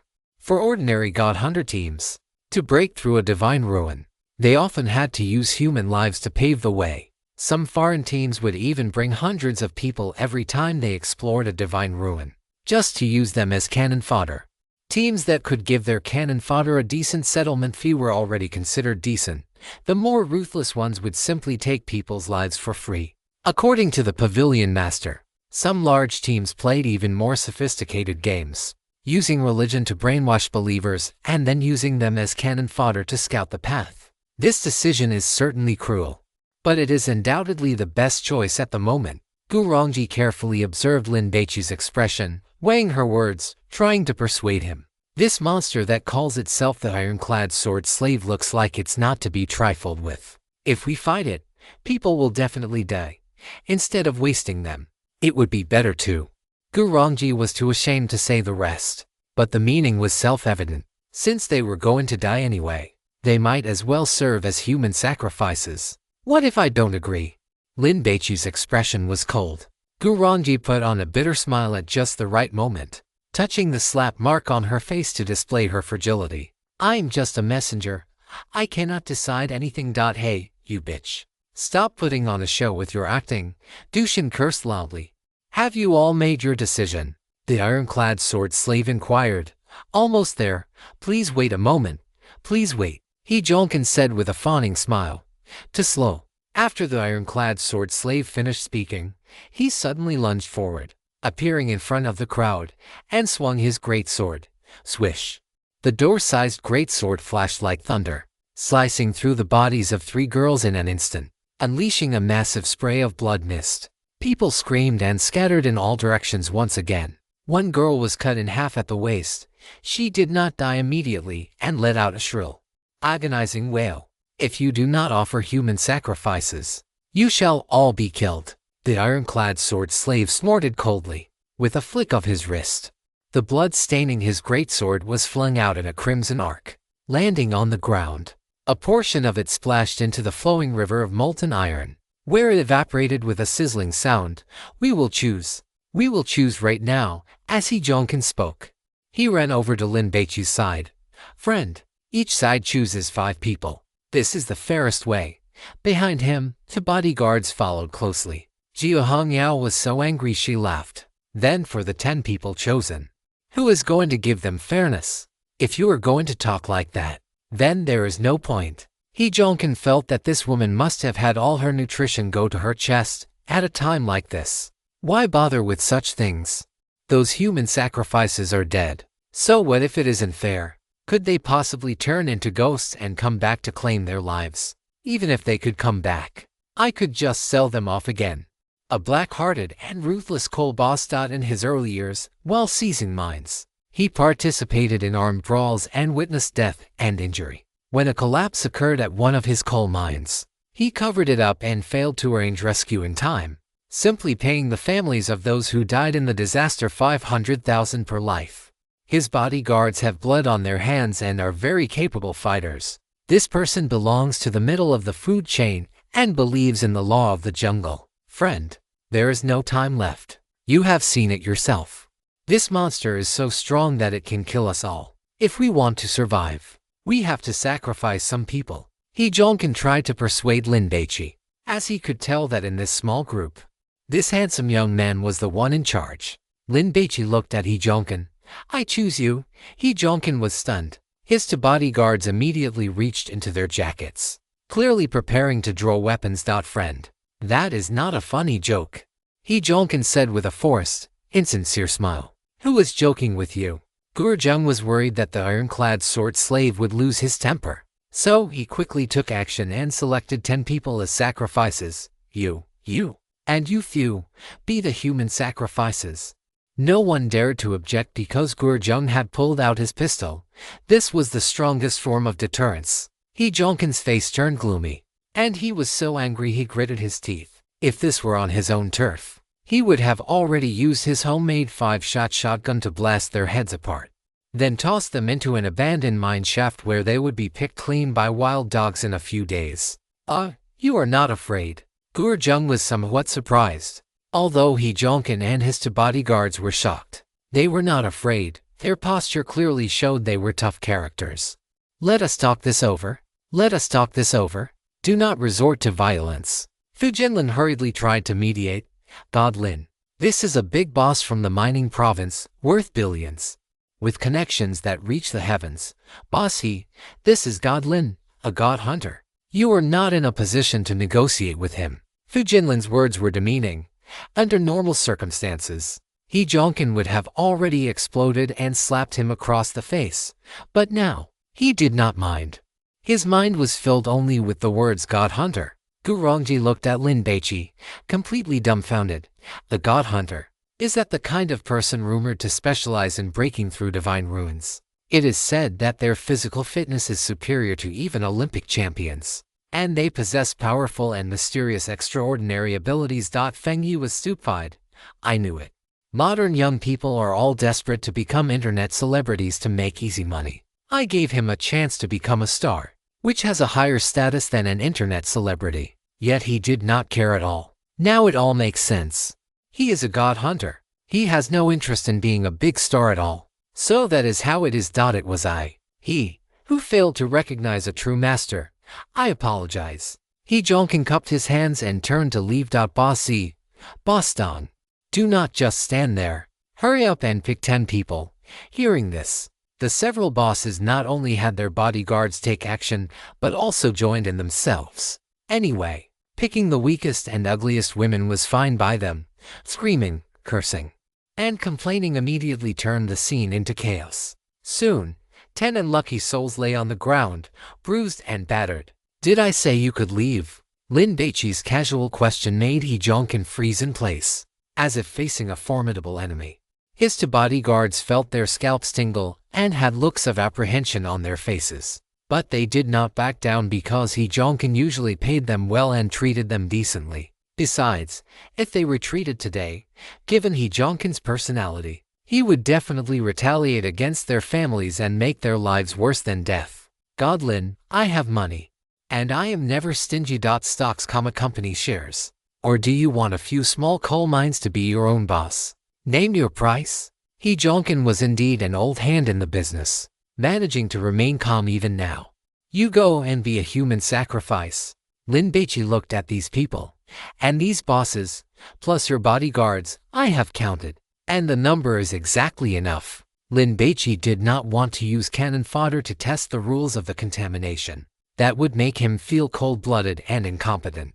He feared that if he did this too often, over time, it would form a path dependency. And then no matter what kind of rule contamination he encountered in the future, his first reaction would definitely be to use cannon fodder. That would be somewhat inhumane.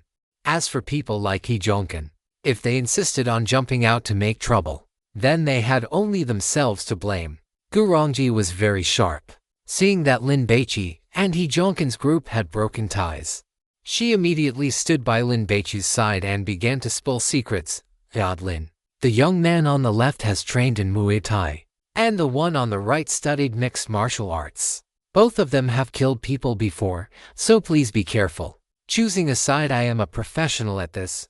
God Lin, do we really have to make things this ugly? Hee Jongkin's expression was grave. In truth, he was prone to path dependency, just like how he handled accidents at the mine. He would first protect himself, then ensure his interests suffered the least damage. As for the miners, weren't they just consumables?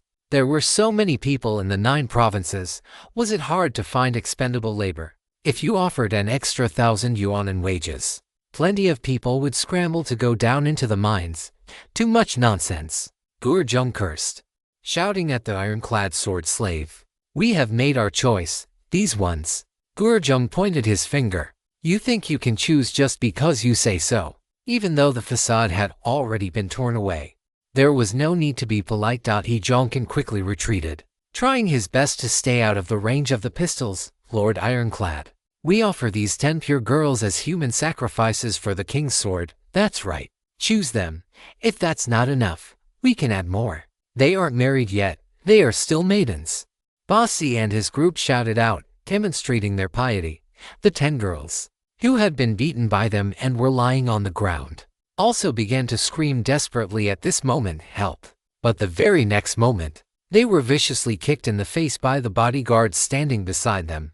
Bang, bang. With that, let alone screaming, they were knocked unconscious.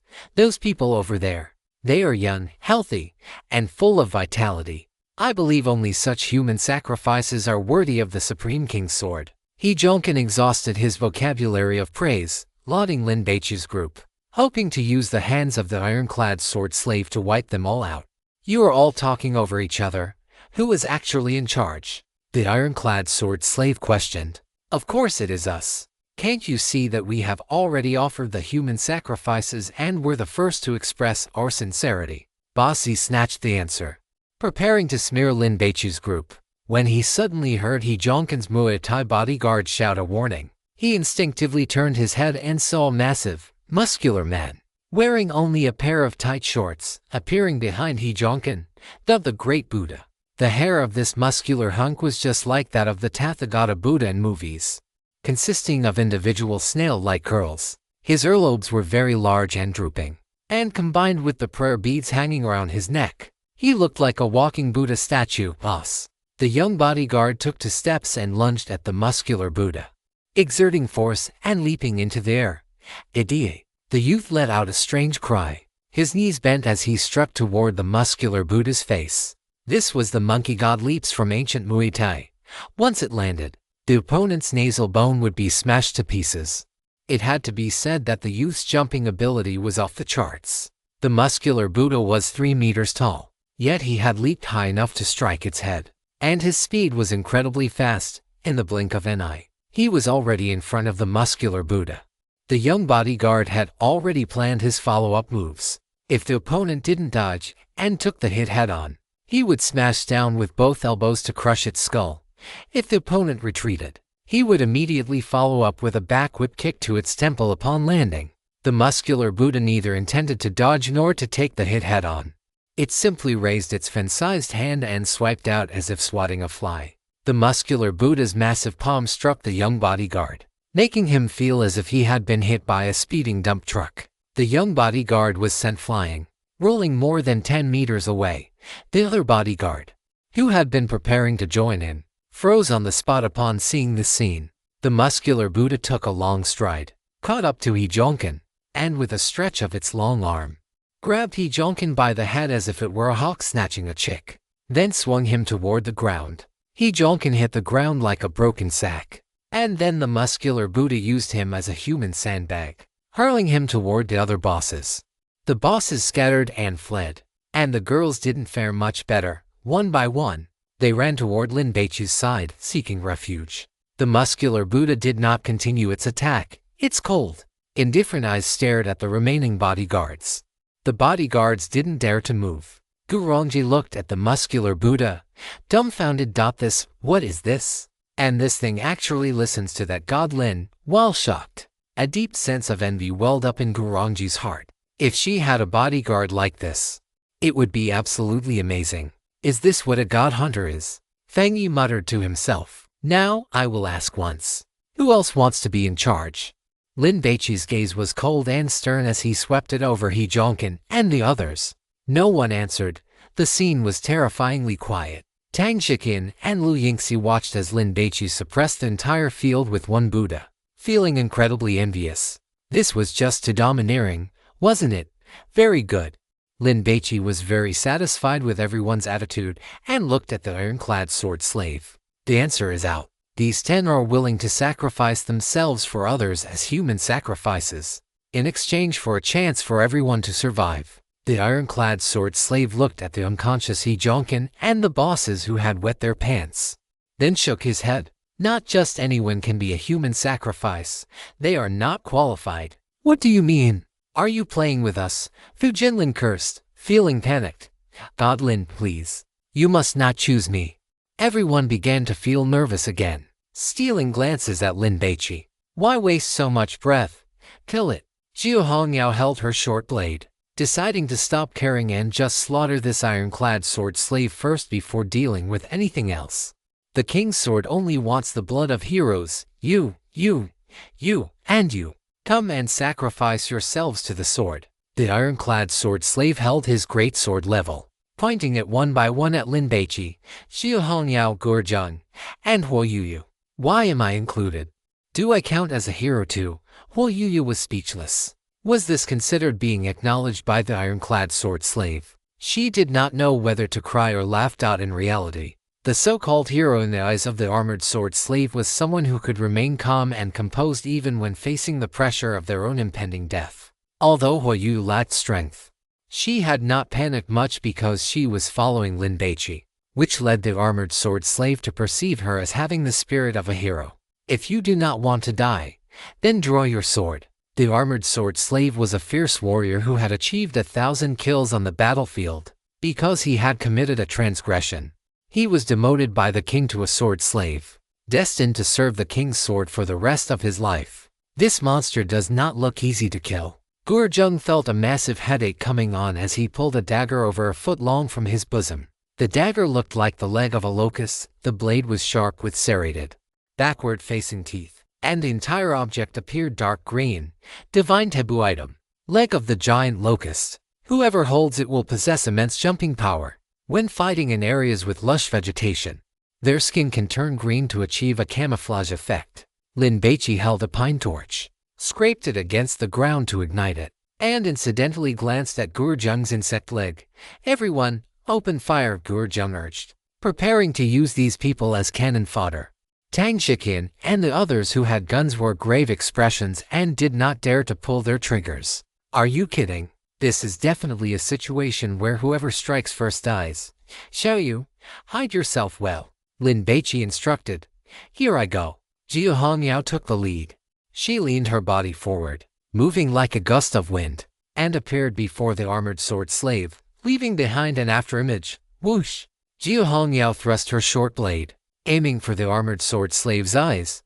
Apart from this area, every other part of it was covered in heavy armor. The armored sword slave did not dodge or evade, instead swinging its sword in a furious hack. Whoosh! A powerful gust of wind rushed toward her, kicking up dust. Jiu Hongyao's strike was a feint. After tricking the armored sword slave into attacking, she immediately exerted force through her feet, circled behind it, and stabbed her short blade toward the back of its neck. Moon eclipse, swish! To the naked eye, The short blade clearly did not pierce the armored sword slave's neck. But after a ghostly light flashed across the blade, it had completely embedded itself into the neck of the armored sword slave. Even the thick armor had failed to block the blade. However, for the armored sword slave, this strike, which would have been fatal to an ordinary person, was like a mere tickle. It turned around rapidly and backhanded a furious slash at Jia Hongyao. Jia Hongyao kicked off hard with both legs, like a rabbit kicking an eagle, and before the great sword could strike, she pushed off the armored sword slave's back to leap backward, borrowing its momentum. Having failed to land a decisive blow, the girl with the high ponytail did not feel discouraged. She immediately began to maneuver and roam, preparing to search for a new opening. Impressive, Gurjung praised loudly. Hongyao, come back. Lin Baici really wanted to curse. Why did she rush in head first like that? Jia Hongyao's combat techniques were extremely skillful, and her experience seemed quite sufficient. But this brain of hers, she truly lived up to the reputation of having a rank strength and speed but D-rank intelligence. I am fine, don't worry, Jia Hongyao comforted him. I will be the main attacker to draw its fire. You guys wait for the right moment and find an opportunity to land a fatal blow. Gurjung was more than happy to let others risk their lives. I told you to come back, Lin Baici roared. He considered Jia Hongyao a friend, so he did not want to see her take risks. Jia Hongyao felt a bit embarrassed after being scolded by Lin Baici. She had actually wanted to seize this opportunity to perform well and let Lin Baici see her true strength. Although this girl who liked to wear her hair in a high ponytail occasionally had short circuits in her brain and seemed a bit dim-witted, she understood the ways of the world when she needed to. If she wanted to be Lin Baici's team leader, she certainly needed to have some impressive skills. And combat prowess was the thing Jia Hongyao was most confident and proud of. But now, he would not let her. Jia Hongyao wanted to retort, but after meeting Lin Baici's serious gaze, she gave up. Jia Hongyao retreated. The muscle Buddha immediately sprinted forward, charging toward the armored sword slave. Swish! The armored sword slave swung its sword to kill. The muscle Buddha extended his long arms and threw a heavy punch, hitting the spine of the sword with precision. The great sword was knocked aside. The muscle Buddha immediately kicked off the ground, accelerated instantly, rushed into the armored sword slave's exposed center, and unleashed a flurry of iron fists. Ora Hongyao. Lin Baici came to Jia Hongyao's side. Don't be impatient. First, test out its weaknesses. Then you can go back and, understood. Jia Hongyao nodded. She understood that Lin Baici not letting her attack was out of concern for her safety. After all, this thing was not a game, and if a person got hit, they would die. Your weapons cannot kill this sword slave. After destroying the slave mark on its forehead, it can gain its freedom, and perhaps then it will no longer guard this sword hut. Cannot kill it. The slave mark. Lin Baici frowned as he listened to the gluttonous god's commentary. It seemed like a difficult situation. Over at Baici's side, he had been terrified and restless after seeing He Zhongken get blown away by the monster summoned by that god Lin. Now that he saw the two monsters clashing, he immediately knew his chance had come. Run, run, while anxiously calling out to his bodyguards and the other bosses. Baici turned and ran, wanting to leave this hellish place as soon as possible. If he were not afraid that fleeing alone would carry to higher risk of death, Baici would have run off by himself. After all, shouting like this made too much noise. In reality, everyone was not stupid. Without Baici's reminder, those bosses who had offended Lin Baici had already started to run. President Gu Fengyi looked at Gurongji. What should we do? Should we run? Gurongji ignored him. She cursed him for being a fool in her heart. Do you even know how to pick a side? If this were reality, she would certainly be following those bosses worth hundreds of millions. But this was the divine ruins. No matter how much money they had, what use was it here? As long as this god Lin was willing, he could crush them to death at any moment. The female students from Haixing Drama Academy were panicked. They were worried that if Lin Baici and his group were killed by the monster, it would be too late for them to escape. But if they ran now, where could they even go? Tange, the young man with the ear stud, felt the same conflict and thoughts as the girls. Wait patiently. Tang Xiqin gritted his teeth. As an ordinary person, he had no choice. If he left Lin Baici now, What would he do if he encountered another rule-based contamination? Handle it himself. Tang Jiqian had absolutely no confidence in surviving a rule-based contamination on his own. Therefore, it was better to stick with Lin Baici and bet on him winning. I hate this feeling of being powerless. Alvi Yingxi clenched her 5 fingers into a fist. I want to become a god hunter. I want to hold my own fate in my own hands. Let us just focus on surviving first. After Tang Jiqian finished speaking, he saw the armored sword slave swing its great sword, forcing the muscular Buddha back. Then, with a sprint, it chased after the bosses who were fleeing the scene. Baici had been the first to run and had covered the most distance. So naturally, he was the first person the armored sword slave locked onto. Clatter. The chains shackled to the armored sword slave made a harsh, clattering sound as it moved. As long as I run beyond the reach of those chains, I will live. Baici cheered himself on, but the next second, his vision went black, as if a massive wall had blocked out the sun. He then seemed to crash into an iron plate, causing him to fall backward onto his backside. Splatter. Baici's head was split open, and blood poured down his face like a waterfall. Where do you think you are going? The armored sword slave snorted coldly and brought its great sword down toward Baici's head. Swish! From his skull down to his lower abdomen, along the central axis of his body, Baici was neatly split in two. By the time the armored sword slave lunged toward the bodyguard who knew Muay Thai, Baici's body finally collapsed, his internal organs spilling out all over the ground. The smell of blood permeated the air. The Muay Thai bodyguard tried to struggle. Seeing the armored sword slave approach and swing its sword, he immediately lowered his body, used his ankles to change direction, and tried to flee from the right side of the armored sword slave. But the speed at which the armored sword slave retracted and swung its sword was too fast. The next second, the Muay Thai bodyguard was cut in half at the waist, falling to the ground with his intestines trailing behind him. The armored sword slave went on a killing spree. Seeing this, the other bosses dared not run anymore. But the armored sword slave did not stop. It slaughtered them all. One boss, having lost all his courage, fell to his knees with a thud and began kowtowing forcefully to the armored sword slave. The armored sword slave stopped in front of him.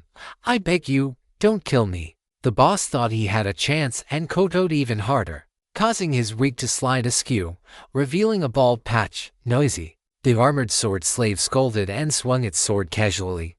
Swish!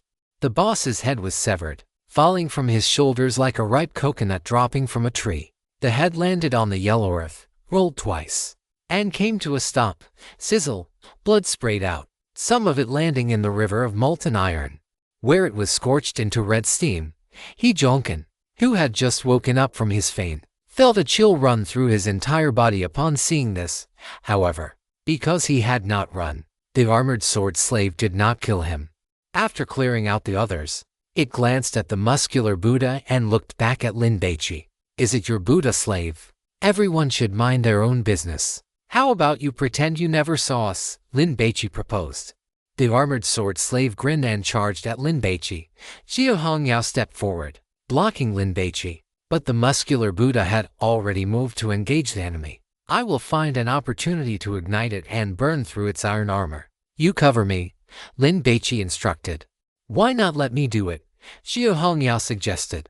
She felt that while Lin Baici was wise and possessed powerful divine graces like floating life, night rain, and wild Buddha blowing out the lamp, he was not as skilled in combat as she was. Having been trained by masters since childhood with daily, rigorous drills, it would be more convenient if she did it. I wish I could. Lin Baici was also helpless. The pine torch had not been sealed by the black coffin. Anyone holding it would be overcome by an urge to burn others, or burn themselves. Lin Baici did not want to see Xiao Hongyao burn herself into charcoal. The armored sword slave stared at the muscular Buddha, its great sword swinging and slashing in a defense so tight it left no opening for the Buddha. Suddenly, however, a flying stone struck it in the eye, causing its movements to instinctively pause. What was that? Gurjung rubbed his eyes. That thing had flown too fast. He hadn't seen what it was. The muscular Buddha was a very competent brawler and meat shield. Seeing this opportunity, it immediately accelerated forward, lowered its body, and as it reached the armored sword slave, it took a final step with its left foot. planting it in front of the slave's legs.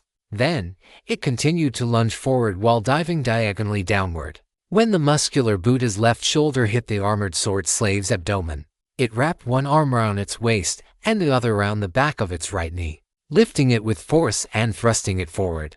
The armored sword slave was flipped over, falling backward onto the ground. Dust billowed across the yellow earth. We won. Everyone was overjoyed. Chapter 88. Bronze Dragon Tooth. The Sword of Dark History.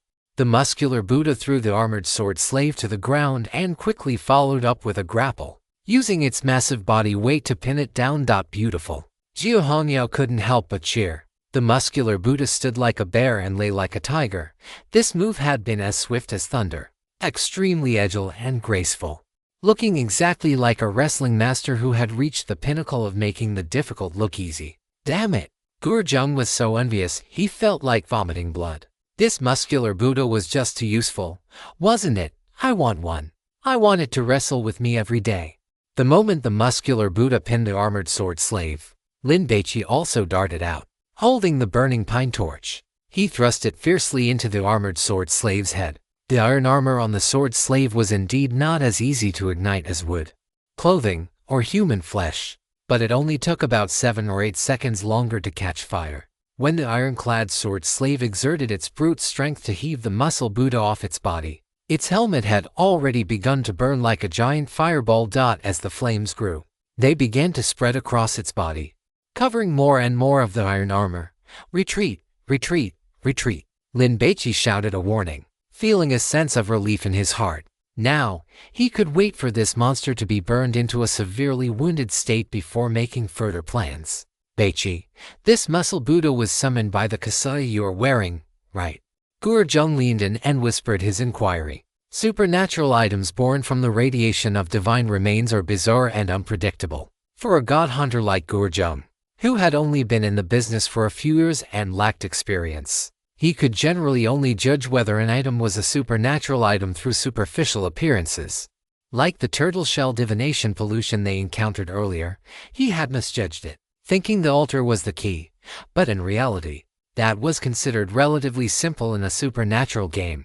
What god hunters feared most were those unrelated rule-based pollutions, though they were generally rare. Lin Baici denied it. Jiao Zheng felt awkward.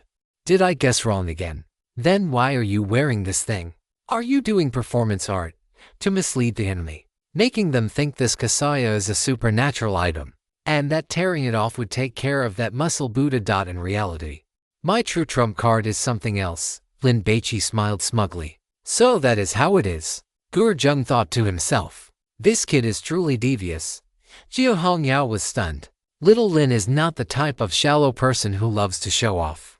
And the muscle Buddha was indeed summoned by that kasaya. I understand now. Jiao Hongyao suddenly realized. Little Lin is lying to Gurjung. This guy is a rogue god hunter affiliated with the 9-Dragon Pavilion. What if he lacks martial ethics and tries to ambush our side for the meteorite and the divine remains? So, Little Lin is deliberately putting on a smug smile to mislead Gurjung. I am worthy of being someone who flips through the Sherlock Holmes collection whenever I have free time. My deductive reasoning skills are truly excellent. The ironclad sword slave was burning, having completely turned into a human torch. At this moment, it could no longer care about attacking others because it felt that these flames were extremely scorching, even hotter than the temperature inside a forge. The iron armor was already melting. If this continued, it would never be able to take it off in this lifetime. Thus, the sword slave exerted all its strength, bulging its muscles. The sword slave burst out of its armor. The heavy, black, burning iron armor on its body shattered into pieces, revealing the physique of a giant wearing only shorts. The girls screamed in terror because this giant was truly horrifying. Its body was covered in dense, crisscrossing scars, without a single patch of healthy skin. Its face was no exception, and its original features were no longer recognizable. Only on its forehead was there a clearly visible character for slave. Baici, use that tactic from before again, Gurjung said excitedly. Now that it has lost its armor, it will definitely be burned to death. Lin Baici ignored the naive Gurjung and leaned into Jiao Hongyao's ear, whispering instructions. I will create an opportunity for you. Can you slice off the slave character on its forehead? Jiu Hongyao was taken aback. What does this mean? Don't say a. I am asking if you can do it. The sword slave's anger was clearly off the charts, and it began to charge, wanting to kill to vent its rage. Lin Baici quickly had the muscle Buddha intercept it, though the sword slave, having shed its iron armor, had greatly reduced defense but significantly increased agility. I can. Jiu Hongyao was eager to try. Is it finally my turn? Although she did not know the purpose of little Lin's instructions, it did not matter. She would just do it. The girl with the high ponytail never even considered what she would do if Lin Baici was playing her. Jiu Hongyao joined the fray. She did not attack, she simply circled around the muscle Buddha and the sword slave, constantly adjusting her positioning. A full minute passed. What are you doing? Gurjung could no longer watch. Are you just going through the motions without putting in any effort? Don't think that just because you have a large chest, I won't dare to criticize you. But looking at the muscle Buddha and thinking back to the divine grace Lin Baici had displayed earlier, where a Buddha's shadow appeared behind him, he decided to pretend he hadn't heard that. I didn't hear it. Which means you didn't reprimand me? I am being prudent. Lin Baici was not in a hurry, and he also took this opportunity to see Jiu Hongyao's true strength. When the muscle Buddha landed a punch on the sword slave's shoulder, causing it to stagger, Jiu Hongyao made her move. She shot out like a bolt of lightning, leaving a trail of afterimages, and appeared in front of the sword slave. Solar Corona, swish! The black straight-edged short blade, over a foot long, flashed like an erupting solar corona, slicing across the sword slave's forehead with extreme speed. A piece of scalp was sliced off and was slowly falling to the ground. Beautiful. Lin Baici praised loudly. Jiu Hongyao's strike was perfect, not a hair too much, not a hair too little, perfectly slicing off the piece of scalp branded with that slave character. Little Lin. Jiu Hongyao wanted to say, did I do a good job? But halfway through her sentence, the muscle Buddha behind her suddenly swung a heavy fist toward the back of her head. If that had connected, the high ponytail's entire head would have exploded like a watermelon run over by a truck tire. In this moment of sudden crisis, Jiu Hongyao acted as if she had eyes in the back of her head. She twisted her waist with force, dropped her upper body, and simultaneously flicked her left leg upward, hooking it onto the muscle Buddha's arm. Whoosh! The heavy fist swung past, ruffling Jiu Hongyao's long ponytail, but she was unharmed.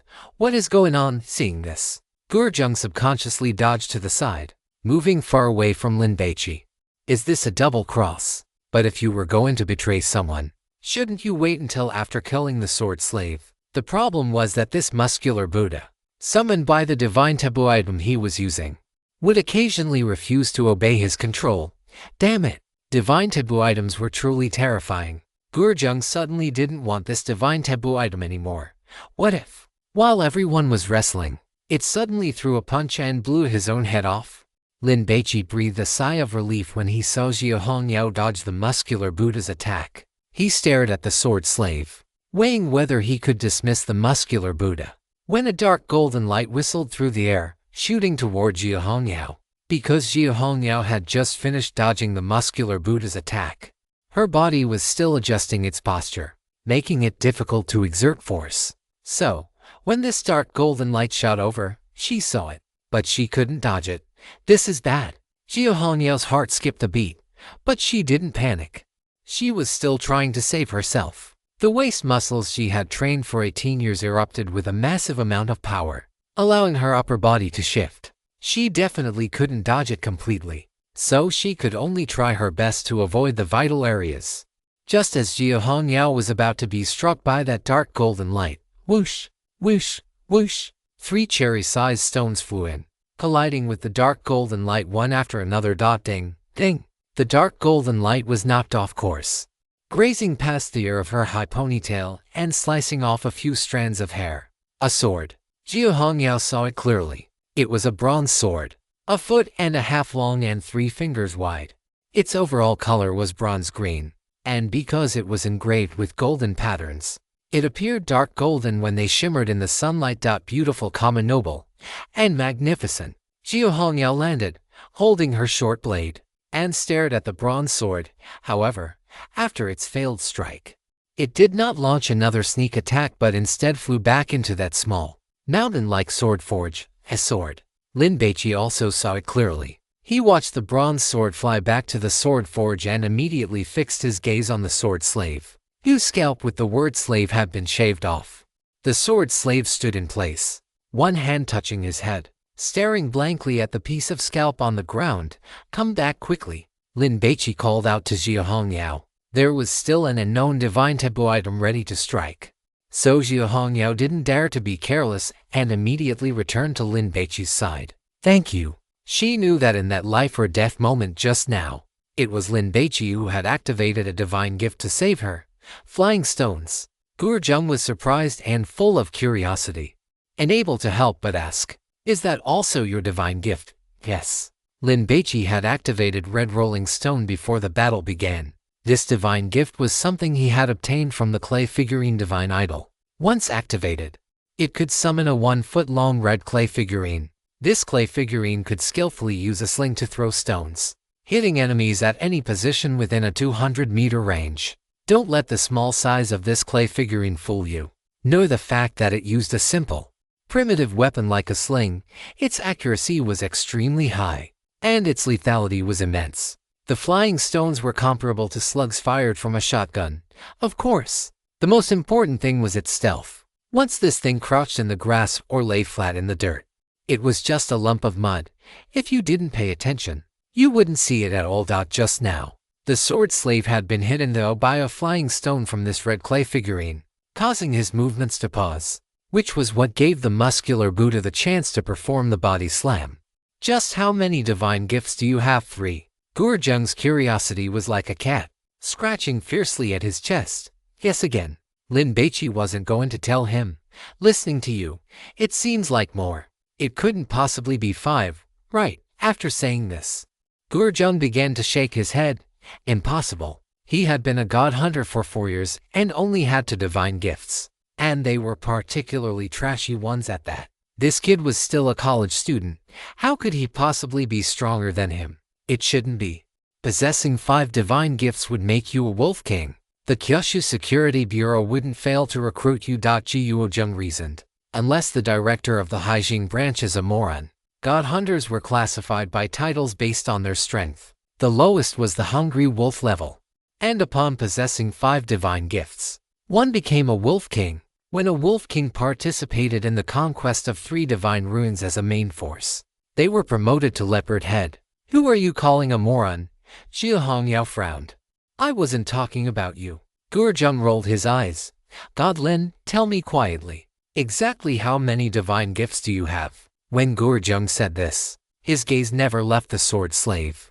The monster was in a daze, and Lin Baici hadn't ordered an attack, so naturally, he wouldn't go looking for trouble. Although Jia Hongyao hadn't been fighting for long, he could tell that she was better than him. Does it matter how many divine gifts I have? Lin Baici countered. A king's sword crafted by a master swordsmith. Although it is a bit old and made of bronze, it can still be used as a kitchen knife to slaughter prey and clean ingredients. Gurjung was stunned, then raised his hand and gave his own cheek a light slap. That's right. Does the number matter? Just the Buddha shadow behind him was already incredibly overpowered. It was clearly a major divine gift. Wouldn't one of those be worth 5 of anyone else's? Within the God Hunter circle, there wasn't a very strict classification for divine gifts. Generally, life-oriented ones that weren't very helpful in combat were all called minor divine gifts. Those that were helpful in combat but lacked power were also minor divine gifts. And this one of Lin Baici's was definitely a major divine gift. Lin Baici saw that the sword slave was still in a daze, and not knowing how long he would stand there, he took the initiative to speak. Hey, are we still fighting? The sword slave looked up at Lin Baici. Then his gaze slid toward Jia Hongyao. The word slave is gone. Freedom is born. The sword slave spoke. I am no longer the king's sword slave. Whether you want to leave or stay, do as you please. Hearing this, everyone was overjoyed. God Lin, should we leave quickly? Retreat, retreat, retreat. What was that dark golden light? Will there be any trouble? The crowd clamored in a chaotic mess, all wanting Lin Baici to lead them and get out of here immediately. Lin Baici looked toward He Jonkin. He had been knocked unconscious by the muscle Buddha earlier. So when Baici and the others ran, he didn't, which ended up saving his life. The armored sword slave had wanted to kill everyone just now, targeting whoever tried to run first. Now, seeing Lin Baici's cold, stern gaze, He Jonkin shivered. He wanted to flee. But looking at the unfamiliar surroundings, he didn't dare move. Where could he go all by himself? He Jonkin prepared to soften his stance. But before he could beg for mercy, Lin Baici spoke, either leave or die. Choose one. He Jonkin's face collapsed instantly. God Lin, if I leave alone without any support, I'll die. That is not a problem I need to worry about. Lin Baici's attitude was icy. There was no need to be polite to a villain who treated others as human sacrifices. He Jonkin wanted to say more, but the young man with the ear stud started cursing. Didn't you hear God Lin tell you to get lost? The young man with the ear stud even aimed his gun at He Jonkin. I'll count to 3. If you don't leave, I'm shooting. He Jonkin had no choice but to leave. He looked back every few steps, staring at Lin Baici, desperate for forgiveness. I have a lot of money. I have vast connections. Even if you are a god hunter, you must encounter some troubles in life, right? For example, getting a good job for a relative or friend, finding a good school for your child. I can handle all of that for you. He Jonkin chattered incessantly. Lin Baici ignored him and instead looked at the sword forge. Suddenly, just as He Jonkin walked about 70 meters away, a dark golden light flew out from the sword forge. It was that bronze sword. Whoosh! The bronze sword accelerated, arriving in the blink of an eye. It caught up to He Jonkin, piercing through his back and straight through his chest. Splash! A spray of blood mist exploded outward. He Jonkin collapsed to the ground. Holy crap! There are still monsters, God Lin. Everyone was terrified, scrambling to hide behind Lin Baici. The bronze sword flew over, passing in a straight line through the crowd. Squelch! Squelch! Squelch! 3 girls were pierced by the bronze sword and died on the spot. Du Xin was so scared she grabbed Zhou Yao. If that flying sword came back, she was prepared to use Zhou Yao as a human shield. Gu Zheng was also startled, remaining on high alert. After killing 4 people, the bronze sword flew back into the sword forge. The surroundings fell silent once again. Huo Yu looked at He Jonkin's corpse and quickly glanced at Lin Baici. She noticed that Lin Baici looked calm, showing no surprise at all. The streamer understood. Lin Baici had deliberately driven He Jonkin away just to see if anyone would be attacked if they tried to leave. Xiao Bai's thinking is so meticulous, Huo Yu marveled. Gu Zheng turned his head and saw that Lin Baici and Jia Hongyao were not panicked, but were instead examining the sword forge, which made him feel embarrassed. He seemed to have brought shame to the profession of god hunter. Gu Zheng coughed twice. Baici, it looks like this rule pollution hasn't ended yet. What is the name of that sword? Lin Baici asked the sword slave. Dragon Tooth. The sword slave smiled. It seems the king's sword does not allow you to leave. So offer up your heads and sacrifice to the sword, gasps. The crowd was in an uproar, chilled to the bone, especially the dozen or so girls who had been beaten by He Jonkin's group earlier. They were weeping, trembling like quails, looking timidly at Lin Baici. At a time like this god Lin was definitely the one in charge. Du Xin quietly breathed a sigh of relief. She knew Zhou Yao, relying on Zhou Yao's face. She shouldn't have to be a human sacrifice, right, Xiao Bai? Huo Yu felt that this god-forbidden game was too cruel. It didn't give people a way to live at all. Little Lin, have you found a way to break this rule pollution? Jia Hongyao tried hard to deduce it, but she couldn't think of anything. The sword slave walked back to the stone tablet and, just like before, knelt on the ground with his body prostrate. He hadn't thought about where to go next. Follow these people, but in their eyes, I am a monster. And how long have I been in this mausoleum? Why is the clothing of these people so strange? What kind of barbarians are they? Let's go. Let's go see what is written on that tablet. Lin Baici walked toward the stone tablet. Everyone was startled. Will it be dangerous? Jia Hongyao and Huo Yu had already followed. The others dragged their feet. Although the sword slave didn't seem to be on a killing spree anymore, everyone was still wary. Lin Baici stood 5 meters behind the sword slave, looking at the text on the stone tablet. They were some crooked, winding characters, even containing symbols. He couldn't understand them at all. Seeing that the sword slave didn't attack, Gurjung also came over. You guys are really reckless. Gurjung felt that Lin Baici and Jia Hongyao were very bold. Afterward, he also began to observe the inscription. Damn, what does this say? It should be a sacrificial text describing the origin of this sword. Jia Hongyao speculated. You can read it. Gurjung was shocked. Isn't it said that big-chested people are brainless? You actually have knowledge. I only recognize a few characters, so I'm just guessing. Jia Hongyao said honestly. Should we ask it? Huo Yu nudged her chin toward the sword slave. Sacrifice blood to the sword. Then speak of a matter you are ashamed to mention. To please the king's sword, and you may leave. What the hell? Lin Baici was astonished. There was no need to offer heads to the sword. Just some blood that was simple and easy to do. But what the hell was that second part? Confirmed, a total airhead. It means exactly what it says. The more shameful the matter, the happier the king's sword will be. And the greater the chance the sacrificer will be allowed to leave alive. In short, it means you have to tell a dark secret from your own past, Lin Baici. Should we send someone to ask? Gurjung suggested it. Though he certainly wouldn't go himself, it was too dangerous. No need. Lin Baici trusted the God-Eater's judgment. Gurjung was just about to ask what they should do then, but he reacted, his face full of surprise. You can read it, I can't. Lin Baici curled his lip. But I can guess. Gurjung was dumbfounded. Lin God, let's not joke around with our lives. What is written on the stone tablet? Jia Hongyao asked curiously. Offer blood to the sword. Then speak of the most shameful thing you have done since you were born. Lin Baici explained. It must be said out loud. The God-Eater added. You have to say it very loudly.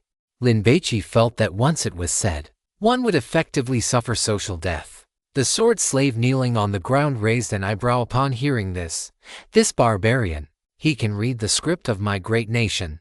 Huo Yu Jia Hongyao Gurjung. Lin God, that's a good joke.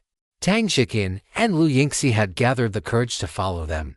And upon hearing this, they wore bitter smiles. As expected, God hunters really have confidence. I am not joking. Lin Baici's expression was serious. Do you want to go and try? Tang Xiqin and Lu Yingxi fell silent. Why are you wasting your breath on them? Just give the order. Gurjung picked someone out.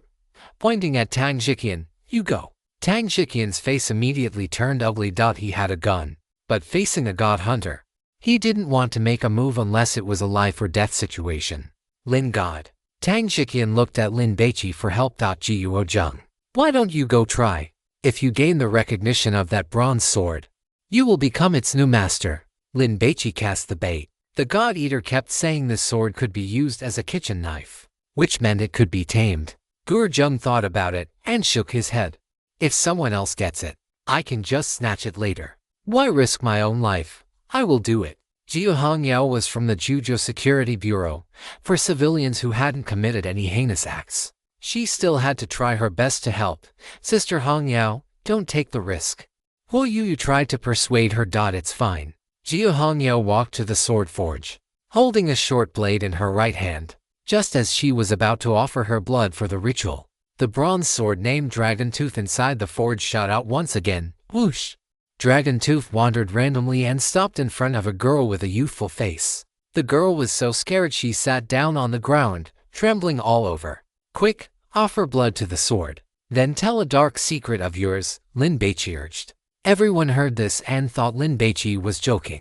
But looking at his expression, it didn't seem like it. I. The youthful girl was still thinking, but the bronze sword didn't want to wait. With a whoosh, it suddenly launched and pierced through the girl's chest.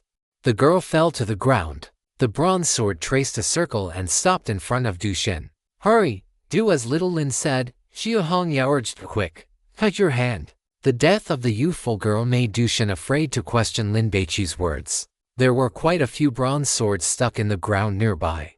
Du Xin had picked one up earlier, and now she directly used it to cut her finger with force. Drip, drip. Fresh blood flowed down. I. In the second semester of my junior year, I often didn't wear underwear at night, just wearing a trench coat to walk around the school.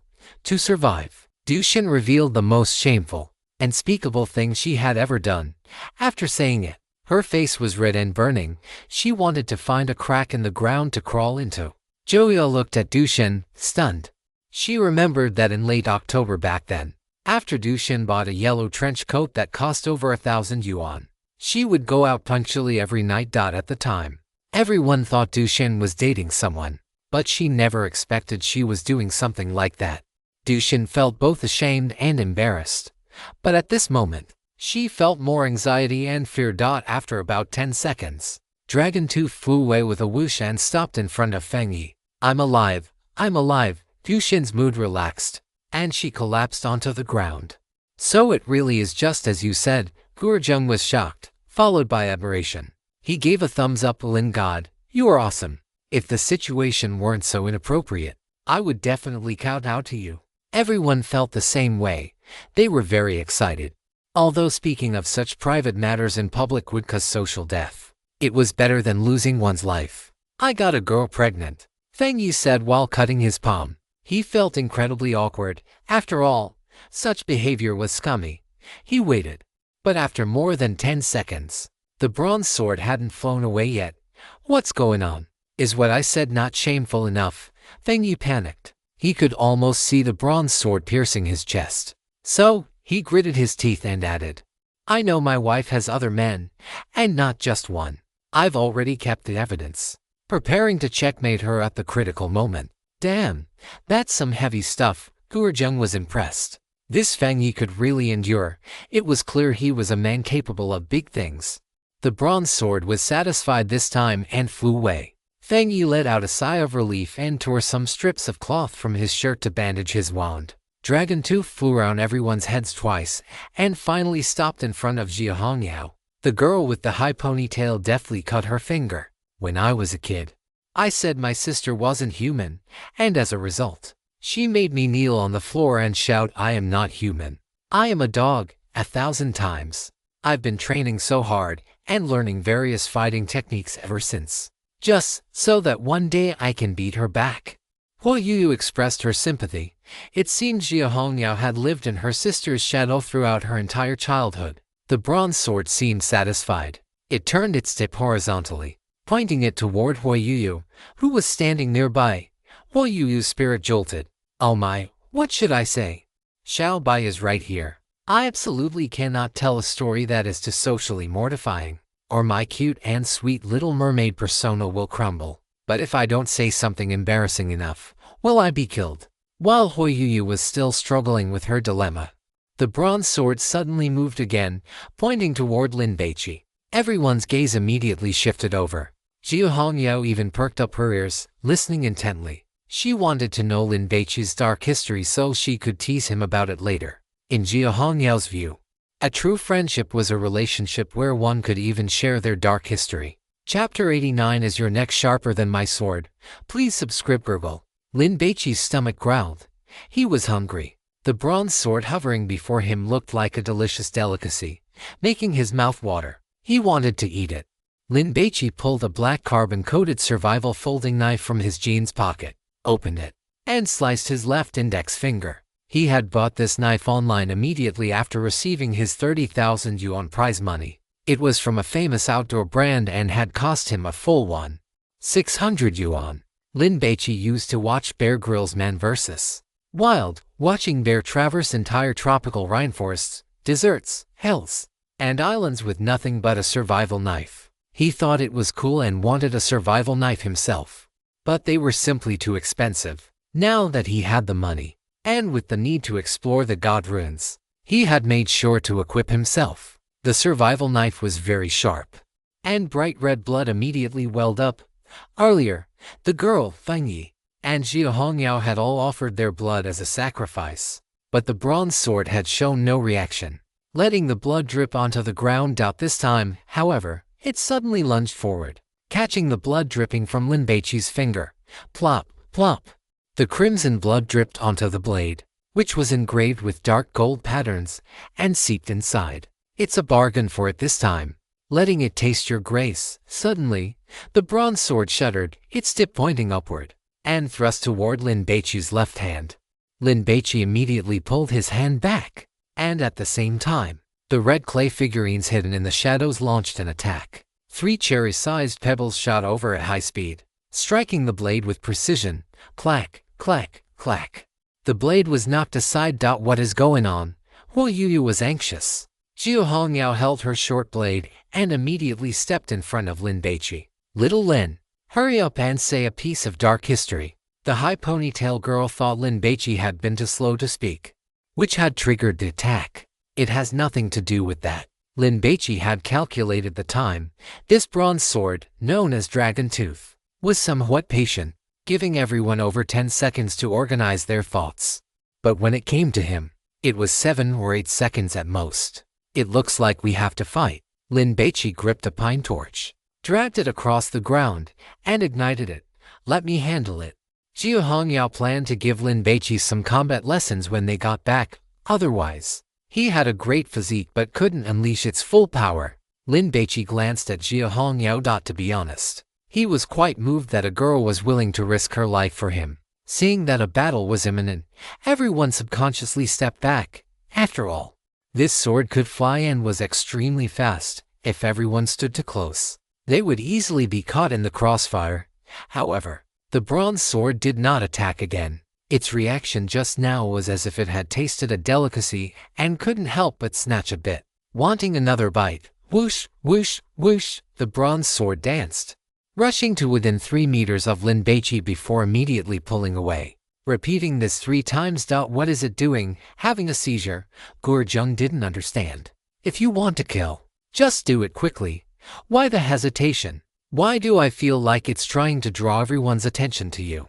Huo Yuyu guessed. As a live streamer, she was quite sensitive to these kinds of things. Sure enough, the next second, a voice rang out. My name is Lin Baici, 18 years old, a god hunter. I like girls with big breasts. If they wear high heels, that's a plus. The voice was neutral. Impossible to tell if it was male or female, and it couldn't be either, because it was coming from the bronze sword itself. Everyone was stunned upon hearing this. What does that mean? Why was it that while everyone else had to confess their own shameful secrets, when it came to you, the bronze sword helped you expose your dark history instead? Lin Baici had black lines on his forehead, and his face was filled with embarrassment. This is absolute hell. Do you know you're going to make me die of social embarrassment by doing this? Huo Yuyu's small mouth formed an O shape, her face full of shock, and she instinctively looked down. Damn it, she could see her own toes. The little mermaid was furious, looking down on our flat-chested army. Are you? When I get back, I'm going to start drinking milk and eating papaya every day. I don't believe I can't grow them. No need to be depressed, I understand, Jiu Hongyao said, patting Lin Baici on the shoulder to comfort him. Now, what exactly do you understand? Lin Baici truly realized the power of this sword of dark history this time. It might not kill you, but it could make you feel worse than death. It likes your blood, but it wasn't very satisfied with your dark history. It hopes you will strive to do things in the future that will make you instantly die of social embarrassment when spoken aloud. Lin Baici frowned. Why does it like my blood? The gluttonous god did not answer. Since it likes my blood, can it become my sword? Lin Baici finished speaking, and without waiting for the gluttonous god to reply, he suddenly lunged forward, grabbing for the hilt. The bronze sword shook, seemingly wanting to fly away, but in the end, it didn't move. Lin Baici grabbed the hilt. It felt slightly warm to the touch, like holding a hand warmer. Swish, swish, swish. Lin Baici swung the sword a few times. It felt great in his hand, and the balance between the tip and the blade made it perfect for both thrusting and slashing. The golden patterns on the blade were also incredibly beautiful. Even someone who knew nothing about antique appraisal could tell this was a treasure. It might not be a national treasure, but it was close. You wouldn't be able to get your hands on it for less than 100 million. This actually worked. Gurjung was stunned to see Lin Baici obtain the bronze sword. He felt as if he had been forced to drink a bellyful of lemon juice. He was sour with envy. Damn it, if I had known, I would have been the one to expose my dark history first. It's a pity we don't have a black coffin. If we could seal it, its danger level would drop significantly, and we could use it as a weapon, Jiu Hongyao said with regret. In the eyes of the high ponytail girl and Gurjung, the rule pollution had ended. and the bronze sword had temporarily lost its danger, which was why Lin Baici was able to pick it up so easily. Divine relics were like that. They were terrifyingly lethal. When they erupted with rule pollution, men would die. And even Buddhas would perish if they entered, but once it ended, they were no different from ordinary objects. Even for experienced god hunters, it was extremely difficult to find divine relics when they weren't actively erupting with rule pollution. Is there no scabbard or anything? Lin Baici felt the edge of the blade. It was incredibly sharp. As for the black coffin ceiling that Jia Hongyao mentioned, Lin Baici wasn't worried. Judging by the pine torch, he didn't seem to suffer from pollution even when using unsealed divine relics. When we get back, I can find someone to custom make a scabbard among Huiyu's friends. There were some who loved collecting swords and blades. Yeah. Lin Baici was currently holding the torch in his left hand and the sword in his right. His equipment had improved, but to be honest, it was inconvenient. He always needed to keep one hand free for emergencies. Putting the torch into the black alms bowl was inconvenient to access. If he asked Huiyu to hold it, she might get polluted by the rules and suddenly burn someone else to death, or set herself on fire. Lin Baici hesitated for a moment before deciding to put the pine torch away for the time being. God Lin, is it safe now? Tang Jiqian walked over, looking at the bronze sword in Lin Baici's hand with a hint of envy in his eyes. Although he didn't know how precious it was, anything guarded by such a powerful ironclad sword slave had to be a good item. Yingxi felt regretful. If she had been bolder earlier and taken the initiative to expose her dark history, she might have had a chance to obtain this sword. Right, God Lin. Can we go now? Gurongji wanted to leave this place as soon as possible. The corpses of He Zhongken and the others lying on the ground were an eyesore, and the thick, pungent smell of blood was floating in the air, making her feel nauseous and sick. We can go. After obtaining the bronze sword named Dragon Tooth, Lin Baici felt slightly satiated, though he was still a bit hungry. As long as he was hungry, the hunger radar would remain effective. Lin Baici sensed carefully and pointed toward his 10 o'clock direction. Head this way. I say, everyone. Shouldn't we thank God Lin for saving our lives? Fu Jinlin shouted, taking the initiative to speak up for Lin Baici. This was the method he had come up with to survive. What else could he do? He was just a bald, middle-aged man. Although he had quite a bit of money, the big boss He Zhongken had dozens of times more than him. And wasn't he still ignored by Lin Baici? He couldn't clear a divine ruin. He wouldn't be able to do it in this lifetime. He could only rely on buttering him up and doing the dirty work that Lin Baici found inconvenient to handle, hoping to gain his protection just to maintain his current lifestyle. Upon hearing this, everyone began to thank Lin Baici. God Lin, thank you, God Lin. Do you need a pendant for your leg? I'm quite good looking. I can be a mascot, God Lin. Once we escape this divine ruin, I'll arrange a grand feast. Everyone chattered away, calling him God Lin with genuine admiration. Stop talking and save your energy. Lin Baici didn't care about these thanks. He had just happened to pull everyone along while he was purifying the rule pollution. Jia Hongyao counted them. There was the group led by Tang Jiqian and Yingxi, the group led by Gurongji, and the rogue cultivators like Fu Jinlin, totaling 75 people. The majority were women, mostly from Gurongji's entertainment company, and they were also students from the Haijing Academy of Drama. At this moment, those who felt qualified to walk beside Lin Baici were the group led by Tang Jiqian, who had followed him from the start. Gurongji gave her artists a look, signaling them to try their best to please Lin Baici. Before squeezing in beside him, God Lin, could you tell us in detail about the things we need to pay special attention to in the divine ruin? Gurongji pleaded. Her makeup, which carried the charm of a young married woman, filled with a flattering smile. Tang Jiqian couldn't help but steal a few glances, his gaze involuntarily sliding toward Gurongji's legs. They were flesh-colored stockings. I'm a newcomer too. I don't have any experience. Lin Baici spoke the truth. When Gurjung heard this, he curled his lip in utter disdain. I don't believe a word of it. I've only seen this kind of calm demeanor in the bear-level god hunters at the Kowloon Pavilion. Gurongji didn't believe it either. Compared to the somewhat panicked Gurjung, Lin Baici was as steady as an old dog. Right. That bear-like girl with her long black hair tied in a high ponytail wasn't panicked either. But her lack of panic was more due to the fearlessness of the ignorant, rather than the confidence Lin Baici displayed. It's useless to tell you guys. Just do whatever we say. Gurjung treated these people as cannon fodder and didn't care about their lives at all. He had just prepared to chat with Lin Baici when he heard him roar. "Get down!" Lin Baici shouted, his left hand exerting sudden force as he pushed Jia Hongyao away, while his body lunged to the right, tackling Huoyu out of the way. Tang Jiqian, Alvi Yingxi, and Liu Li were also on this side and were knocked over by Lin Baici's momentum. Some people did not react in time, while others reacted extremely quickly. For instance, Fu Jinlin, the moment Lin Baici shouted, covered his head with both hands and threw himself onto the ground. Fu Jinlin's massive weight sent dust flying into the air. Swish! The sword slave's door-sized greatsword was hurled through the crowd, its sharp blade slicing directly through the bodies of a dozen unlucky souls. The blood spraying from their bodies looked like clusters of vibrant, blooming roses.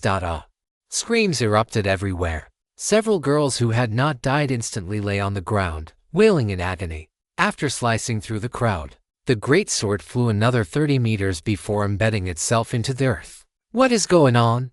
Fu Jinlin was terrified, snapping his head around to look at the sword slave. It was currently standing up from the ground. "We already finished the sacrifice, didn't we? You even obtained the king's sword. Why is it still attacking us?" Gurjung could not understand. Logically speaking, the rule-based corruption should have ended. Whoosh! The survivors who had luckily avoided being struck by the greatsword scrambled to hide behind Lin Baici, as if being hunted by evil spirits.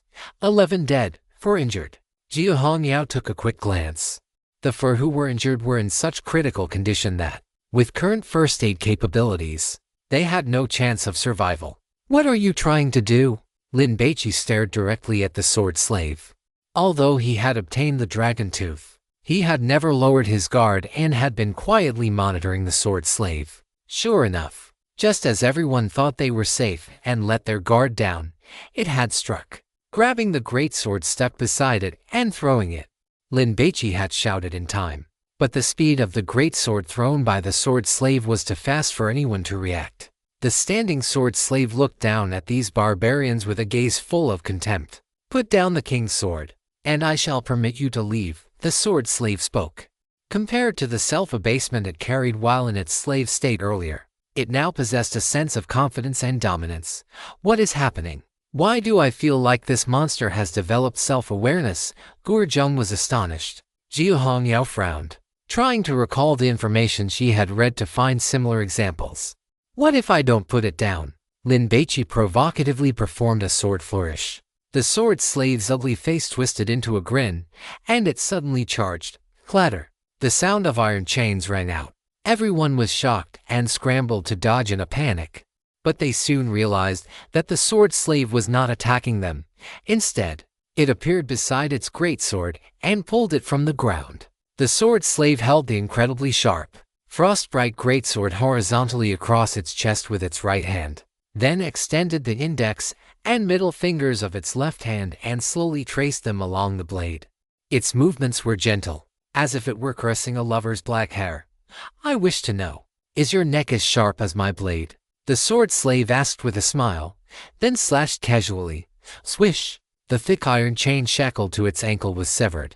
This effortless display made the crowd even more terrified. A 1,000-man slayer, an invincible general, nothing less than this. The sword slave enjoyed the fearful expressions of these barbarians. It suddenly thought of something it could do. Conquer this tribe of barbarians. "You think you are worthy?" Lin Baici mocked. "What you can take, I can also take." After Jia Hongyao had shaved away the patch of scalp on the sword slave's forehead branded with the word slave, it had actually regained its freedom. It had not left, but instead continued to kneel before the stone tablet. Beyond the confusion about its future, there was a greater sense of awe toward the king's sword. Submitting to the king and obeying the king's orders had become an instinct etched into its very bones. So it continued to kneel there, guarding the king's sword according to the king's instructions. But now, this barbarian man had taken the king's sword away. When it saw this scene, the image of supreme royal authority in the sword slave's heart collapsed. Since a barbarian can take it, why can't I? Lin Baici laughed and looked at the dragon tooth in his hand. I will say it one more time, the people leave, the sword stays, otherwise. The sword slave's majestic gaze swept over the crowd, looking down on them with disdain. Everyone looked at Lin Baici with trepidation. Everyone's lives were now in his hands. Fu Jinlin wanted to persuade Lin Baici to give up the bronze sword. After all, staying alive was the most important thing. In fact, this was what most people were thinking. There was no need to fight to the death with such a terrifying monster for the sake of a sword. All right then. Lin Baici tossed the dragon tooth away. He laughed, revealing 8 white teeth. Looking incredibly bright and sunny, Jiu Hongyao had been preparing for battle, but upon hearing this, she was very surprised. Little Lin was not the type of person to be so weak-willed, was he? Then, the next moment, she saw the king's sword, Dragon Tooth, leave his hand and transform into a dark golden streak of light, heading straight for the sword slave. The sword slave swung its great sword, intending to strike down the dragon tooth and seize it, but the flying sword dragon tooth made a clinking sound, severed the great sword, and then pierced into the sword slave's chest, passing straight through. Whoosh! The flying sword did not deliver a finishing blow after killing the sword slave. It flew back to Lin Baici. How was that? Lin Baici asked with a smile. With a snap, he reached out and grabbed the hilt, performing a beautiful sword flourish. The sword slave looked at the king's sword in Lin Baici's hand, then looked down at the hole in its own chest. It suddenly roared in frustration. The sword slave took a step, wanting to charge and kill this barbarian man, but its body began to crumble. Whoosh, whoosh, whoosh. By the time the sword slave took its third step, its entire body shattered, turning into a pile of black dust that scattered into the air. A stone the size of a walnut fell into the dust. Meteorite. Jiu Hongyao had excellent eyesight. Seeing the meteorite, she dashed out immediately. Gurjung saw it too. The stone was pale blue, round, covered in strange patterns, and suffused with a magnificent glow. It was indeed a meteorite filled with divine energy.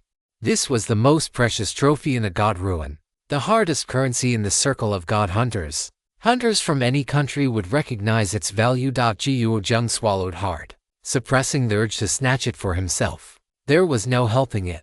He couldn't beat the guy standing next to him. Gurjung looked at Lin Baici, his gaze inevitably falling on the bronze sword in his hand. He hadn't expected this sword to be so incredibly powerful. When Gurjung saw Lin Baici obtain this king's sword earlier, he had assumed it was just another god-forbidden item. So, he had only felt a bit of sour envy, as if he had been forced to drink a few mouthfuls of lemon juice. But now, after witnessing the power of the king's sword, he felt as if he had been held down by several burly men and drowned in a lake filled with lemon juice. He was filled with nothing but envy, jealousy, and bitterness. The others were similar expressions. They had originally expected a fierce battle, but they hadn't expected that terrifying sword slave to be killed instantly by Lin Baici throwing his sword. Wasn't that just too cool? I would give my whole life to have this sword belong to me. Tang Jiqian was envious. If I had this sword, I could probably become a powerful god hunter too, right? Lu Yingxi's fingers trembled. She imagined herself wielding this sword with heroic grace, and she was already swooning. Hu Yu watched their expressions and felt very satisfied. See that? My Xiaobai is super amazing. Little Lin, here. Jiu Hongyao returned and handed the meteorite to Lin Baici. Your trophy, thanks. Lin Baici didn't stand on ceremony and reached out to take it. He was feeling an intense hunger now. So hungry it was painful. If there weren't so many people around, he would have eaten this meteorite right then and there. Jiu Hongyao and Jin Yingzhen had both said that meteorites could only be used after being refined through special technology. If eaten directly, even a god hunter would be contaminated by radiation and turn into a monster. Therefore, Lin Baici could not expose the great secret that he could eat meteorites directly. That monster is dead. Does this mean it's truly over now? Liu was terrified. That giant sword had just shot past her, slicing off the head and half the shoulder of her classmate. The splashing blood had sprayed onto her face and body, and her chiffon shirt was almost soaked through. It's over. Lin Baici walked toward the sword hut. Earlier, because the sword slave hadn't died, Lin Baici had taken the king's sword and left without thinking about clearing the battlefield. Now, he could collect a wave of loot. Gurjung had already run toward the yurt-shaped sword hut, wanting to see if there were any more bronze swords inside, and fortunately, it was completely empty. Beside the sword hut, Lin Baici saw some bronze knife money on the ground, engraved with patterns and what appeared to be numerical markings. "Everyone, go pick up the knife money. Collect them and hand them over to God Lin," Fu Jinlin urged. Although the others didn't want to be ordered around by Fu Jinlin, most of them wanted to curry favor with Lin Baici. So many began to squat on the ground to collect the bronze knife money. "Joyao, what are you doing?" Du Xin was furious when she saw Junior also go in to pick things up. "You know Junior Lin, that's a natural advantage. Go talk to him and build a relationship. If I didn't lack standing in front of Lin Baici and couldn't get a word in, would I need to drag you along? I could flatter him into a high all by myself." Joya didn't want to go. She felt awkward.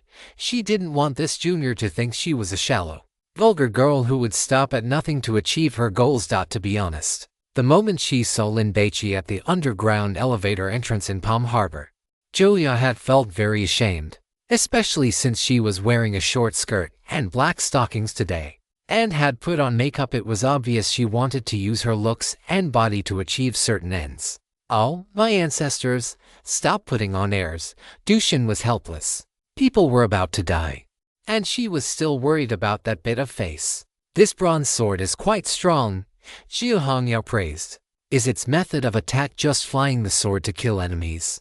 Using it like that once consumes a lot of divine power." When Lin Baici threw the king's sword to kill the sword slave instantly, it looked effortless, but in reality, that single move had drained a significant amount of divine power from his body. He felt exhausted and weak now, as if he had been hollowed out.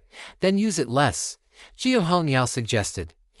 Lin Baici prepared to treat this move as a trump card and not use it lightly. "Also, I think I understand why that sword slave monster continued to attack us even after the rule contamination was lifted." Xie Hongyao lowered her voice. "Why?" Gurjung also leaned in, curious. Chapter 90. Pool of Wine and Forest of Meat, Death and Attrition.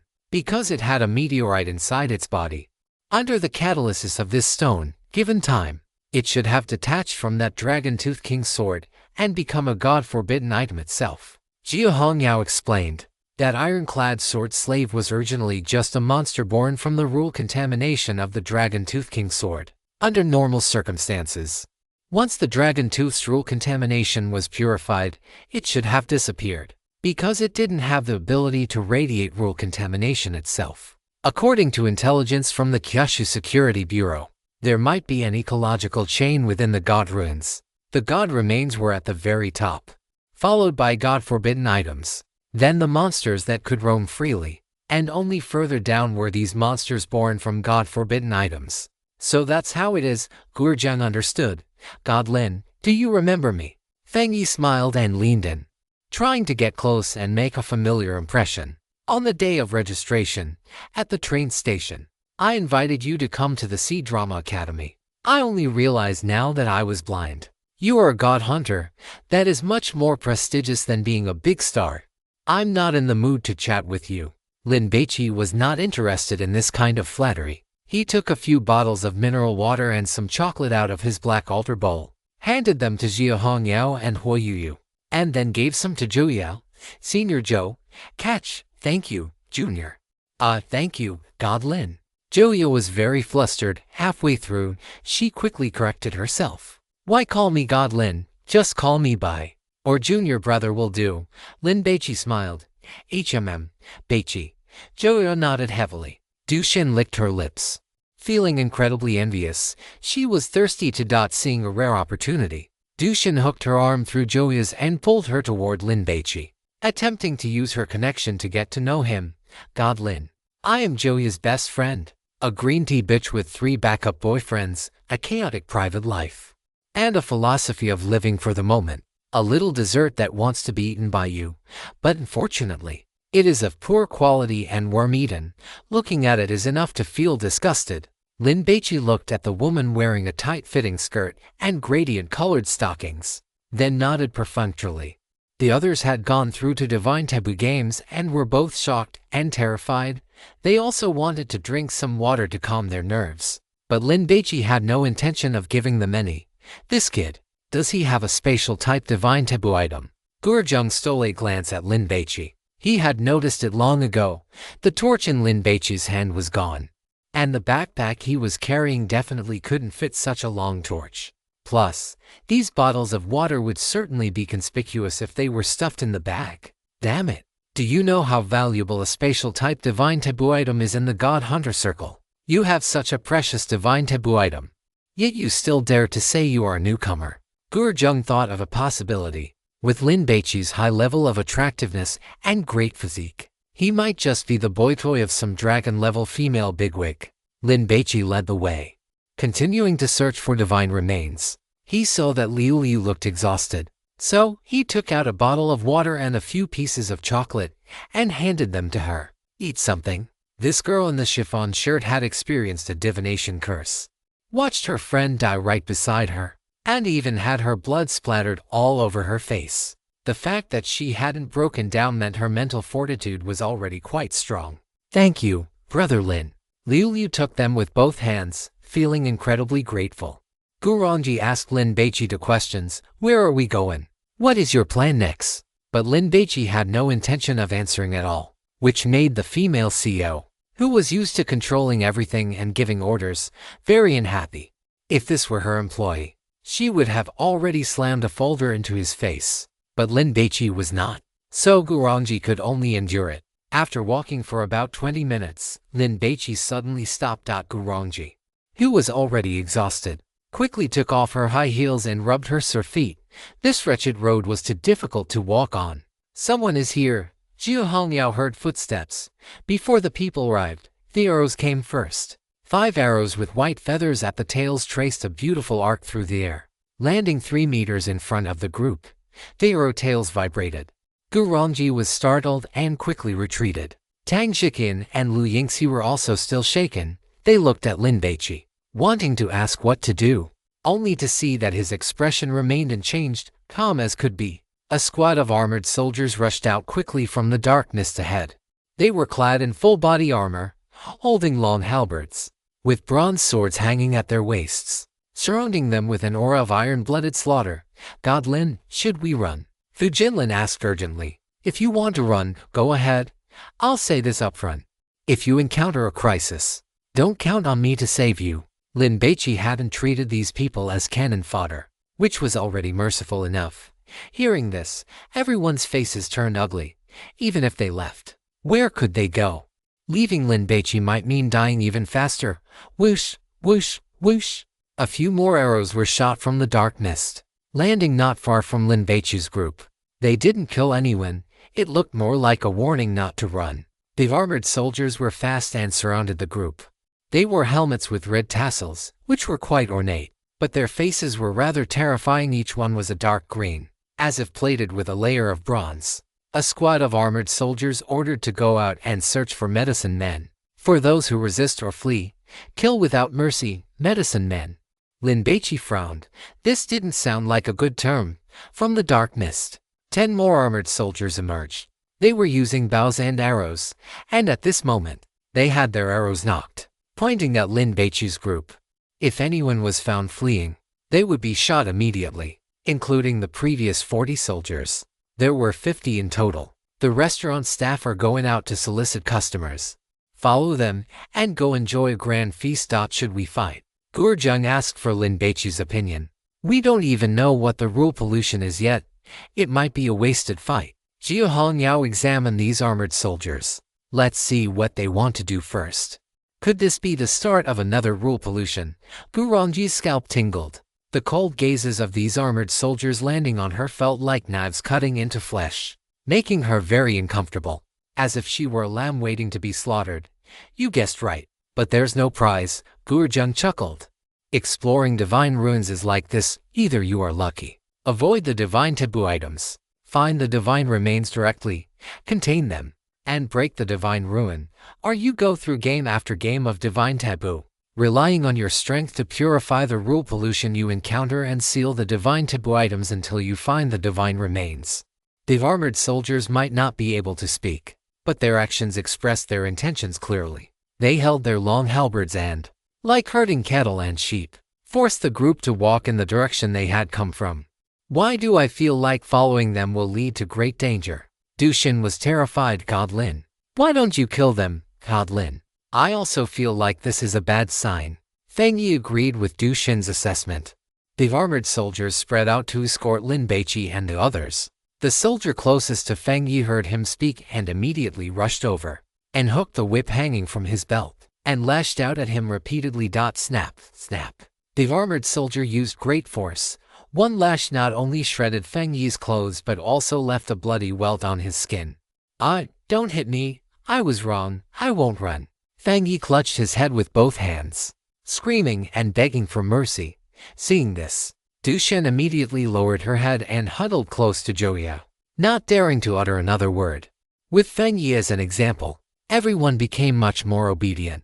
The group walked for 20 minutes until a tall courtyard wall appeared before them, constructed entirely of blue bricks and standing over 3 zhang high, a royal garden, a place for the king to hunt, rest, and host lavish feasts. This royal garden had a main gate, but Lin Baici and the others were not qualified to pass through it. The armored soldiers escorted them for another 200 meters or so, arriving at a side gate used by servants and soldiers. The group entered and followed a bluestone path for over 100 meters, stepping into an expansive courtyard. Scattered throughout the courtyard were many buildings. Some of these houses served as living quarters for the eunuchs and palace maids who worked in the garden, while others were storehouses filled with vegetables, fruits, meat, and fine wine. The armored soldiers stopped, seemingly waiting for someone. Gu Rongji wanted to ask Lin Baici what his plans were, but remembering how Feng Yi had been whipped until his skin was torn and flesh exposed, she didn't dare to speak. Ugh, this terrifying god's ruin is just too tortuous. Gu Rongji felt annoyed and had a headache. Lin Baici scanned his surroundings, observing the courtyard, when the god-eater suddenly spoke. A greedy chief eunuch who loves to pluck feathers from every passing goose. Chief eunuch. Isn't that just someone who serves the emperor in the palace? Just as Lin Baici was about to look for who the god-eater was referring to, a group of people approached from the north. Leading them was a middle-aged man wearing a black hat and a dark blue official uniform. His face was fair, his chin was clean-shaven, and he walked at a steady and hurried pace with his hands tucked into his wide sleeves. Looks like a big shot has arrived. Jiu Hongyao and Gu Zheng saw him too. Thinking about the god-eater's comment, Lin Baici quickly opened his backpack and placed the Dragon Tooth King's sword into the black alms bowl. Hongyao, where is your gear? Give it all to me. What's wrong? Jiu Hongyao handed her small red backpack to Lin Baici. This was the bag she always carried when going out, containing her godly taboo items, as well as some survival tools and medicine, and a knife. Lin Baici took the small backpack and stuffed it into the black alms bowl. Gu Zheng, do you have anything valuable? Should I help you keep it safe for now? Why? Gu Zheng looked at Lin Baici suspiciously, gripping the curved knife shaped like an insect leg even tighter. In a god's ruin, weapons were a god hunter's trump card for survival. It was impossible to hand them over to someone else, even if Lin Baici provided a reasonable excuse. Don't ask. If little Lin tells you to do it, there must be a reason. Jiu Hongyao trusted Lin Baici implicitly and handed him her short blade. Hey! Gu Zheng sneered. You two aren't trying to trick me out of my giant locust leg, are you? Whatever. Lin Baici gave up. He had originally intended to toss his green-faced Rolex watch from his left wrist into the black alms bowl, but after taking it off, he hesitated and put it back on his wrist. The chief eunuch arrived, and the armored soldiers immediately knelt on one knee to pay their respects. Rise. The pale-faced chief eunuch's voice was effeminate. He waved his hand casually, and once the soldiers had retreated to the sides, he began to size the group up. Everyone felt their scalps tingle under his gaze. His eyes were very small and flickered with a green light, gloomy and cold. As his gaze swept over them, it felt as if a venomous snake's tongue had licked their skin, making their hair stand on end. Why are these people still carrying weapons? The chief eunuch scolded the soldiers. Commoners holding swords in the presence of a court official was an act of disrespect. When they had left the sword hut earlier, everyone had picked up a bronze sword as a weapon. And people like Tang Jiqin and Lu Yingxi even had guns. The armored soldiers immediately aimed their long halberds, swords, bows, and crossbows at Tang Jiqin's group. God Lin, what do we do now? Should we fight our way out? Lu Yingxi's face was full of anxiety. The opponent's stance clearly demanded they disarm, but without weapons. They felt no sense of security. Decide for yourselves. Lin Baici had said it before. He wouldn't use people as cannon fodder, but he wouldn't save them either. His top priority now was to contain the god remains. The group was still hesitating, but the armored soldiers were done waiting. A soldier holding a crossbow fired. Whoosh! A 1.5-foot long crossbow bolt shot out and pinned itself into the forehead of a young man standing next to Du Shin. The young man collapsed to the ground, his eyes wide open in death. Everyone's faces turned pale. Du Shin, Zhou Liu Liu, and the other timid ones quickly dropped their bronze swords to the ground. Clang! Brother Lin, help me hide my weapon. Gurjung used his body as cover and handed the giant locust leg to Lin Baici. Figure it out yourself. Lin Baici refused to help. Are you kidding me?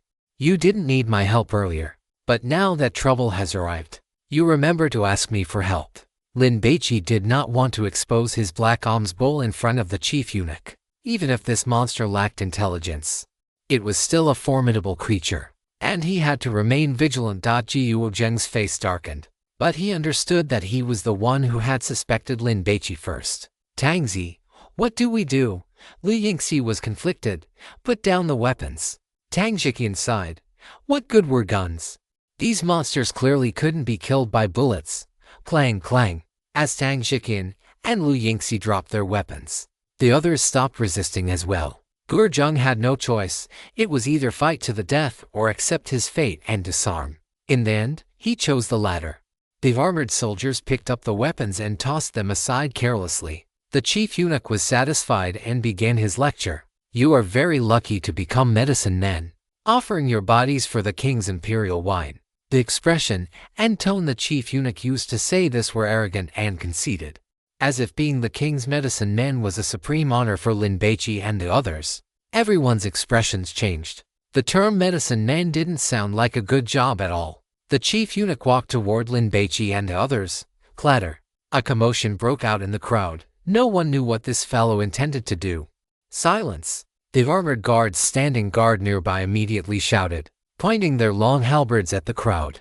The chief eunuch walked up to Lin Baici and looked him over. Lin Baici caught a whiff of a foul stench.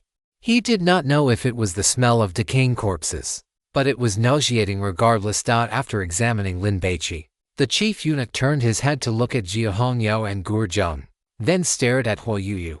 Huo Yuyu was frightened. She huddled close to Lin Baici and grabbed his lapel. Not bad, not bad. All of you are medicine men of quite outstanding quality. The chief eunuch suddenly revealed a smile, reached out, and patted Lin Baici on the shoulder. Served the king well by being steeped in wine, steeped in wine. Jia Hongyao was stunned. What on earth was that? She remembered that medicine man usually meant someone used for testing medicine, meaning when a new medicine was invented, it would be tested on a medicine man first to ensure there were no issues before giving it to others. But steeped in wine? She had never heard of such a thing. The chief eunuch took another 3 steps and stopped in front of Gurongji, his brows furrowing. Gurongji was skilled at reading the room. Seeing this, her heart skipped a beat. How had she angered it? She hurriedly squeezed out a smile. The chief eunuch remained unmoved. He reached out and pinched Gurongji's chin, turning her face to the left to inspect it, then to the right. A bit old. Hearing this, Gurongji was so angry she nearly exploded. I am only 37. What do you mean old? But she dared not show any dissatisfaction on her face. Open your mouth, the chief eunuch commanded.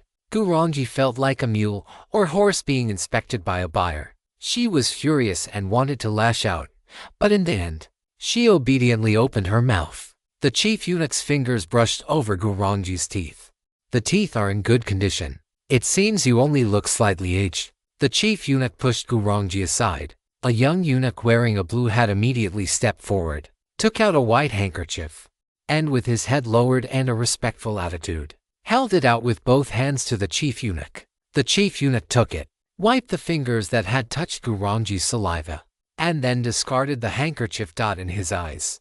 These commoners were no different from livestock. They were mere objects. If it weren't for the need to steep them in wine for the king, he would never have touched them. They were too filthy. It's over. It's over. I'm going to die. Fu Jinlin panicked. Gurongji was only in her 30s.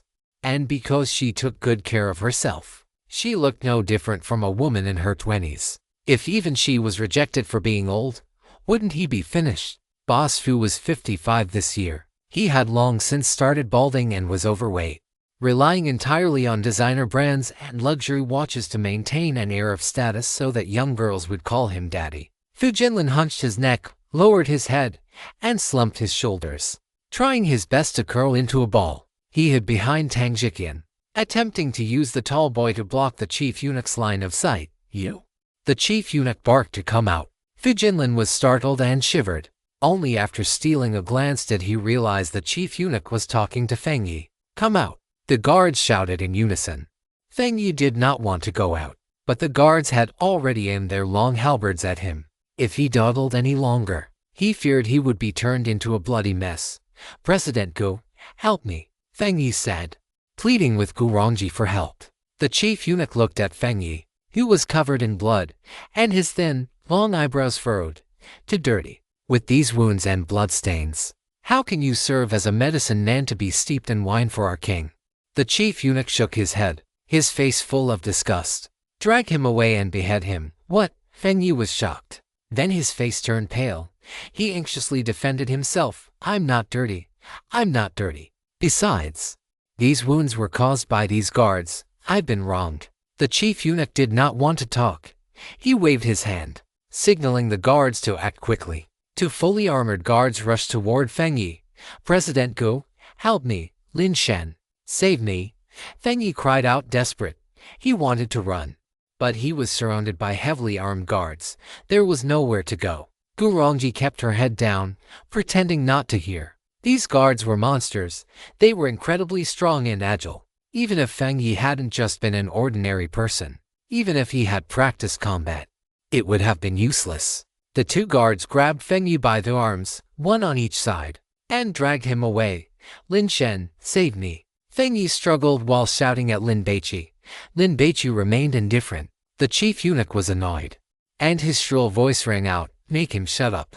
The guard on Feng Yi's left immediately walked up to him, swung his arm, and delivered 6 slaps in rapid succession. Feng Yi spat out a mouthful of blood mixed with broken teeth and saliva. He was completely stunned, seeing stars, his face burning with intense pain. The guards dragged him to a corner of the courtyard. One of them kicked him behind the knee, forcing him to kneel, while the other drew the sword at his waist. Clang! The bronze sword left its scabbard. The next moment, it was raised high by the swordsman and brought down onto Feng Yi's neck. Crack! A head rolled to the ground. Blood sprayed wildly. He was just beheaded like that. Seeing this scene, the crowd trembled, terrified into silence. They finally realized the horror of the feudal system. When an official said they wanted your life, they could truly take it.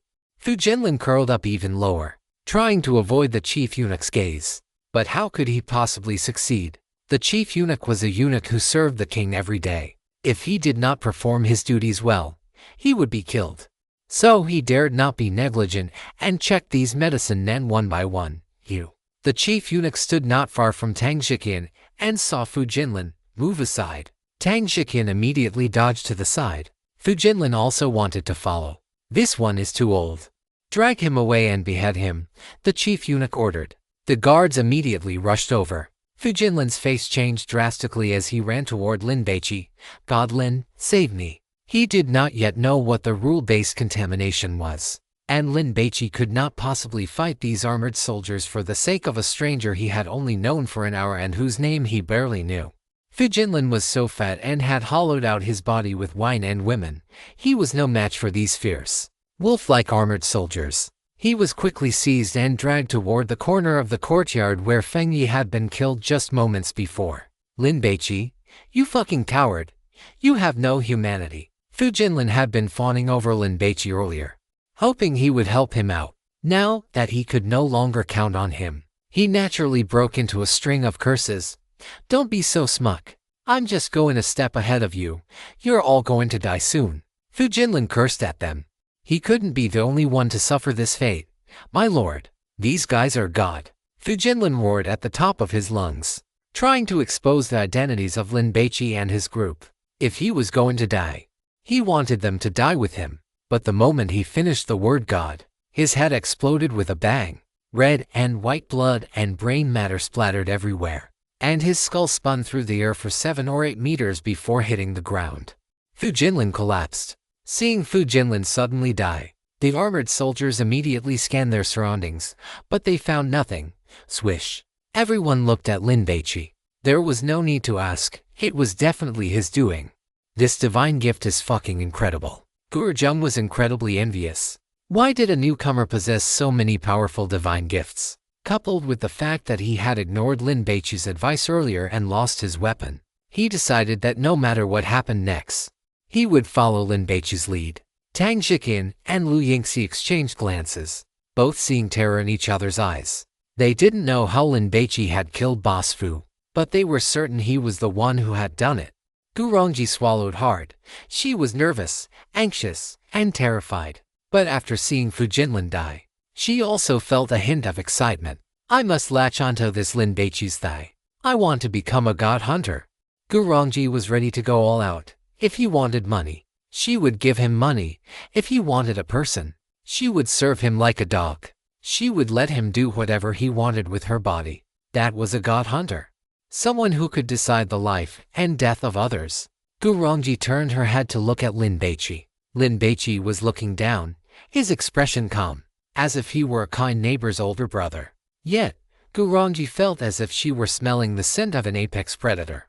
Once he began his hunt, every living thing here would be his prey. Gurongji looked at Lin Baici's profile and suddenly felt that since he was so handsome, it wouldn't be a loss to be his dog. Why is it that the one who knows him is that loser Joya, and not me? Dushin felt jealous and resentful. If she had a god hunter as a boyfriend, she would definitely be the most prestigious and dazzling girl on Xiaohongshu. Du Zhao kept his head down, his expression becoming even more depressed. After being beaten by the muscle Buddha, he had seemed to give up, but in reality, he had been thinking about how to take revenge.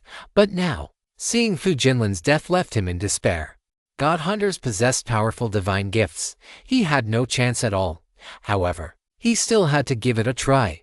Living so miserably, what was the point of being alive? A real man should be ready to shed blood at any moment. Lin Baici was thorough and had been on guard the entire time. His targets included not only the monsters but also people like Tang Jiqian. So, when Fu Jinlin shouted that word God, he already knew what the guy was going to do. He had let the red clay man hiding in the shadows take action, using a sling to blow his head apart. This display of lethal deterrence was more effective than 1,000 warnings Lin Baici could have given to Tang Jiqian and the others. Regardless, everyone was now filled with awe and wariness toward him. A commoner had died suddenly, and with no culprit found. The armored soldiers were severely reprimanded by the pale-faced chief attendant. "Tighten the security. If any strangers disturb the king's banquet, you will all die." After the chief attendant finished scolding them, his gaze fell on Tang Jiqian. "You, come out." "Ha!" Tang Jiqian was suddenly called out, his heart skipping a beat in panic. He instinctively glanced at Lin Baici. "Come out quickly," the chief attendant barked, then looked at the youth with the ear stud. "And you too. I am very clean, young, and healthy. I can definitely serve as a medicine man." The youth with the ear stud was panicked and kept explaining himself. "You don't need to be medicine men anymore." The chief attendant's voice was flat. These words left everyone looking astonished. Tang Jiqian's previously anxious mood felt as if the gloom had been dispelled by sunlight. He felt much better, and a smile even crept onto his lips. "Am I the chosen one?" Tang Jiqian secretly rejoiced. It seemed his luck had turned around. The youth with the ear stud was still panicked. "You, my lord, what do you want us for? There is a lot of work today, and we need more attendants. I see you both have good physics and decent appearances. You can serve as temporary replacements." After the chief attendant finished speaking, the faces of Tang Jiqian and the youth with the ear stud turned pale. The others were stunned, and then their expressions became strange. So-called palace attendants were, in fact, eunuchs. And to become a eunuch, one naturally had to endure a blade. How miserable. No, I'm not going. Tang Jiqian refused. That's not up to you, the chief attendant sneered. Then, dragged them both away. The youth with the ear stud hesitated for a moment, then gave up struggling. He didn't want to die. Tangzi. As long as there are green hills, there's no need to worry about firewood, Lu Yingxi advised him. If Tang Jiqian kept struggling like this, he would likely be killed on the spot. Tang Jiqian looked at Lin Baici for help. Lin Baici shook his head, indicating there was nothing he could do. Being handsome is also a crime. Tang Jiqian had previously only hated that he wasn't handsome enough. And now, could you let me be reincarnated and give me a chance to be an ugly ghost instead? Take them away. The chief eunuch gave the order and prepared to leave, but suddenly, a question came from among the group of human medicinal ingredients. Why didn't you choose him? Zhuzhou raised a hand and pointed at Lin Baici. He is the most handsome among all of us. Swish. Everyone looked at Zhuzhou, completely shocked. This guy has guts. Lin Baici looked at Zhuzhou, his gaze icy cold. He had not bothered to lower himself to Zhuzhou's level, yet he had not expected him to pick a fight at a time like this. It seemed that in the future, whenever he offended someone, he would have to cut the weeds and dig up the roots, wiping out their entire family to prevent any further trouble. A mere clown. Don't pay him any mind. Those who are base will naturally meet their end by heaven's hand. The chief eunuch looked at Lin Baici, his gaze scrutinizing. Xiao Bai. Huo Yu grabbed Lin Baici's arm in worry.